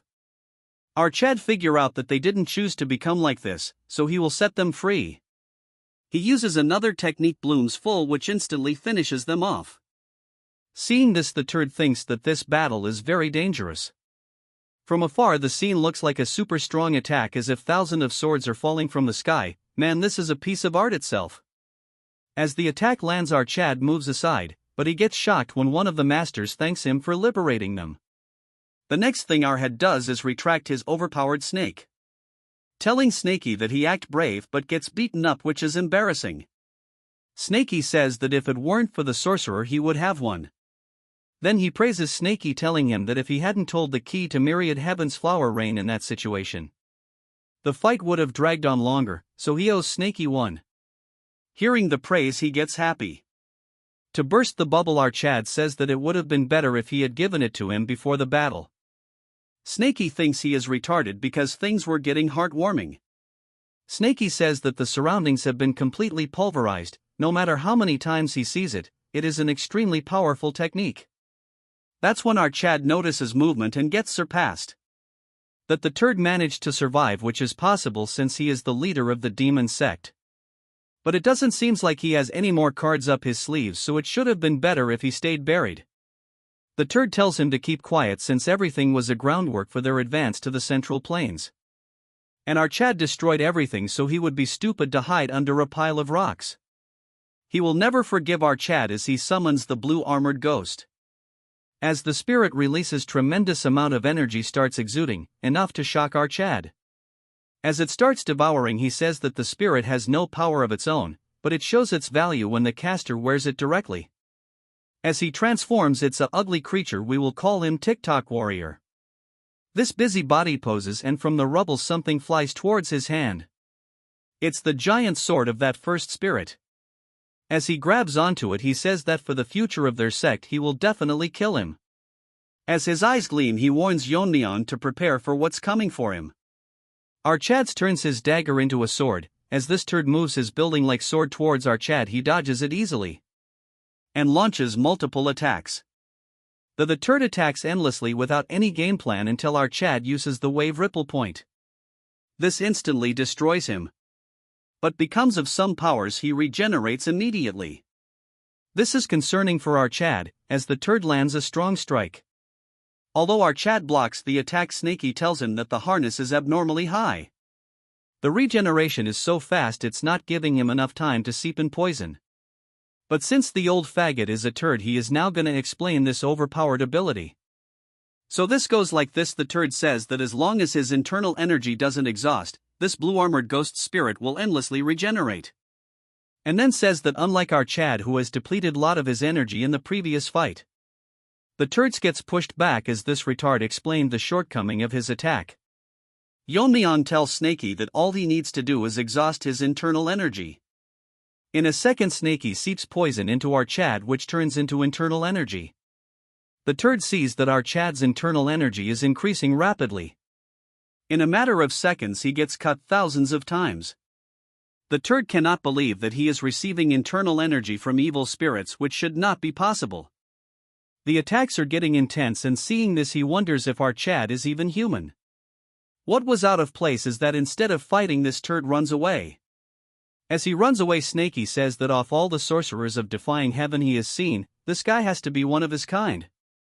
From outside as energy continues to flow out, one of the elder asks the female turd who the leader is facing. And it's surprising to see that the divine cult's headquarters would vanish without any trace. She says that she doesn't know, all the leader told her was to gather the demon elders and wait at the foot of Tianshan. She wonders to herself if it's really going to be okay, the demon elders, whose strength 5 second only to the sect leader and the left and right envoys. She thought bringing them would be enough to drive out the intruders. But what she says before her eyes made her realizes that what she witnesses was beyond anything a human can do. The elders are hesitant to because they are aware that interfering would mean certain death. She thinks that at this rate the leader will be in trouble, but they shout that he is coming down. Seeing this, female turd cries, thanking God that he is safe. He lands to the ground and praises her, saying that she managed to carry out orders in such a short period of time. Without wasting another second he runs away with her. But to his bad luck our Chad catches up to him and lands an attack. As he blocks it, the elders are surprised that the leader was fighting a young brat all this time. As our Chad looks fine as ever, the leader is struggling as he is constantly regenerating. He pushes back our Chad. Our Chad finds it that he is more persistent than he had thought. He is also surprised that there are still so many demon sect remnants. Snaky says that from the energy he can sense, they're just large in number. And they don't even come close to his little toe. One turd orders the members to help the sect leader and fight with resolve to die and repel our Chad. The leader stops them, saying that if they rush in now they won't last a second. He says he can't lose them through meaningless sacrifice. He says a sacrifice is only meaningful when it yields results corresponding to its value. So he tells them that being prepared to die is not enough, they must help him through death. Ordering them to unleash 5 stars of the reverse blood demon technique. Welcome back to this part, as the green turd tells his minions to unleash the 5 stars of the reverse blood demon technique. It was not difficult for the masters to understand what he meant. If one draws the reverse blood demon technique to 5 stars, they enter a berserk state due to the rampaging demonic energy. Unless one has reached the level of extreme demon and can freely enter the berserk state, like the radiant left and right envoys. Using the 5 stars of the reverse blood demon technique is no different from a suicide charge. Moving back to the turd, he says that if he dies they are next, so if they hesitate he will give them a little push. So he forcibly stimulates their demonic energy, making them all go berserk. Seeing this, they all are worried as he is forcing them into this state. All of them wonder if they truly wish for all of them to sacrifice their lives. But even if they use the reverse blood demon technique, they might not be able to defeat our Chad, since even their leader couldn't do anything. The elders thinks that they don't have a choice, so they can only fight to death. As they charge towards Yeon-myeong, he uses sword draw, instantly finishing all of them as he used the annihilation technique. The turd cannot believe that even the demon elders using the reverse blood demon technique were defeated in a single strike. Then he looks down to see that his toad has died. He thinks to himself that the blue-armored ghost's defense shouldn't have fallen to that single strike. He wonders why his chick died, partially blaming that it could be that his internal energy is depleted, to the point where he cannot maintain a proper form. Our Chad tells Turd that he must be trying to buy some time. But our won't give him this luxury, as our Chad closed the distance ready to land a fatal blow. The turd blabbers to himself that he is going to use a forbidden technique. The rebound force is so much that our Chad gets pushed back. He wonders if he still has enough internal energy left to push him back. Our Chad looks up in the sky to a crimson cloud forming above him. Yeon-myeong thinks that something is up and it might be another trick by the demon sect leader, which might be related to the rebound effect from earlier. Our Chad can sense some strange energy. That's when something surprises him. Demonic energy is being extracted from the dead. As this turd is constantly gaining internal energy. As he rests his chick in peace, he says that he at least wanted her to live.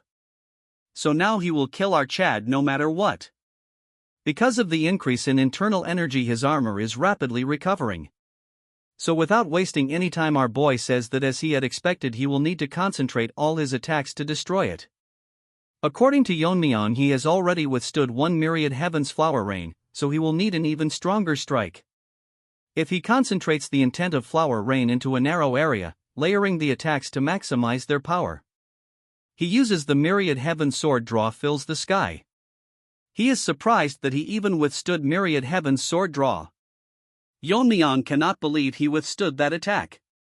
The turd again explains that the wide area berserk induction. Regardless of whether they're alive or dead, within this crimson cloud domain. The cloud domain will gradually expand, extracting demonic energy from all demon sect members across Xinjiang. Hearing this, our Chad gets shocked.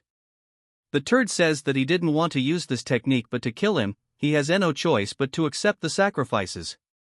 Our Chad cannot believe that he is not only killing his minions but even the innocent civilians.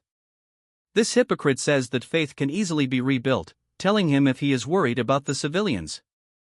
Just because he bears the character for righteousness. Snaky tells our Chad that it would be better for them if all the demonic sect members die. Our Chad says that if it were just demon sect members he wouldn't care either. The problem is the people living in barren Xinjiang who have received demonic energy. They simply learned breathing techniques as a form of cultivation. Moreover, he clearly realized after experiencing the effects of the Nirvana pill. Even if they haven't learned demonic arts, continuous exposure to the divine pill's toxicity accumulates demonic energy in their bodies. If he were to leave them to die, he would be repeating the same situation as before. And he will regret not having a better choice. But he can't just regret. As the leader of the Righteous Alliance, he has a duty to take responsibility for everyone in the Central Plains. But he cannot just keep regretting. So he will finish him off before the domain expands further. Even if he has to use dragon scale and origin energy. Snaky tells him that it will not be necessary. If what he says is true, they just need T0 prevent that cloud from expanding. Yeon-myeong asks him if there is any way. Snaky says that when it comes to sorcery rather than martial arts, he is far more knowledgeable than him. Besides, he cannot let him die when they are connected by a spirit link. Snaky thinks to himself that he has been influenced by hanging around our Chad. As he flies to the sky, he tells him to draw the attention so that he won't come towards him. He will handle the spell. Meanwhile, the turd wonders just what is Snaky getting close to that spell technique. But our Chad attacks him, not letting go of his attention. As the turd curses our Chad, we move back to Snaky. According to the domain's width, it has only reached near Tianshan so far. The only way to stop this is to use his power as an evil spirit. As Snaky release energy equivalent of that attack, it starts causing reaction. The turd realizes that Snaky is exhausting his own power to stop it. He is sure that if he recklessly uses all of his powers he might die. But that when a huge strike lands towards him which splits his sword by a lot. Yeon-myeong is happy to have Snaky, since without him this fight would have been very difficult. The turd cursed Snaky, saying that he is interfering with his replenishment like this. Snaky finds it strange himself that he would be sacrificing his cultivation for something like this. He never thought that his heart would open up after a certain incident. In the past, Snaky was heartbroken when the Wanderer realized him after it was over without any reason. He says that it's because he is dangerous, so he should stay here. According to Snaky, after the jar closed, it seemed like that B0Y said something more. He thinks it was probably about him being a tool. Different from him, our Chad never treated him as a tool. Even if he were to use him, he expresses gratitude and shows him respect. This is not because he lost his spirit link due to the situation but for the sake of a friend. As he releases even more energy, his colors starts changing again. Before he closed the jar, he said that he doesn't need complete freedom but he shouldn't contain him. He says that he might not be able to hear him but he has been a great help to him. He regrets not being able to give him the affection he deserved, since he has reached the caliber of a true poison master. The sorcerers of Defying Heaven won't leave him alone. They came to the Tang clan to get a hold of Snaky. He continues saying that if someone from the future generations finds him, he hopes that Snaky will get freedom. Till then he will take care of anyone that might stand in the way of his freedom. He thanks him for everything, calling him a friend. As our Chad and this turd fight it out, our Chad continuously. The turd gets cut but because of his regeneration he is not dying, so he mocks our Chad saying that his hands have gotten slower than yesterday. As crazy as it might sound, this trash tells our Chad to cut him even more. According to Yeon-myeong, he has been cutting one-sidedly for a whole day. Moreover, he cannot see the end of his regeneration. What's even more horrifying is that as he gets cut more and recovers he becomes stronger, and even his regeneration, his speed is getting faster. As he lands a blow on our Chad he gets surprised as the power is enough to shake the grounds. Yeon-myeong thinks he is getting stronger. As for the turd, he finally managed to land a hit. Then proceeds to ask him if he is getting tired. As for the turd, he is not getting tired at all. As he tries to a punch on our Chad he hits the ground. Looking around he cannot find our boy anywhere. That's when he activates the Myriad Heaven's sword draw. As the trash sense danger, our Chad lands the attack on him. But even this is not enough as this lizard regenerates, telling him that it wouldn't be fun if he got tired. As this half lump of meat regenerates, calling out our Chad. Our Chad thinks this rogue is only relying on his regeneration, as this turd cuts his hand and throws it towards our Chad. Yeon-myeong is confused since he threw his cut-off arm which has no internal energy. Then he proceeds to burst his body and then regenerate from his arm, being able to catch our Chad. Then he grabs onto our boy and explodes himself. All he can do is explode and regenerate. What a retarded way of fighting. Because of this attack our Chad falls to the ground flat, being very exhausted. Snaky asks him if he doing fine. As he affirms it, Snaky thinks to himself the our Chad is struggling with just this much. He thinks that it might be because he has been fighting non-stop for days, and even his poison energy is almost gone.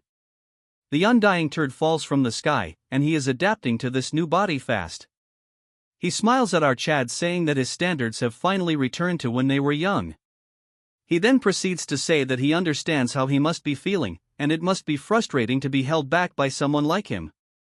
He says that the Central Plains must be in the midst of war with the demonic forces. And after dealing with the demon sect leader, he will have to face the Dark Lord of Destruction. All while an undying bastard keeps pestering him.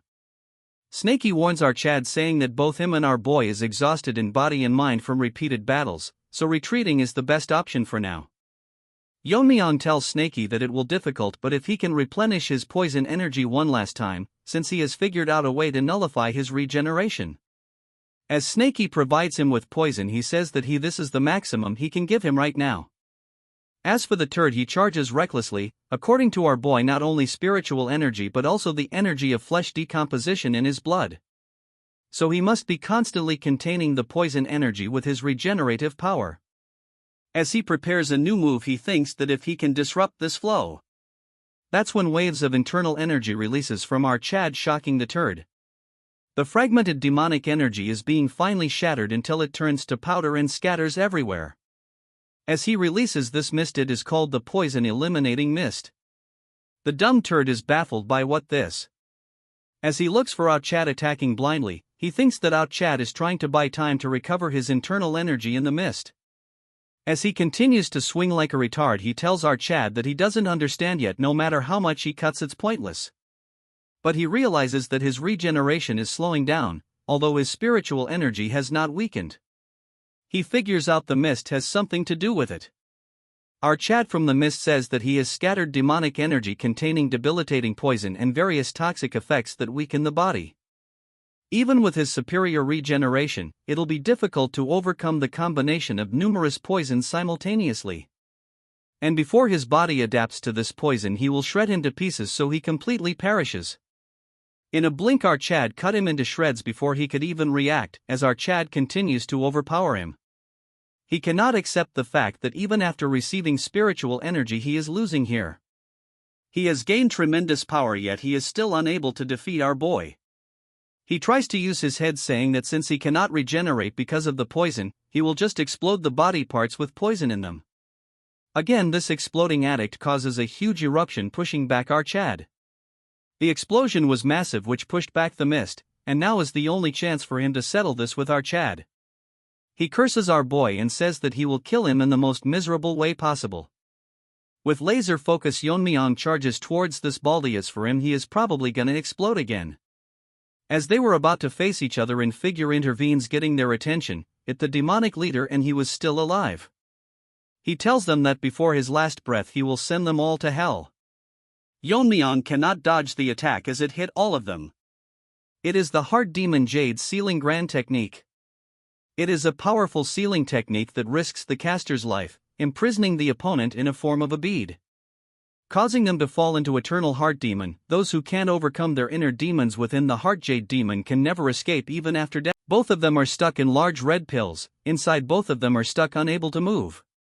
However, Snaky manages to get out of the red ball, telling himself that the demon sect leader to struggle desperately like this until his last breath. He cannot figure out what this is, since it has no effect on him. It is probably a technique that only works on humans. Even so, it's peculiar that someone as strong as our Chad was unable to get up.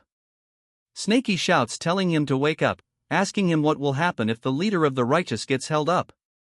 As he continues to rant, he stops thinking what will happen if he never gets up.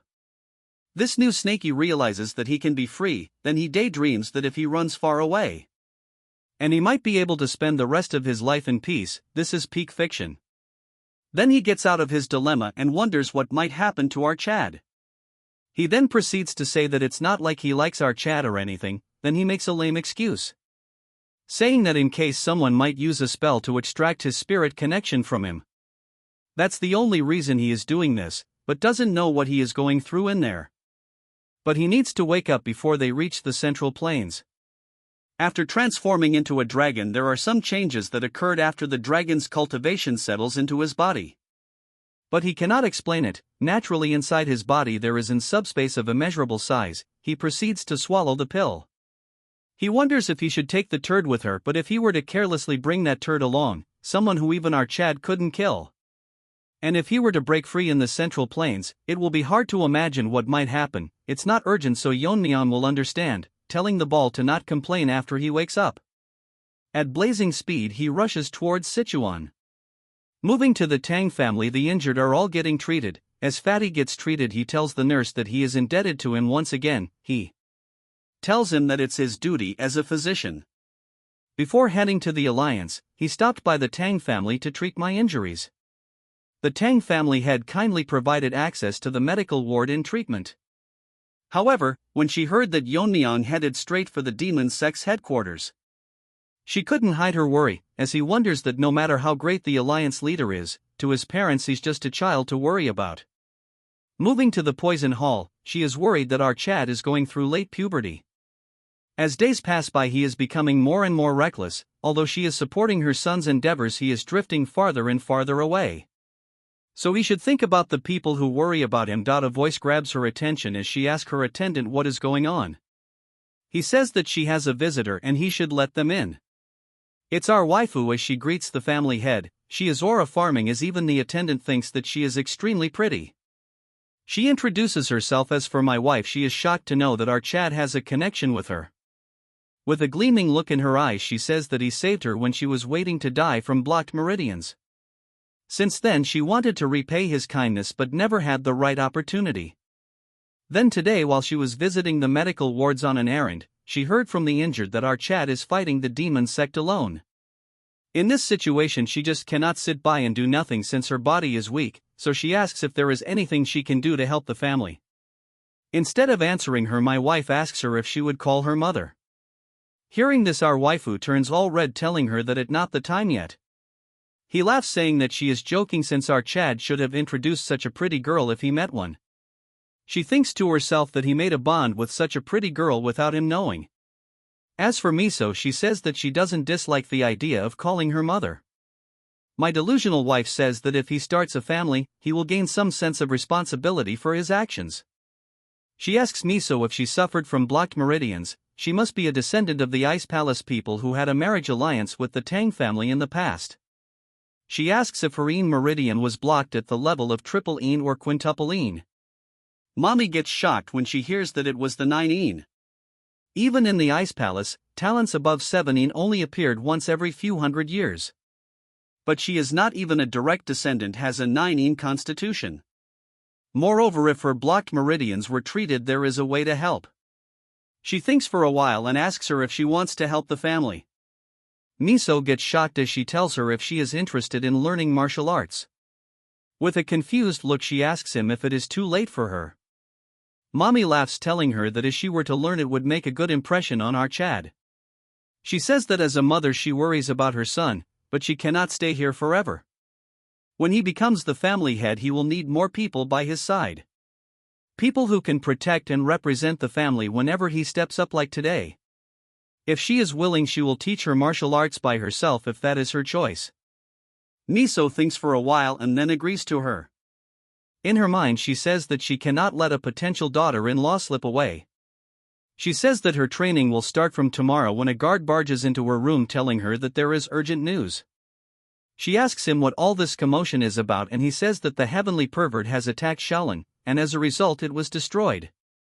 Moving to the medical hall, everyone is shocked because they cannot believe old man Baldy is drinking tea with a non-existent hand using void grasp technique.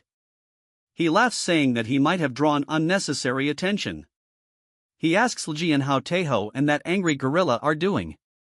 He says not to worry too much, their damaged meridians have settled back in place, so they should regain consciousness soon.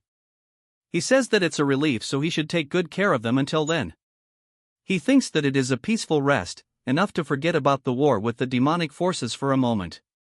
But they are at the Sichuan province where the Righteous Alliance is located, and one of the very few places the demonic forces haven't reached yet. He hopes that the other master regain consciousness as soon as possible, since it is unsettling to be in such a comfortable place while in a raging war. Aijin asks him if he is aware when Yeon-myeong will be coming back. Baldy, hearing him call by his real name, says that it seems he is very close with the alliance leader. With a smile on her face, she says that they were from the same group. As Mommy walks into the room, he says that they must be comrades who has been through life and death together. Although he agrees, but our Chad overpowered them all. He says that he is very modest, since who would not boast about having such friends. Why wife call for them, as he asks her why she has a serious look on her face. She says that urgent news just arrived, so he should remain as calm as possible. She says that Shaolin has been annihilated by the Dark Lord of Destruction's attack, along with nearby secular sections. He drops the cup, telling my wife that the joke has gone too far. He cannot understand how Shaolin, which has stood for 1,000 years, has been destroyed in a few days. Moreover, Shaolin is the birthplace of Zen Buddhism, supported by the imperial court. As he releases aura, he tells her to explain from the beginning to the end, and if this is nothing but a rumor, he will not let such an insult pass by unchallenged. She says non-interference in military affairs. The Dark Lord of Destruction received a non-interference treaty from the Pang family of Hebei and the imperial court. And then they all immediately advanced to Shaolin. He falls to the ground, unable to believe that Shaolin has been abandoned by the imperial court. She says that his distress is huge, but there is more to it. The Hua family, a demonic force in Shaanxi, has made their move. They are currently heading towards Huashan and Zhongnan. And a full 5-KL war with the demonic forces has begun in the Central Plains. After the invasion by the Heavenly Ervert, it took less than a day for Shaolin to be annihilated. Even so, this turd didn't leave Shaolin. Instead, he began to eradicate the remaining forces of Shaolin in Hunan. As he drinks wine, his behavior was as if he was trying to erase all traces of Shaolin from the world itself. As he sits on top of a pile of bodies, he thinks that his masked sidekick is late. It seems like there are more skilled fighters among the small fries. As he wonders if he should have gone there himself, moving his eyes to the side, he says that he didn't expect them to be this late. This delusion turd says that the retired Shaolin monks who cut ties with the secular world only shows themselves when Shaolin is in crisis. But he thinks it is surprising that they are appearing a bit too late. According to him, all of them have reached the flame realm. He smiles, saying that it worked out well, as he picks up his sword, saying that they can entertain him for a bit. An old man charges towards him with a lot of force, but he dodges it easily, telling him that although he is fast, his flank and wide open. But he gets surprised that his counterattack was stopped as he holds onto his sword. He is clearly intrigued that the technique he used is the golden body protection, also known as the Vajra indestructible body. The old man, clearly nervous, says that he is right arrived. And this is the Buddhist technique, is the energy of righteousness. And he confidently says that his demonic art can never break through this defense. He says that he is right since his demonic energy is dissipating, but just blocking his strike won't accomplish anything. That's when another similar looking baldy prepares an attack, landing the 100-step divine fists. As the attack was about to land, he is curious if this is the 100-step divine fists. He says that it is a long-distance strike that negates distance by extending energy imbued with intent, rather than physical force. Why is this turd getting so much attention? Moving forward, this turd says that this way he can deliver an instant blow without energy loss, just like close combat. While holding back one baldy, he stops the attack.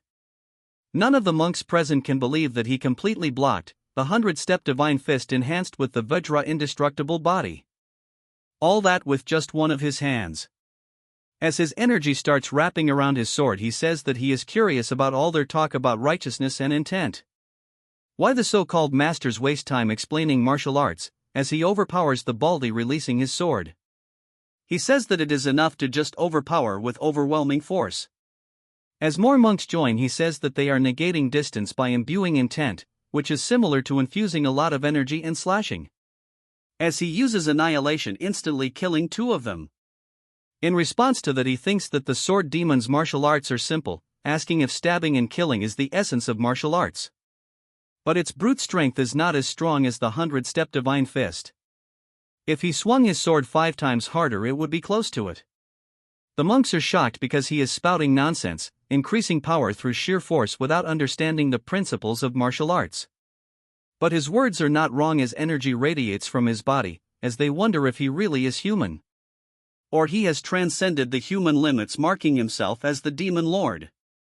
The slash was so strong that it split the main building into half. In the process, all of the monks get killed. He wonders if he should have used less strength, since he wanted to leave the main hall, which suits his taste. Well, he has got a feel of slicing buildings, so he will do better next time. The masked turd arrives, telling the pervert that he apologizes for interrupting his entertainment. He then says that he is a bit too late, as the man says that he just finished his extermination. Look at his hand, he has a fake dummy, telling that he got a gift in his hand. It's belonged to the one who was about to become the next abbot of Shaolin. And he was gathering nearby monks to counterattack, but he eliminated all of them. He appreciates him, saying that they have nothing left to do in Hunan. He asks him the situation in Shaanxi, and this turd says that after the troop deployment ceremony, so turd moved out with First Demon and Demon Blade.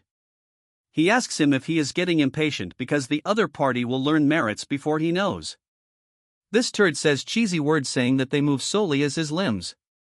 But he gets shocked by saying that he is a little greedy, since he might have a chance too. He tells him that's enough talk for today, saying that they must head back now. Shaolin, which had been at the center of the Murim for a millennia, had its lineage completely wiped out.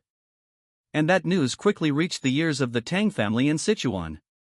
The Righteous Alliance, which had set up camp in Juxian before news of Shaolin's invasion arrived, was in a situation where they couldn't even attempt to send support to Shaolin due to the Manhwa family troop deployment ceremony.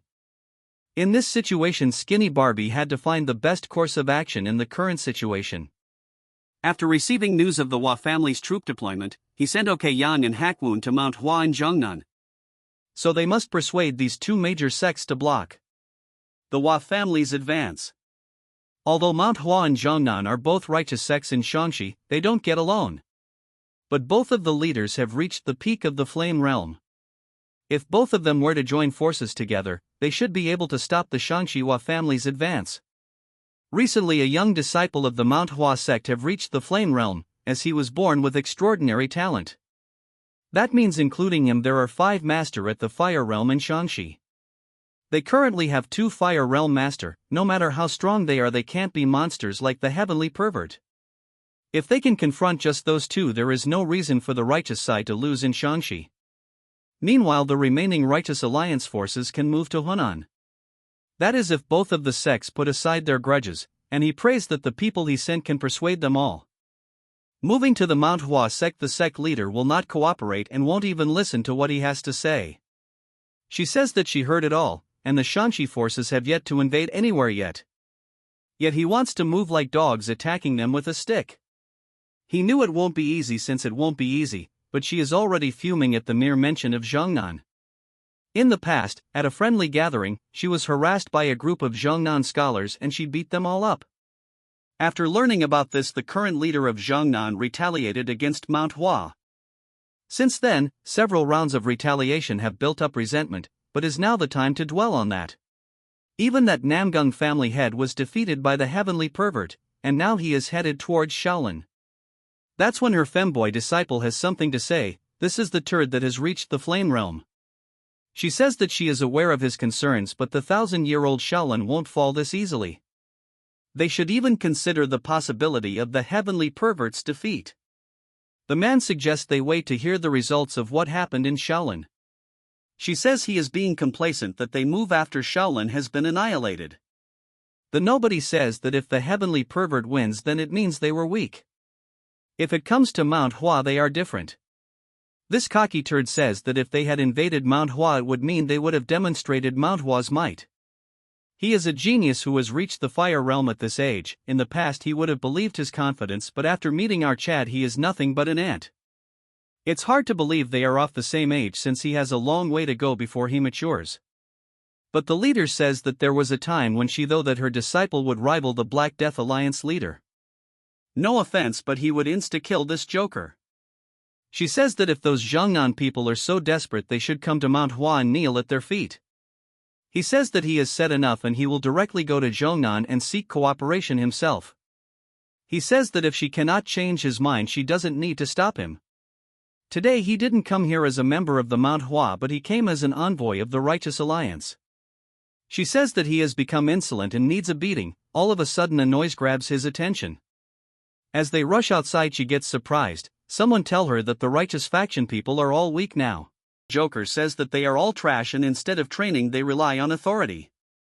Noticing them, he says that the energy of them are different and they should introduce themselves. They are guard from the Hua family, and by the orders of their leader they must annihilate their sect.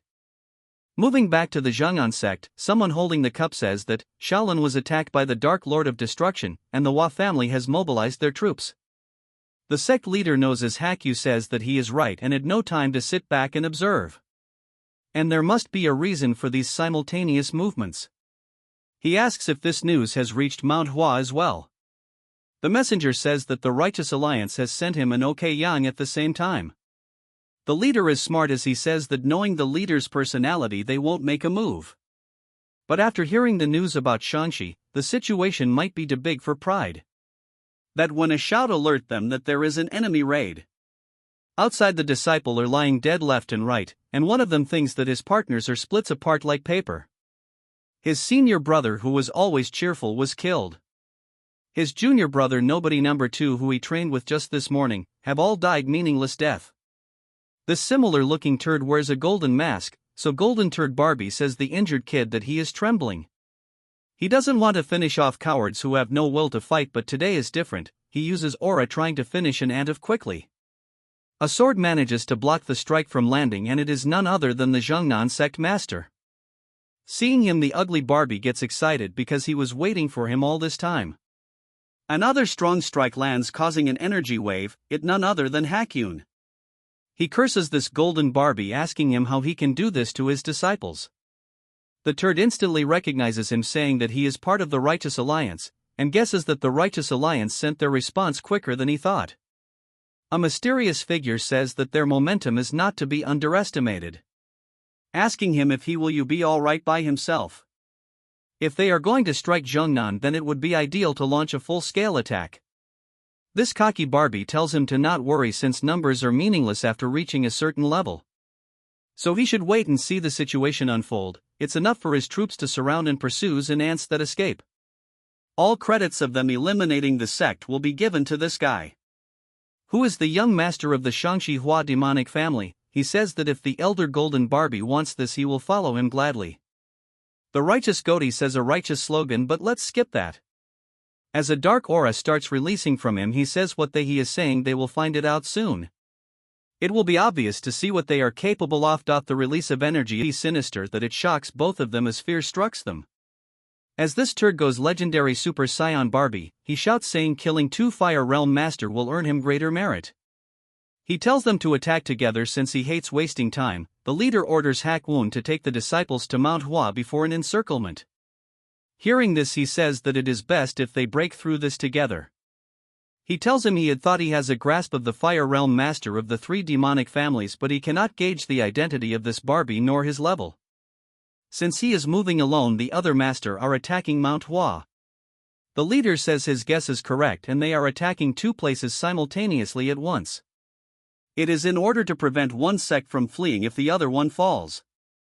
Since they know that their forces are divided, they must reinforce Mount Hua and take them down one by one. As the Barbie launches an attack, the master blocks it easily, but the second attack causes a huge explosion of energy. With a serious tone, he tells him to follow his order. The confident trash says that even 2 wouldn't be enough to handle him, yet he thinks he can go alone against him. And he should already be aware of his level after the first strike. The leader is in a tough situation since his demonic energy far surpasses his internal energy. As he grips onto his sword, he realizes it's been a while since he has felt the possibility of losing his life. But he must hold him until the disciples evacuate. He releases his energy saying that he must pay the price for underestimating the sword Zhongnan. The freak shouts telling him to entertain him. The dogs are chasing the rabbits, in this case the Zhongnan disciples, as one barks telling them not to escape. Hakwun expected a pursuit team, but they instantly started. He tells the disciples to keep running and not look back until he hold them off. All of a sudden a huge wave of energies collide, gaining attention of everyone present at the SCE, and all he can do is pray that his master can hold it off. Moving to the Xinjiang mountain, Snakey is flying non-stop, but now he is exhausted. He was carried by our Chad, so he didn't realize how vast the place was. Because originally he was a snake, so he is not used to long-distance flying, so he hopes our Chad, who was having a beauty sleep, wakes up. Moving to Yeon-myeong, he wakes up wondering where he is and realizes that the leader's spell hit him. He wonders if it has been dispelled and asks Snakey how much time has passed, but gets shocked when he sees that it is the same place from his past life. He believes this is happening and it is impossible. A voice gains his attention saying that since ancient times, sword techniques have focused on one of 7 principles as their ultimate goal: weight, speed, illusion, destruction, dispersion, singularity, sharpness. But that's the path chosen by ordinary people who couldn't grasp the ultimate principle from the start. It's because they can't handle the repulsive force inherent in the principle of strength. As a result, the world escapes to principles like softness, but it's by confronting the repulsion with overwhelming force that one reaches the principle of ultimate strength. Our Chad remembers that this is a scene from the past, and if he is dreaming, because he is seeing his master again and wonders if he unconsciously longed for those days with his master. But he gets shocked and nervous as his master call him out, telling him why he is watching him like a thief when he is training, and how he managed to get here. If he fails to answer, he will cut him down. His master warns him that he will lose the head of his, but he is at a loss of words since this is not a dream. He is aware of our Chad and even conversing with him. Now he is confused if he has traveled to the real past or if it is just a memory. He tries to make up something by introducing himself, but before he could even finish, his master splits him in half, saying that he asked how he got here. The simple strike was so strong that it split the place in half. But he is surprised that R managed to see through the sword techniques. For a moment our Chad forgot that his master has an eccentric personality, and doing that strike probably stimulated his competitive spirit. Our Chad thinks that he will show interest if he counters him with swordsmanship, but he is in trouble as he cannot find white snow. He is in deep trouble because he cannot white horn, moreover Snakey's either, which means he is still under the spell. As for his master, he laughs, telling Yeon-myeong that he grasped his sword path, so now he has seen more of his skills. Moving back to the battle, Golden Barbie cannot believe it is taking him this long, and it's trickier than he has though. Praising him that he didn't become the sect leader just like that. But he cannot change his fate since Jeongnan will fall with his generation. The leader says that just because he has the upper hand he owes speaking so easily of annihilation and ending bloodlines. Old man says if he thinks sects disappears like dust, even if he falls his sect will not crumble. He gets surprised as old man releases extreme amounts of energy, even if one of his disciples his sect will continue and he will give his life to stop him. This turd laughs as if he is a main character that says the old man has a strong spirit, so he has changed his mind. He will leave him just barely alive, then he will make him watch as he kills the Jeongnan disciples in front of his eyes. As they exchange moves the old man gets overwhelmed, so he uses his secret art to launch multiple strikes managing to create distance. But he continues to spam attack and this time the 9-dragon demonic steel. As he continues to stop the attacks he thinks he can hold on but his body gives up. As he falls he thinks to himself that by now the disciples of Jeongnan must have escaped. He has no regrets or last words to leave for his sect. His only regrets is for the sect leader of Manhwa, who he has words that are unsaid. In the past they were known as the Shinchi Dragon and Phoenix and the top representatives of their sections. On the day of a friendly gathering their eyes met by chance, and he fell for her at first sight. To impress her more trained relentlessly until the next gathering. He researched shops she liked in Shanxi and rewrote love letters to express his feelings. However, at the next gathering something unexpected happened. She has broken the arms and legs of all Jeongnan disciples named Hack. Her rampage had not stopped and tried to attack him, but she was exhausted after battling so many people. So it was not difficult for him to handle her. He tried to find reason behind her sudden actions. Because of peer pressure from the turds getting beaten up, they want him to avenge them. So he could not ignore the martial brothers' cries, so he too broke arm and legs of the Manhwa sect named disciples. So the friendly exchange between both his sects split apart. Later he learns that the reason for her going berserk was because his martial brothers harassed her. Along with feeling sorry for her he felt ashamed of his sect. He wanted to clear up their misunderstandings, but the relationship between the sects has already become irreparable. When he was destined to become the next sect leader he wanted to change the current Jeongnan sect. More than honing martial arts he wanted them to emphasize courtesy and respect. So that Manhwa could look at them differently and at that time he could face her again. Since then it has been decades he has made this decision. As his eyesight starts to fade he says that he should have apologized regardless of the sect's reputation and position. As Turd was about to finish him off he gets shocked when he sees Plum Blossoms. The attack was so strong that it managed to injure him. He is confused as to how she is here since they sent 2 Fire Realm Masters there. It's none other than Ok-yun. Even if she is old she is a fine specimen. Seeing her the old man gets shocked and she smirks. Turd asks her it is strange because they sent troops to Manhwa as well, so he cannot understand how she is here. She cannot hold her anger as she tells him that she is trying to have a long overdue conversation with the old man. Asking him if his parents didn't teach him any manners, so for someone lacking manners she will need to beat some manner into him. In a flashback we see that when the 2 dandies attack the Manhwa sect, Yun tells them that they barely been in Shanxi for a few years yet they are trying to eliminate major sections, roasting them by saying that scraps under the heavenly pervert have given them confidence. She asks them if they are trying to wage a war with the righteous martial arts world. One of them tells them that a war is already underway, and since they are behind on information he tells them that their lord has annihilated Shaolin. Hearing this he gets shocked because he is heading towards Shanxi. But the bigger problem is that if they compare history, Shaolin has been the foundation of martial arts. The troops they have sent will be of no use since it is late. They say that since their lord is coming this way it's best for them to clear the way as his subordinates. He then says that the things might have ended in Jeongnan by now. Hearing this Yun is shocked and asks if they have resources for that. He says that the Golden Elder who personally guards their lord has gone. This is the first time we know that Golden Barbie is a girl. Her martial art is far beyond what they can compare to. As they says that Jeongnan might end before Manhwa. Hearing this she cannot control her anger, gritting her teeth. She tells her allies that she doesn't have the comfort of being stubborn right now. So she has no choice but to leave this place. Hearing this one of the turd jumps in like a fool, but green hair blocks the attack saying they cannot question the sect leader, telling her to leave it to them. She apologizes to Yang, saying that she wasted time with her needless stubbornness and now she has to burden the situation to her. He tells his sitter to not worry since he knows why she is doing this. Hearing this, she gets pissed but says that she is counting on him. As an intense battle begins between them, she rushes towards Zhongnan. Moving to the present, she explains the situation and says that she has a lot to say to the old man. So she wants her to just shut up and take a beating. She tells Yun that the purple energy on her face less from the violet mist divine technique. Asking him if she is the Manhwa sect leader, she asks her why she is saying this and if the thought of a female sect leader beating her is a problem. I thinks there is a problem with the translation, so I will keep this Barbie as a man.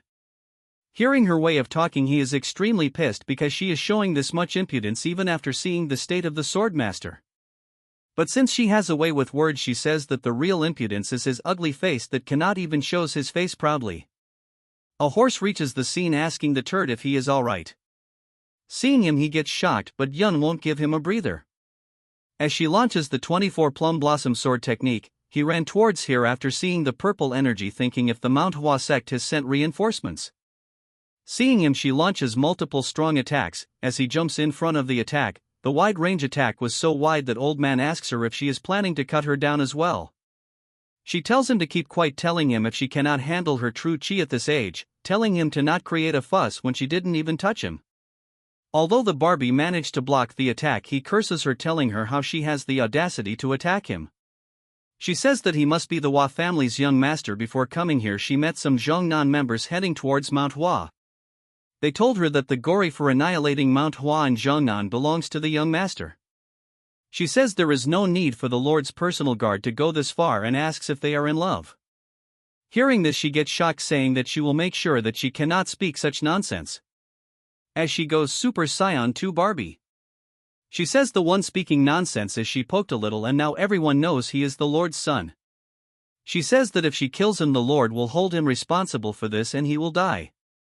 And this is going to be fun, as this turd shouts, saying how she can claim to be righteous people. She says he has no right to call her cowards when they split their forces in half and now everything they said has revealed their weakness. She asks him to not talk about principles since they launched a surprise attack. As her words got this ant pissed, he charges towards him, but a strong sword blocks the attack and launches the counterattack. She asks him why he is stepping forward when he has yet to recovered. He thanks her for buying time, but he can move at least. He says he cannot be a burden to a lady, no matter how old he becomes, love is forever young. She rushes towards the young master, telling old man that if he was young she would have beaten him senseless. The turd is now in a tough position because without the plum blossom goddess not blocking, he could eliminate old man easily. But the young master alone will never be able to block Yun's attack, but she launches a strike which the turd blocks, but in the process gets injured. To create distance, he goes berserk, and she says that targeting the young master was the right answer. He says if this is drag out it will be extremely disadvantageous to him.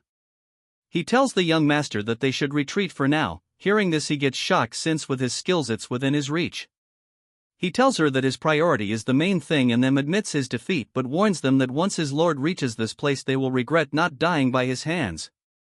Hearing this, she wants to behead the kid, but old man stops her. She asks him why he is blocking her as they run away. He says that boy is their weakness and if she actually killed him, he would have fought till death. With their combined attack they could take him on, but he has injured his leg which is holding him back. He tells her to not worry and he will recover with his greater circulation. Seeing this, she sighs, saying that it's all bravado. As she picks him up, she can if he can even walk properly, and the man called the Dragon of Shangxi is past his prime. Hearing this, he asks her she didn't need to bring back the past and thanks her, then apologizes, and she says that it is not really for Zognan but for the righteousness of their sect. He says besides this, he asks her what happened on the day and the friendly match long ago. He wanted to apologize for that day, but he can say sorry before he can die. She says she remembers everything and wants to break their legs one more time. Hearing this, he asks just what his disciple did to her and she says that it's not much but very embarrassing. He wonders to himself what they did. They read aloud the love letter she wrote for him and teased them mercilessly.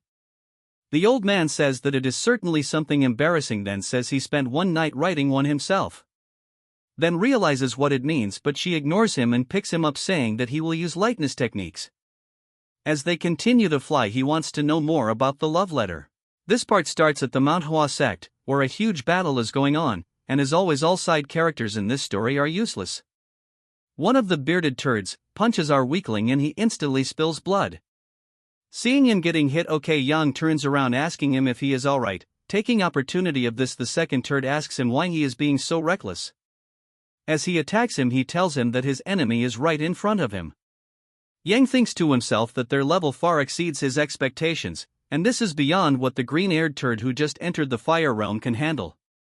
Even the other disciple are being pushed back. If this war were to continue, their side will suffer greater losses. He prays that he stays alive at least. Moving back to him, he is glad that he is at least alive. He reached the fire realm at the age of 20, so he thought he had talent equal to the Black Death Alliance leader or the Heavenly Pervert. This dude had some serious daydreaming problem. But now he understands the look of doubt his senior brother showed him.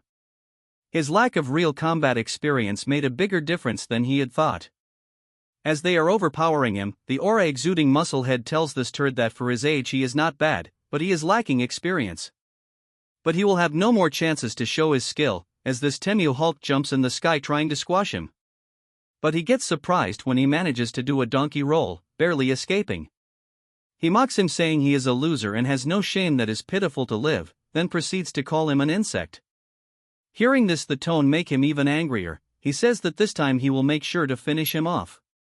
But he notices the ground trembling. Seeing this, the enemy cannot figure out just what is happening. It's as Hakwon as he tells him people that a group of evil is right in front of them, so they must help Manhwa eradicate them. As the Zhongnan sect people charge towards the enemy, the two nobodies are nervous as to why they are here. Wondering if the golden turd has fallen, which is beyond common sense. Seeing their arrival, Yang thinks that it is a dramatic indeed, asking them where they are looking. That's when they realizes that they lost focus for a moment, because of the Zhongnan. Taking opportunity of this, our crew attack they and manages to injure them severely. With the involvement of the Zhongnan sect, the tide of the battle turned around. The Flame King and Demonic Fist suffered critical injuries and choose to retreat. This was the first victory from the Orthodox Nurim, after a string of losses against the demonic forces. After they are done with the battle, everyone is shocked as someone tells them to inflict critical wounds on Fire Realm monsters, praising them that they have played a great role. It's Yang as she praises her disciple because this is her first real battle and he did well. As for Swordmaster, he is dying out of embarrassment, but she is confused why they have been staring at her like this. Man, this is so wholesome, as her disciple tell her that it's obvious that they would not look at her. As they sit for a meeting, she starts summarizing the situation. Currently, the Heavenly Pervert is on his way to Shanxi after annihilating Shaolin. Although they have driven them out, they have suffered severe losses. Moreover, they don't know just how many Fire Realm monster they have under him, besides the known demon masters of the three demonic families. Especially that golden turd, as he managed to force them to retreat by taking the turd's son hostage. If they had fought till the end, neither of them would have returned unscathed. Hearing that, they are shocked as Greena thinks to himself that it's unbelievable to hear such things from her master's skills. It's a shocking matter because he fought on par with two peak Fire Realm masters at the same time.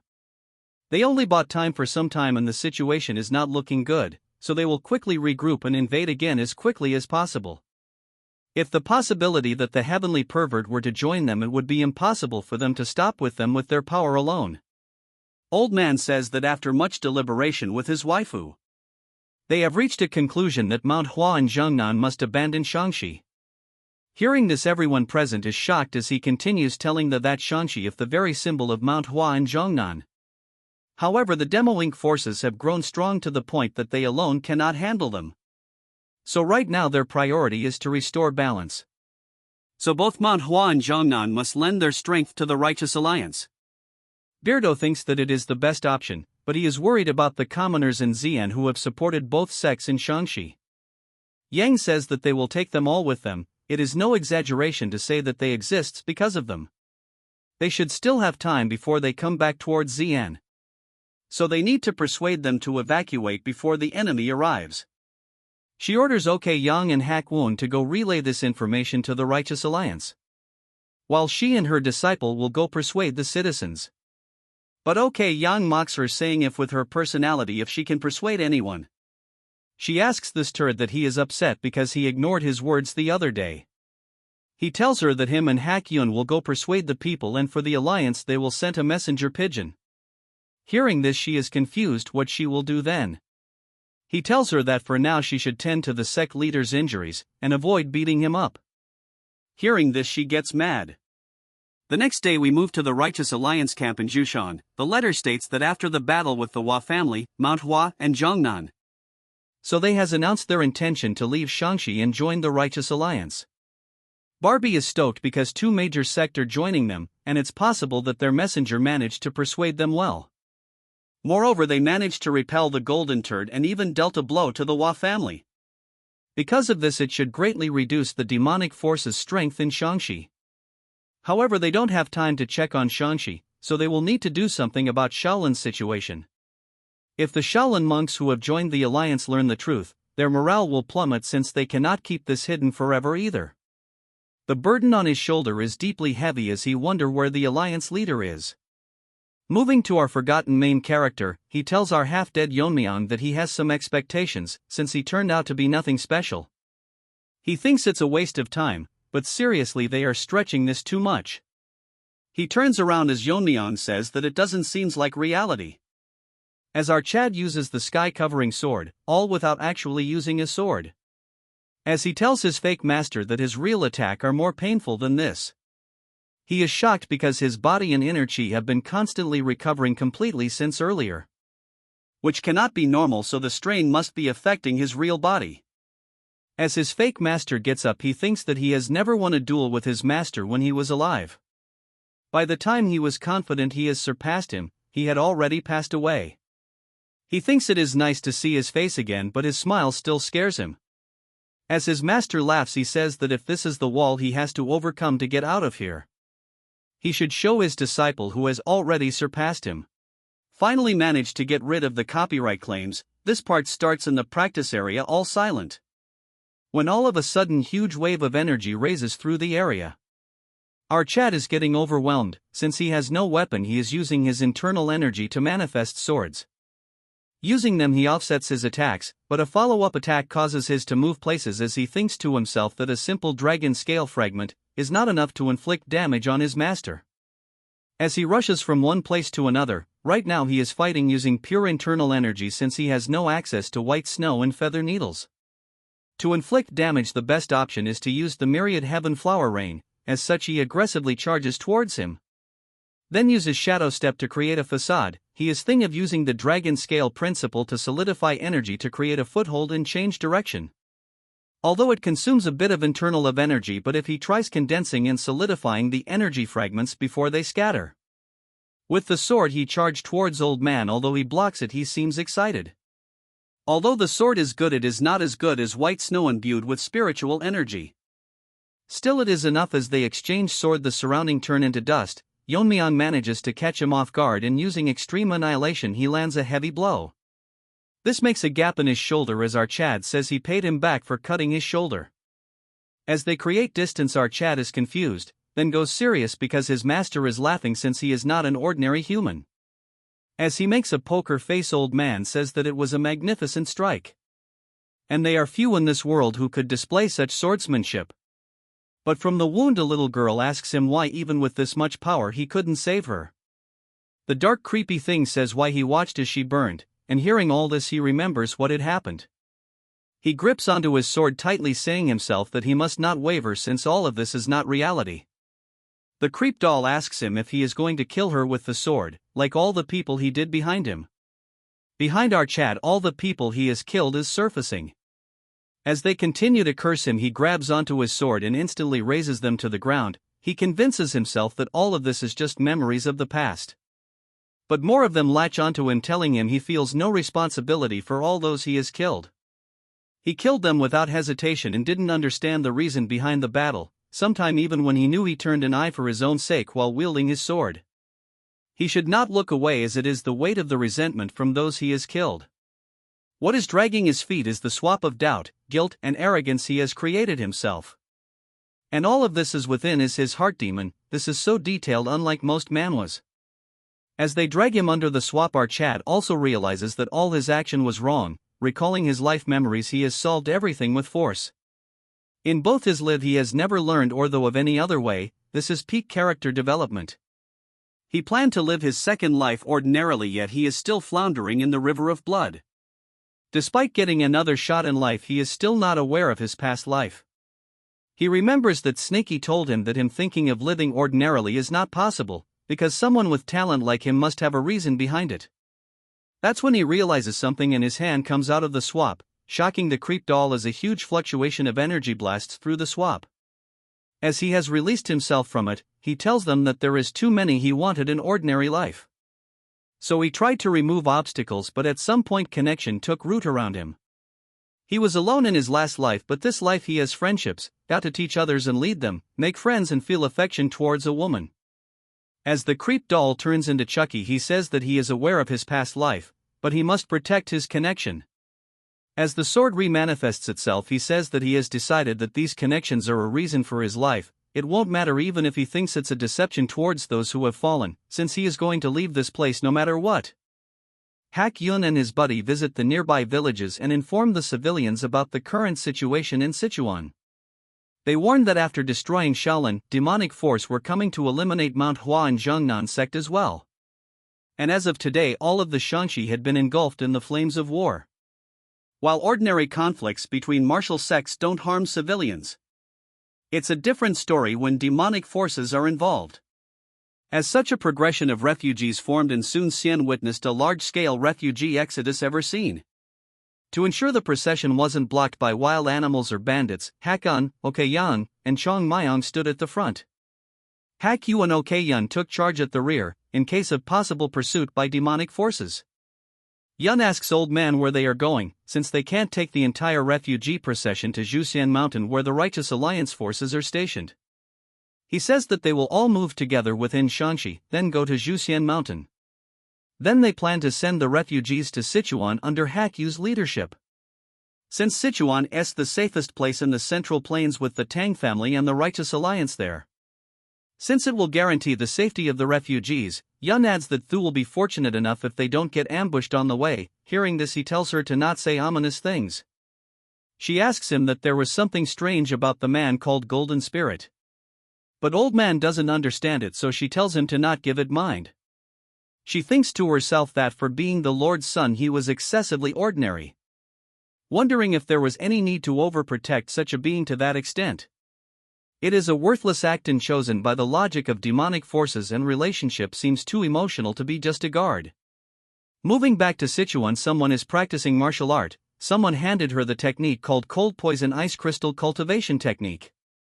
It's a cultivation technique created when the Tang family was exchanging knowledge with the Ice Palace. My wife says that those with the Nining constitution have difficulty learning ordinary martial arts. But they're actually optimized for learning ice techniques. In other words, this cultivation technique is meaningless to those without the Nining constitution. That's why it wasn't destroyed even during the Dark Lord of Destruction's invasion back then. As Mirio practiced the art, she realizes that it's a cultivation technique that would harm oneself if learned with an ordinary body. She thinks to herself that why the Dark Lord of Destruction didn't pay attention to such arts, but it's extremely precious to her, so she must practice diligently. My wife thinks to herself that fate is truly mysterious. That among the many martial arts lost that day, the remaining one would be helpful to that child. That's when she remembers that 17 years ago the heavenly pervert finished of the family had her father. She heard him saying that if it is the Lord's will, after that he retreated. Now that she thinks about it, she wonders if it was really the Dark Lord of Destruction, but it is actually Goldie. Moving to Goldie, who had treated, all of them failed and are in front of the Lord. The young master hides behind the tree, telling himself that the Dark Lord of Destruction is his father. He is too ashamed to meet him since they lost to both Manhwa and Zhongnan. Goldie apologizes, telling the Lord that due to his carelessness, they failed to achieve victory in Shanxi. In that case, he gladly accept any punishment. The pervert uses his eyes to look through the forest straight towards the couple, and they also sense it instantly. He can easily see them as his pupil reflects it. Then he orders Sliver Mask to go to Guizhou and prepare for the expedition. He follows the order and he tells them that he will handle the situation in Shaanxi, and the opportunity will belong to the Higua family. Goldie asks the Lord to give him another chance, and he will surely take down both sections. He gets shocked when the Lord says that it is the second time he has failed. 17 years ago, he invaded the Tang family. He also trusted only in his own abilities, and took only a small force and failed to bring down the Tang family. He forgave generously at that time. Also, the Black Death Alliance leader ruling Sichuan was wary of them and make a move.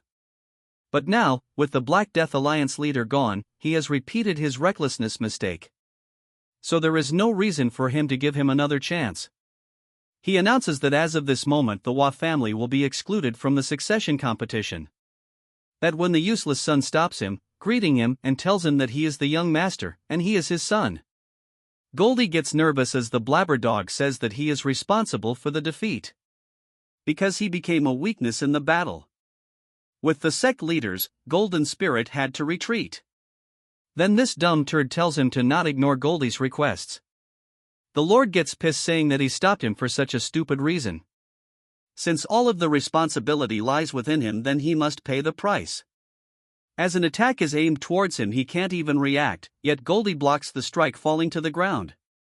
The Lord says that it is dreadful to die like this, since he raised him as his shadow all this time, only for him to give his life for mere affection.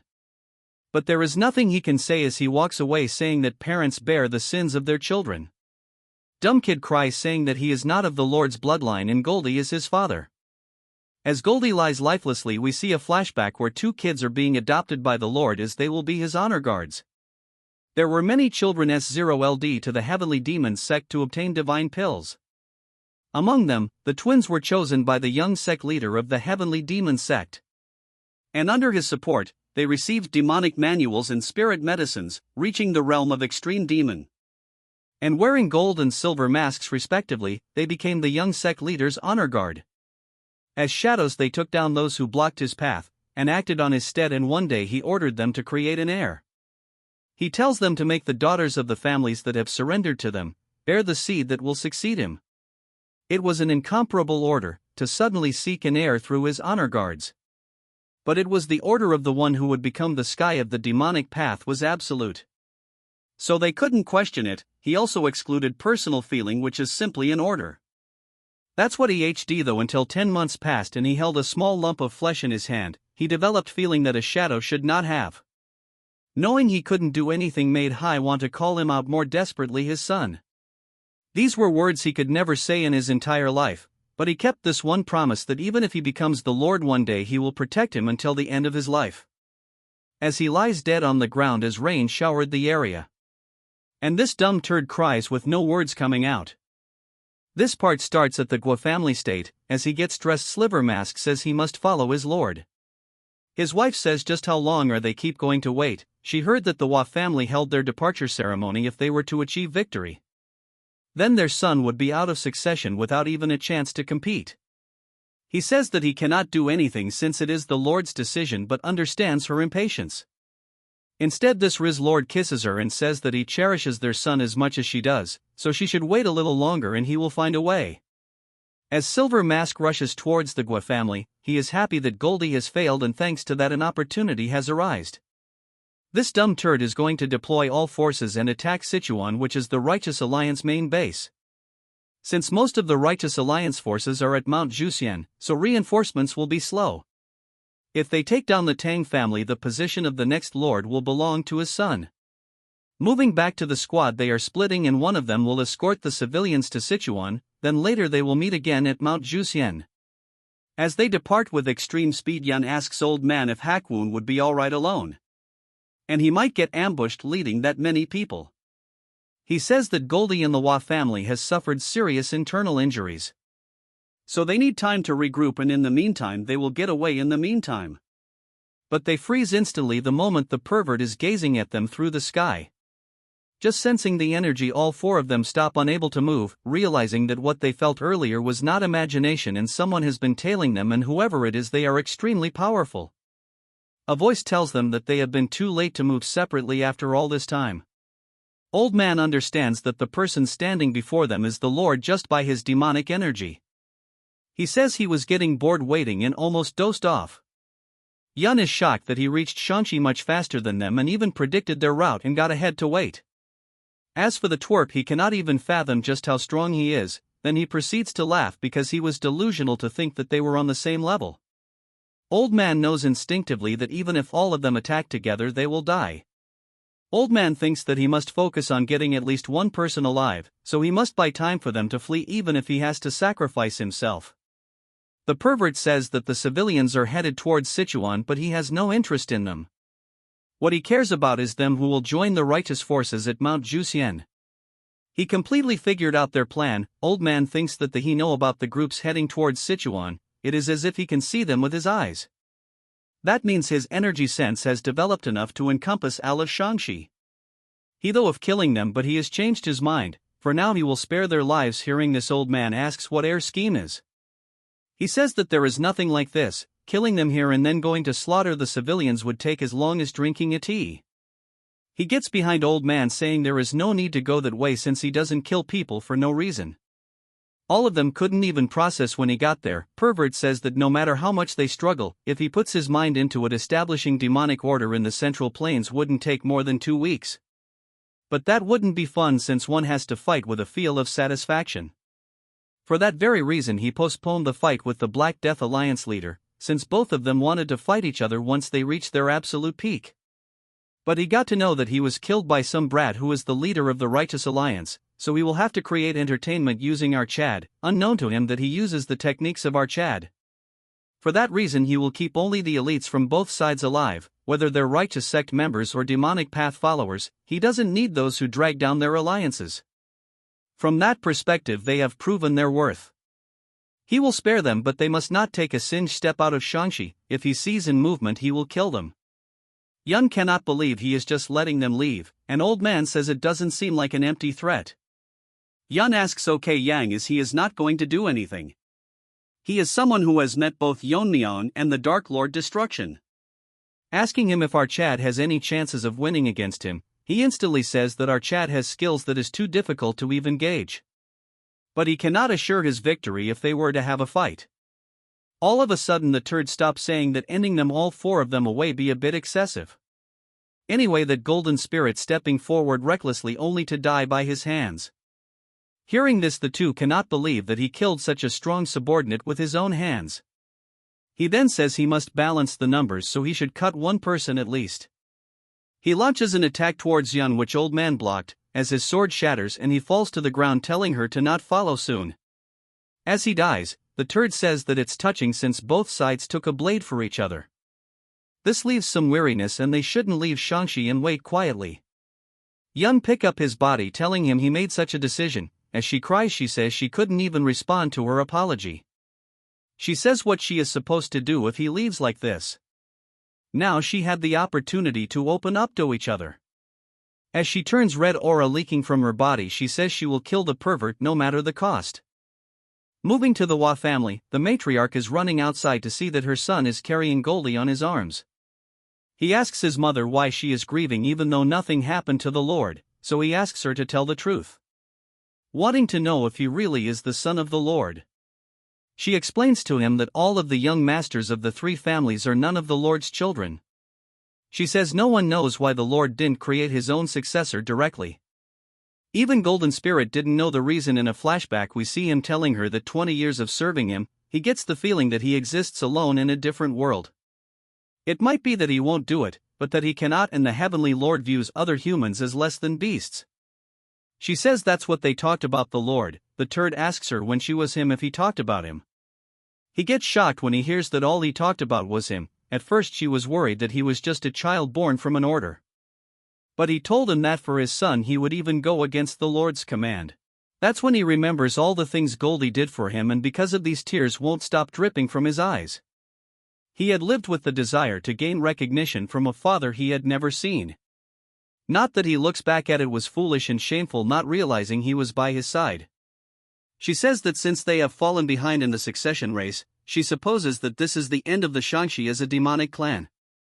As he cries, she says that whatever decision he makes from now on, the fact that he is her proud son will never change. He decides to take his leave as he gets super serious, unlike his past self. Moving to the Gua family, the lady is doing her makeup when someone barges into the room, shocking her. Her pupil get excited and she jumps over, calling Silver Mask darling. She says that since he came in person, if it is what she is thinking. He says that she is right and the time has finally come for the Gua family, so they now need the forces of the family to deploy. In the Righteous Alliance base, someone is telling Barbie that why he is ignoring his words. With Shaolin destroyed, there is now any part of Shaanxi remains unsatched, they would have already fallen victims. So they should go to Wuhan No and prepare to attack Pervert together with Wudong. Barbie says that they have lost communications with Shaanxi forces that were supposed to come. Hearing this, he laughs as such. Barbie with a serious tone tells him that he finds this situation amusing, asking him if this is good news that they have lost contact with their allies. He says that he doesn't mean it that way. Barbie says that he wants to go to Wuhan so they can ensure that the alliance forces survive regardless of what happens to the sections. Hearing this, he gets pissed, telling him to watch him words or he won't tolerate further insults. This turd is releasing killing intent without any hesitation, as he wonders if they can really trust this person. If our Chad was here, he would have discipled this rabid dog. Shifting to another scene, we see that Barbie had to tell the monks that Shaolin had been annihilated. He says that given the situation in Shaanxi they couldn't provide support. He apologizes for delivering the news late. If they want to leave the alliance, they may do so, since he has no right to keep them here, as he kneel apologizing for all this. One of them says how can he, their leader, bow his heads for the deeds the heavenly pervert has caused. They are already grateful that he has informed them and none of them is blaming him. So he should not worry and continue leading the alliance. They will personally resolve the resentment for the sect's destruction in the upcoming battle against the demonic forces. For their sake he cannot accept the proposal of the so-called Sword Saint. So he informs him that there will be no change in plans. This pisses him off and he says if they are not going there, then are they waiting at the mountain for? He says he has decided where they will advance since they just received a report from the forward scouts. The forces of the Gua family heading towards Sichuan, so they likely intend to strike their main camp while the alliance force are here at Zhuxian Mountain. The turd makes a point saying that they are abandoning Wuhan yet they want to go and defend Sichuan. He says that they are not so shameless and they are using the Gua family's deployment as an opportunity. They are going to attack Guizhou itself. Moving on to Qinghai, the village steward Archad met is in trouble, as bandits are residing in the Kunlun territory. Her wonders if he can handle them since he doesn't have much poison and feather darts left, wondering if he can handle these guys. He motivates him saying that he cannot die and must lead them to Sichuan. A turd says that he will start by killing 3 of them, but before they can even react, Snaky enters the scene, finishing all of them in an instant. The steward couldn't even react. He cannot believe that a dragon is heading towards the Central Plains. Snaky is flying at extreme speeds and he has reached the Central Plains. In about 2 days he should reach Sichuan. He remembers that the people he saw were familiar faces. That's when he notices something on his subspace as the pill is reacting. He wonders just what is happening to our Chad. Moving on to him, he is on equal grounds with his master. The voice says that he wants to leave this place, as if he could make up his mind and leave. His master says that he might have settled his resolve, but he didn't succumb his heart demon. As they collide swords, they are equally matched, and their clashes are so strong that mountains are being raised instantly. The heart demon says how he even dreams of leaving this place, when his swordsmanship is useless here. But all of a sudden he starts overpowering old and shocking him. He falls to the ground and the old man says that Archad's aura has changed for some reason. Before he could even react, he lands another strike with extreme force. He laughs, saying if he wants to see this through, but Yeon-myeong is focused. The sword strike he had brought down has no form, no technique and no path. It was a single strike imbued only with pure intent. In a state of non-self, it's headed towards a single path. The old man thinks if it is the ultimate strike, as such he finished the heart demon off. It laughs, saying that there is no more wavering in his heart. But it is not over yet, even if he faces karma directly and see himself, and a heart demon isn't something so simple to overcome. That's when he get injured, shocking him because the technique that fills up everything visible with energy, imbued with the intent of the flower rain of the sky. As such, the technique replaces his master. The heart demon has grasped the essence of the flower rain. That's when a huge wave of energy replaces its shocking Chad as one thought was over and another appeared. And using the essence of the technique, it takes the form of his ancestor, the invisible guest. In the south of Shaanxi they have buried old man, and OK Young tells Yun that they must leave for now. With pure intent she says it time to attack the heavenly pervert, but he tell her to stop talking nonsense, since they barely made it out alive. She says him sparing their lives were momentarily, so rather than being played she would die on her own terms. He tells her to get a grip on herself and not let the old man's sacrifice go in vain. They should for now escape, but looking at her, she is not someone prepared to die. It is the empty gaze of someone who has nothing left to lose. That when someone enters the scene gasping, saying that he is a messenger sent on a secret mission from the Hua family of Shaanxi. Hearing this they confirm if he ID from the Shaanxi Hua family, so he must be from the demon sect. Green Face says that seeing him alone he must not be lying, but he cannot understand what the Hua family was thinking sending him here. He says that he is just a low-ranking member, so he doesn't know the details. He was ordered to inform them that they must leave Shaanxi immediately. Moving to another place, the turd tells the pervert that they must atone for the damage done to Manhwa and Zhongnan by standing against the Dark Lord of Destruction. Guess the boy turned into a man. The turd says that he came here because he sensed a large demonic energy movement from the Hua family. He asks them why they are doing here, since he made it clear that the Hua family no longer has any chances. They are doing things without his orders, and if they want to earn merits this way they should forget about it. The man, that's what we are going to call him, he asks the turd to explain the significance of the succession struggle. And if this is to succeed high as the Lord's son and the master of the demonic path. He sighs, saying that he is continuing to waste his time, but he is a good mood, so he will tell him. The Dark Lord of Destruction is merely a tool to establish a foothold for the heavenly demon divine cult's advance into the Central Plains. He is originally the young sect leader of the heavenly demon sect. When the demonic world order is established, he will return to that position as the master of the demonic path. But sorry to him, our Chad annihilated the entire sect unaware to him. Anyways, he says that after that he would need someone to manage the Dark Lord of Destruction left in the Central Plains. In other words, it's a competition to select the governor of the Central Plains for the cult. He asks the man is this is enough, but with an angered look he asks him why he played this children ploy to begin with. He says that the answer seems sufficient, so they should get lost now.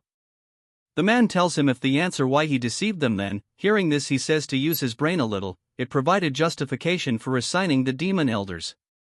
He says that if he did not make this play there was no chance that Flower Realm Masters would have faithfully played the role of dogs under someone as ordinary as him. The man says that he is glad someone like him is not his father.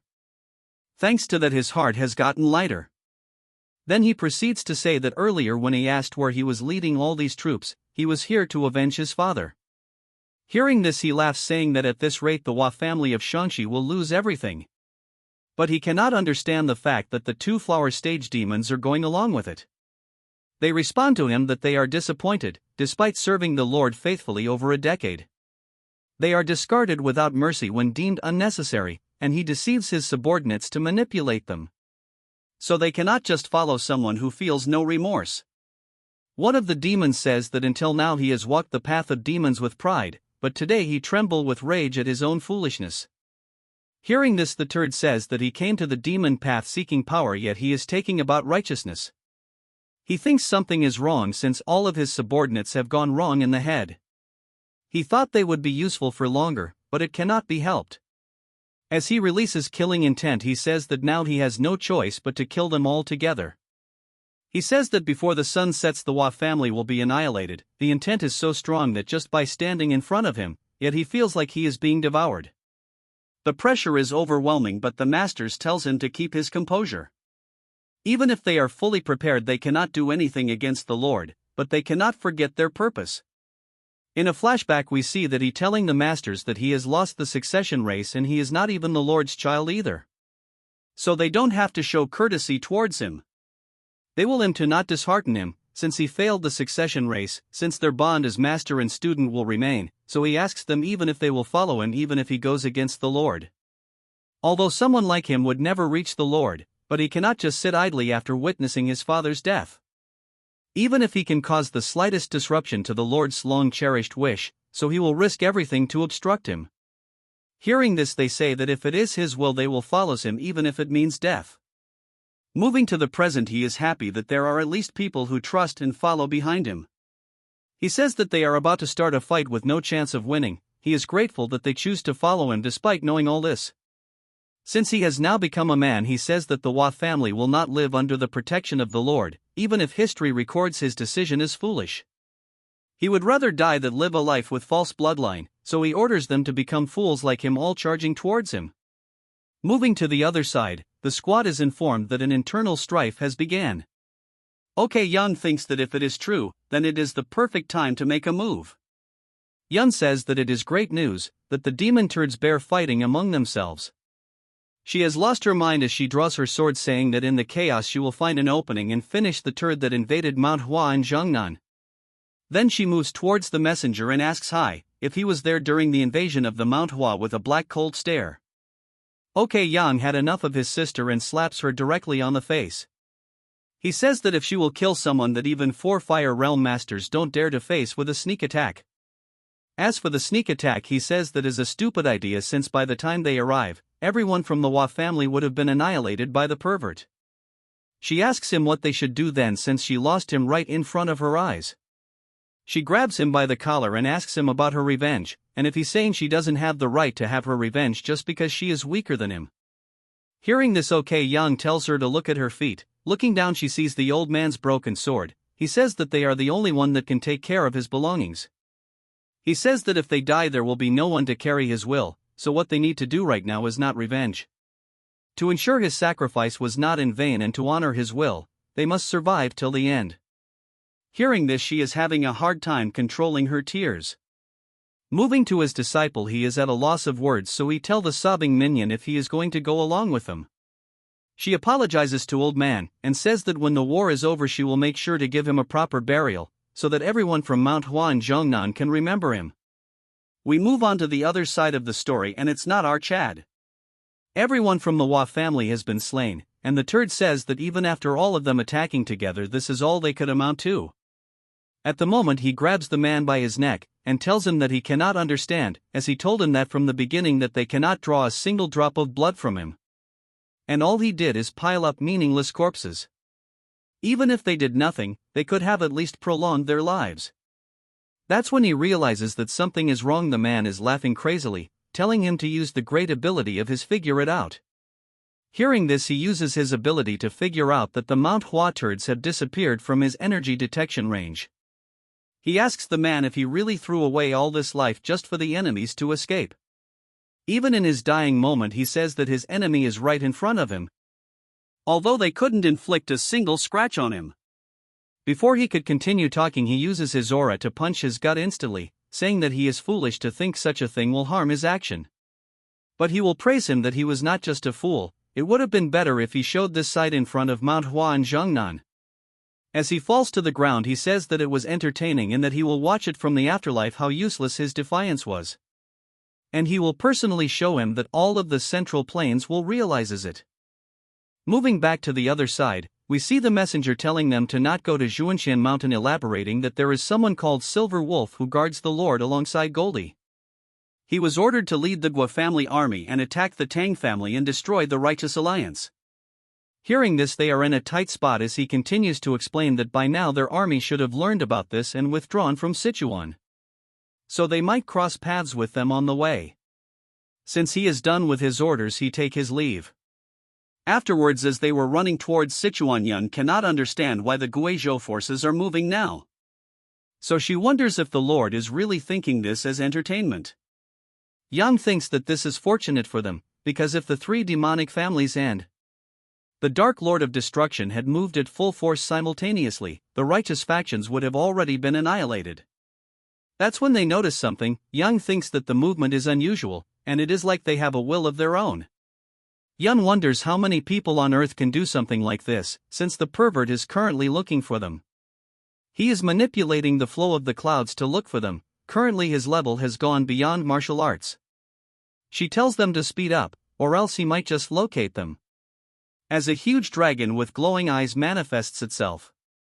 Moving to the Righteous Alliance, Yeon-myeong is exhausted because she has to make reports on outer patrols and internal maintenance along with her training.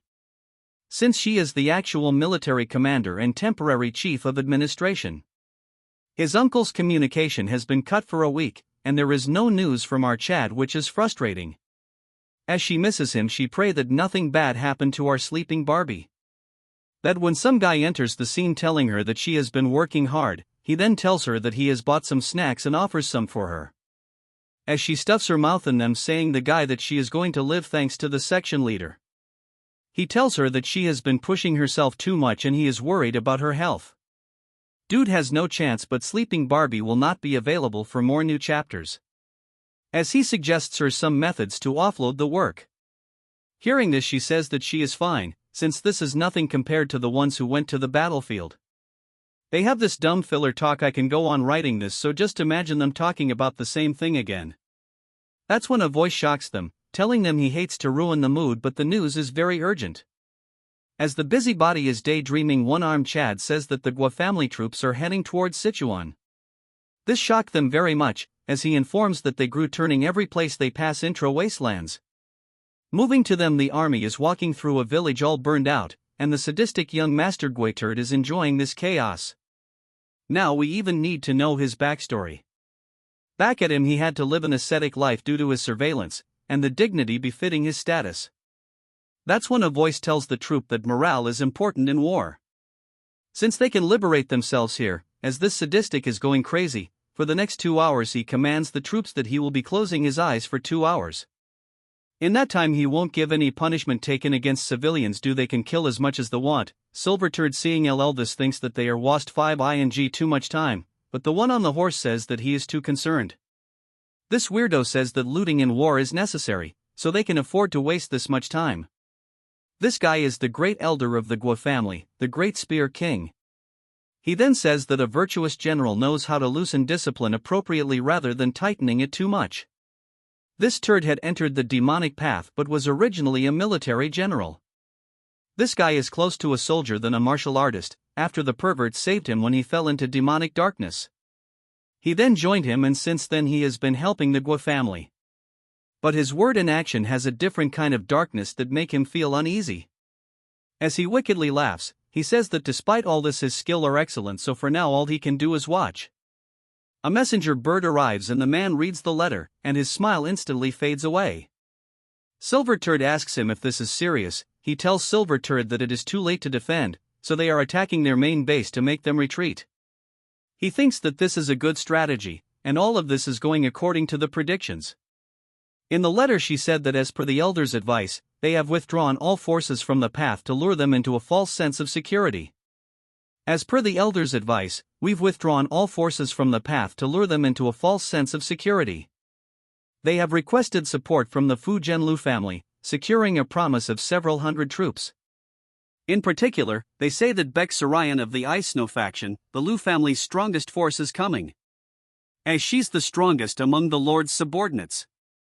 Considering his actions towards the Hua family, the pervert will not intervene, and now it is just a matter of who beheads him first. She told Slivery Turd to not worry about her safety. He is impressed that even though it is planned it is a matter of life and death, yet she is composed. The turd says that since the madam has ordered, they will march forward and his son will achieve more merits. Silver Turd also thinks that he is right. If they make a mistake here they will end up like Hua family. He thinks they should hurry up and destroy the Tang family and the alliance base. He tells all of them to march forward, and on the other end our righteous minions are going to fight elephants. The purple turd sighs disappointed, telling him that just when things were about heat up. Since T6 Hay have eradicated the entire place, then one of the turds says that they captured several beautiful women. Among them he has hand-picked them himself, so he won't be disappointed, offering him to relieve the fatigue of the battle before they go. Purple turd turns his crazy mode, saying that it would be impolite to disregard the sincerity of his subordinates.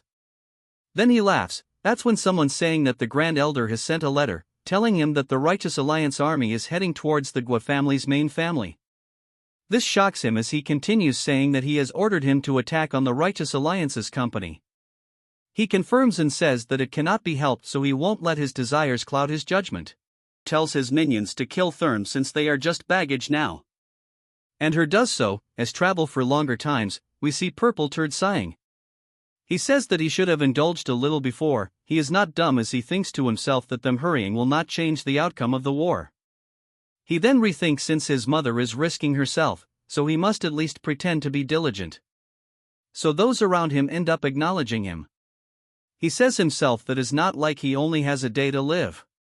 That's when he sees a rope, and afterwards the horse is shocked, as from the ground whipping ropes with poisons. As the Tang family guards charge towards them, the purple tuns one of them into half. The warriors instantly became aware that even though they are first-rate warriors, to cut one of them so easily. So he must have at least reached the realms of supreme masters. As for the Purple Turd, he is pissed that they are using such a cowardly methods, asking them where they are from. That's when a voice tells him that it is truly shameless for him to talk about cowardice even though he is from the demonic clan. He is dazed, and the voice says that considering the atrocities they have committed in Sichuan, it's regrettable that they didn't have time to prepare something worse for you. It's Yeon-myeong as she gives this longest speech and tells them that she will stop all of them. Instead of worrying about the outcome, he is tense that the moment he saw her his breath was taken away. Because his mother is a famous beauty in Guizhou, he has never lost composure to just any woman. Then his mouth starts foaming as he says that he wants her, elaborating then that since they are from the Righteous Alliance there is no need for them to hurry up. Yeon-myeong is a little concerned since the Flower Realm Masters are not here.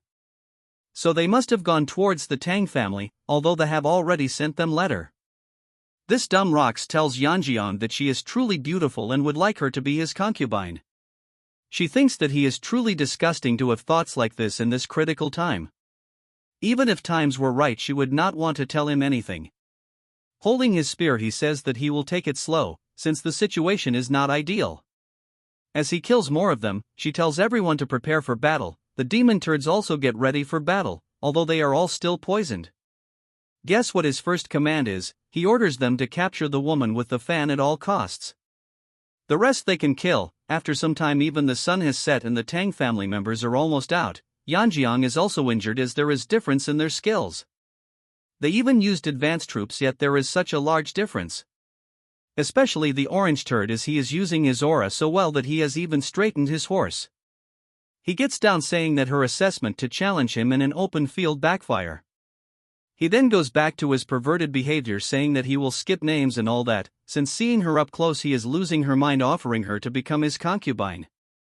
That's when the weak commander tries to charge towards him, but he gets stopped by two of the guards. As he is stopped by them, he tells our waifu that his patience is running out, but she is so savage. She tells him that someone as violent and brutal temperament has the confidence to court her like this, telling him to get lost since he is not even worth a dime in front of the person she likes. Hearing this, he rips a part of her clothes, telling her that he will use force now. He says that his companions are busy so they can take their time. He thinks it will be more entertaining. As for her, she wants our sleeping Barbie to help her.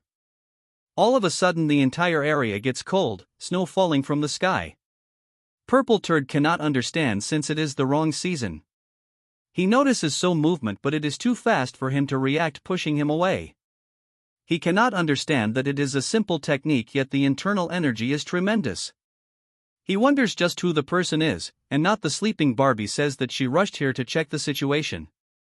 But it took her longer since she is not used to the movement technique yet. But she doesn't need to worry since senior waifu has arrived as the direct disciple of the Tang family head. As our waifu was cultivating, she sensed a presence and realized that is her mother-in-law and also her master, my wife.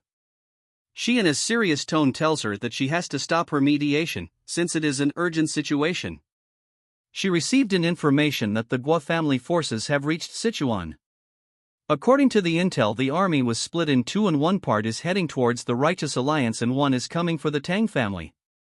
Although they are short on manpower, but the alliance is in an even more bad situation since they have minimum personnel. So she asks her to go as reinforcement. Hearing this, she asks her if she is capable.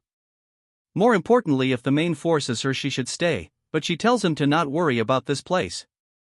Since they have formation masters from the J-Gal family, so although they might not win, they have a defensive advantage.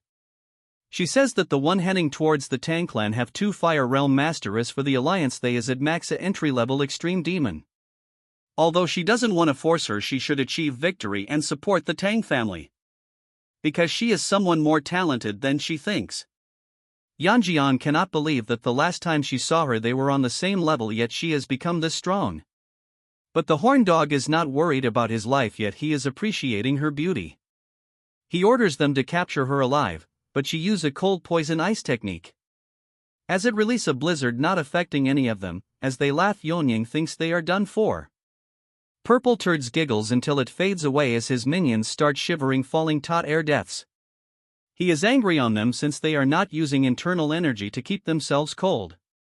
But Miso tells him to look at himself first, even his hand has frozen. Moreover, the cold seeps as time passes. If he doesn't want to lose his arm, he should run away. Since she has recently learned this technique, she doesn't know how to control things like severity. Moving back to the Tang family, Woojin welcomes my wife as she asks how the situation is. He says that all troops are ready for battle and can attack anytime upon her orders. She says that the extreme demon masters with the enemy's main force are Great Spear Demon Guncheon AK, who was dispatched to the Guizhogwa family. And there is also Silver Wolf. According to intel, this Silver Wolf was the one who annihilated Shaolin with the Dark Lord of Destruction a few days ago. So his martial prowess is immeasurable.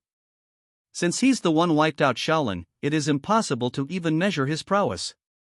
Fortunately this time they have Baldy who is ready for blood, still they are at a disadvantage.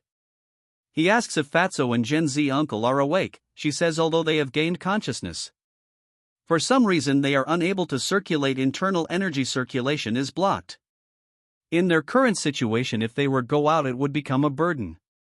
So they cannot rely on them and will have to handle this situation all by themselves. For now they should defend, as another messenger barges in saying that the scouts have learned that, just now an extreme demon master Silver Mark left the formation. And he is heading towards the alliance. This gives her a scare. What happened at the enemy's side is Old Turd says that there is no support coming from the Tang family with no ambushes or traps along the way. At this rate before dawn breaks they might win, yet Silver Mask stop him saying her must go towards his son. He says that the Turd has learned the swift armor technique, so the path to the alliance should be no big deal, so there is no need to worry. He would like to think like this as well, but judging by the worm something is wrong. He tells the elder that he should be enough for the Tang family and says that he will join after saving his son. As he leaves he thinks it's very protective to plant a gui to monitor his son. It like the kids of all the families are fighting the war for them. The Purple Turd is getting overwhelmed as he gives excuses that if he could ride a horse he could use the swift armor cavalry technique, overwhelming them easily. According to One-Handed Chad, he says that Purple Turd is getting more impatient, also his movements have slowed down because of the ice techniques. As they attack him from multiple sides he gets overwhelmed and they have managed to gain control of the situation. As they both land major strikes from both sides, the Turd was about to fall down, when Silver Turd barges himself causing a serious explosion. One is knocked out in the ground and the other is about to die all in a matter of seconds, as he says the Turd was in trouble because of her ice techniques. As the Turd starts blabbering, Silver Turd tells him to melt the ice. Miso is scared that Silver Turd is her since he's supposed to head towards the family. Taking a closer look at her he figures out that the department of her martial art is shallow but her internal energy is tremendous. As killing intent increase he realizes she has cold energy, asking her if she attacked him. Moving to the pervert he says himself that in order to go away from his eyesight they need to run away from the central plains itself. That's when he discover a grave and splits it open, saying that although the materials are lacking, he will use the extreme demon soul restoration technique. My wife thinks she has made a fatal mistake, as she never thought that Silver Turd would suddenly appear there. She sent Miso to the Righteous Alliance to keep her away from dangerous battlefields. Instead it lead to her falling into the hands of the most dangerous enemy. To quickly strike Great Demon Spear who's coming to the Tang family and then go and provide support. Since his cavalry skills excel in open battles, as such a defensive battle is essential. She should have sent Baldy to the Righteous Alliance. That's when a voice grabs her attention. He says that Baldy was the first to see the war report and he then handed the letter to him and departed. She confirms if he left at a time like this, and confirming her he said that it is urgent so he had to go first. Moving back to the Alliance battlefield, Silver Turd says to Miso that having the ice talent is quite a rare thing. Since the Ice Snow faction would be pleased to know, As for Miso, she is in a right spot since there is a clear difference in power. As she is right now, she cannot defeat him. As for the turd, he exudes killing intent, saying he will spare her, but the purple dog with a damaged arm tells Silver Turd to capture both of them, including Yeon-myeong, since he had quite an educational experience because of them. Since they are the ones who ruined his arm, he will shower them with a lot of affection. He looks at his pathetic state and thinks to himself that he is thinking about women at a time like this. Officially, he is just the young master's honor guard. He would like to give him a stern lesson right now, but the leader would not bother about the pureness of an ice technique user. He tells the girl that given the situation they should both surrender quietly, and Miso asks him if they don't, and in response he says that then their comrades who are barely breathing will die. In his mind he thinks to himself that if they are left like this they will eventually die anyways. But he gets shocked all of a sudden, and Miso cannot believe what is happening as old man Baldy has come to the rescue. Hearing the voice, Miso gets flustered as she has though that he was going to assist the Tang family, yet he is here. Old man super pissed tells her that he will handle this. He asks Silver Turd that he is one of the demon masters that led to the annihilation of Shaolin, the Sliver Turd. Silver Turd says that he had thought that he would be the main force behind the Righteous Alliance or fled after the destruction of Shaolin. As old man says that he will not show any mercy as he release an extreme amount of energy. The silent landscapes get overhauled by waves of energy as Silver Turd is barely holding his own. As he is indeed worthy of the title Vajra Great Victory since he is levels above a temple abbot. Although he has lost an arm, he is still overwhelming him, and it is not like his strength has diminished at all. But it's not like he cannot defeat him as he uses Kaioken times 10 and pushes old man to the side. As he says it's his turn, laughing a critical strike, but old man ID far from being an ant, so he uses a technique landing multiple punches towards his strike. The pressure is so much that Miso thinks that they wouldn't dare intervene in this setup, as it is a battle between masters who have surpassed the fire realm. As for old man, he is currently overwhelming the Silver Turd. As for purple dog, he cannot believe that he is getting pushed back, asking why he didn't die when Shaolin was getting pushed back. Silver Turd thinks to himself that demonic energy techniques and Shaolin Buddhist techniques are almost polar opposites. If this turns into a battle of internal energy attrition, they will be at a great disadvantage. He thinks he must look for opening, but it flops as he grabs him by the head and throws him onto the ground. The impact was significant, but old man feels something and stops. His energy channels are twisting, and yet he haven't been affected by his demonic techniques. That's when he realizes that Buddhist techniques originally control the flow of energy through internal circulation. However, his deep-seated killing intent for the destruction of Shaolin interfere with controlling this flow of energy. As such, the conflict between reason and action ultimately led to demonic possession. As the Silver Turd releases demonic energy as he get overwhelmed, Silver Turd thinks it pitiful that he got blinded by revenge. As he falls to the ground, he says that it was close, but in a matter of seconds the tables have turned. Miso tries to land a sneak attack, but he notices it and grabs her by the neck, telling her that she is too slow, and if she decided to launch a surprise attack she should have done it fast, but when old man says he was indeed too late. Hearing this, he tells Miso that the old man has gone crazy after falling into demonic possession. As he was rambling, he notices a presence scaring the wits out of him. Turning around, he cannot see anything but the energy just past him. Although it was brief, the presence rivaling the Heavenly Lord. The old man completes the sentence that the alliance leader is late, as he saves our waifu and chopped the fingers of Silver Turd. He apologizes to everyone for being late and thanks everyone for enduring until now, despite the difficulties. As Silver Turd is at a loss of words, our sleeping Barbie has finally come to the rescue. Silver Mask couldn't even react what had happened before him. Silver Masks thinks that he has reached the level of Fire Realm, but he couldn't sense his presence until he got close to him. He realizes that the person in front of him is the Righteous Alliance leader. As Miso is crying seeing our awake Barbie, Yeon-myeong says unlike the first time he saw her, she has gained a lot of internal energy as well as flow. It seems like she has been training diligently, but she says yet it was still not enough.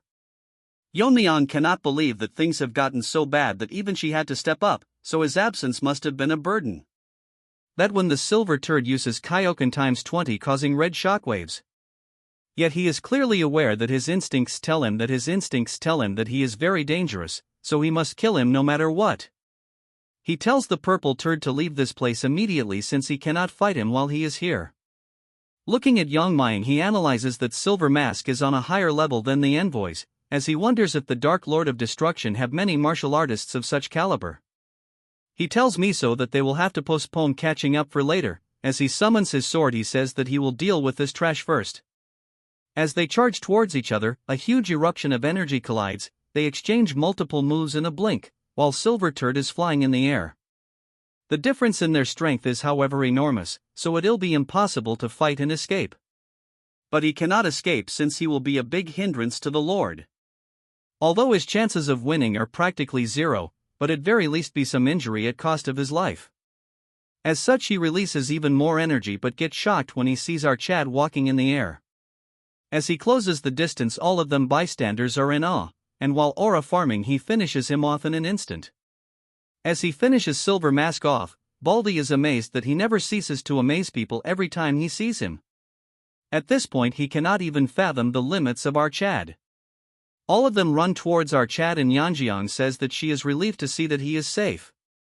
Baldy says that his safe return means he has successfully completed his mission in Xinjiang. He asks him if he inflicted some heavy damage on the demon sect. But they get shocked when he hears that the demon sect has been annihilated. He explains that he only intended to deal them a blow, but they created a poison that could plague the world. It was clear that they would eventually extend their reach to the Central Plains, so he attacked their headquarters. Although I struggled a bit because of their sorcery, he not only eliminated their main force but also their leader.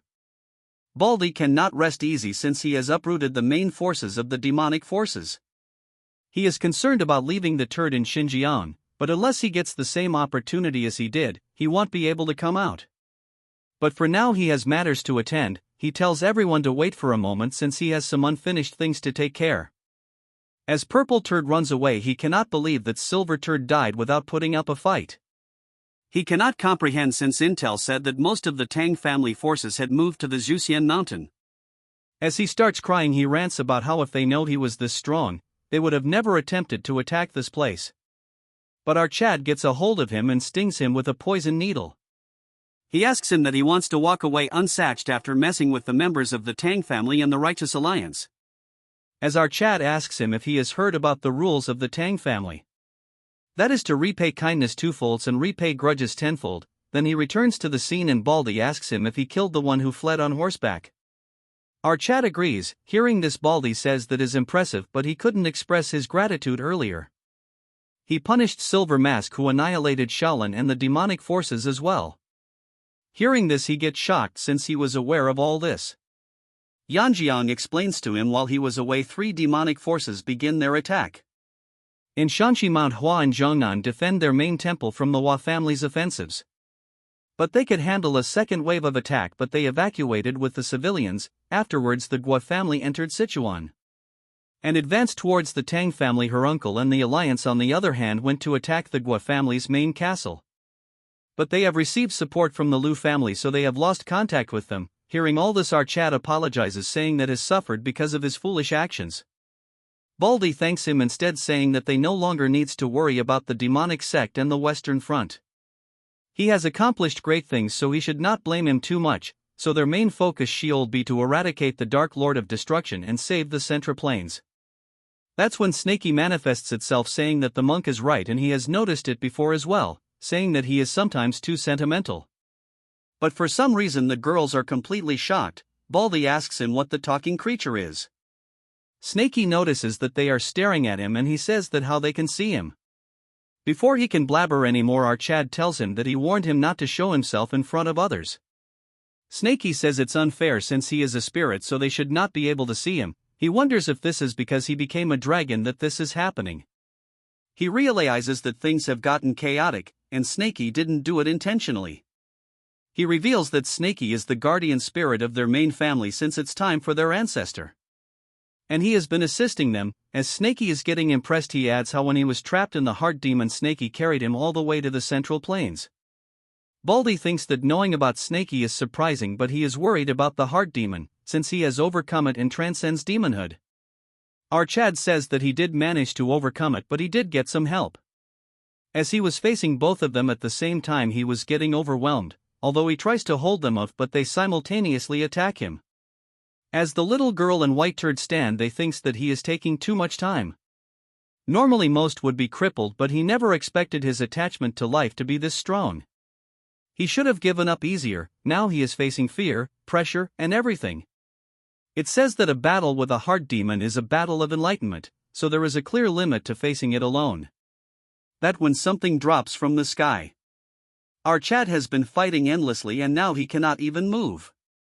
He doesn't see an end to this. The more doubt he has, the stronger the heart demon becomes. He can't do much since he is facing one of the strongest people on the planet. As they were about to charge, our Chad loses remembering friends and family. That's when a voice tells him to get up. The one who defeated him is struggling here because of his heart and will. It's Black Lizard, telling him that if he pulls himself together he can leave this place. Our Chad is shocked and cannot believe that the Black Death Alliance leader is with him. He asks Black Lizard how he is here, and Smarguy says that he is not the only one trapped in the heart demon prison. He elaborates that his remnant thoughts White Snow is here, although he has nearly exhausted his spiritual energy to enter his mental realm.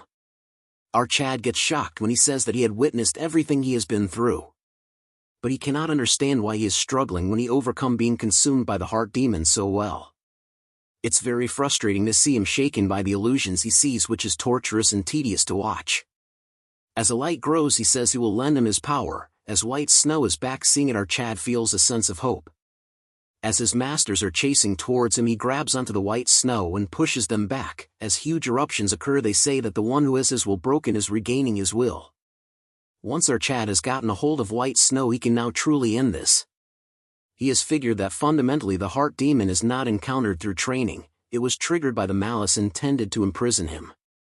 The image of his master and his ancestor are part of the heart demon, so what he needs to cut is not the illusion before his eyes. So he will cut this world itself. It was created by the will. As he lands a strike beyond comprehension, and it is a strike that seeks to suppress his will and brings him down. As the strike lands, it ends all of them, and his master says that he has finally pinpointed the right place to attack, but the strike is clearly annihilation. But it exceeded its original power, asking him if he has named the sword technique. He has named it the heaven-shattering annihilation, since he has imbued it with the determination to cut through a world with will that is not his own. It is created by combining his master's teaching and the principles of the myriad heaven's slower reign. As his master fades away, he says that it is an excellent sword. As for the nameless wanderer, he says that he sensed the familiar energy from his soul. As he fades away, he tells him to take good care of Blue Horn. Hearing this, our Chad gets shocked because he cannot understand how illusions created by the heart demon to speak like they were real. Moreover, he had though that the ancestor viewed Blue Horn as a tool. But the sensation was strange, yet he is not sure if he can use the heaven-shattering annihilation outside of this place. As he was blabbering to himself, he wonders where White Snow went. But he realizes he has turned into Black Lizard again. He asks him what he is helping our Chad, as it goes berserk, saying that he didn't appear when she needed him. Before our Chad could say anything, he tells him to stay put. Although it's from his heart demon, he wants to resolve this. As the heart demon tries to stop him, he overcomes its powers and hugs him, apologizing to his daughter that he was late. As the words are said, she instantly starts crying. Seeing this, our Chad cannot fathom what is happening, since even now she acted like the real Manhwa, not just an illusion in the heart demon. Blackie says that by now he has probably realized that these illusions aren't simply illusions in his heart demon, but lingering thoughts summoned by the soul-gathering technique. In other words, they are souls. That's why he wanted to resolve this, as he couldn't stand by and watch her suffer again. Our Chad was also relieved that he didn't have to deal with her, since he didn't want to relive that day's events. He asks if the Alliance Lord doesn't resent him, since he has lingering thoughts left in the White Snows. They must have the same memories and emotions.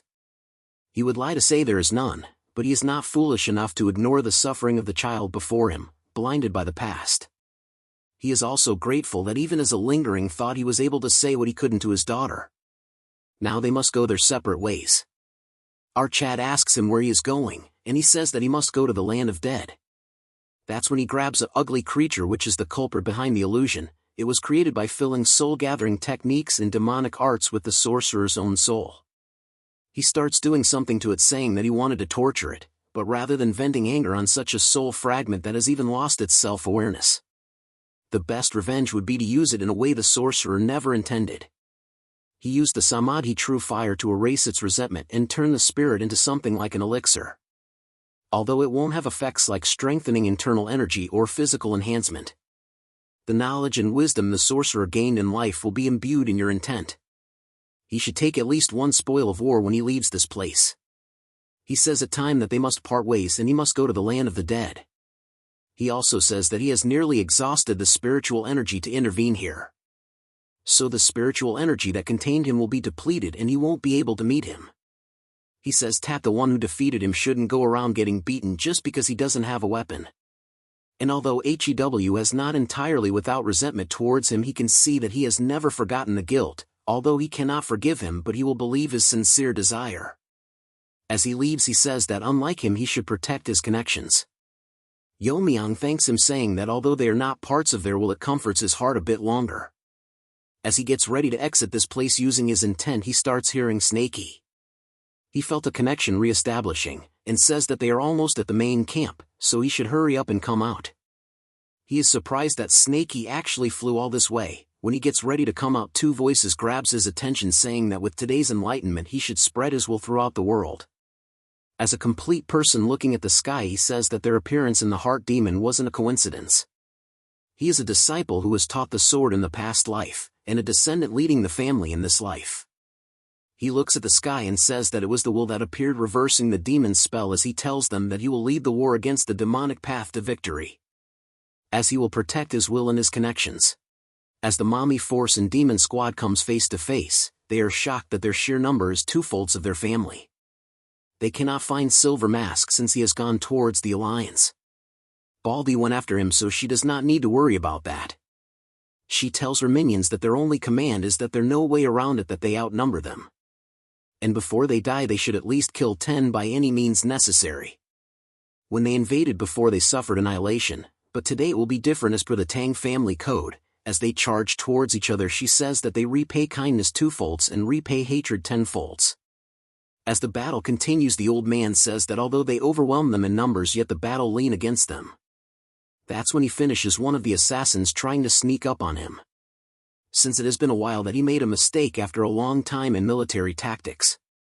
Still, in battles between martial artists the power of the commander is critical. That when multiple dagger attack him, but he uses his demonic energy to fend them off. My wife thinks that the art he uses is the Imperial Guard Pure Demon, just like she had heard it, an incredible wall of chi. The man gets arrogant, saying that there is no way a mere dagger can break through this armor. But instead of listening, she throws more dagger, creating a type of formation. He is confused since none of them manage to hit him. But my wife assures him to check it again, as they start spinning using the flying dagger chi art, the soaring petal dance, causing whirlwinds that stop his movement. She says in the realm of refinement it's the battle of chi, and that flying daggers are merely designated a node to manipulate the chi flow. She is aware that the gust of chi at this level will only manage to hold the horse. While having all this time, she throws poisons balls infusing the air. He blocks it using the chi, and she is clearly waiting for his chi to wear down. The wind pressure has bound his horse's legs. If he doesn't disengage from the pure demon armor art, he will run out of internal energy and die. That was the idea, but he will show her the true power of the pure demon art. Seeing the situation, Wu Jin tells the guards that the enemy commander is stuck, so they will finish off the rest. Taking opportunity of this, they increase the intensity of their attack. Seeing the battle, she thinks they are fighting better than she expected. Because of the encounter with the Black Death Alliance, they haven't slacked on their training, and with more experience, and it shows. Suddenly the huge wave of energy blasts through the whirlwind and flies towards the sky. The trash says that his martial art is originally created for chaotic battlefields. All the damage blocked while mounted is stored as chi can be unleashed in a single strike. Mommy tries to block the attack, but her blades don't even make a dent, since the output of the spear is so massive. As it was aimed towards the battle of both sides, she decides to block it herself, telling everyone to evacuate. But they were caught off guard. By the time they saw, it was too late, since Wu Jin thinks that even fleeing won't be enough to survive. As Mommy was passing by, all of a sudden a figure passes through her in blazing speed. Before she could even react, our Chad comes in front of the spear and negates the attack, directing it towards the sky. As such, a huge explosion occurs in the sky. All the Tang family members start laughing. The trash, on the other hand, thinks to himself, How he deflected a weapon-grade strike at the explosive spear in a single strike. As our Chad lands to the ground, he asks if he is the leader of the demons. Seeing the outfit, the man says that he is as formidable as the Alliance Lord the report suggests. But he gets shocked when he says that he is the Lord that they are talking about. But according to intel, he has gone to the western Xinjiang front. Mommy enters the scene saying that she is happy he is here, but the Alliance need him more than they do, but he tells her to calm down. Since they will be here shortly. Hearing this, she get baffled. That's when Miso call for her master, and all of them are riding on top of Snakey. Seeing him, all of them are shocked to the point they turn into dolls.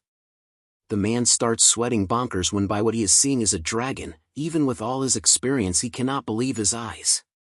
But he cannot understand that if the Alliance people are doing fine, then where's Silver Mask and the purple turd? Yeon-myeong tells him that judging by his expression he is lost and though, and throws something saying if this is what he is looking for. Seeing it, he gets shocked, realizing that it is Silver Turd. He asks how someone who is supposed to guard the young master doing here. Our Chad says if he is talking about the pathetic brat, then he has poisoned him and left him to the wild animals. He hold onto a weapon and releases a lot of energy, saying that how he could do this. In a flashback, we learn that before he joined the demonic forces, he lost his daughter right before his eyes in the war against the nomadic tribes, which led him falling into the demonic path, and one of the main reason he joined them is because the leader of the Gua family exactly looked like his dead daughter. So she is like a grandson to him as he charges towards our Chad, but without any reacting, our Chad ends him, saying that he has already dealt with them on his way here. After the death of the old turd, the remaining minions lost their commander and fled. The Tang family warriors, who hadn't forgotten their desire for revenge against the Dark Lord of Destruction, didn't miss this opportunity. They pursued the demon sect members without hesitation and finally achieved great victory, filling the Knights of Sichuan with joyous cheers. Snakey is impressed as he is the clan's 10 poisons. It is surprising that the 10 poisons actually existed as a legendary creature. She is grateful to him that he has been helping our Chad all this time, and they should go back and celebrate their victory. But our Chad tells him to postpone that for later, since according to the letter he found on the body of Silver Mask, they are thoroughly preparing for the Righteous Alliance's attack. The Ice Snow faction's extreme demon master from the Fu Zhenlu family has been dispatched to Guizhou, and his power is said to be the Dark Lord of Destruction's greatest force aside from the Lord himself.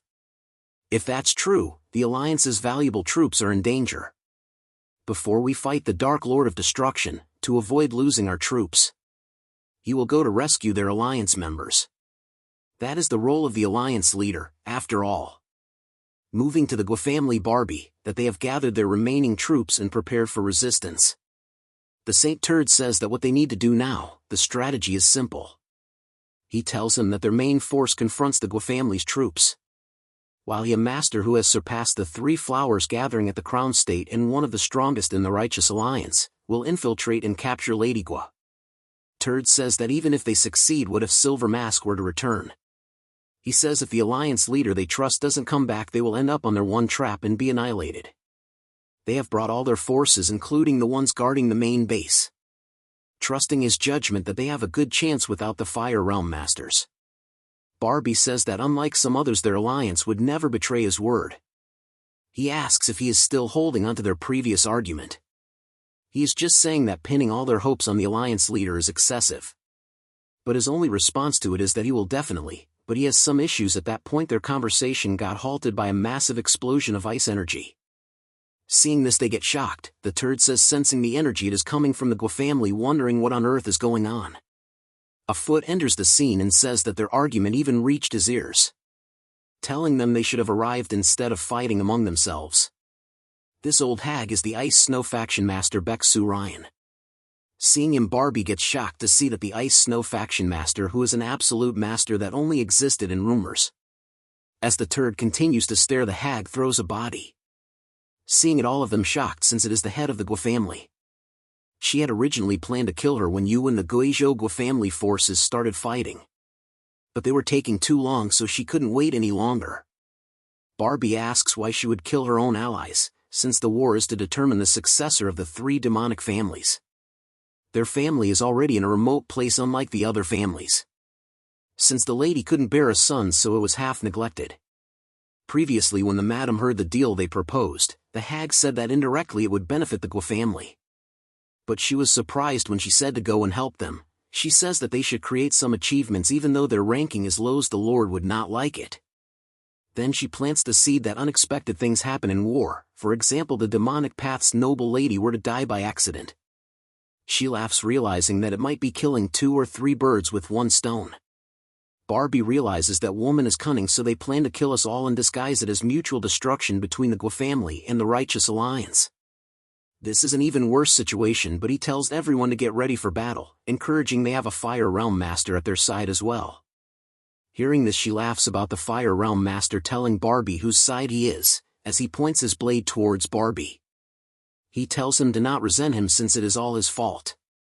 On the day when the Jagal family was completely destroyed and by the Lord, the backup Wudang set was halted, as he said that he doesn't to annihilate them all just now. The aura was so strong that he realizes that the existence of a wall that human can overcome. But he cannot just let those who have come this far go. He asks the Sword Sovereign that he is the strongest in Wudang. If you were to face him, he will spare the rest except him. Hearing this, he surrenders, telling him to show mercy. He thinks it's disappointing and then orders Silver Mask, and the next second he throws something. It is a demon worm, and he is ordered to not interfere with the war between the righteous and the demonic forces. He won't stop him for reasonable suspicion, and Silver Turd suggests him to not to tame her with the demonic worm. If it reacts with the demonic energy of a fire realm demonic master, it will tear apart his body. Barbie realizes why he was neglecting advancing, and he says if you were to come in contact with a fire realm demonic master, you would die in, given how thinks when he had to save his own life. The turd shuts him up, saying that to him this war is just a plaything. If he puts his mind to it, the righteous martial world would be completely annihilated. No matter how strong out Chad is, he can never defeat him. He tells Old Hag that Wudang is retreating. Hearing this, she says that she is too old for battle, so they should take care of the alliance. They and Wudang will have to lend her their strength. Hearing this, Barbie is shocked and at a loss of words. As she was waiting for the spectacle, she noticed Mirio and thinks she spotted something interesting. As the Wudang turds were blabbering, she kills multiple of them. Seeing this, everyone is shocked, and the turd asks she agreed on not touching Wudang. Ignoring that, he asks if she is a descendant of the Ice Palace. Baek Su Ryan was the master of the Ice Snow faction, and the absolute master of ice techniques currently alive. The reason she joined the demonic path, also known as an extreme demonic master, was not widely known. She was born with the 17 constitution as a child. She achieved great accomplishments, enough to be selected as the next youngest family head. One day, feeling the limits of ice technique cultivation through energy, she made a dangerous attempt. She tried combining demonic arts with the human body, which has a yang nature like the ice techniques, but this experimentation led to the destruction of the Ice Palace. The fusion of the two energies went out of control to an extent that even she couldn't handle. By the time she barely managed to control the energy, she was the only one who survived in the family. Tormented by guilt, she confined herself in a cave, and decades later someone came to pay a visit. It was none other than the white turd. Tells her that she has already experimented demonic energies with ice techniques, and even the demonic sect is trying to change the innate physical qualities. He then offers her that if she joins their sect, he promises to rebuild the ice palaces. That was the reason old woman devoted herself to the demonic sect. Later, by the sect leader's orders, she went to the Central Plains with Yun Young Hyuk and became the main force of the Dark Lord of Destruction. She had joined hands with the demon sect to realize the ice technique constitution. But she never expected to find a child with natural tripling severed meridians. She thinks with the help of Mirio, she can advance in rebuilding the ice palace much faster. She makes an offer to him that it is a fact that the blood of the ice palace flows through her, offering her to become her disciple and rebuild the ice palace together. If she agrees to this, she will spare the alliance troops and eliminate Wudang. Hearing this, the turd starts shouting, telling her that it is different from their agreement. She says that it was Wudang who broke it first, since the Lord told him not to get too deeply involved. She tells Mirio to go along with her, but Mirio refuses, telling her that even if the blood of the ice palace flows through her, she is a person of the Tang family and a warrior of the Righteous Alliance, and there is no negotiation with the demonic paths. Hearing this, she gets disappointed and asks if this is what she has decided, freezing her legs, telling her that she has no intention of harming her. but as a result of pissing her off she will eliminate the Alliance troops and the Wudang members. She has put Mirio in a tough spot, saying the lives of the people present here depends on the decision she makes. That's when she notices a presence behind and turns around with fear in her eyes. Even the Alliance members are shocked, as it is our Chad, the Alliance leader. The old hag asks him if he is the Alliance leader, and seeing him, Barbie asks him how he got here. The hag cannot believe that she, who has combined the 7 ice techniques with demonic arts, cannot read our Chad's energy.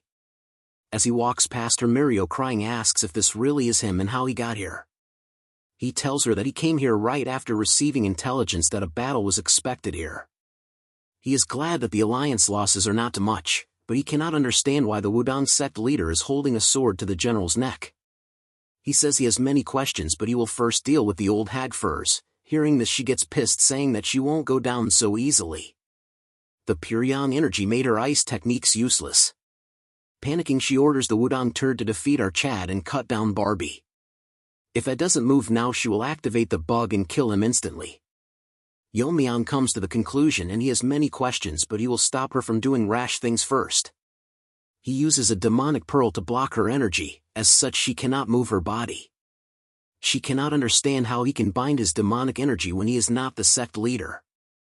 As he passes by her, he says that the knowledge of the dead sect leader proved to be helpful. Hearing this, she gets scared.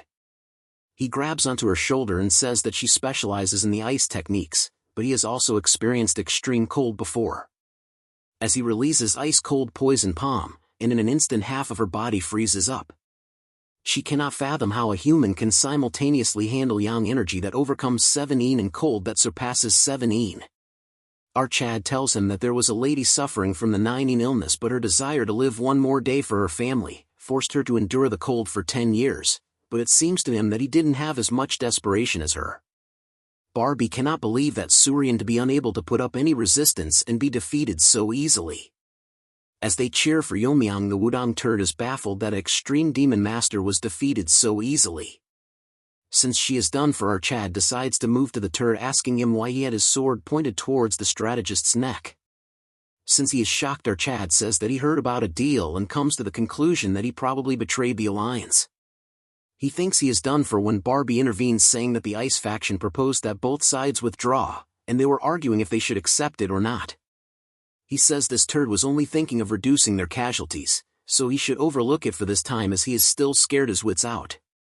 Our Chad asks him if this is because of that. All of Wudang's warriors pointed their swords at Alliance members. Pointing swords at him, the Alliance's representative, and Alliance members, is like challenging him.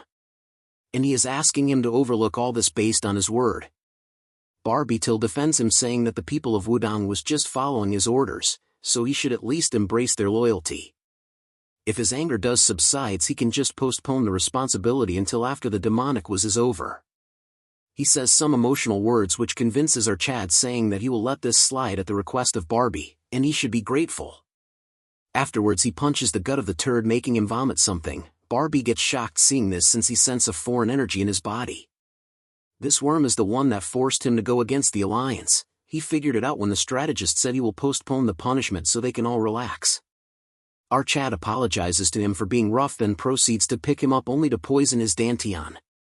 He says that Barbie might have forgiven him, but normally he could have killed without any hesitations. He should consider himself lucky that he is letting this go. If he becomes an enemy for certain, our Chad will wipe out the entire Wudang sect from the Central Plains. He remains dead silent as our Chad order everyone to follow him to the Central Plains with him. As Mirio was going, the frozen hag tells her to wait, telling her that these are words only for her to hear, so she should not get startled and just listen. She doesn't need to worry, since she will die anytime now. Although things turned out like this because there was differences, her desire to rebuild the Ice Palace was sincere. So she passes on 2 treasures to her, especially talking about miso. If what our Chad really said is true, she must give her these. She asks her what these are, and she says that are the water jade and 10,000-year ice crystal. She wanted to say more, but he doesn't have time, saying that her attempts to make amends drove her into a corner. Leading to today's incident, she has no regrets, since all her choices were solely for the Ice Palace. She hopes that Mirio, her final choice, will become the hope of the Ice Palace. It might be hard to trust, but it feels too strange to be a trap set by a dying person. She says she respects her legacy, but she is not doing it for the Ice Palace, as she has always been a member of the Tang clan. 2 days later at the Sichuan headquarters, after the war with the 3 demonic families, the remaining key members of the righteous factions all gathered in one place. One of the voices says that although they faced severe crises, he is glad to see them alive. The reason they have all gathered in one place is to share the current situation and who responds to what comes next. The fatty and Tae-san are still recovering, and he doesn't see anyone representing Jongnan. Hak-won has been deeply hurt by the passing of his master, so he will convey the situation of Jongnan on their behalf. Our Chad stops him midway and tells Barbie that he said that the Manhwa sect leader would inform the. So he tells him to share the current status with those present here.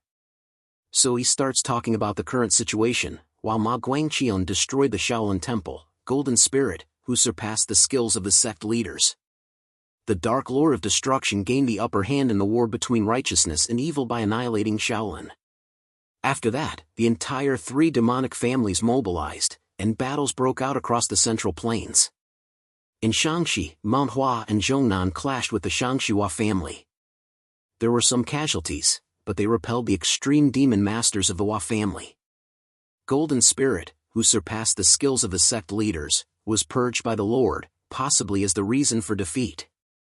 The forces of the Guizhou family that invaded Sichuan, along with Great Spear Demon Gun Cheon-ak and Silver Wolf, who had skills similar to Golden Spirit, simultaneously invaded the Alliance and the Tang family. But along with him and the main forces of the Guifamo were annihilated by our Chad. The remnants of the Guizhou family were wiped out due to the betrayal of Baek-su Ryan, the Ice Snow faction master from the Fujian-Lu family. Subsequently, the Alliance leader went to Guizhou and eliminated the Ice Snow faction master. According to intelligence, after this incident, the Fujian-Lu family has gone into hiding. In other words, at this point, the 3 demonic families have been virtually wiped out. The only real threat remaining is the Dark Lord of Destruction. As he was talking about the Yun intrudes, saying that if they gathered all the forces they would amount to 10 fire real masters. She asks our Chad how powerful he is, apologizing to for being rude. But she faced the Dark Lord of Destruction directly along with Hakyu, Okeyang, and Chongmyong. Despite having 3 fire realm masters among them, they clearly felt their defeat without even crossing swords once. That's why they couldn't do anything. Even when Hakyu was killed by him. To him, multiple fire realm masters are nothing to him. She cannot understand why he is staling, because everyone present here, including them, are powerless in front of him. Since she thinks that he has reached a realm that is only a myth, the realm of transcending demonhood, same as the sect leader if I must add. Barbie is panicking, thinking what they should do. Yeon-myeong tells her that he cannot live up to her expectations as he himself doesn't know how strong he is himself. He says that he didn't kill Fire Ream Master thinking he was stronger but because he had to win. She checks his energy to realizes he is not bluffing, since even in such a situation he is concealing his energy. Baldy says that before the 3 demonic families moved, the Alliance leader and he went to Qinghai to help Kongtong and Kunlun. But he went towards the demonic lands alone, and everyone gets shocked when he hears that he single-handedly eliminated the entire Heavenly Demon sect and its leader. They cannot fathom that the Heavenly Demon sect had been opposing the 9 sects alone for ages alone. If all this is true, he is someone like the Heavenly Pervert to whom the number of masters are meaningless. Baldy asks if he is encouraged after hearing this. She says she didn't mean to discourage them. On the contrary, if they hold only vague hope, everyone will be put in danger. Barbie continues, saying that facing their final enemy, they must unite and move as one. According to their spies, the Lord has disappeared from Shaanxi and vanished without a trace. However, with all the 3 demonic families collapsed, there's only one place he could go. It should be his initial place, the former Muram Alliance headquarters. As soon as all their forces regroup, they will commence the final battle. The Turd gets informed that every one of his people have been slain by our Chad. He asks the minion about what the Lu family is doing, asking him that there was rumor that the madam was having an affair with the 10,000 gold ghost Kong Haesang. When he went there, he figured out that within a day the Fujian-Lu family emptied out. He apologizes for the delay, but due to defeats everyone fled and now only he is left. Hearing this, the Turd laughs, saying that those who enjoyed power under his name have not only been defeated but have also fled. The only person remaining is a useless third-rate like him. He says that doesn't matter. Although his minions have all been defeated, he uses the Soul Restoration Grand technique to replenish his forces. As he was speaking, all of a sudden something comes out of the ground. The third-rate gets shocked when the pervert explains that these corpses are his new swords. This part starts 20 years ago in a vast snowy mountain range. The heavenly turd stands imposing, on a cliff overlooking the sect. Pervert approaches his father and without turning he tells his son he has finally found him. He replies with a yes, calling him the young sect leader, then corrects himself calling him his son. The heavenly pervert looks downcast, telling him that it's been a while since they had time alone like this. He continues, if it's about the rumors circulating in the sect, he should not worry. He has no desire to push him out and take the position of sect leader. Although he reassures him he knows. He says that as a father, how can he not understand his heart and push him away? He has always been a child without greed. The leader's expression softens as he remembers the past. He is reminded of the day he first met him. He recounts the memory. As he felt a powerful energy from the reverse dragon sealing formation in the Takamakan desert. And when he went to check, there he was standing right on top of it. He continues his story, in a flashback showing him discovering a young turd in the desert. He was truly shocked at that moment. He at that time could have easily broken that formation and taken all its power if he wanted to. Back in the present, the pervert replies that he remembered that time too, and he took him in and raised him. His father's expression hardens. Unlike him, this father has greed. It's a greed passed down from their ancestors. The ascension to break free from human limitations and rise to the heavens to become a god. With a determined grin, he declares, that is my greed. So he accumulated talents, and why he created faith to accumulate talents. Though he admits that the faith of the common people in Xinjiang is far too insufficient for fulfilling his greed. He recalls the history of his sect. Until now, only one person in their sect has achieved ascension. The difference between that person and them reveals his conclusion. After brief contemplation, he realized that advancing into the Central Plains was the answer. But as long as the 9 sects and 5 great families of the Central Plains remain strong, it will be difficult for their sect to advance there. He then makes a proposal to his son, asking him if he will help him in using these current rumors as an excuse, telling him to lead those who follow him into the Central Plains. Heavenly Turd finishes his father's thought to weaken the righteous forces. Is that it? His blue eyes glow as a faint smile appears on his face. Pervert agrees. If that is your will, father, I will gladly do so. But his inner thoughts are far different. He clenches his fist. What you'll gain by doing so is just death masked as ascension. He reveals his true intentions to himself. But he can't easily give up on his lifelong wish. I'll have to at least pretend to struggle for it. A sinister smile spreads across his face. Now the end is truly approaching. Before tomorrow, everything will be over. Turd declares he will erase the righteous alliance from this world. Meanwhile, and in office, Mirio is in utter shock. She yells at Yen, the family head's direct disciple. Since when? Why are you learning alone? Miso just laughs. I'll talk to the family head about it. Yeon-myeong clears his throat, trying to regain order. Mirio says that the office isn't a place for idle chatter. You said you had something to discuss with young lady Miso. Mirio gets back to the topic at hand. Yes, it's about this. She presents 2 glowing items. The old hag skilled in ice techniques they met in Guamain family residence gave her this before she died. He said it's water jade and 10,000-year ice crystal. Yeon-myeong looks at the items intently. The Ice Snow Faction Master, did he try anything suspicious when giving you these? Mirio replies, she was a bit suspicious, too, but it didn't seem like a lie considering it was a dying request. Mirio elaborates on the story. That old man said she was from the Northern Sea Ice Palace and that she had lived all this time to rebuild the Ice Palace. Yeon-myeong examines the items on the table. Still, since they received it from someone who was their enemy, she said she wanted him to take a look. So he certainly doesn't sense any demonic energy.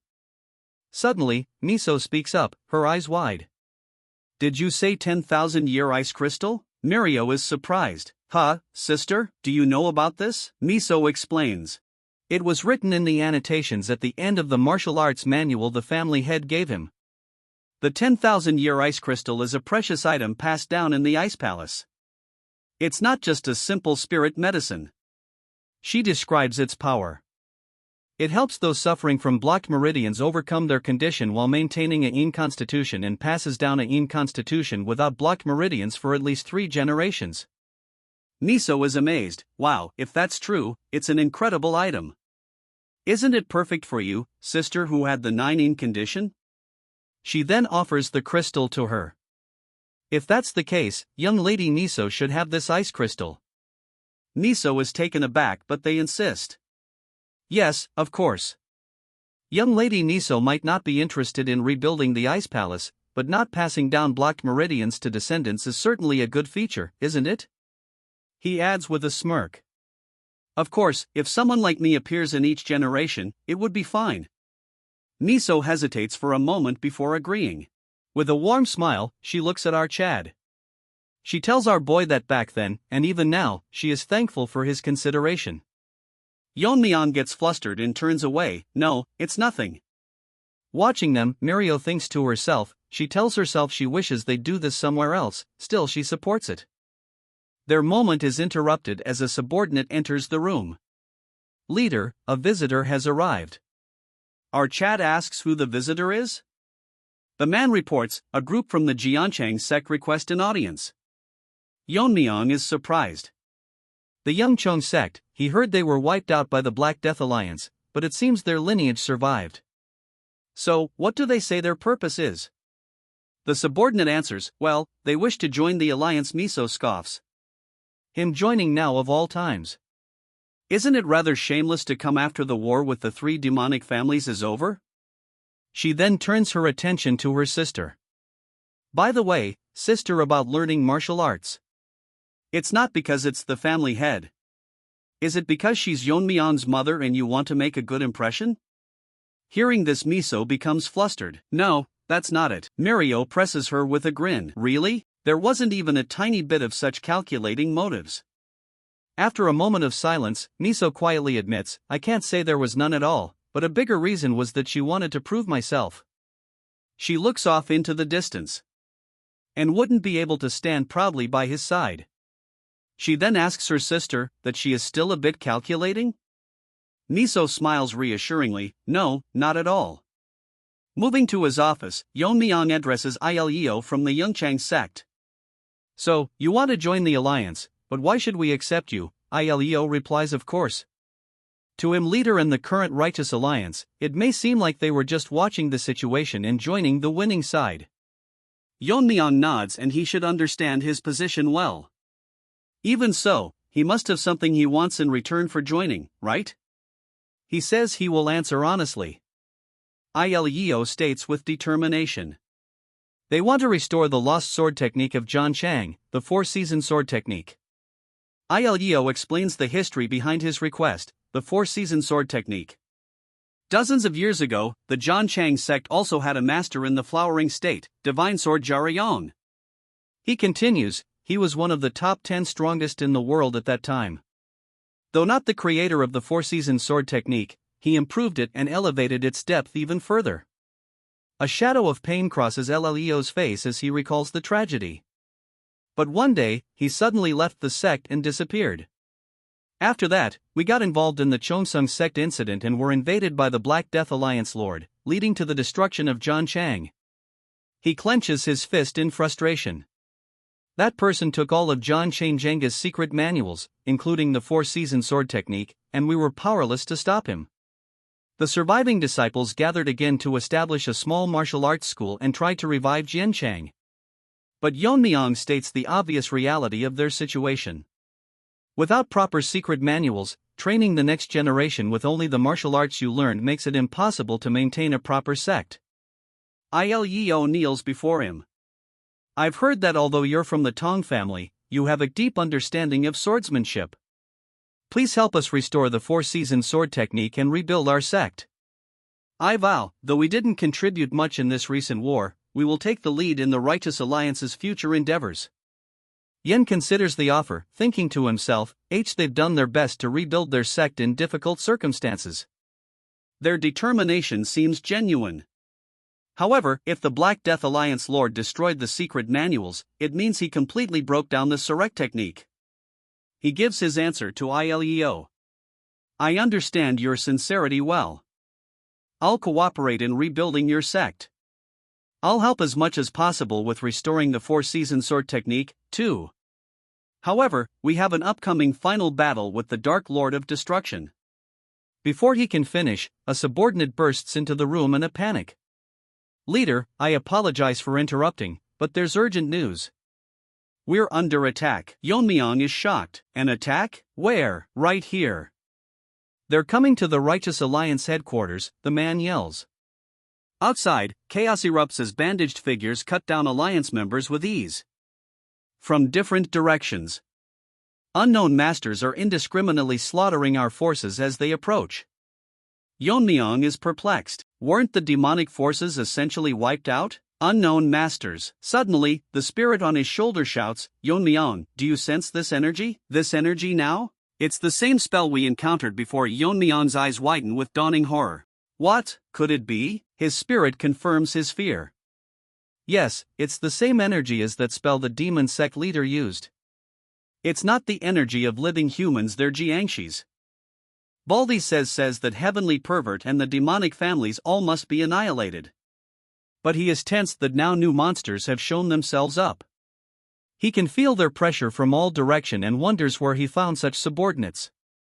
That when a voice grabs their attention. Yun tells them that as Manhwa and Jiangnan representatives, though they never expected the heavenly turd to make the first move. Baldy says nothing has changed unless it is the pervert himself, since they can handle his subordinates if they all join forces. He asks if Hakyun has recovered from the shock. Hearing this, he agrees, apologizing for the concern. That's when a voice transmission thanks them all for gathering. Now he will brief them on the situation. Baldy cannot how someone is even capable of doing a six-way sound transmission, as for the rest they are completely out of words. Yeon-myeong says that they must have noticed unidentified masters approaching the Righteous Alliance from different directions. The ones approaching are not living humans, but are likely being summoned using the same soul-gathering technique. The demonic sect leader also used it when he recently fought in Xinjiang, so he suspects the pervert summoned them.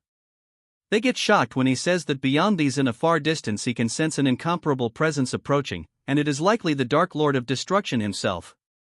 Hearing the mention of him, Yun gets tensed as he continues that if this is the same technique he has suspected, they will preserve all of their martial arts and strength from when they were alive.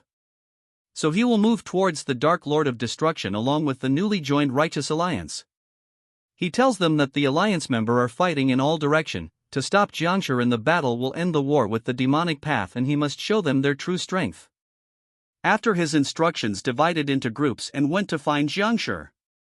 The Greenie cannot believe since they are dealing with the demonic path faction. It's hard for him to believe too, but they are more than capable of such things. But he thinks that he has no respect for the dead, which is truly vicious. She says that there is a reason why they are called the demonic sect, and the martial world has rejected them since ancient times. All of a sudden she stops and leaves her disciple, leaving him behind. He asks where she is going, but she doesn't say anything. In some other place a bunch of Alliance people are defeated. A defeated man says that the Gensher they're facing is using a familiar sword technique, as he was about to end him. He closes his eyes, but Rose Petal caught the zombie and it Yun charging right towards the turd. As she faces the zombie she is crying, asking herself that he is not the one who she thinks. She curses the pervert for playing such cheap tricks. As the disciple watched, Yun says that she had an ominous premotion when our Chad warned them about the Jiangshi. But yet she didn't want it to be true, because the one they are facing is Hakyu. In another corner a bunch of Alliance members are getting overwhelmed and killed in a matter of seconds in front of Baldy and my wife. Both of them are tensed because the pressure their opponent is facing is familiar. Baldy says that the only person who can pull off such a move and uses a heavy sword. It is the greatest swordsman, the leader of the Namgung clan. The pervert on the other hand thinks that by now the battle must be in full swing, and self-brags about how the supreme demon soul restoration technique is truly used. It's not about bringing strong warriors back but about forcing to clash swords with the ones they loved and respected, their family and comrades. He wonders how long them who are swayed by mere emotion can withstand this trial. As he approaches towards the alliance, he hopes that they struggle with all their might, so his excitement doesn't die. Moving to Yeon-myeong, he is along with the new minion, telling him that since they joined during an emergency he couldn't explain, they are heading towards the place with the strongest energy. He says that if they are afraid they can retreat for now, but he smiles, saying that it is an opportunity to prove one's worth. Since they are grateful to him, hearing this, our Chad says that he likes his resolve, so they should speed up their lightness technique. That's when he notices something and an overpowered sword attack. Our Chad takes out his dagger and deflects the attack. Just after he does so, he is shocked by the strike, that if it were not for his current flow eyes, he wouldn't have been perceived the attack. Although it is a juncture, he still couldn't read the intent of the attack, and there is no doubt he is a very powerful master. He observes the weird sword, and reading the words engraved he reads the word swift sword.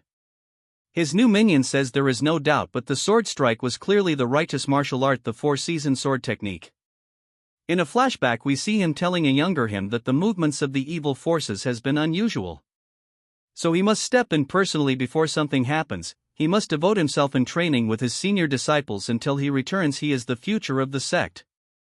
As he cries, he says those were his last words before he disappeared.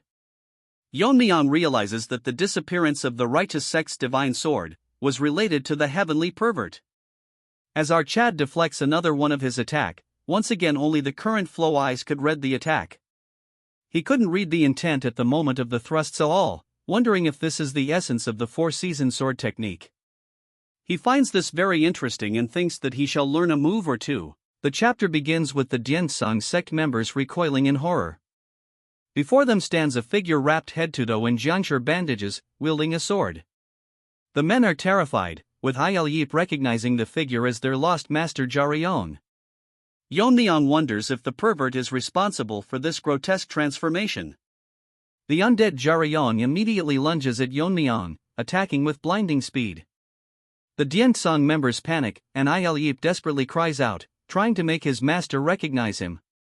But the bandaged warrior continues his relentless, silent assault. Yeon-myeong, however, is not panicked. He is intensely focused, blocking every attack. His internal thoughts reveal he is amazed by the juncture's swordsmanship. Even though he was watching from the very beginning, he has failed 3 times in a row to read the intent behind the sword's movements. He realizes he is witnessing the core principle of the legendary, lost four-season sword technique.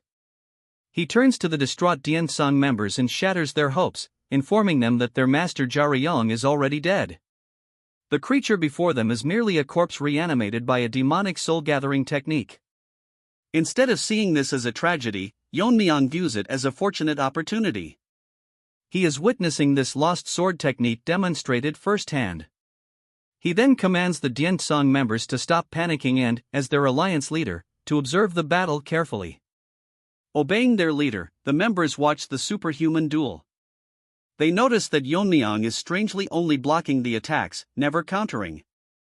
After several more seconds, they understand his true intention. He is giving them a live demonstration, forcing them to memorize every form of their own lost sword style.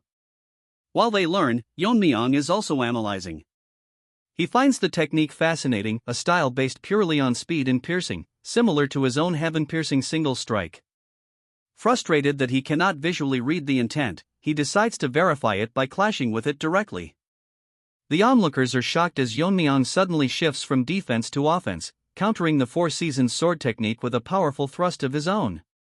The battle escalates into a deafening blur of light and clashing steel, the sound so sharp it hurts the ears of the martial artists watching. As he continues to fight, Yeon-myeong has a sudden breakthrough. He realizes the reason he couldn't read the intent is that there was no conscious intention to attack in the first place. He finally understands the true essence of the technique. It is not about attacking an opponent, but about advancing toward a world beyond one's own perception. He redefines its core principle as piercing the void to transcend. With this new understanding, Yeon-myeong unleashes his own perfected version of the technique, overwhelming the juncture. The Diensang members are awestruck. They recognized that the technique Yeon-myeong just used was the ultimate form of their own swordplay, at a level their master Yeon had never achieved. The bandaged Yeon is heavily damaged and crumbling, struggling to remain standing. Yeon-myeong knows he could easily destroy the corpse now and release the soul trapped within. However, he hesitates, wondering if that is truly enough. He recalls knowledge he gained from a demon sect leader, which warned that simply destroying a juncture leaves the soul's resentment and regrets intact. Yeon-myeong decides to go further. He touches the juncture's head and uses his power to see its lingering regrets. This triggers a flashback to over a decade ago, revealing Yeon's final days. The flashback shows Yeon receiving 2 letters. The first, from the Amei sect, reported the annihilation of the Qingqing sect and called for a joint military response against the Black Death Alliance. The second was a threat from the Black Death Alliance Lord himself, claiming the attack was justified and warning Gyensung not to interfere. Yeon believed that Qingqing had been in the wrong, and to spare his own sect from a pointless war, he set out to negotiate with the Black Death Alliance Lord. On his journey, he was stopped by a man with long black hair who requested sword guidance. Yeon was amazed, though the man's grip was sloppy, his talent was immense, and he learned with threatening speed. Yeon thought he had discovered a great new talent. His perception shattered when the man smiled and mentioned taking revenge on the Namgung family head. Yeon instantly identified him as Yeon-myeong, the Dark Lord of Destruction. Realizing he was training a monstrous villain, Yeon attacked, but he was ambushed by Yeon-myeong's hidden followers and fatally wounded.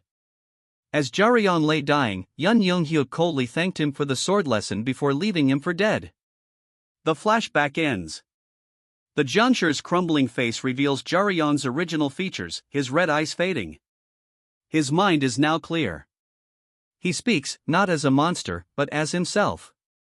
He praises Yeon-myeong's excellent skills and thanks him for grasping the principles of his sword technique. Most importantly, he thanks Yeon-myeong for dispelling the demonic spell, which allowed him one last chance to see his martial brothers. He asks for his benefactor's name. Yeon-myeong introduces himself as Tang Yeon-myeong, the new alliance leader. Il Yeep and the others rush forward, crying. Yeon recognizes Il Yeep, amazed that the young boy he knew now leads the sect. As his body turns to dust, he smiles, saying he is proud and trusts them with Gyensung's future. His one lingering regret, being unable to protect his sect, has been resolved. He wishes Yeon-myeong good fortune and fades away completely. Yeon-myeong quietly bids him to rest in peace. With the fight over, Yeon-myeong closes his eyes and expands his senses in a vast, teal-colored aura to check on his other allies. He pinpoints their locations, his mother at the main gate, the Taoist masters to the west, and the Manhwa sect leader to the east. Then he senses a final, chilling presence. His eyes snap open, his expression suddenly tense. Though he has never sensed this person before, he instinctively knows who it is, the man from Yeon's memory, Yeon-myeong, the Dark Lord of Destruction. Yeon-myeong realizes this man has been silently watching the entire battle and would have killed him if he had shown any weakness. As Yeon-myeong prepares for the real fight, the hidden Yeon-myeong, his eyes glowing with power, thinks to himself that he is looking forward to this. A brief flashback shows the Sword King's final living moment. He was defeated by Yeon-myeong, the strange blue-eyed man he considered a novice, and in his dying thoughts he regretted not finishing the job. It was a classic moment of bitter, frustrated defeat. In the present, the Manhwa sect disciples panic at the sight of the resurrected master. The great sage, clearly tired of the noise, tells everyone to stand back. He activates the Vajra indestructible body, unleashing a powerful shockwave that shatters the ground. The disciples fall silent, realizing this is a battle between true masters, far beyond their sparring matches. My wife leaps into the fight, hurling her flying dagger severing void while the great sage uses his flying tiger claw grip. Seeing an opening, the great sage strikes the juncture with the 100-step divine fist. The attack explodes on impact, but when the smoke clears, the Sword King stands completely unharmed, as if nothing touched him. The great sage assesses the situation. The juncture's energy barrier is too thick, his attacks cannot scratch it. The only time the barrier weakens is the instant the Sword King swings his sword, but countering that moment is almost impossible and extremely dangerous. My wife steps forward and declares that she has a plan. She asks the great sage to create one more opening for her. He hesitates, but she assures him that although she has never used this move in real combat, she believes it can damage the barrier. The great sage agrees, warning that the opening will last only for an instant. With full confidence, she promises she will not miss. Turning to the Sword King, the great sage's expression softens. He laments that the man once called the greatest sword in the world has been reduced to a puppet of the demon sect.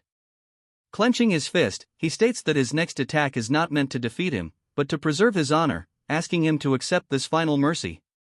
The great sage summons every ounce of his power, combining his ultimate defense, the Vajra indestructible body, with his ultimate offense, the Tathagata Prajna skill. The Sword King responds by unleashing the Azure Sky Boundless Sword technique, Emperor Sword form. Their energies collide in a massive explosion of golden and blue light. The Sword King's sword energy proves stronger, the great sage's indestructible barrier cracks and shatters. The great sage is thrown back, hissing in pain as he falls to one knee. The Sword King wins the exchange. It raises its sword for a follow-up strike but suddenly freezes. Looking at its own hand in confusion, it appears unable to lift the blade. The great sage reveals his hidden move. Even after enlightenment, he never skipped arm day. Using the flying tiger claw grip, he has caught the Jiangshi's sword and is holding it in place through sheer physical strength. This is the moment my wife has been waiting for. As she prepares her attack, she recalls a past conversation with Yeon-myeong. He told her how he reinterpreted a Buddhist technique using hidden weapon principles, breaking, scattering, and striking. She realized that by maximizing the connection between these principles, she could create a new art of her own. Holding a dagger in each hand, she imbues her left with breaking, her right with scattering, and her own energy with striking. With that, she unleashes her self-created martial art, flying cutting whirling dance. A massive, spiraling vortex of energy and blades erupts from her and flies toward the trapped Sword King. Sensing true danger, the Jiangshi desperately tries to pull its sword free, but the great sage refuses to release it, demanding the Sword King surrender the blade. Forced to choose, the Jiangshi abandons the sword and leaps back, but it is too late. The attack makes contact. My wife explains its terrifying power. It creates an axis of rotation that grinds away both energy and flesh within a narrow area. The chapter ends as the flying cutting whirling dance engulfs the Sword King entirely, tearing it apart while her eyes shine with golden light. The chapter opens in the heat of a devastating battle, where a massive, overwhelming force slams down upon the defenders. Baldy, his face strained with effort, remarks that the family head is an incredible master. He notes that even his Vajra indestructible body is unable to completely block the incoming attack. The pressure is coming from the reanimated corpse of the Namgung family head, who wields a heavy sword with crushing force. My wife finds herself trapped and unable to move, having expended all her inner power in a previous exchange. Despite the dire circumstances, the defenders, Captain Jai Jung, Captain Won Jin, and section leader Mo Yong, struggle to hold their ground. Their bodies begin to break under the strain since none of them have yet reached the flowering state, but they push themselves to protect my wife. Baldy realizes that they managed to block the Sword King only because the corpse's body was already half shattered. Yet the relief is brief, as the heavy sword's energy continues to press down relentlessly.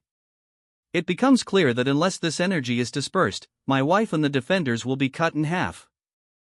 Just as the situation reaches a breaking point, Il Yip arrives, landing on a nearby roof.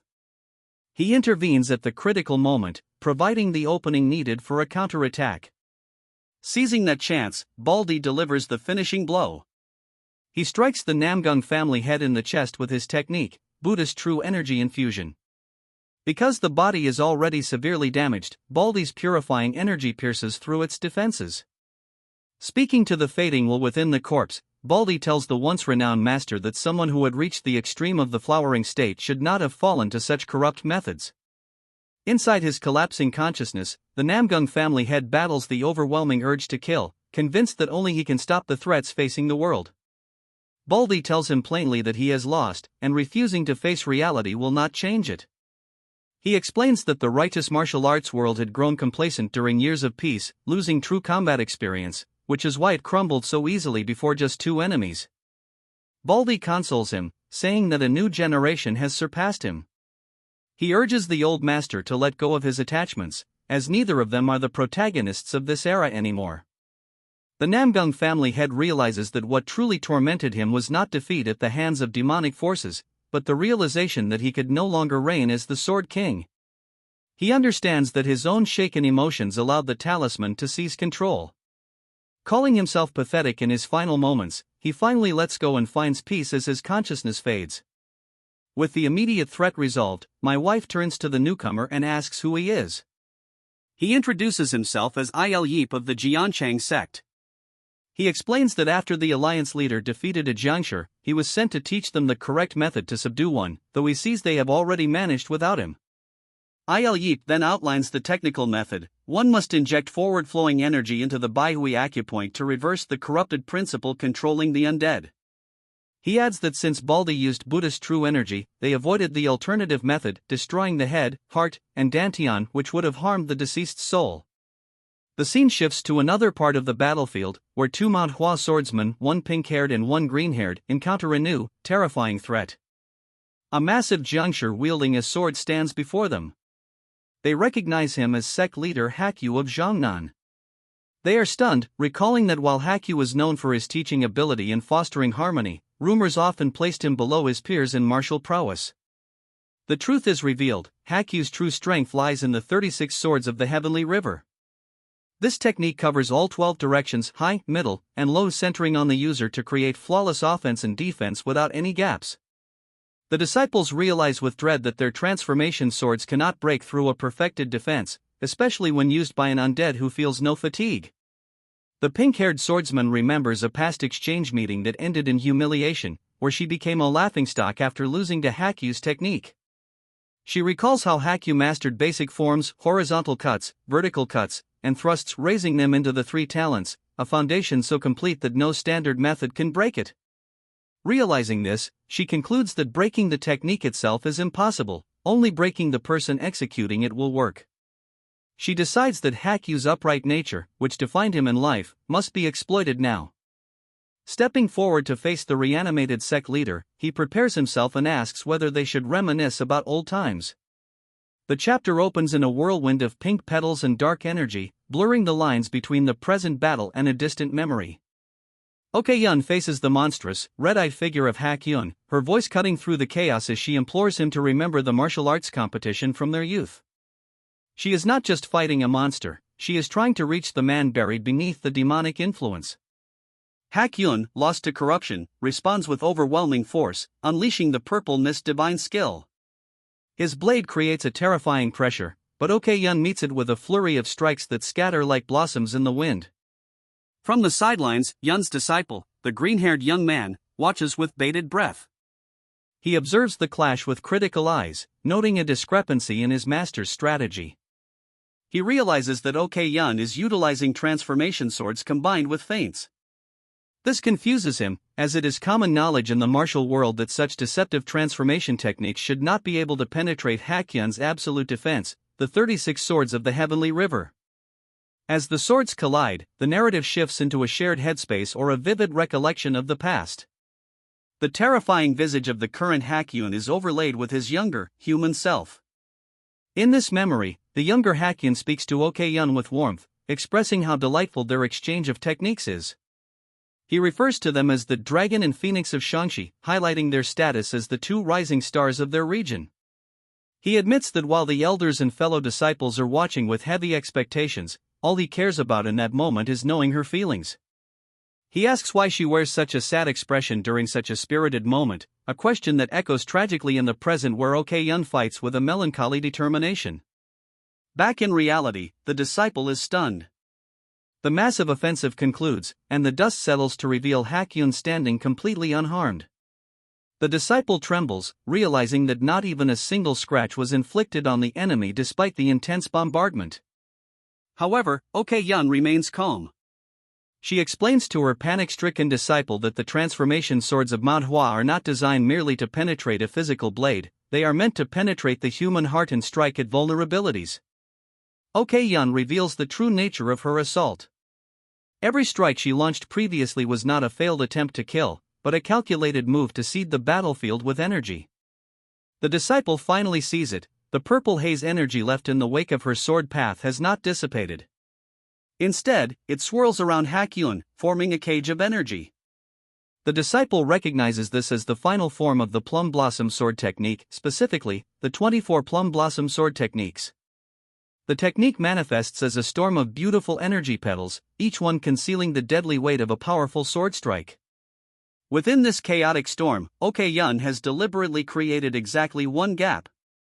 She knows that Hakyun, even in his corrupted state, possesses the instincts of a grandmaster and will naturally seek that single opening to break free. Restoring the Taoist true energy. Ok-yeon explains the deeper philosophy of her plan. She notes that the Taoist sects of Shaanxi were influenced by the Xinjiao sect, unifying their energy flow with mental contemplation. This contemplation is the sum of one's experiences, conversations, and actions, the very essence of me. She believes that even though Hakyun has been twisted by demonic arts, his body remembers its true self. By forcing him to move through that specific gap, she stimulates his body's memory of their past duels. As Hakyun moves to exploit the gap, his action reignites the flow of his Taoist true energy.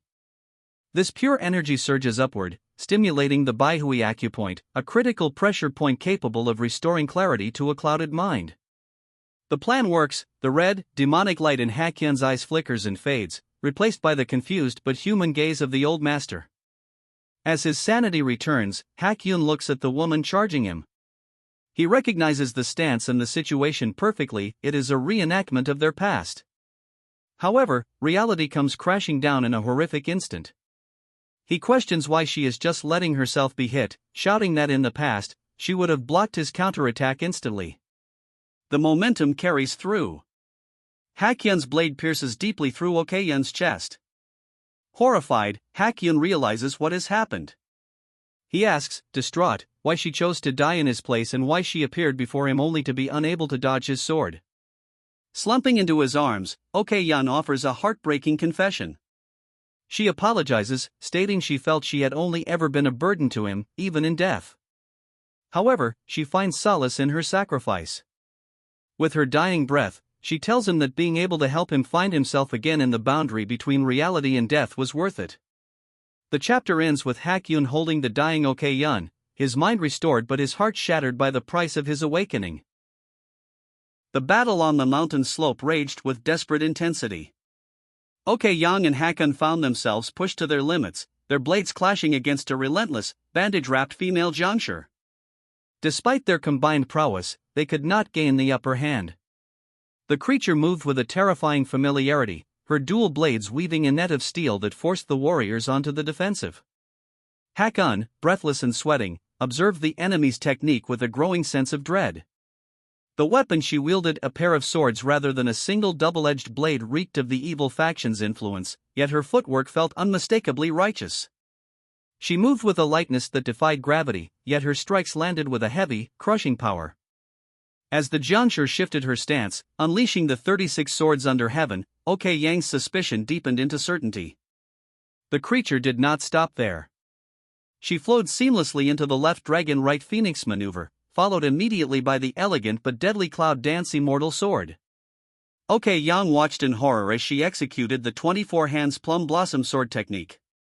As the growing plum blossoms bloomed in deadly energy arcs across the battlefield, the realization struck him like a physical blow.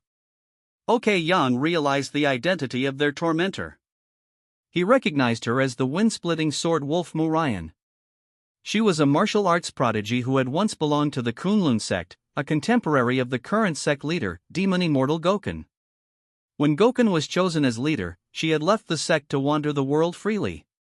It was a tragedy that her freedom had ended in the clutches of the Dark Lord of Destruction, resurrected now as a puppet to slaughter her former peers. The convergence before Ok-yeon, Hakyun, and the family head, my wife, could mount a counteroffensive. The earth beneath them shuddered violently. A shockwave of cataclysmic proportions tore through the atmosphere, freezing combatants on both sides. The sheer density of the colliding energies suggested a battle that transcended human limits. To their surprise, the female Jiangshi and her undead kin did not press the attack. Instead, they turned and leaped away with supernatural speed, moving toward the source of the shockwave. Hakyun realized they were not fleeing, they were being summoned by the Dark Lord of Destruction's will. Refusing to let the enemy escape, the trio gave chase. They sprinted through the forest, their movement techniques pushed to the brink, yet the juncture remained elusive. As they rushed toward the epicenter, they intersected with another group of allies arriving from the opposite direction, Master John, Taoist Yip, and others. The groups quickly exchanged grim intelligence while maintaining their pursuit. Master John revealed that they, too, had faced a specific juncture, the resurrected Namgung Jiangshan, known for the Hangqi case. Taoist Yip added that he had fought the divine sword Jarion. It became sickeningly clear to everyone present that the Dark Lord was waging psychological warfare, forcing the righteous faction to destroy their own fallen heroes. As they crested the ridge, the group finally laid eyes on the source of the disturbance. Below them stood two formidable figures blocking the path, the female Jiangshi Mu Ryan and a massive, bandage-wrapped giant wielding a colossal blade.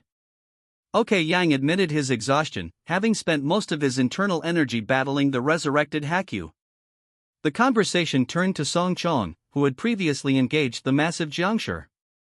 It was revealed that Song Chong had fought brilliantly, utilizing the Taiji sword and its principle of posterior initiative, reacting to the opponent's force to subdue them. He had unleashed the Taiji wisdom sword to counter the brute's unrestrained power. However, the battle had been perilous. Yeon-myeong had secretly planted a poison within Song Chong as a safeguard against betrayal, designed to activate if he used internal energy against pure energy. Fortunately, Song Chong had focused entirely on defense using the controlling movement with stillness sword technique, preventing the poison from spreading fatally. The massive energy surge from beyond the mountain had distracted the Jiangshi just in time, likely saving Song Chong's life. The group stared down at the two guardian Jiangshi, knowing they had to conserve their strength for the final confrontation with the Dark Lord. It was then that two legendary figures stepped forward to take the burden, Joint Sword Immortal Taeho and the Kunlun Demon Immortal Gokun. Gokun walked calmly toward the female Jiangshi, his eyes filled with a mixture of sorrow and resolve. He addressed the undead warrior by her true name, Wind-Breaking Sword Nuhan, Mu Ryan. He confessed his regret, wishing he had stopped her from leaving Kunlun all those years ago, preventing this tragic fate. Meanwhile, Taeho faced the massive giant, identifying him as a nomadic tribesman who had learned Qingcheng martial arts, a warrior who had once caused chaos in the Gansu province. The two masters drew their weapons, their auras flaring. They commanded Ok Yang, Hakon, and the rest of the group to move on. They vowed to settle the unfinished business of the past, freeing the souls of their old acquaintances, so the main force could march forward to face the Dark Lord of Destruction.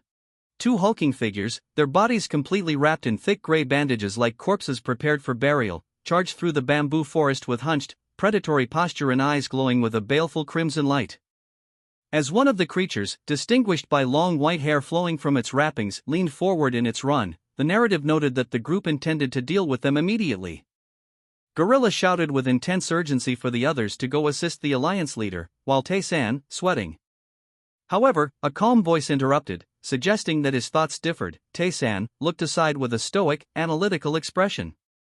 When Gorilla glared at him in frustration, Tae-san calmly explained that while he had followed the plan thus far, the group was not in perfect condition and Gorilla's emotions were running high due to the sect connection. A massive explosion of blue energy suddenly erupted in the distance, flattening trees and visualizing the overwhelming scale of the battle, prompting Tae-san to reason that it would be easier to combine their strength rather than face something that clearly required more than one or two of them. Yun, standing with her disciple and an old man, agreed with the Joint Sword Immortal, asserting that everyone must mobilize together. Gorilla grimaced but accepted the logic, and the entire group sprinted across the grass with weapons drawn. Two swordsmen led the vanguard against the crouching, twisted Jiangshi, and with the objective set to eliminate them immediately, the scene shifted to a serene view of distant mountains under a blue sky, which was suddenly shattered by a blinding pillar of white light. The group skidded to a halt at a cliff edge, staring in horror at a massive void where a mountain had stood just moments before, stammering in disbelief as the energy of both combatants vanished simultaneously. High above the debris-filled sky of Wuhan City, the Dark Lord, a man with long dark hair and an open chest revealing his abs, floated opposite the white-robed, red-haired Yeon-myeong, remarking that he had been blown to the ruins of the Murim Alliance headquarters, which he now claimed as his residence. With eyes swirling in a crazed blue spiral, the Dark Lord smiled about his unintentional guest, but Yeon-myeong dove headfirst with his sword extended, declaring that the building below would not be a home but a grave. Yeon-myeong swung his massive sword, unleashing a colossal wave of white energy that warped and shattered the multi-storied pagoda below in a blinding explosion. As Yeon-myeong searched the dust, a pitch-black pillar of energy erupted like a needle, forcing him to twist desperately in midair to avoid the slash. Identifying it as decaying true energy, Yeon-myeong realized the rumors of the robbed sword demon's tomb were true as the Dark Lord emerged unscathed, wielding annihilation by mixing demonic and decaying energies. Landing on opposite rooftops, the Dark Lord mused that the sword demon's legacy was attractive because it required only talent without complicated principles, but Yeon-myeong, gripping his sword until his veins bulged, retorted that the technique's depth came from its simplicity. When the Dark Lord mocked him for merely studying it, Yeon-myeong dropped into a combat stance with a glowing green blade, declaring he had received direct instruction, which confused the Dark Lord. Yeon-myeong launched himself with the blinding speed of the Seumgwang technique, and while the Dark Lord questioned how he could learn from the long dead, Yeon-myeong executed the heaven-piercing sun, sending a massive beam of white light screaming through the air. The Dark Lord effortlessly caught the blade with one hand encased in a black aura, taunting Yeon-myeong about whether he had blocked it and declaring the situation exciting just before a cross-shaped explosion and a massive sphere of energy engulfed them. As debris rained down from the sky, Yeon-myeong stumbled back, battered and bleeding, confused by a level of internal energy he hadn't sensed before. The Dark Lord loomed over him, criticizing his rash energy clash, and swung his sword down. Yeon-myeong barely blocked, but the force smashed him into the rooftop, sending shards of tile flying. Pinned against the debris, Yeon-myeong realized his opponent was using pure internal energy and physical advantage to block techniques. The Dark Lord stood silently observing with glowing spiral eyes until he noticed Snakey, a small blue and white serpentine dragon, dart out from behind Yeon-myeong. Yeon-myeong stood up, acknowledging that a surprise attack wouldn't work on such an opponent, and remarked that it felt like fate while Snakey looked on alertly. The Dark Lord, noting the human dragon's similarity to the Black Death Alliance Lord, was unsurprised, reasoning that strange sights were normal for someone with a familiar spirit. He asked if Yeon-myeong was a sorcerer like his father and mused that the dragon would make a perfect gift for him. When Yeon-myeong revealed that he had wiped out the heavenly demon sect in Xinjiang, including father, Yeon-myeong, and declared that the Dark Lord of Destruction would also disappear today. Enraged, Yeon-myeong screamed and unleashed the 10,000 sword technique, clashing in midair with a massive explosion of light and rippling shockwaves. Yeon-myeong's voice cut through the chaos, mocking the Dark Lord for not knowing that decaying true energy could shake an opponent's intent based on wave principles, knowledge he claimed the Dark Lord lacked due to only learning through physical practice. Facing the Dark Lord, Yeon-myeong sneered that he would teach him thoroughly, disparaging the Dark Lord as someone relying only on a dragon's body. Yeon-myeong looked down at him with contempt and screamed that the Dark Lord, who looked down on the history and knowledge accumulated by martial artists, was nothing but third-rate. Yeon-myeong hovered high above the ravaged earth, his robes fluttering in the turbulent winds of the battlefield, looking down at the Dark Lord with eyes that held the weight of a storm. The antagonist, grounded and sneering, scoffed at Yeon-myeong's reputation, listing the horrors of the heavenly demon divine sect. Yeon-myeong says if he is talking about the Jiangshis, the Ghost King, the Forbidden Arrays, as if to prove the impossibility of Yeon-myeong's claimed victories. As he continues to name more techniques since the sect leader used too many techniques. Yeon-myeong says that he can verify his claims if he wins, but if he loses he can go to the afterlife with the entire sect. The atmosphere shifted. The Dark Lord did not retort with anger, instead, tears began to stream down his face, confusing Yeon-myeong, who paused in his mockery. The Dark Lord looked not at his enemy but at the sky, his voice breaking as he cried out to his late father, lamenting that he had passed away just one day before their dream of entering the Central Plains could be realized. Yeon-myeong, seeing this raw display of grief as a fatal opening, abandoned all honor and launched a surprise assault, a beam of dark malice tearing through the air toward the distracted mourner. The explosion swallowed the Dark Lord, but as the smoke cleared, the Dark Lord remained unscathed, merely annoyed that his moment of remembrance had allowed a strike to reach him. With his sorrow hardening into cold resolve, the air around him screaming as he unleashed a counterattack that defied natural law. He rained down a barrage of sword chi that pulverized the ground, battered, and incredulous at the sheer brute force that twisted the world's order. The Dark Lord did not let up, gathering the chaotic energies of poison and demon arts into a singular, spinning calamity he named the inherited heavenly demon technique in honor of his father.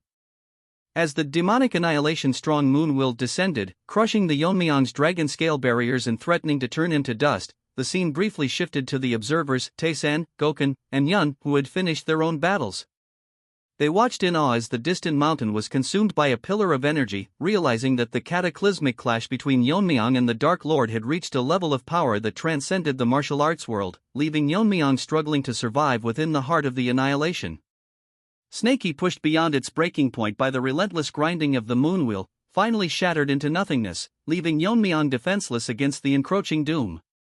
His concentration snapped, and the chaotic storm of demonic and poison energy he had desperately held at bay rushed in to claim him, swallowing his figure in an instant. A cataclysmic pillar of raw, crackling energy descended from the heavens, carving a vertical tunnel of destruction through the atmosphere. The sheer force distorted the air itself, leaving behind a towering column of black smoke rising from the heart of the mountainous landscape.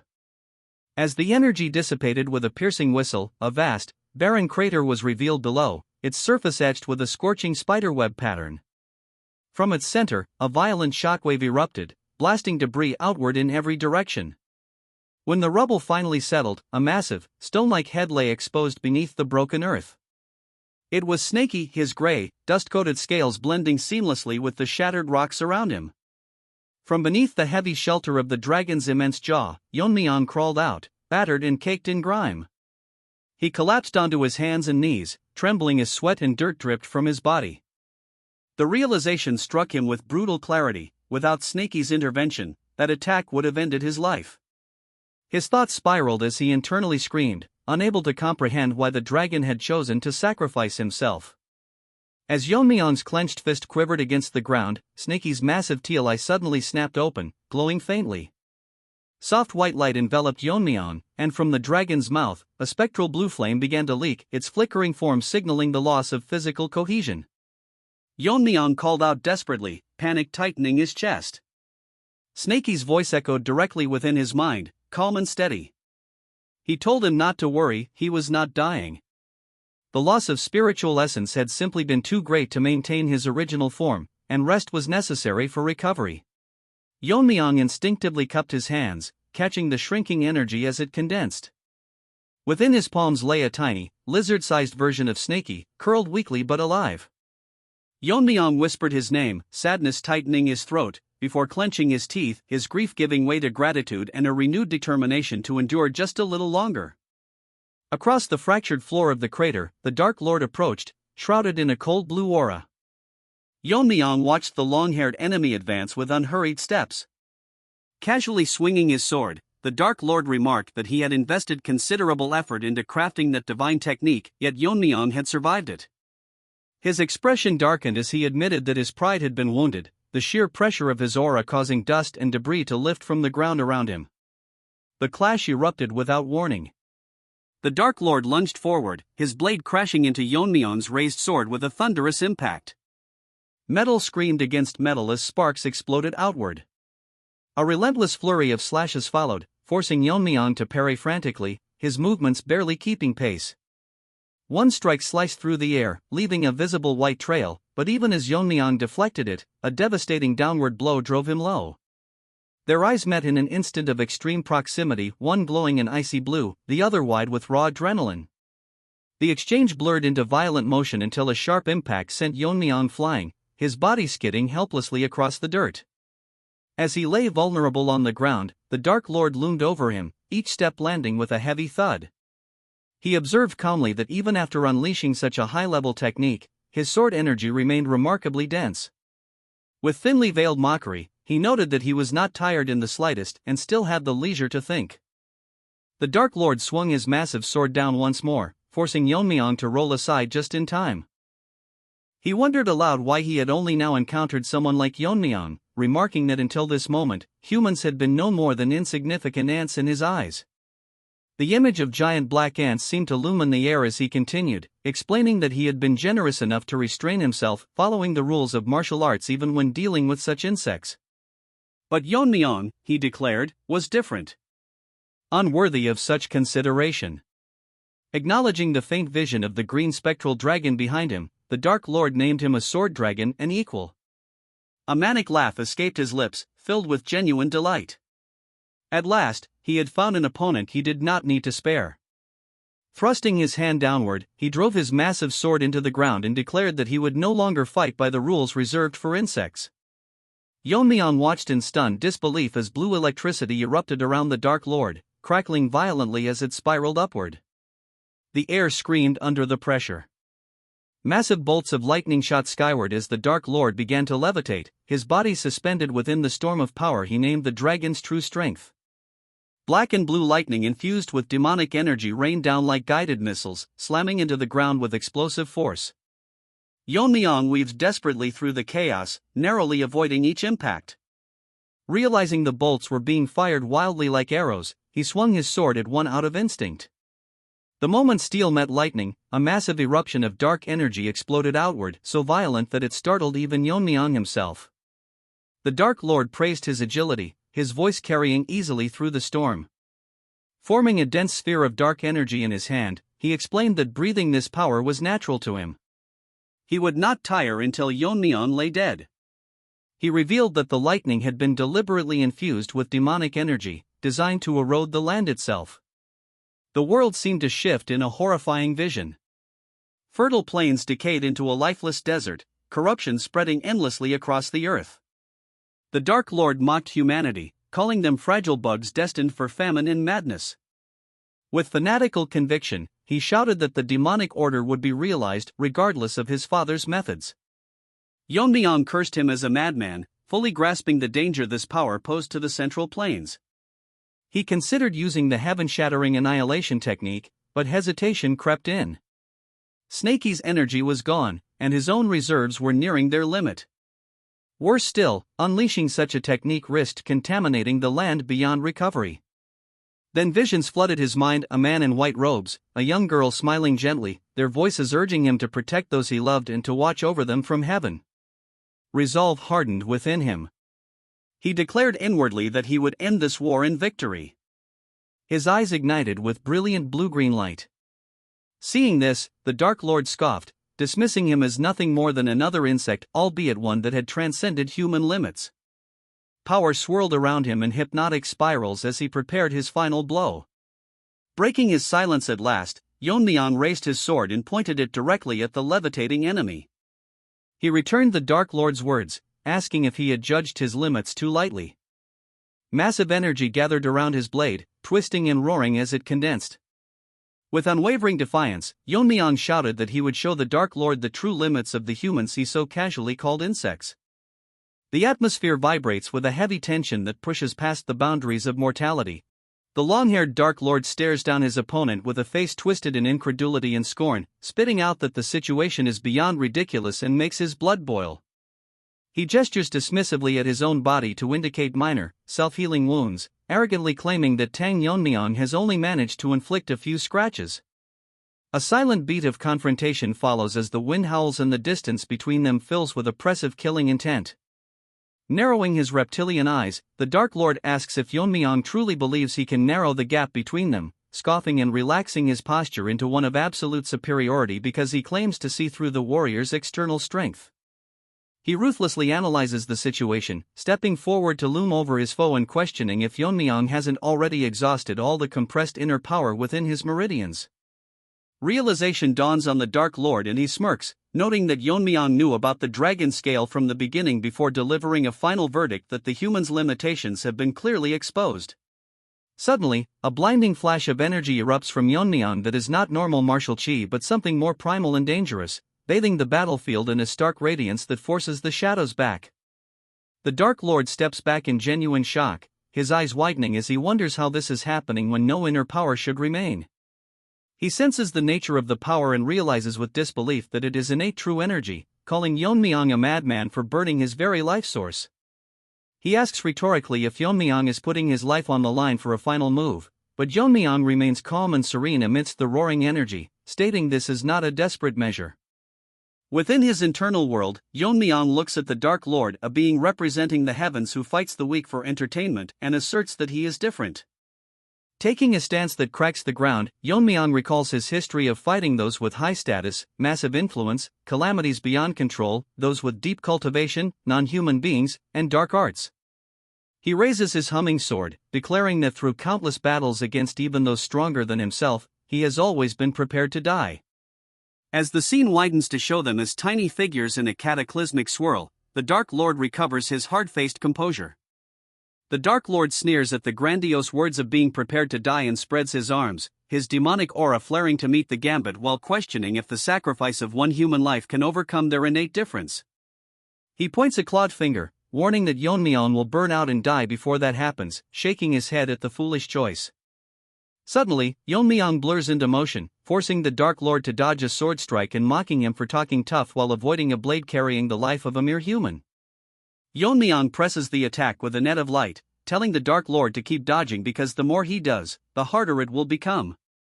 The narrative observes that innate true energy, like a dying candle, is strongest right before depletion. The Dark Lord blocks a heavy strike that slides his feet into the earth and admits he was too complacent while Yeon-myeong staked everything. As shadows warp around him, the Dark Lord mentions Yu Gil-jun and vows to no longer face Yeon-myeong in a human form as a sign of respect. Scales ripple across his skin as the transformation accelerates, and with a roar that shakes the heavens, he claims the closer he gets to his dragon form, the more power he can unleash. In the central region of Zhongqing, storm clouds gather and a grandfather tells a child named Inseok to come inside due to rainless lightning. The child points out that the stars are moving in the blackened sky, and the old man's jaw drops as he sees flashes of light high above Zhuxian Mountain where the sky is torn asunder. Narrative boxes describe this as the collision of stars, which witnesses called two dragons dancing with swords within the storm. As the battle rages to its breaking point, blood sprays and Tang Yeon-myeong is the first to reach his limit.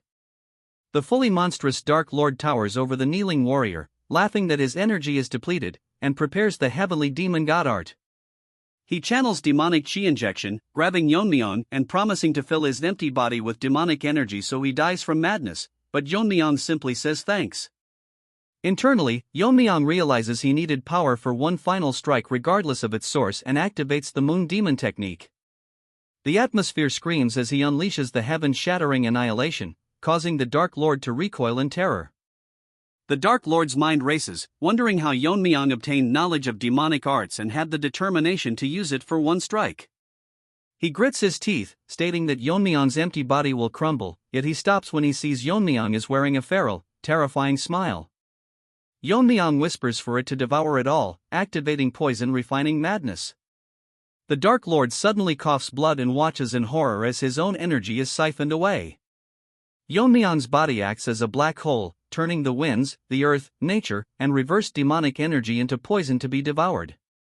As the emptied vessel is refilled, Tang Yeon-myeong stands revitalized by a swirling aura of converted energy. The event is recorded as the birth of a new natural order, and Yeon-myeong raises his sword, stating that all flows are merely flows, whether reversed or forward.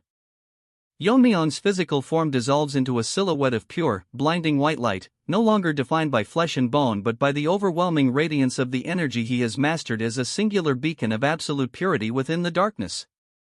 The narrative voice delves into the metaphysics of this state, explaining that the demonic energy, his cultivated inner power, and the natural energy of the world have lost all distinction, ceasing to be separate forces and becoming simple flows.